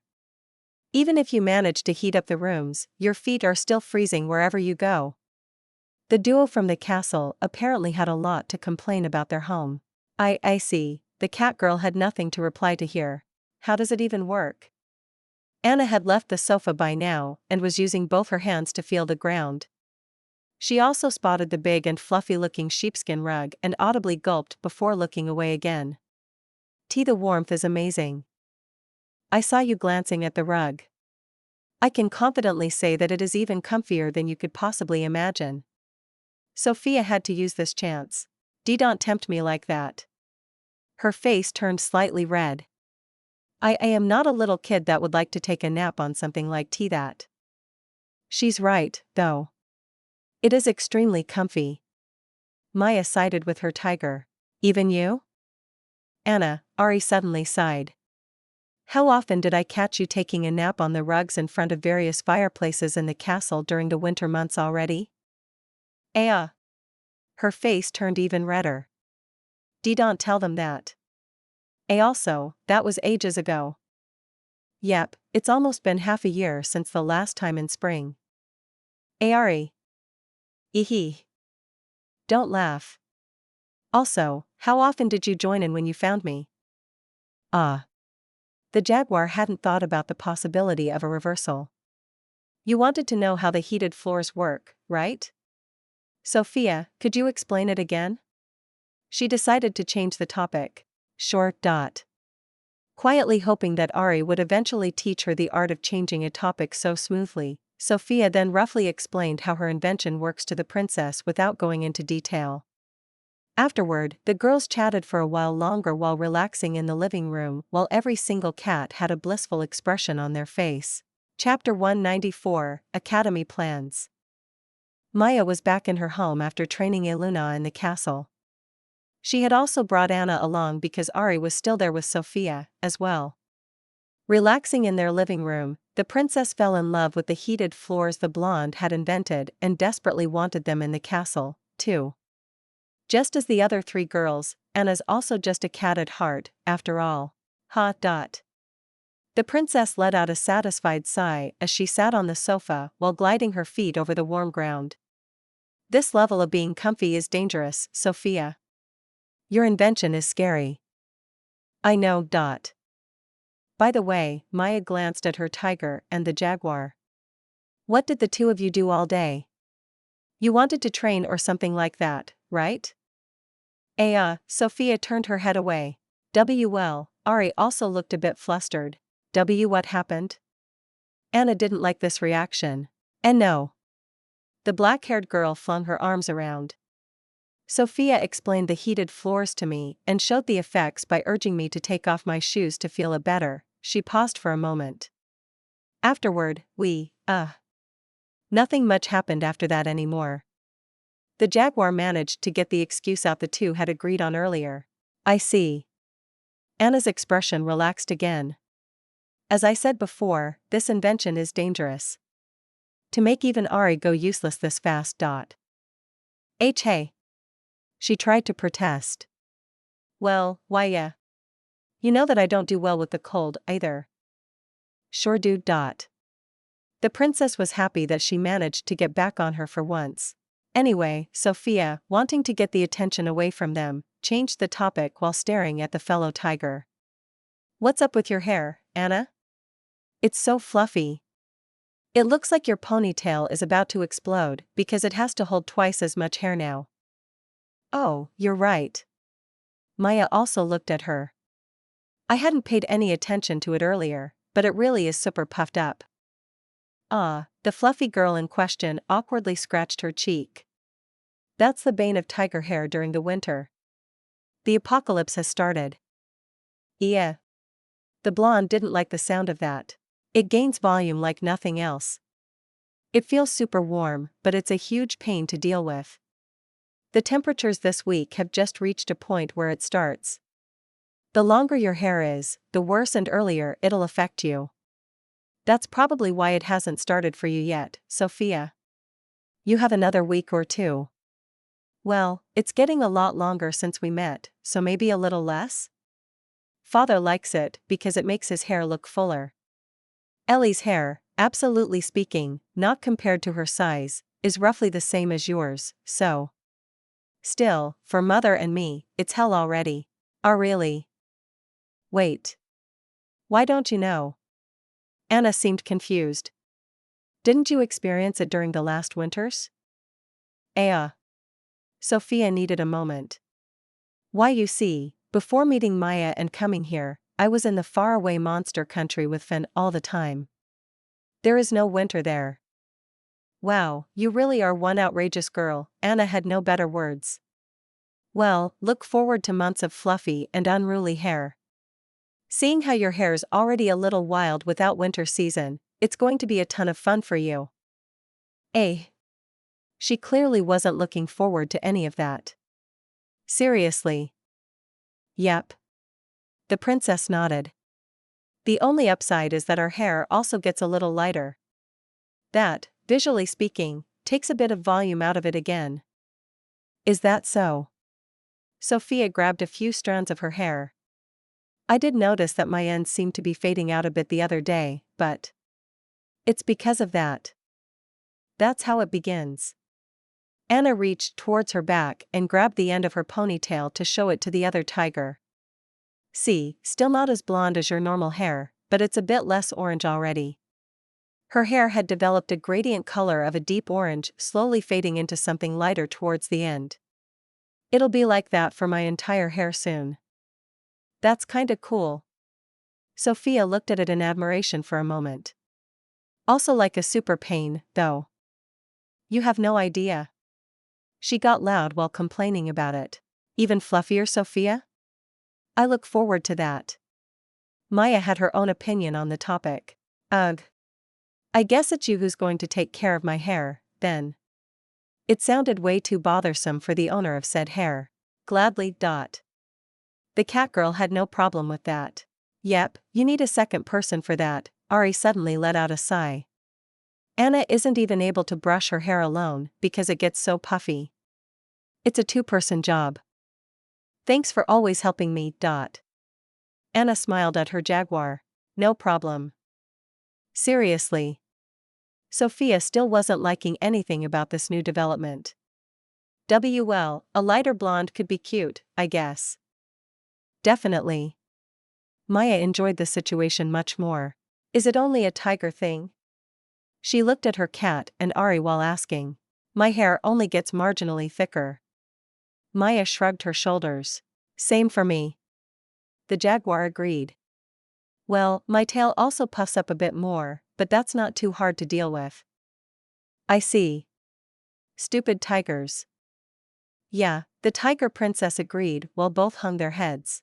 Once Sophia had recovered from the shock about her hair and what was going to happen to it in the near future, the girls relaxed for a while longer before the blonde eventually started another conversation. By the way, she looked at Maya and Anna. How is it going with Eluna? She was one of the most powerful instructors before, right? I'm pretty sure she should get it by now, no? It's going quite well. The cat girl answered her. One more session, and she's good. She has to polish her new skills on her own, then. Oh, that's great. Father also suggested that she, together with the two of you, should visit our school somewhere along the end of next week. Anna added some details. So early. Wait, end of the next week? Maya's birthday's there. Not a very good timing. I already turned down that idea. Yeah, before coming here, we told Father about that and decided to do it the week after. I see. That's good. Sophia looked relieved. Not only would it be no fun to spend a part of her birthday in school, but Sophia also wanted to do some last-minute training. Oh? Anna started grinning after seeing Sophia's reaction before looking at Maya. The two had a conversation around the topic of the blonde wanting to do something for her birthday before, after all. Speaking of which, Ari then glanced at the couple. How are the two of you going to join our academy? I mean, are you going to be real teachers? Or is it something closer to an exchange student program with special students? In any case, you're going to stick out a lot because you'll be looking like anyone else age-wise, but you aren't going to wear the academy uniform. Wait, or do you? Oh, that's a brilliant idea. Anna's eyes started to sparkle. I don't like where this is going. Sophia suddenly got a bad feeling about the situation. I think our uniform's pretty cute. You two should totally wear it. I think I'll pass on that. The blonde wasn't a fan of the idea. Ah, come on. The other tiger really wanted them to wear it. Yeah, let's do it, Sophia. Maya sided with the princess. It's going to be fun. You just want to see me in a skirt. Sophia saw through her cat in an instant. Exactly. She didn't even try to hide it. What's worse? Sticking out like a sore thumb or wearing a skirt? It was a hard decision. What's the problem? Anna tilted her head. Your usual shorts aren't any longer, either. Actually, she stared at her for a moment. You're, by far, showing the most leg when compared to any of us. Ugh, Sophia took some damage from that retort. The shorts are super easy to move around, after all. Also, exactly because I run and jump around, shorts cover a lot more. Especially the important areas. Panties, for example. Everyone nodded in understanding. That's why skirts are a bit much for me. Longer ones are okay because accidents are unlikely with those, but the ones the three of you are wearing right now, no. While Maya wasn't wearing their uniform, her skirt still had roughly the same length. What about the best out of both worlds? Ari wanted to help and pointed at her own legs. With tights, you can run around freely in a skirt without having to fear showing your panties. Really? Sophia seemed dubious and bent forward to change her line of sight. She then tried to get a glimpse below her skirt. Hey! Maya and especially Anna got loud. I'm sorry, Ari, she looked away with a slight blush. Hey! Everyone got loud now. Oh okay, let me rephrase that. With fully opaque tights, you have nothing to fear. I'll switch to them either next week or the one after because they're much warmer. You can check again, then. How about no? The princess and cat duo were still being busy retorting. I was just kidding. Ari tried to defuse the situation. Stop that. Anna didn't like such a joke. Wow, you're good. Maya did enjoy it a little. Ugh. Fine, Sophia caved in. I'll buy the most opaque 100 plus denier tights with a thick lining or maybe some leggings, and at least try it out. She had many conditions for it, though. I can live with that. The cat girl sounded strangely excited about it. I know a nice shop for tights. I can show it to you next week or whenever you're free. Ari had some experience in wearing them, after all. Sounds great. Let's go shopping together. We're coming, as well. Maya and Anna were in perfect sync. The blonde jaguar duo got them along a little too well just now again. Sure. They had no problem with that. Where do we get the uniform, though? Sophia dropped the topic for the time being. All things considered, we aren't real students, after all. Maya can wear my old one. The princess answered her. We're switching to our winter uniforms right when the two of you are supposed to visit, and I need a new one. My old one got a little tight. I see. The three other girls reacted the same as they glanced at the exact same spot of Anna's body. Hey! She, once again, got loud while she covered her chest with her arms. I grew a lot in height, you know? Any other parts don't matter. They do. More than one reply came. They don't. Her chest somehow had become an all-time favorite topic in their group. Anyway, Maya could wear my uniform from last year. It should fit pretty well. I see. The cat girl nodded. Thank you for the offer. I'll try it on the next time I come over to make sure it fits. Great. Sophia and I are fairly similar. Ari continued. I'm pretty sure she'd be able to wear one of my spares without any trouble. Yeah, that should work. Even if Sophia ends up being smaller, she can very easily adjust herself to fill out the Jaguar's uniform, after all. Great. Anna had recovered from the teasing. I look forward to seeing the two of you in our uniform. Me, too. Maya was staring at her tiger while agreeing to it. I have very mixed feelings about it. The blonde still wasn't convinced. For various reasons. Once this topic was taken care of, the girls went back to relaxing and continued to enjoy the warm living room. Eventually, though, the princess and Jaguar had to head back home. Anna wanted to stay in her new room in the couple's mansion, but Ari didn't let that happen. Her looking like she wanted to do the same didn't matter, either. After a lot of back and forth, the duo eventually, and very reluctantly, managed to go home after saying they'll be back soon. Neither of them wanted to leave the comfy warmth of the heated floors behind, after all. Chapter 195, Claiming More Victims. A few days had passed since Ari and the princess had visited the couple's mansion and fell in love with their new heated floors there. Sophia had also finished installing the charging pads on the wall of every room using the conductivity ore in the meanwhile. She connected those charging pads with the floor using said ore so that one doesn't have to get down and touch the ground to pour magic into the heating or below the wooden floor. She even installed a couple of them in paw height for the wolves. Today, though, some very important visitors had arrived at their place. The queen of the country, Kira, together with her youngest daughter, Princess Ellie. The latter made Sophia especially happy. Welcome. The blonde greeted them at their gate outside. So, Fia. Ellie's eyes lit up the moment she spotted her.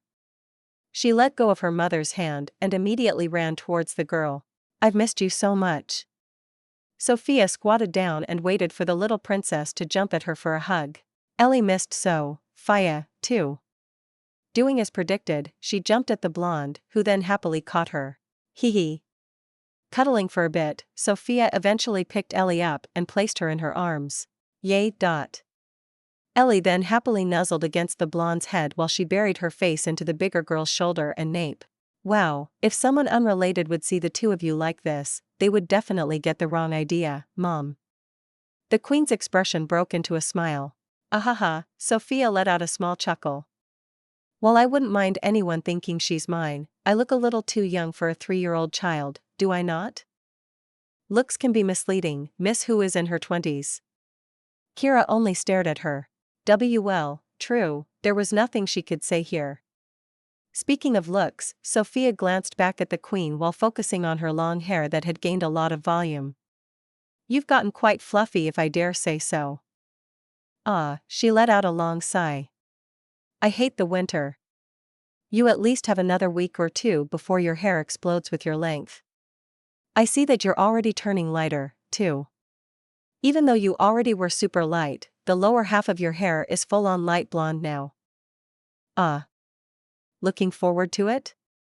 We all love puffy, uncontrollable hair, right? Actually, as I came from the monster country with Fenny, it's the first time I'm actually going to experience a winter in this world. Anna only told me about our condition a few days ago. Poor you, Kira looked extremely sympathetic all of a sudden. Is it really that bad for us? Sophia didn't like this reaction. Look at me. The queen gestured at her hair. It's only just the beginning, too. Alright, I'm going back to the monster country for the winter. I'll be back in spring. Take me with you. Anyway, she didn't want to continue this conversation. Sophia had no intention of taking the queen of this nation with her. Shall we head inside? The blonde readjusted her grip on Ellie in her arms and turned around while saying so. Gladly. The queen followed after her, and they soon found themselves in the mansion's living room. Welcome. Maya was already sitting on one of the sofas when the others joined her. Wow, that's quite the hair. She immediately noticed the change in Kira's looks. Please don't mention it. I look forward to Sophia gaining volume. I don't. The blonde had a different opinion. I've been growing my hair out a lot lately, but I have no problems with cutting it short again. The cat girl pouted for a moment before she focused her attention on the little tiger who was lovingly being carried by her girlfriend. What's up with this picture? She gestured at both of them. It's adorable, isn't it? The queen smiled at her. Sure. Though, her sleeping in Sophia's arms like that looks a little. Maya somehow couldn't finish her sentence. Especially because they look quite alike. Actually. Is Ellie turning blonde? Anna turned lighter as well, but it was still orange. Ellie's hair starting to look like Sophia's blonde that is currently fading. Hee hee. Kira enjoyed her reaction.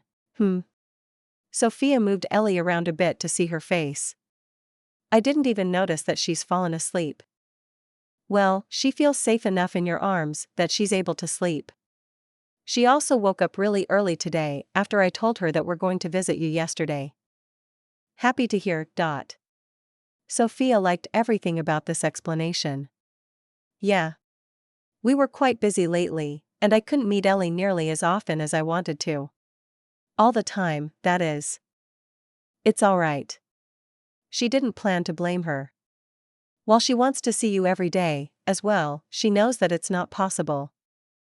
But yeah, she's actually getting close to my hair. Weird, is the color maybe really related to magic or something like that? The more power a tiger has, the lighter the hair gets? Ellie has quite a lot, after all. Your guess is as good as mine. Kira shrugged her shoulders. Though, it wasn't like that last year. Maybe it's a sign that her magic is about to awaken? Maya had her own theory. That could be. The other two nodded. By the way, Sophia glanced at Ellie again before facing the queen. Us blondes have to stay together, you know? It would probably be for the best if I keep her. No. She didn't share her opinion. The group finally sat down on the sofas, as well. Sophia got comfortable next to Maya while the queen had the opposite sofa all for herself. The blonde had no intention to let go of Ellie, after all. Instead, she placed the sleeping girl on her lap while she started petting her head. Oh, she also feels fluffier already. You're right, Maya couldn't help herself and also started playing with the princess hair. She was too cute to ignore, after all. Yes, I also noticed that earlier today. Kira nodded. You might not even have the 1 or 2 weeks left I mentioned earlier if Ellie started to change, not to mention that your color's also turning lighter already. Don't be surprised if your head looks like a ball of fluff tomorrow or the day after when you wake up. She couldn't help but show her a slight grin. Judging by that, it looks like this winter's going to be especially cold. Ugh, Sophia didn't like anything about her explanation. Speaking of cold, this room's everything but that. How? Why? And also, it feels amazing. The topic finally started to get back on track. Is this why Anna and even her Ari were so excited when they came back home from here the other day? Yep. Sophia only nodded. Hey, Ellie, I need your help with something. She gently shook the sleeping princess on her lap. So, Faya. Sounding very sleepy, the little tiger rubbed her eyes before turning her head upwards to look at the blonde. Ellie's help? She woke up? Kira seemed highly shocked. You really are something else. What can Ellie do? I want to show you something really nice, but we have to take off your shoes and socks for that. But it's cold without them. She didn't like the plan so far. I promise that you'll feel warmer than ever without them. Really? The little princess looked a little dubious. But Ellie trusts so, Faya. Help. She lifted up her legs in the air and dangled them around for a bit. Short. The blonde reached for her feet and slowly helped her out of her shoes before Ellie removed her socks all on her own. Afterward, the blonde gently placed her on the floor. Yeah? Her expression immediately changed. It's warm. The floor is warm. Mama, the floor is warm here. The heated floor seemed to have charged up Ellie's batteries in an instant because she immediately darted off and ran around the room. Mama, Ellie wants this, too. What is she talking about? Kira naturally looked confused. Well, I won't ask you to take off your shoes. Sophia felt a little awkward urging the queen to take off any of her clothing. How about you touch the floor, though? Okay. She readjusted her position on the sofa with a raised eyebrow before reaching forward to place her hand on the floor. Huh? Ellie's right. It's warm. What is going on here? Mama, Ellie wants to live here, after all. She still was running around in the living room. So does Mama. The heated floors had trapped 2 more cats. Ellie is one thing, I'll gladly let her live here, but I doubt we have any rooms to accommodate the queen of this nation. The blonde took it half seriously. Okay, get it out already, Sophia. Why is your house the personification of paradise? The expression of Kira changed, and she stared right at the other tiger. That much, huh? She didn't feel intimidated at all and started smiling instead. It's an invention I came up with. Afterward, Sophia explained what and how she did in a way Kira understood. Wow, once she'd heard the whole explanation, the queen looked fascinated. That's amazing. How did you even come up with this? No idea. The blonde shook her head. It wasn't her who came up with it, after all. Cold floors are the worst, and here we are. What a reasoning. So easygoing. Well, I don't care how you came up with it. The only important this is that you came up with this lovely idea to better the world. Sophia thought the scale was a little too large. How much money do you want to allow us to install your invention in the castle, as well? The price doesn't matter. Just tell me a number. Wow, the blonde was a little taken aback. I want this invention of mine to be publicly available. I want everyone who's able to afford it to be able to install it in their homes, just like normal magic heaters. I see. Well, it obviously won't be for free, though. I'm not a charity, after all. I want some sort of reward for inventing it with the usage of the heating ore, and a percentage of each sale as royalties, for example. That sounds more than fair. I leave the amount for the reward, and the royalties up to the royal family and whoever else has to get involved in it. I have absolutely no intention to deal with anything so bothersome, and I'm sure you're not going to rip me off, after all. Of course. Kira raised her voice. That's why, have fun dealing with all of this. Once His Majesty, together with you, and whatever minister is needed, agree on my payment, I'll happily teach whoever's needed to install the heated floors in the castle. All right. Ellie, we're going home. We have to go and talk with Daddy. Kira was very motivated about the whole thing. Ellie. Over there, Maya pointed at the sheepskin rug in front of their fireplace.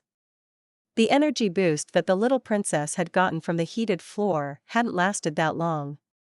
Once she came near the fluffy rug that was also warmed up thanks to being heated up from below, she had no chance to resist its allure. It was way too big of a challenge for Ellie to overcome. The moment she had stepped on it, she immediately laid down, curled up into a ball, and fell asleep in 0.5 seconds afterward. The queen awkwardly scratched her cheek. I can't say I'm surprised. Oh my goodness, I haven't taken a nap on this sheepskin since installing the heated floors yet.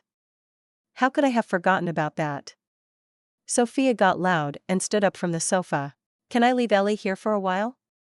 She's already a little grumpy from time to time lately, and she'll probably start hating me for a week if I pick her up now.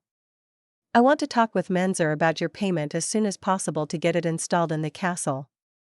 Wow, you really love my invention, huh? Not that I can blame you. Yes. Well, of course. Leave Ellie here for now.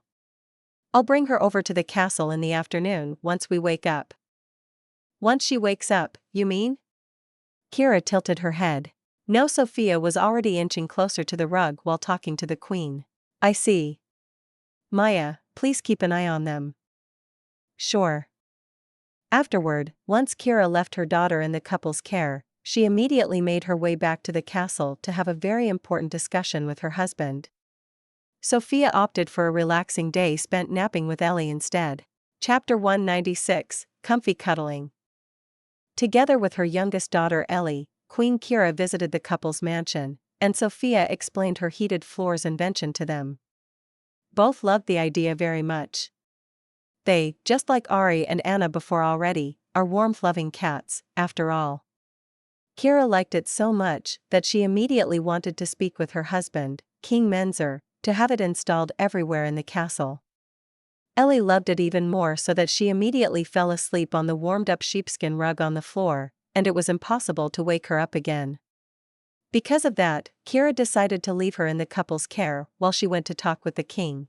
Sophia was terribly envious of Ellie peacefully napping on the fluffy, warm, and comfortable rug that she immediately joined the little princess once the queen had left. Once she laid down, the blonde slightly angled her legs while wrapping her arms around the little girl. Ellie was facing the blonde and had comfortably nuzzled her head against the taller tiger's chest once she noticed the taller girl's presence during her sleep. Her body was almost wholly curled up into a ball, and so she fitted perfectly in the spot above Sophia's angled legs while sticking close to her stomach and chest. Maya watched the duo sleeping peacefully while also cuddling with each other for a while. Still, she was also getting slightly shifty as she looked over them. The urge to join them was slowly rising within the catgirl because the two looked extremely comfortable, not to mention adorable. She continued to steal glances at them for a while longer but gave up soon enough. Whatever, if Sophia's allowed to do it, why shouldn't I be able to do the same? She had lost to her instincts. Maya got up from the sofa and walked over to the sheepskin rug. She was trying to find out how to join them. I kinda want to spoon Sophia, but, she glanced at the fluffy, curled up ball called Ellie right next to her girlfriend. I don't know why, but. In the end, Maya decided to lay down on the opposite side of Sophia. Ellie was in the middle while the heads of the couple were near each other, touching even, same with their legs that ended up being slightly entangled with each other, effectively wrapping all around Ellie as if trying to protect the little girl from every side.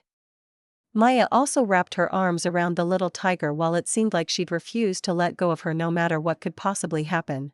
The trio slept together for some hours while tightly cuddling with each other. Eventually though, out of all cats, Sophia was the one to wake up. She let out a sleepy yawn before uprighting her upper body as she let go of Ellie while taking the utmost care not to wake her up. Oh. She only then noticed Maya napping on the sheepskin rug next to the two while also clinging to the little princess. Her eyes were glued to the two while a gentle smile appeared on her lips. Adorable. Something about this is perfect. Makes me feel all warm and fuzzy for some reason. Something about this picture made her emotional. Why does this world have no cameras? Somehow, I'd like to look at this scene every single day. The blonde stared at them for a while longer before she finally decided to fully stand up. Stupid bladder, I'll never forgive you. She needed to use the toilet. Once she was done with her business, Sophia immediately wanted to head back to the living room. Unfortunately, ran into the wolves on the way. Good morning. Fin greeted her while sounding slightly sarcastic. You saw me, well, us taking a nap? Yep. Aura answered her. We came back from the maze earlier and found the three of you on the sheepskin rug. Sorry for taking your spot. No, it's fine. The female wolf wasn't angry. Still, she stared at the tiger. Is that scene something we can look forward to in our little, let's call it, household in the future? I doubt Ellie's going to be here that often. Really? She only intensified her stare. You know that I mean you and your girlfriend cuddling with a cub while looking and acting like it's yours. The expression both of you had while sleeping with the little one seemed to be more than just pure adoration for her cuteness. That's, Sophia's face instantly turned red. We just like cuddling with her. Is that so? Aura didn't believe a single word she said. Was there really nothing different you felt when you looked at Maya cuddling with the little one? Both of you looked very motherly if you ask me. This and that are totally different topics. The tiger didn't exactly deny it. Even if that would be the case, it's too early for that. It's never too early for that. She had fun with the topic. There's no need to wait with that. Is that so? The blonde's expression suddenly changed. No, I disagree with it, but if you think so, Maya and I will gladly cuddle with your cub as soon as you get it. We'll also help you raise it. You and Fin shouldn't do all the work alone. We're something like a family, after all. Your cubs are our cubs. Aura was at a complete loss for words. Sophia looked incredibly smug. Well, if you'd excuse me, there's still a lot of cuddling left to do. Saying so, she left the wolves on their own and entered the living room. There, she immediately laid down on the rug again. Afterward, she wrapped her arms around Ellie once more while pressing her forehead against Maya, who was still fast asleep and clinging to the little princess with an incredibly gentle expression. A lot, more hours had passed since then, and it was already becoming dark when the trio finally woke up for good. Thanks to Aura's implications from before, The blonde got a little shy after looking at Maya for a while, but it wore off soon enough. Maya let out a yawn and stretched herself once she stood up. I'm starting to understand why you like to sleep so much. She looked at her tiger while saying so. Yeah. Hugging Ellie makes it even better. That's true. Cuddling with the little one feels really good. She's so fluffy and huggable. Dot. The princess in question liked what she was hearing. Ellie likes to cuddle and sleep with Sophia and Maya, too. She showed the couple a great smile. It feels really nice when you two hug Ellie. It feels really warm and protected. You both took a lot of damage from this unexpected attack. Alright, Sophia needed a moment and looked out of the window to calm down. It's gotten really late. How about we bring you home? I'm sure your mother's already waiting for you. No. The castle is cold. Ellie wants to stay here forever. You know that you can't do that. But. The princess started panicking. We still haven't sleep over yet. Ellie wants to do that now. Right, I almost forgot about that. The blonde had nothing she could say at first. We have to ask your mother for permission first, though. We can't do that else. I see. The little tiger hung her head. Ugh. She's good. The cat girl had to give it to her. Maya, let's go and ask Kira. Both tigers were excited about the idea now. Sure. I doubt it's going to happen today, though, you too. Everyone needs to be prepared for that, after all. I think it would be better to ask about a sleepover for tomorrow, for example. That's a good idea. Sophia agreed and looked at the princess. Do you think you can wait until tomorrow? It will be hard, but Ellie will try. She wasn't the biggest fan of the idea, but she still agreed. Good girl. Both gently petted her head in response. The little tiger was a big fan of that, though. Afterward, once the three were ready, they left the mansion to make their way back to the castle. Along the way, Ellie decided that she wanted to walk in between the couple while holding the hands of one each. The two more than happily complied with her demand. Even though they took their time, the trio eventually arrived at the castle and had the maids guide them to where Kira currently was. Look at that. The queen lightly greeted them. You sure took your time. Did you have fun? She ruffled the hair of the little tiger while saying so. Yes. Ellie slept a lot. That activity definitely is fun for her. Good for you. Yes. She gave Kira a big nod in response. Ellie wanted to stay and nap for longer with Maya and Sophia. Oh? The queen looked at the couple. Maya looked away. It was very comfy. Sophia didn't. Your daughter's way too huggable. I know. Kira looked proud about it. Mama. The princess suddenly got loud. Ellie wants to sleep over at Maya's and Sophia's home. It's very warm there. Here is cold. Ellie doesn't like it. The queen awkwardly scratched her chin.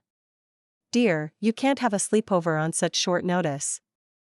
Ellie knows. That's why Ellie wants to have it tomorrow. She hadn't seen that one coming. Well, I did promise that you can do it eventually. It already took longer than I had anticipated, too. Yay. Her face lit up. Maya, Sophia, can I trust you with this? I'll protect her with my life if anything would come up. The blonde was very determined.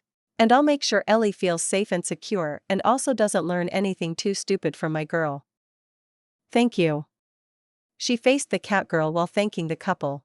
Does that mean Ellie can do the sleepover? She couldn't fully follow their conversation. Yes, Kira caved in. Yay. She sounded incredibly happy. You have to promise me that you'll behave, though. Of course. The princess gave her a big nod. Ellie will be a good girl. The bestest. You already are. All three had their thoughts accidentally leak out. Ellie wants to start preparing immediately. What do we need to do? Thanks to having napped the day away, the little tiger had a lot of energy to spare. I'll explain it later to you, dear. Ahaha. Sorry about that. Sophia let out a dry laugh. It's fine. I'm glad she likes the two of you so much and is having a great time. Happy to hear. The blonde liked the sound of that. How did the conversation with the king go? Swimmingly. Kira smiled at her. We'll be getting those heated floors in the castle soon. Really? Ellie got even more excited. Yes. The queen patted her head again. Menzer wants to see you soon to tell you the details. How about you meet him tomorrow when you're getting the little one for the sleepover? Sounds like a plan to me. Sophia agreed to the suggestion. Great, I'll tell him about it later.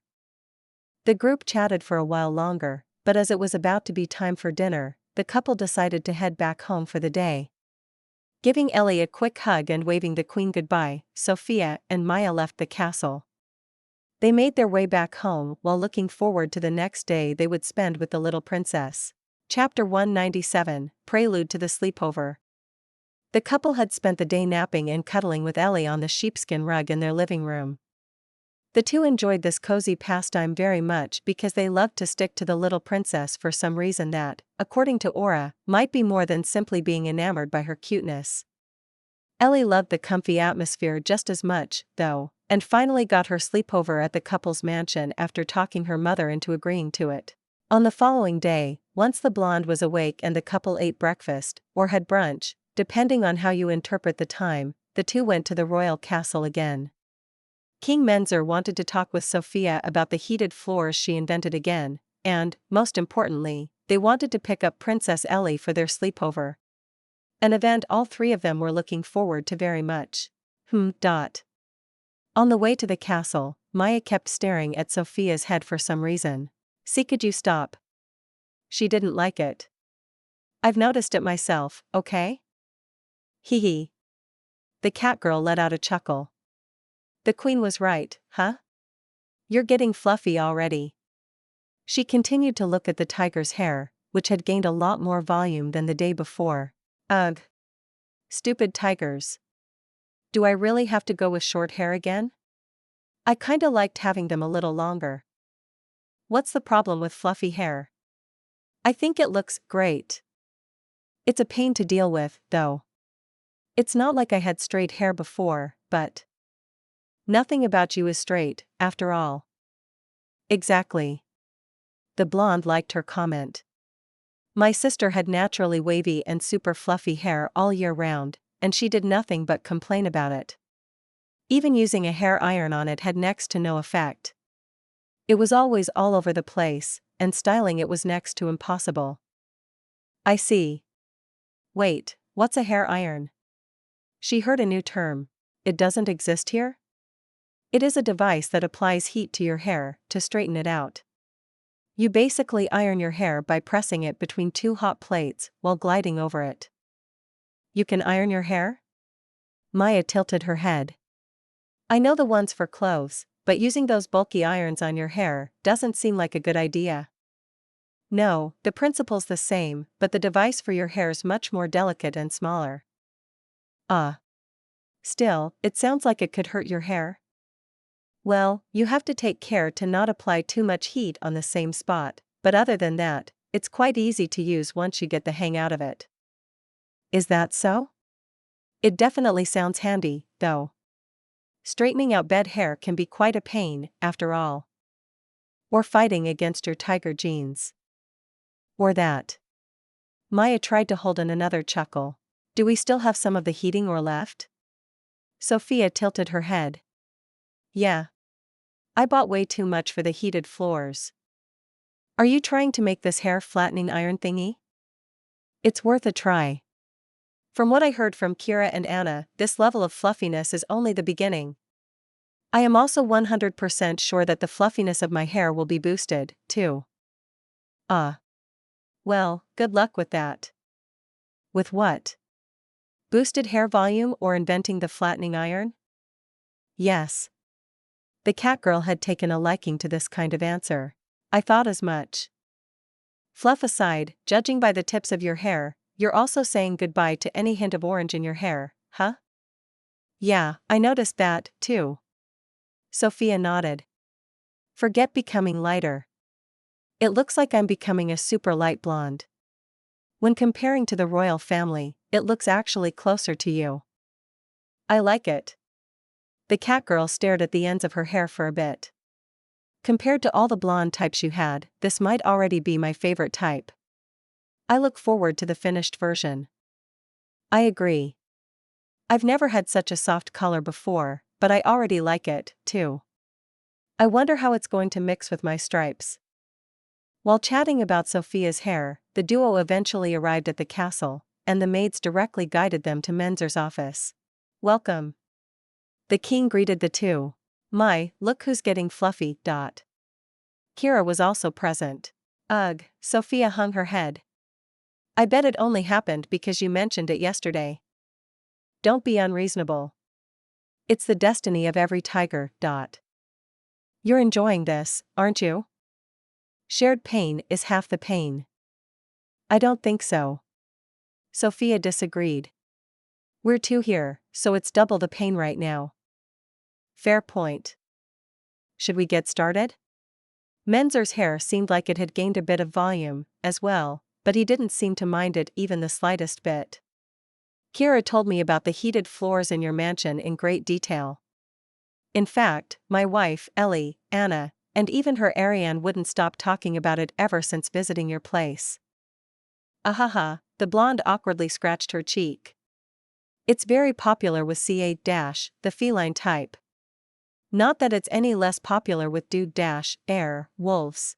It appears to be so. He decided not to retort on anything she almost said. Kira said that it's a lovely invention that'll improve the living standards of everyone. The folk, and the royal castle, as well. He glanced at his wife during the last part. I think so, too. Sophia agreed with the king's evaluation of her invention. I'll gladly share it with everyone if I get some sort of compensation. Though it would probably be better to have this conversation with the manufacturers of the other heaters, I guess? Yes, but as the handling of the raw material, the heating has to be approved from the respective ministers or us, it's not wrong to have this talk with me. I see. I had the manufacturers come over in the morning, too. Kira explained what was going on, and long story short, they were very interested, to say the least. I like the sound of that. They want to buy the use rights of your idea for 2,000 gold with a 20% share of every sale involving it. This will be for the first year. Once there are some actual numbers for the sales, the yearly payment, and the shares will be renegotiated. Alright, sounds good. Sophia instantly agreed to it. You don't want to negotiate the terms. Menzer was a little surprised. Do I have to? And no. We, Kira especially, made sure to get a fair deal for everyone. Perfect. Do I have to sign anything, or? The manufacturers are currently writing up a contract. The best would be for you to meet them soon. Once you sign the contract and receive the initial payment, you're going to show them how it works. Sounds like a plan. The blonde nodded. Not today, though. I have something more important planned, after all. Tomorrow or the day after is perfectly fine. The king had no reason to rush her. Kira told me about your important plans today. You do know what responsibilities come with having our Ellie not staying the night in the castle? Of course. Sophia's expression changed. I'll destroy the world before anything could bring her harm. Good. He looked straight back at her with a satisfied expression. Make sure my daughter enjoys this experience. That's all that counts. Anyway, Kira wasn't sure what to say. Now that the discussion about the heated floors is over, how about I guide the two of you to Ellie? She's waiting already, because she's looking forward to it so much. Gladly. Sophia immediately sprang up. Let's go. The little princess wasn't the only one waiting for it. Leaving the king behind in his office, Kira led the couple towards Ellie's room, where she was already waiting for them. So, Maya. Her face lit up the moment the door opened. Ellie. The duo lightly waved at her. Let's go. Sleep over. She energetically jumped off the bed she was sitting on. Why is she so adorable? Sophia glanced at the queen. It almost hurts, doesn't it? Yeah, my heart aches. It didn't look like she was complaining, though. I know that feeling. Wow, Maya ignored the duo and went over to Ellie. Do you have everything you need? Yes. She gave her a big nod. Mama and Ellie packed a few clothes for sleep and tomorrow. Ellie also has her toothbrush and favorite toothpaste. Great. Does she need a special kind of shampoo? Sophia finished gushing over her cuteness with Kira and got a little more serious. Kids often don't like the normal one because it can burn in the eyes. No, she's surprisingly okay with the normal kind. She uses the same as Anna and I do. Great, I have that, too. Ellie, do you need anything else? Maybe a favorite plushie or a pillow you can't sleep without. No. Ellie can sleep everywhere. She sounded strangely proud about it. Fair point. The blonde should have known better. Is there anything we need to know? She faced the queen again. Food she shouldn't eat or anything we should watch out for? Not really. For the most part, she's the most low-maintenance little girl in existence. Good to know, thanks. She was glad that she didn't have to watch out for any allergies or the likes. Alrighty, Ellie, are you ready? Yes. She was very ready. Once the little princess was good to go and managed to peel herself away from her mother, who didn't seem to want to stop hugging her, the trio left the castle and went back to their mansion. While walking, Ellie once again grabbed the hands of both while being sandwiched by the couple. On the way, they also did a little grocery shopping for dinner and gathered a lot of warm gazes.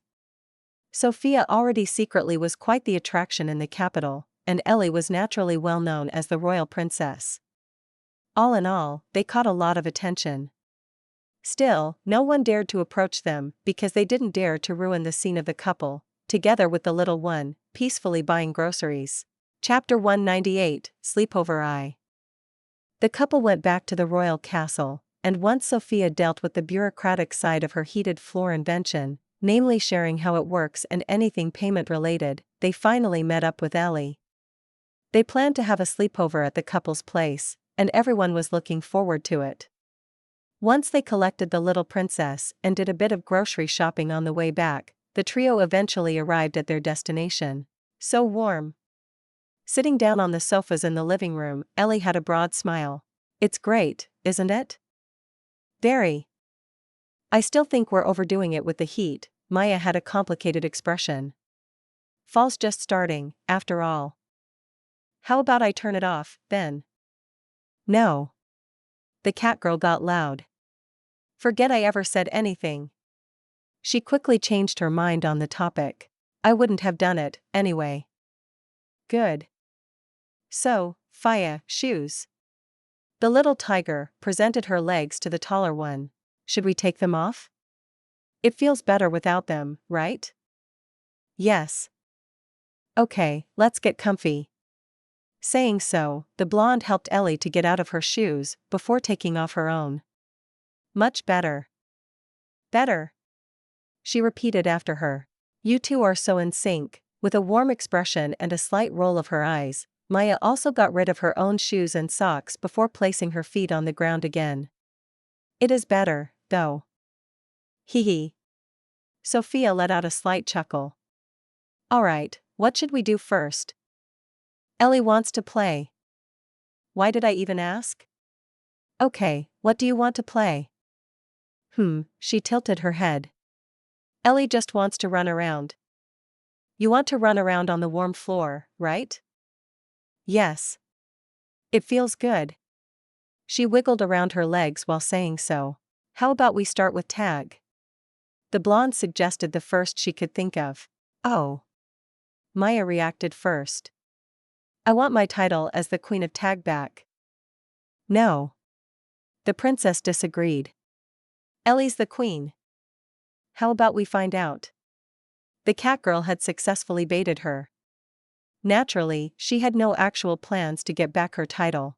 Let's. Going with the plan of playing tag, Ellie waited in the living room while the couple ran away. The current queen has to start with a little handicap, after all. Once she had enough of waiting, the princess quickly started chasing after them. In the beginning, Sophia and Maya took it slightly seriously and barely outran the little tiger or dodged her attempts to tag the girls. Still, once the duo felt like Ellie had gotten enough of a workout by running all over the place in their mansion, the two made a careless mistake that got themselves caught. They changed who was it every so often and kept playing for an hour or two, but the result was just as expected. While the princess accidentally lost a few rounds, she somehow still won most of them. Yay! The little tiger flashed them a victory sign before looking at Maya while having a slightly smug expression. Ellie keeps being the queen of tag. You sure do. The cat girl played along. I shouldn't have doubted you. Eehee. What do you want to play next? Maya apparently still had some energy to spare. Hungry. The tigers, on the other hand, had other plans. Ahaha, she had to chuckle at their reply. Well, you powered yourself out quite a bit during our game of tag. Both of you. Yes. They were still in sync. Should I start preparing dinner, then? Please. Do you want to eat anything special? Meat. The reply was instantaneous. I didn't ask you, Sophia. Hey. It wasn't me. Also, hey. The blonde felt offended and had to say it twice because it was important to her. Hee hee.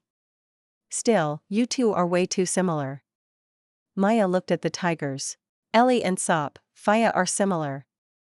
Very. The cat girl nodded. You're both tigers with beautiful striped hair. Hair that is getting super fluffy. You're super huggable and cozy to cuddle with. Both of you are full of energy and like to run around. At the same, you also like to sleep as much and long as possible. While different, I also like both of you very much. Eehee. The princess started giggling. Ellie also likes Maya very much. So, Fia, too. Ah. Sophia couldn't help it. And I love both of you. Hey. The duo didn't like to get one-upped by the blonde. My win. She looked pretty smug. We/Ellie love/you more. The voices of the duo overlapped. Thanks. The blonde didn't seem to be unhappy whatsoever with them being competitive about it. You tricked us/Ellie. They said the same thing again. Does anyone have a problem with what I made them say? The duo stopped for a moment. No. Great. Okay, Maya brought the topic back on track. We bought chicken earlier. How do you like that?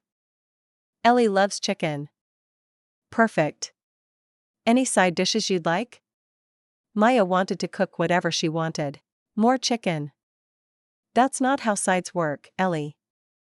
Veggies are side, right? Ellie doesn't like sides.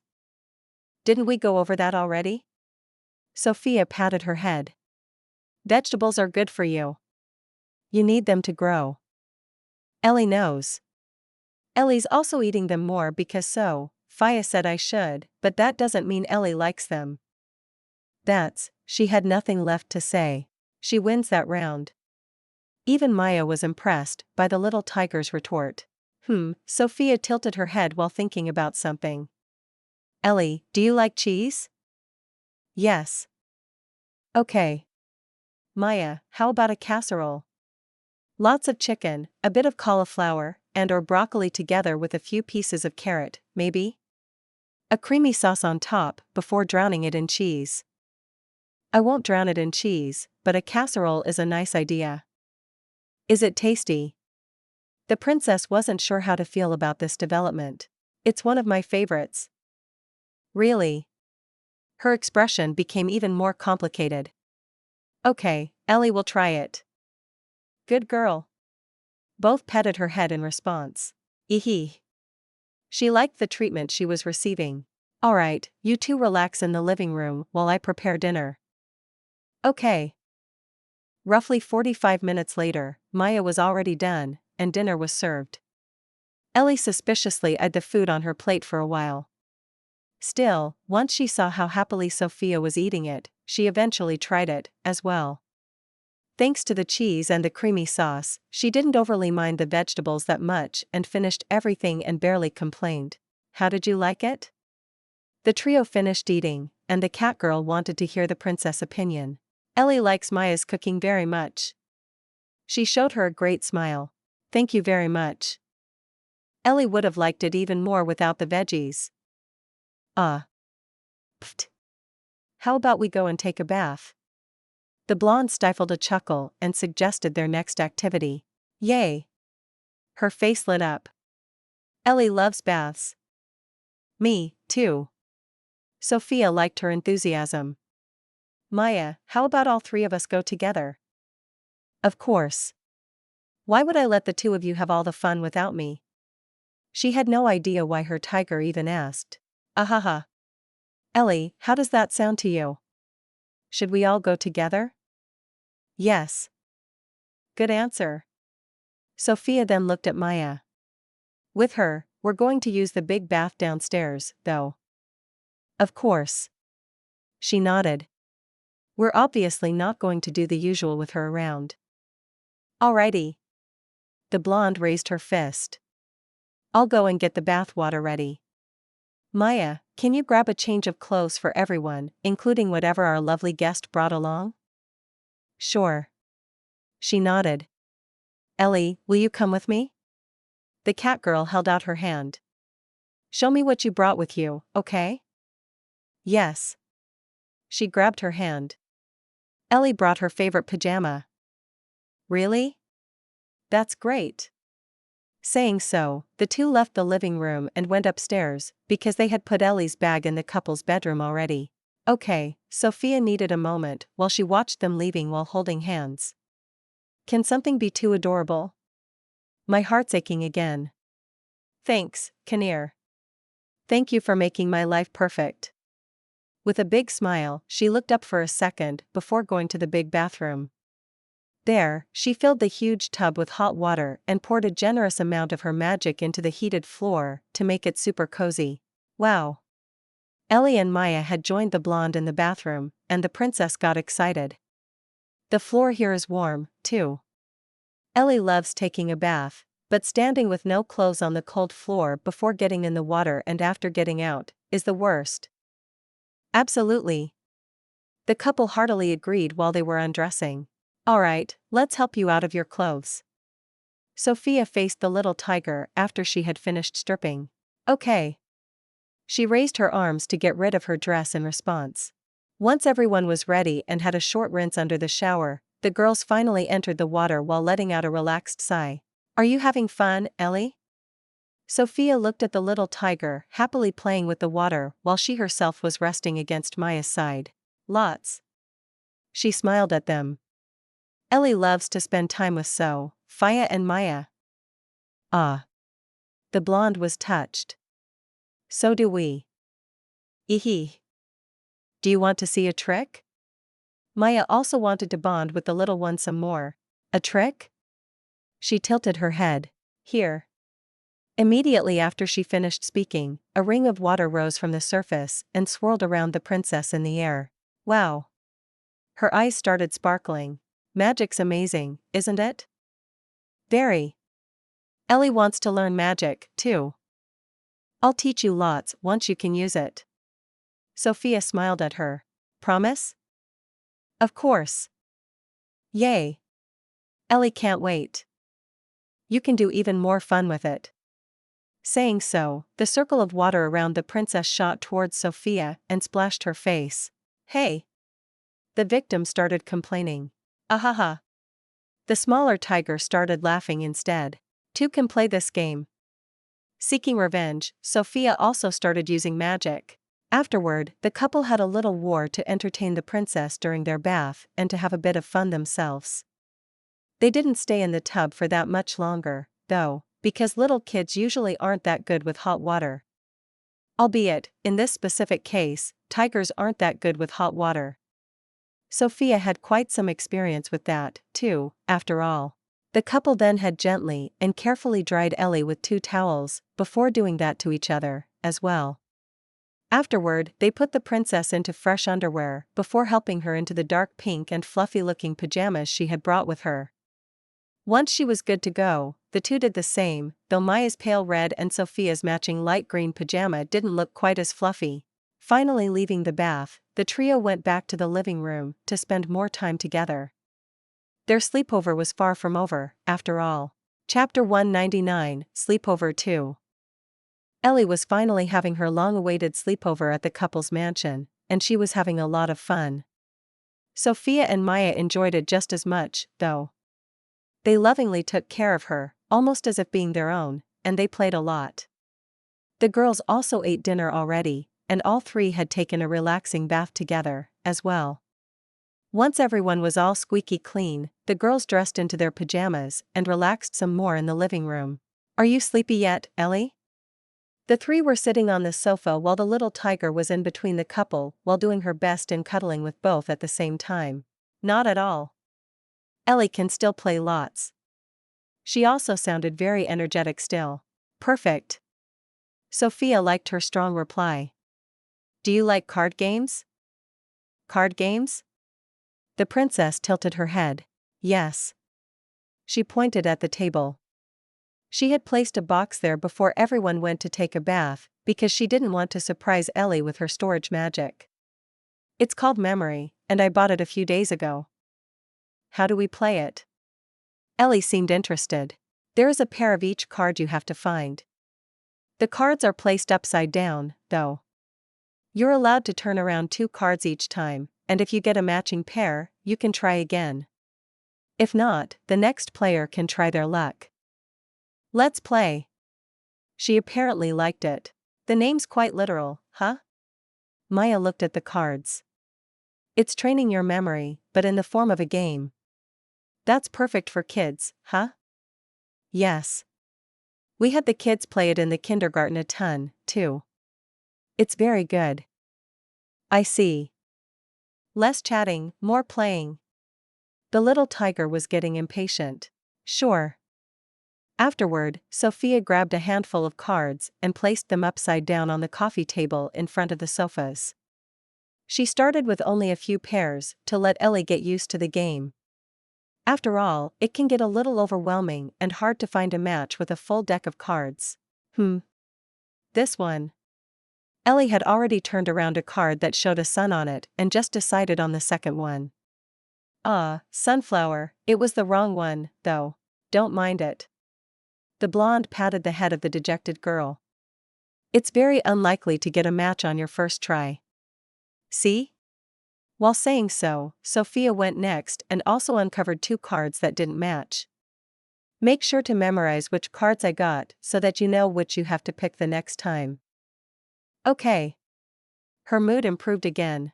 "Alright, my turn. Maya decided to pick 2 new cards and ended up with a cow and a sunflower. "Too bad." "Ah." The princess' face suddenly lit up. "Sunflower. You had that before, didn't you?" "Yes." "Do you still remember where it was?" "Probably." The confident tone in her voice didn't particularly match the words she used. Circling with her hand above the cards for a moment, she then turned one of her previous cards around again. "Sunflower. Next is Maya's card, here." Yay! She got her first matching pair and seemed pretty happy with it. "Ellie did it. Good job." The couple clapped their hands a few times. "Eehee. Okay, you can try again, Ellie." "Really?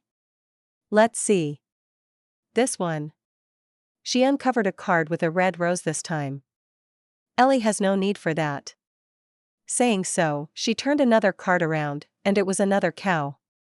Thank you very much."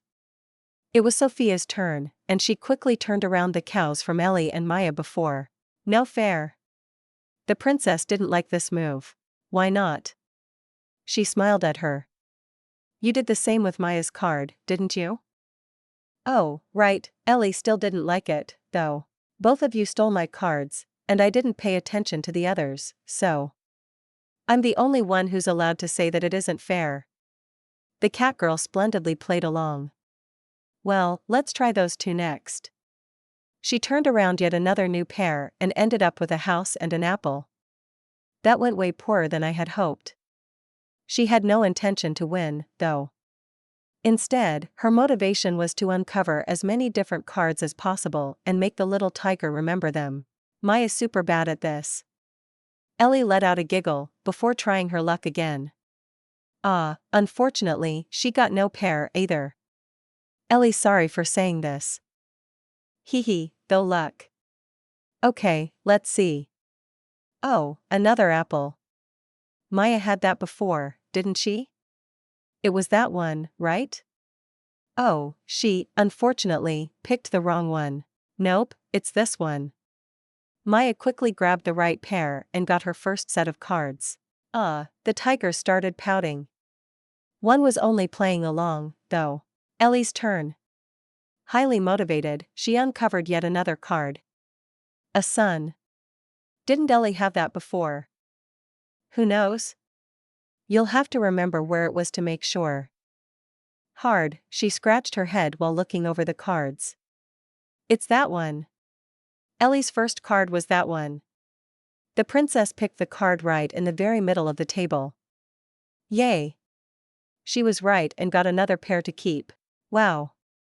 The couple seemed impressed. Ellie can go again, right? Yep.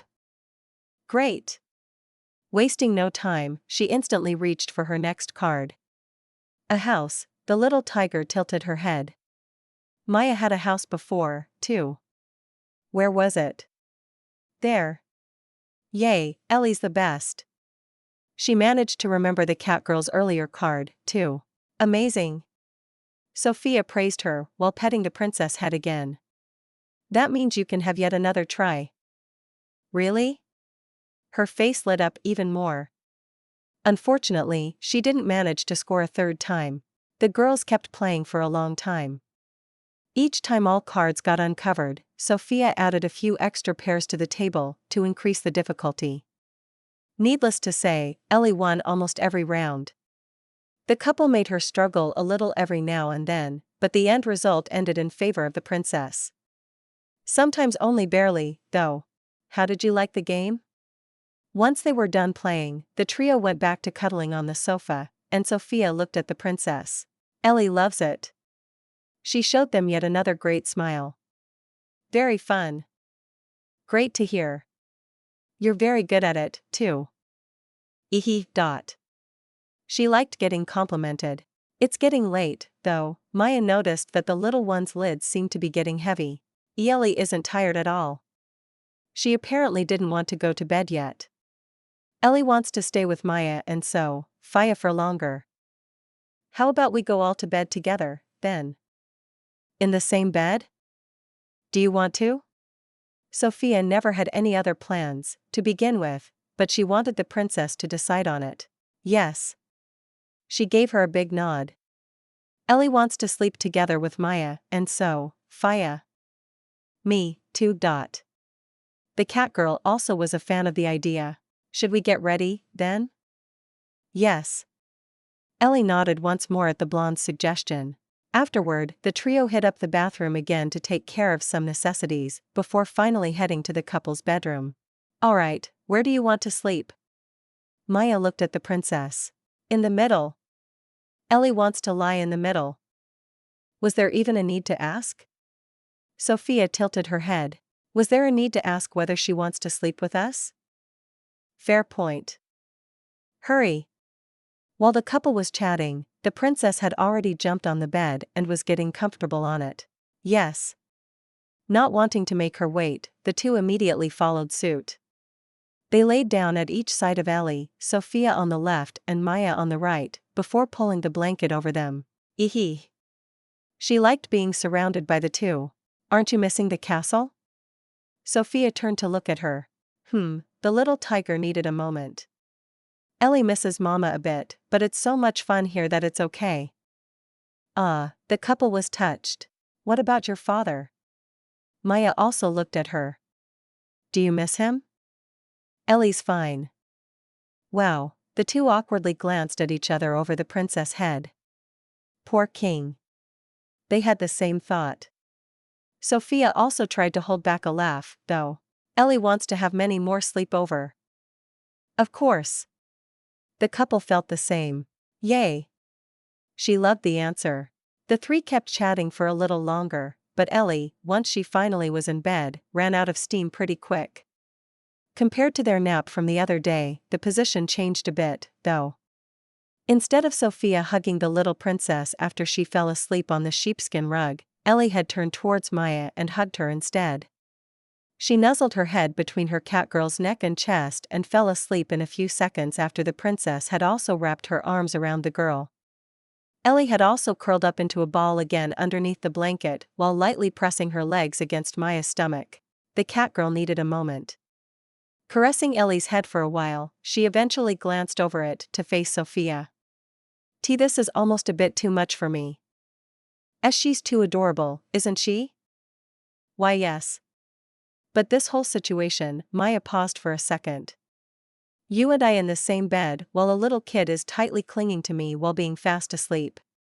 To add to that, this little girl looks a bit like you, and your characters are quite similar, too. It's almost as if the catgirl didn't finish her sentence. It's making you feel things you don't want to feel yet, huh? You know what I mean.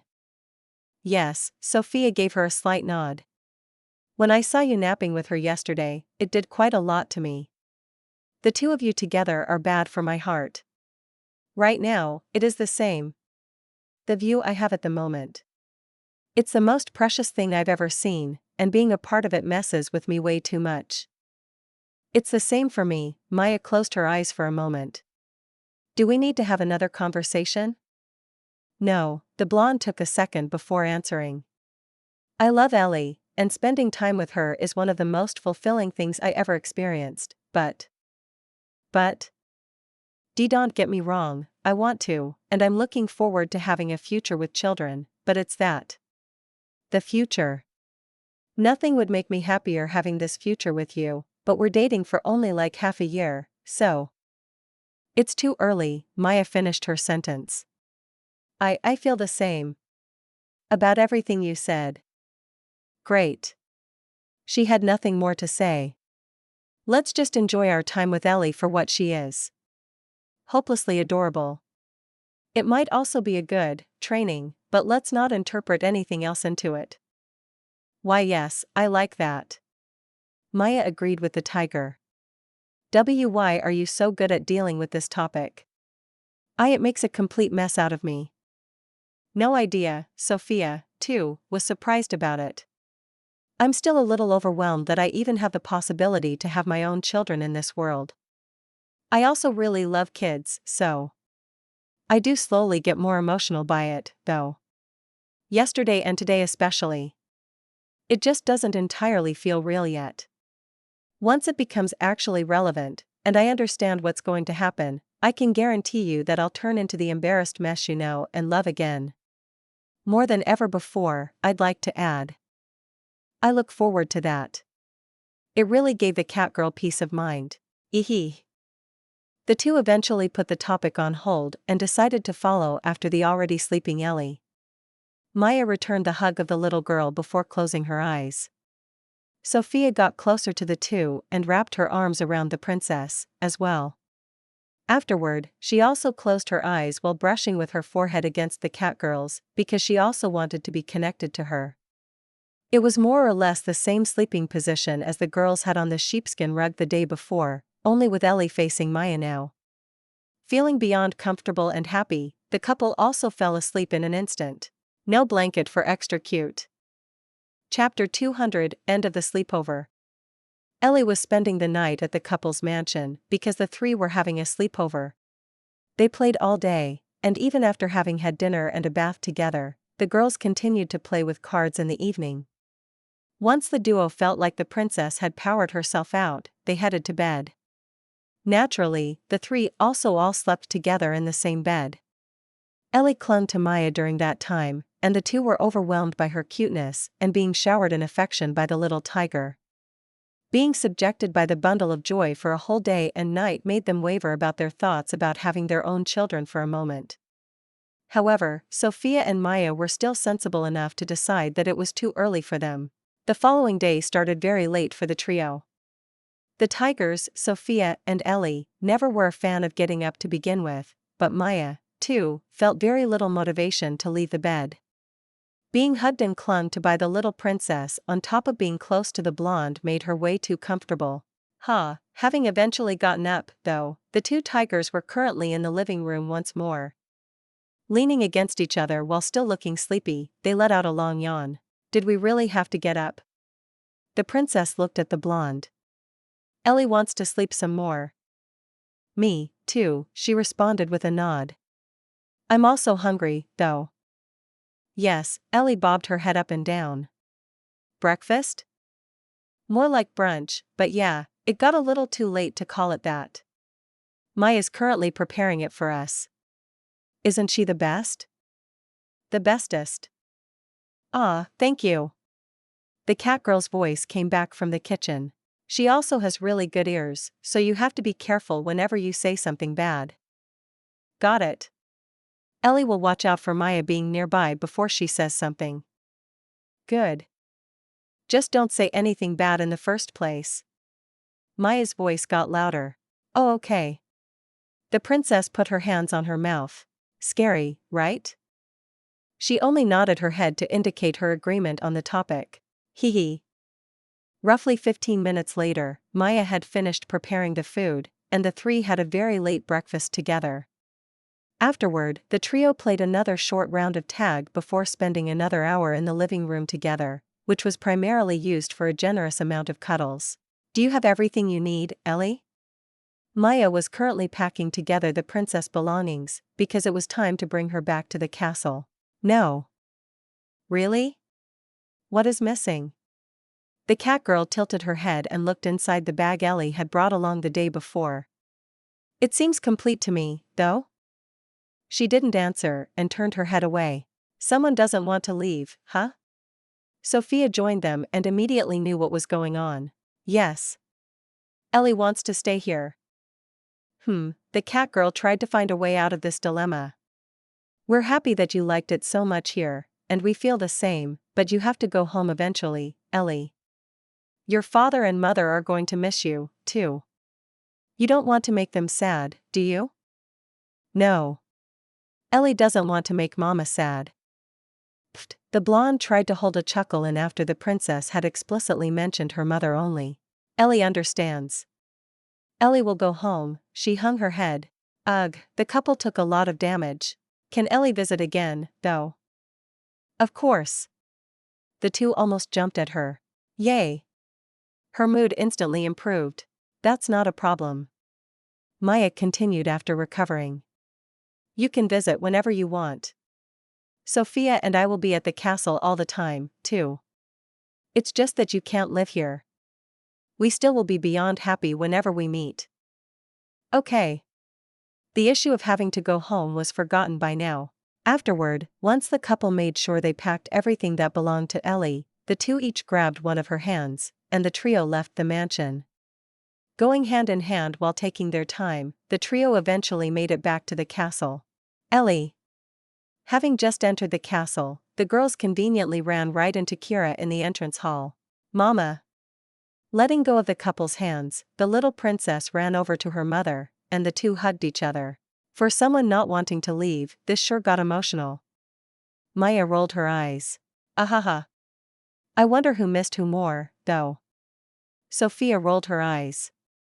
I get the distinct feeling that we didn't run into Queen right at the entrance by chance alone. That's just your imagination. Kira had overheard them and got flustered. Really? The cat girl couldn't help herself. It was in her nature, after all. Your youngest daughter spent the night somewhere else for the first time and you didn't miss her? That's not what I said. Mama didn't miss Ellie. Ellie missed Mama, though. The little tiger sounded incredibly sad as she looked down while her tail flopped lifelessly down on the ground. Oh, of course, I missed you. I barely slept, because I couldn't stop thinking about you. Kira immediately caved in after seeing the reaction of her youngest daughter. Yay! She instantly became cheerful again. Does she have too much power? She'll be a dangerous one when she grows up. The couple was awed by the little tiger's skill in making people say whatever she wanted to hear. Did she behave? Kira had put her daughter in her arms before facing the couple. Ellie was a good girl. She sure was. The two nodded in response. See? She looked up at her mother. I do. She's a bit spoiled, but she behaved really well, regardless. Maya added a little detail. Ellie even ate her vegetables. Is that so? Not without complaining, though. Don't tell Mama about that, so, Faya. Ahaha. Well, she did eat them in the end without making a fuss, so the point does indeed go to her. I think complaining about something is perfectly valid when it's not your favorite. She would know that. Maya nudged the blonde's side. Sophia's second to none when it comes to needlessly complaining, after all. It's not needless. Exactly. Ellie supported her fellow tiger. I take that you three got along great? It was the only conclusion the queen could reach. Yes. Everyone nodded. As the group was still standing in the entrance hall during their chat, Kira suggested going somewhere more comfortable. They ended up in a living room-like place with a couple of sofas lined around a gigantic fireplace that made everything feel cozy even without it running yet. Did she really not cause any trouble? Kira wanted to make sure her daughter behaved. She caused our hearts to ache a lot, but that's about it. Ellie did? The princess tilted her head. Because you're too cute. Oh. She started to smile. Eehee. That. The couple pointed at the little tiger while looking at the queen. Yeah. She's good at that. Kira nodded in understanding. What did the three of you do all day? So, Faya, Maya, and Ellie played a lot. Pretty much this. The couple hadn't much more to add. We didn't do that much, really. Sophia continued. We ran around the house a ton, had dinner together, Maya and I bathed her. After that, we played a card game for a while, before going to bed together. Ellie cuddled a ton. She sure did. The couple, once again, could only nod. The queen paused for a moment. Ellie, do you want to sleep with Mama and Papa tonight? We haven't done that in quite a while, have we? She sounded ever so slightly envious. The princess seemed ever so slightly reluctant. Ah, wait. Menzer will be busy tonight, so it would just be you and me. Oh, okay then. Ellie will sleep with Mama. She suddenly sounded much more enthusiastic. Pfft. The blonde couldn't hold back her laughter. Does she not like the king? Maya managed to keep it to a grin only. Ahaha, Kira awkwardly scratched her cheek. She's going through a little rebellious phase lately. Especially with him. Ellie's not a rebel. Is that so? Yes. Okay then. They left it at that. Good. She was still pouting, though. What kind of card game did you play with her? The queen got the conversation back on track. I don't think she ever played one before. It's called Memory, and it's, well, a memory game. Sophia explained the game. The goal is to find pairs of the same card by turning them upside down. You have to memorize each card and need to remember where the right ones are once it's your turn. Putting it in simple terms, that is. Oh. Kira liked the sound of that. How did she do with it? She has an incredible memory for her age. The blonde sounded honestly impressed. She made a few careless mistakes because we were playing and having fun. Still, she effortlessly managed to even remember cards that were played many rounds ago. Is that so? Our private teacher said something similar. Her being very attentive for her age. Yes. You should try developing this skill of hers further. It can only be beneficial for her. I see. Thank you for telling me. I'll relay this message to the private teachers, too. Memory, you said? Ellie, do you want to play this game with Mama, too? We can go and buy it together later. Yes. She had really liked it. Okay, let's do that. Yay. The group kept chatting for another hour, but the couple eventually felt like it was time to leave. Ellie had a different opinion on it, and the two didn't actually want to either, but they had to do it regardless. The trio had more than enough fun together already, after all. Hugging the princess for not more than 5 minutes total to say goodbye, the couple finally managed to leave. Once they left the castle grounds, Sophia decided to meet the heating or manufacturers to finish the contract regarding the invention of the heated floors that she had sold to them with the royal family as the proxy the other day. Maya, having nothing better to do, tagged along with her.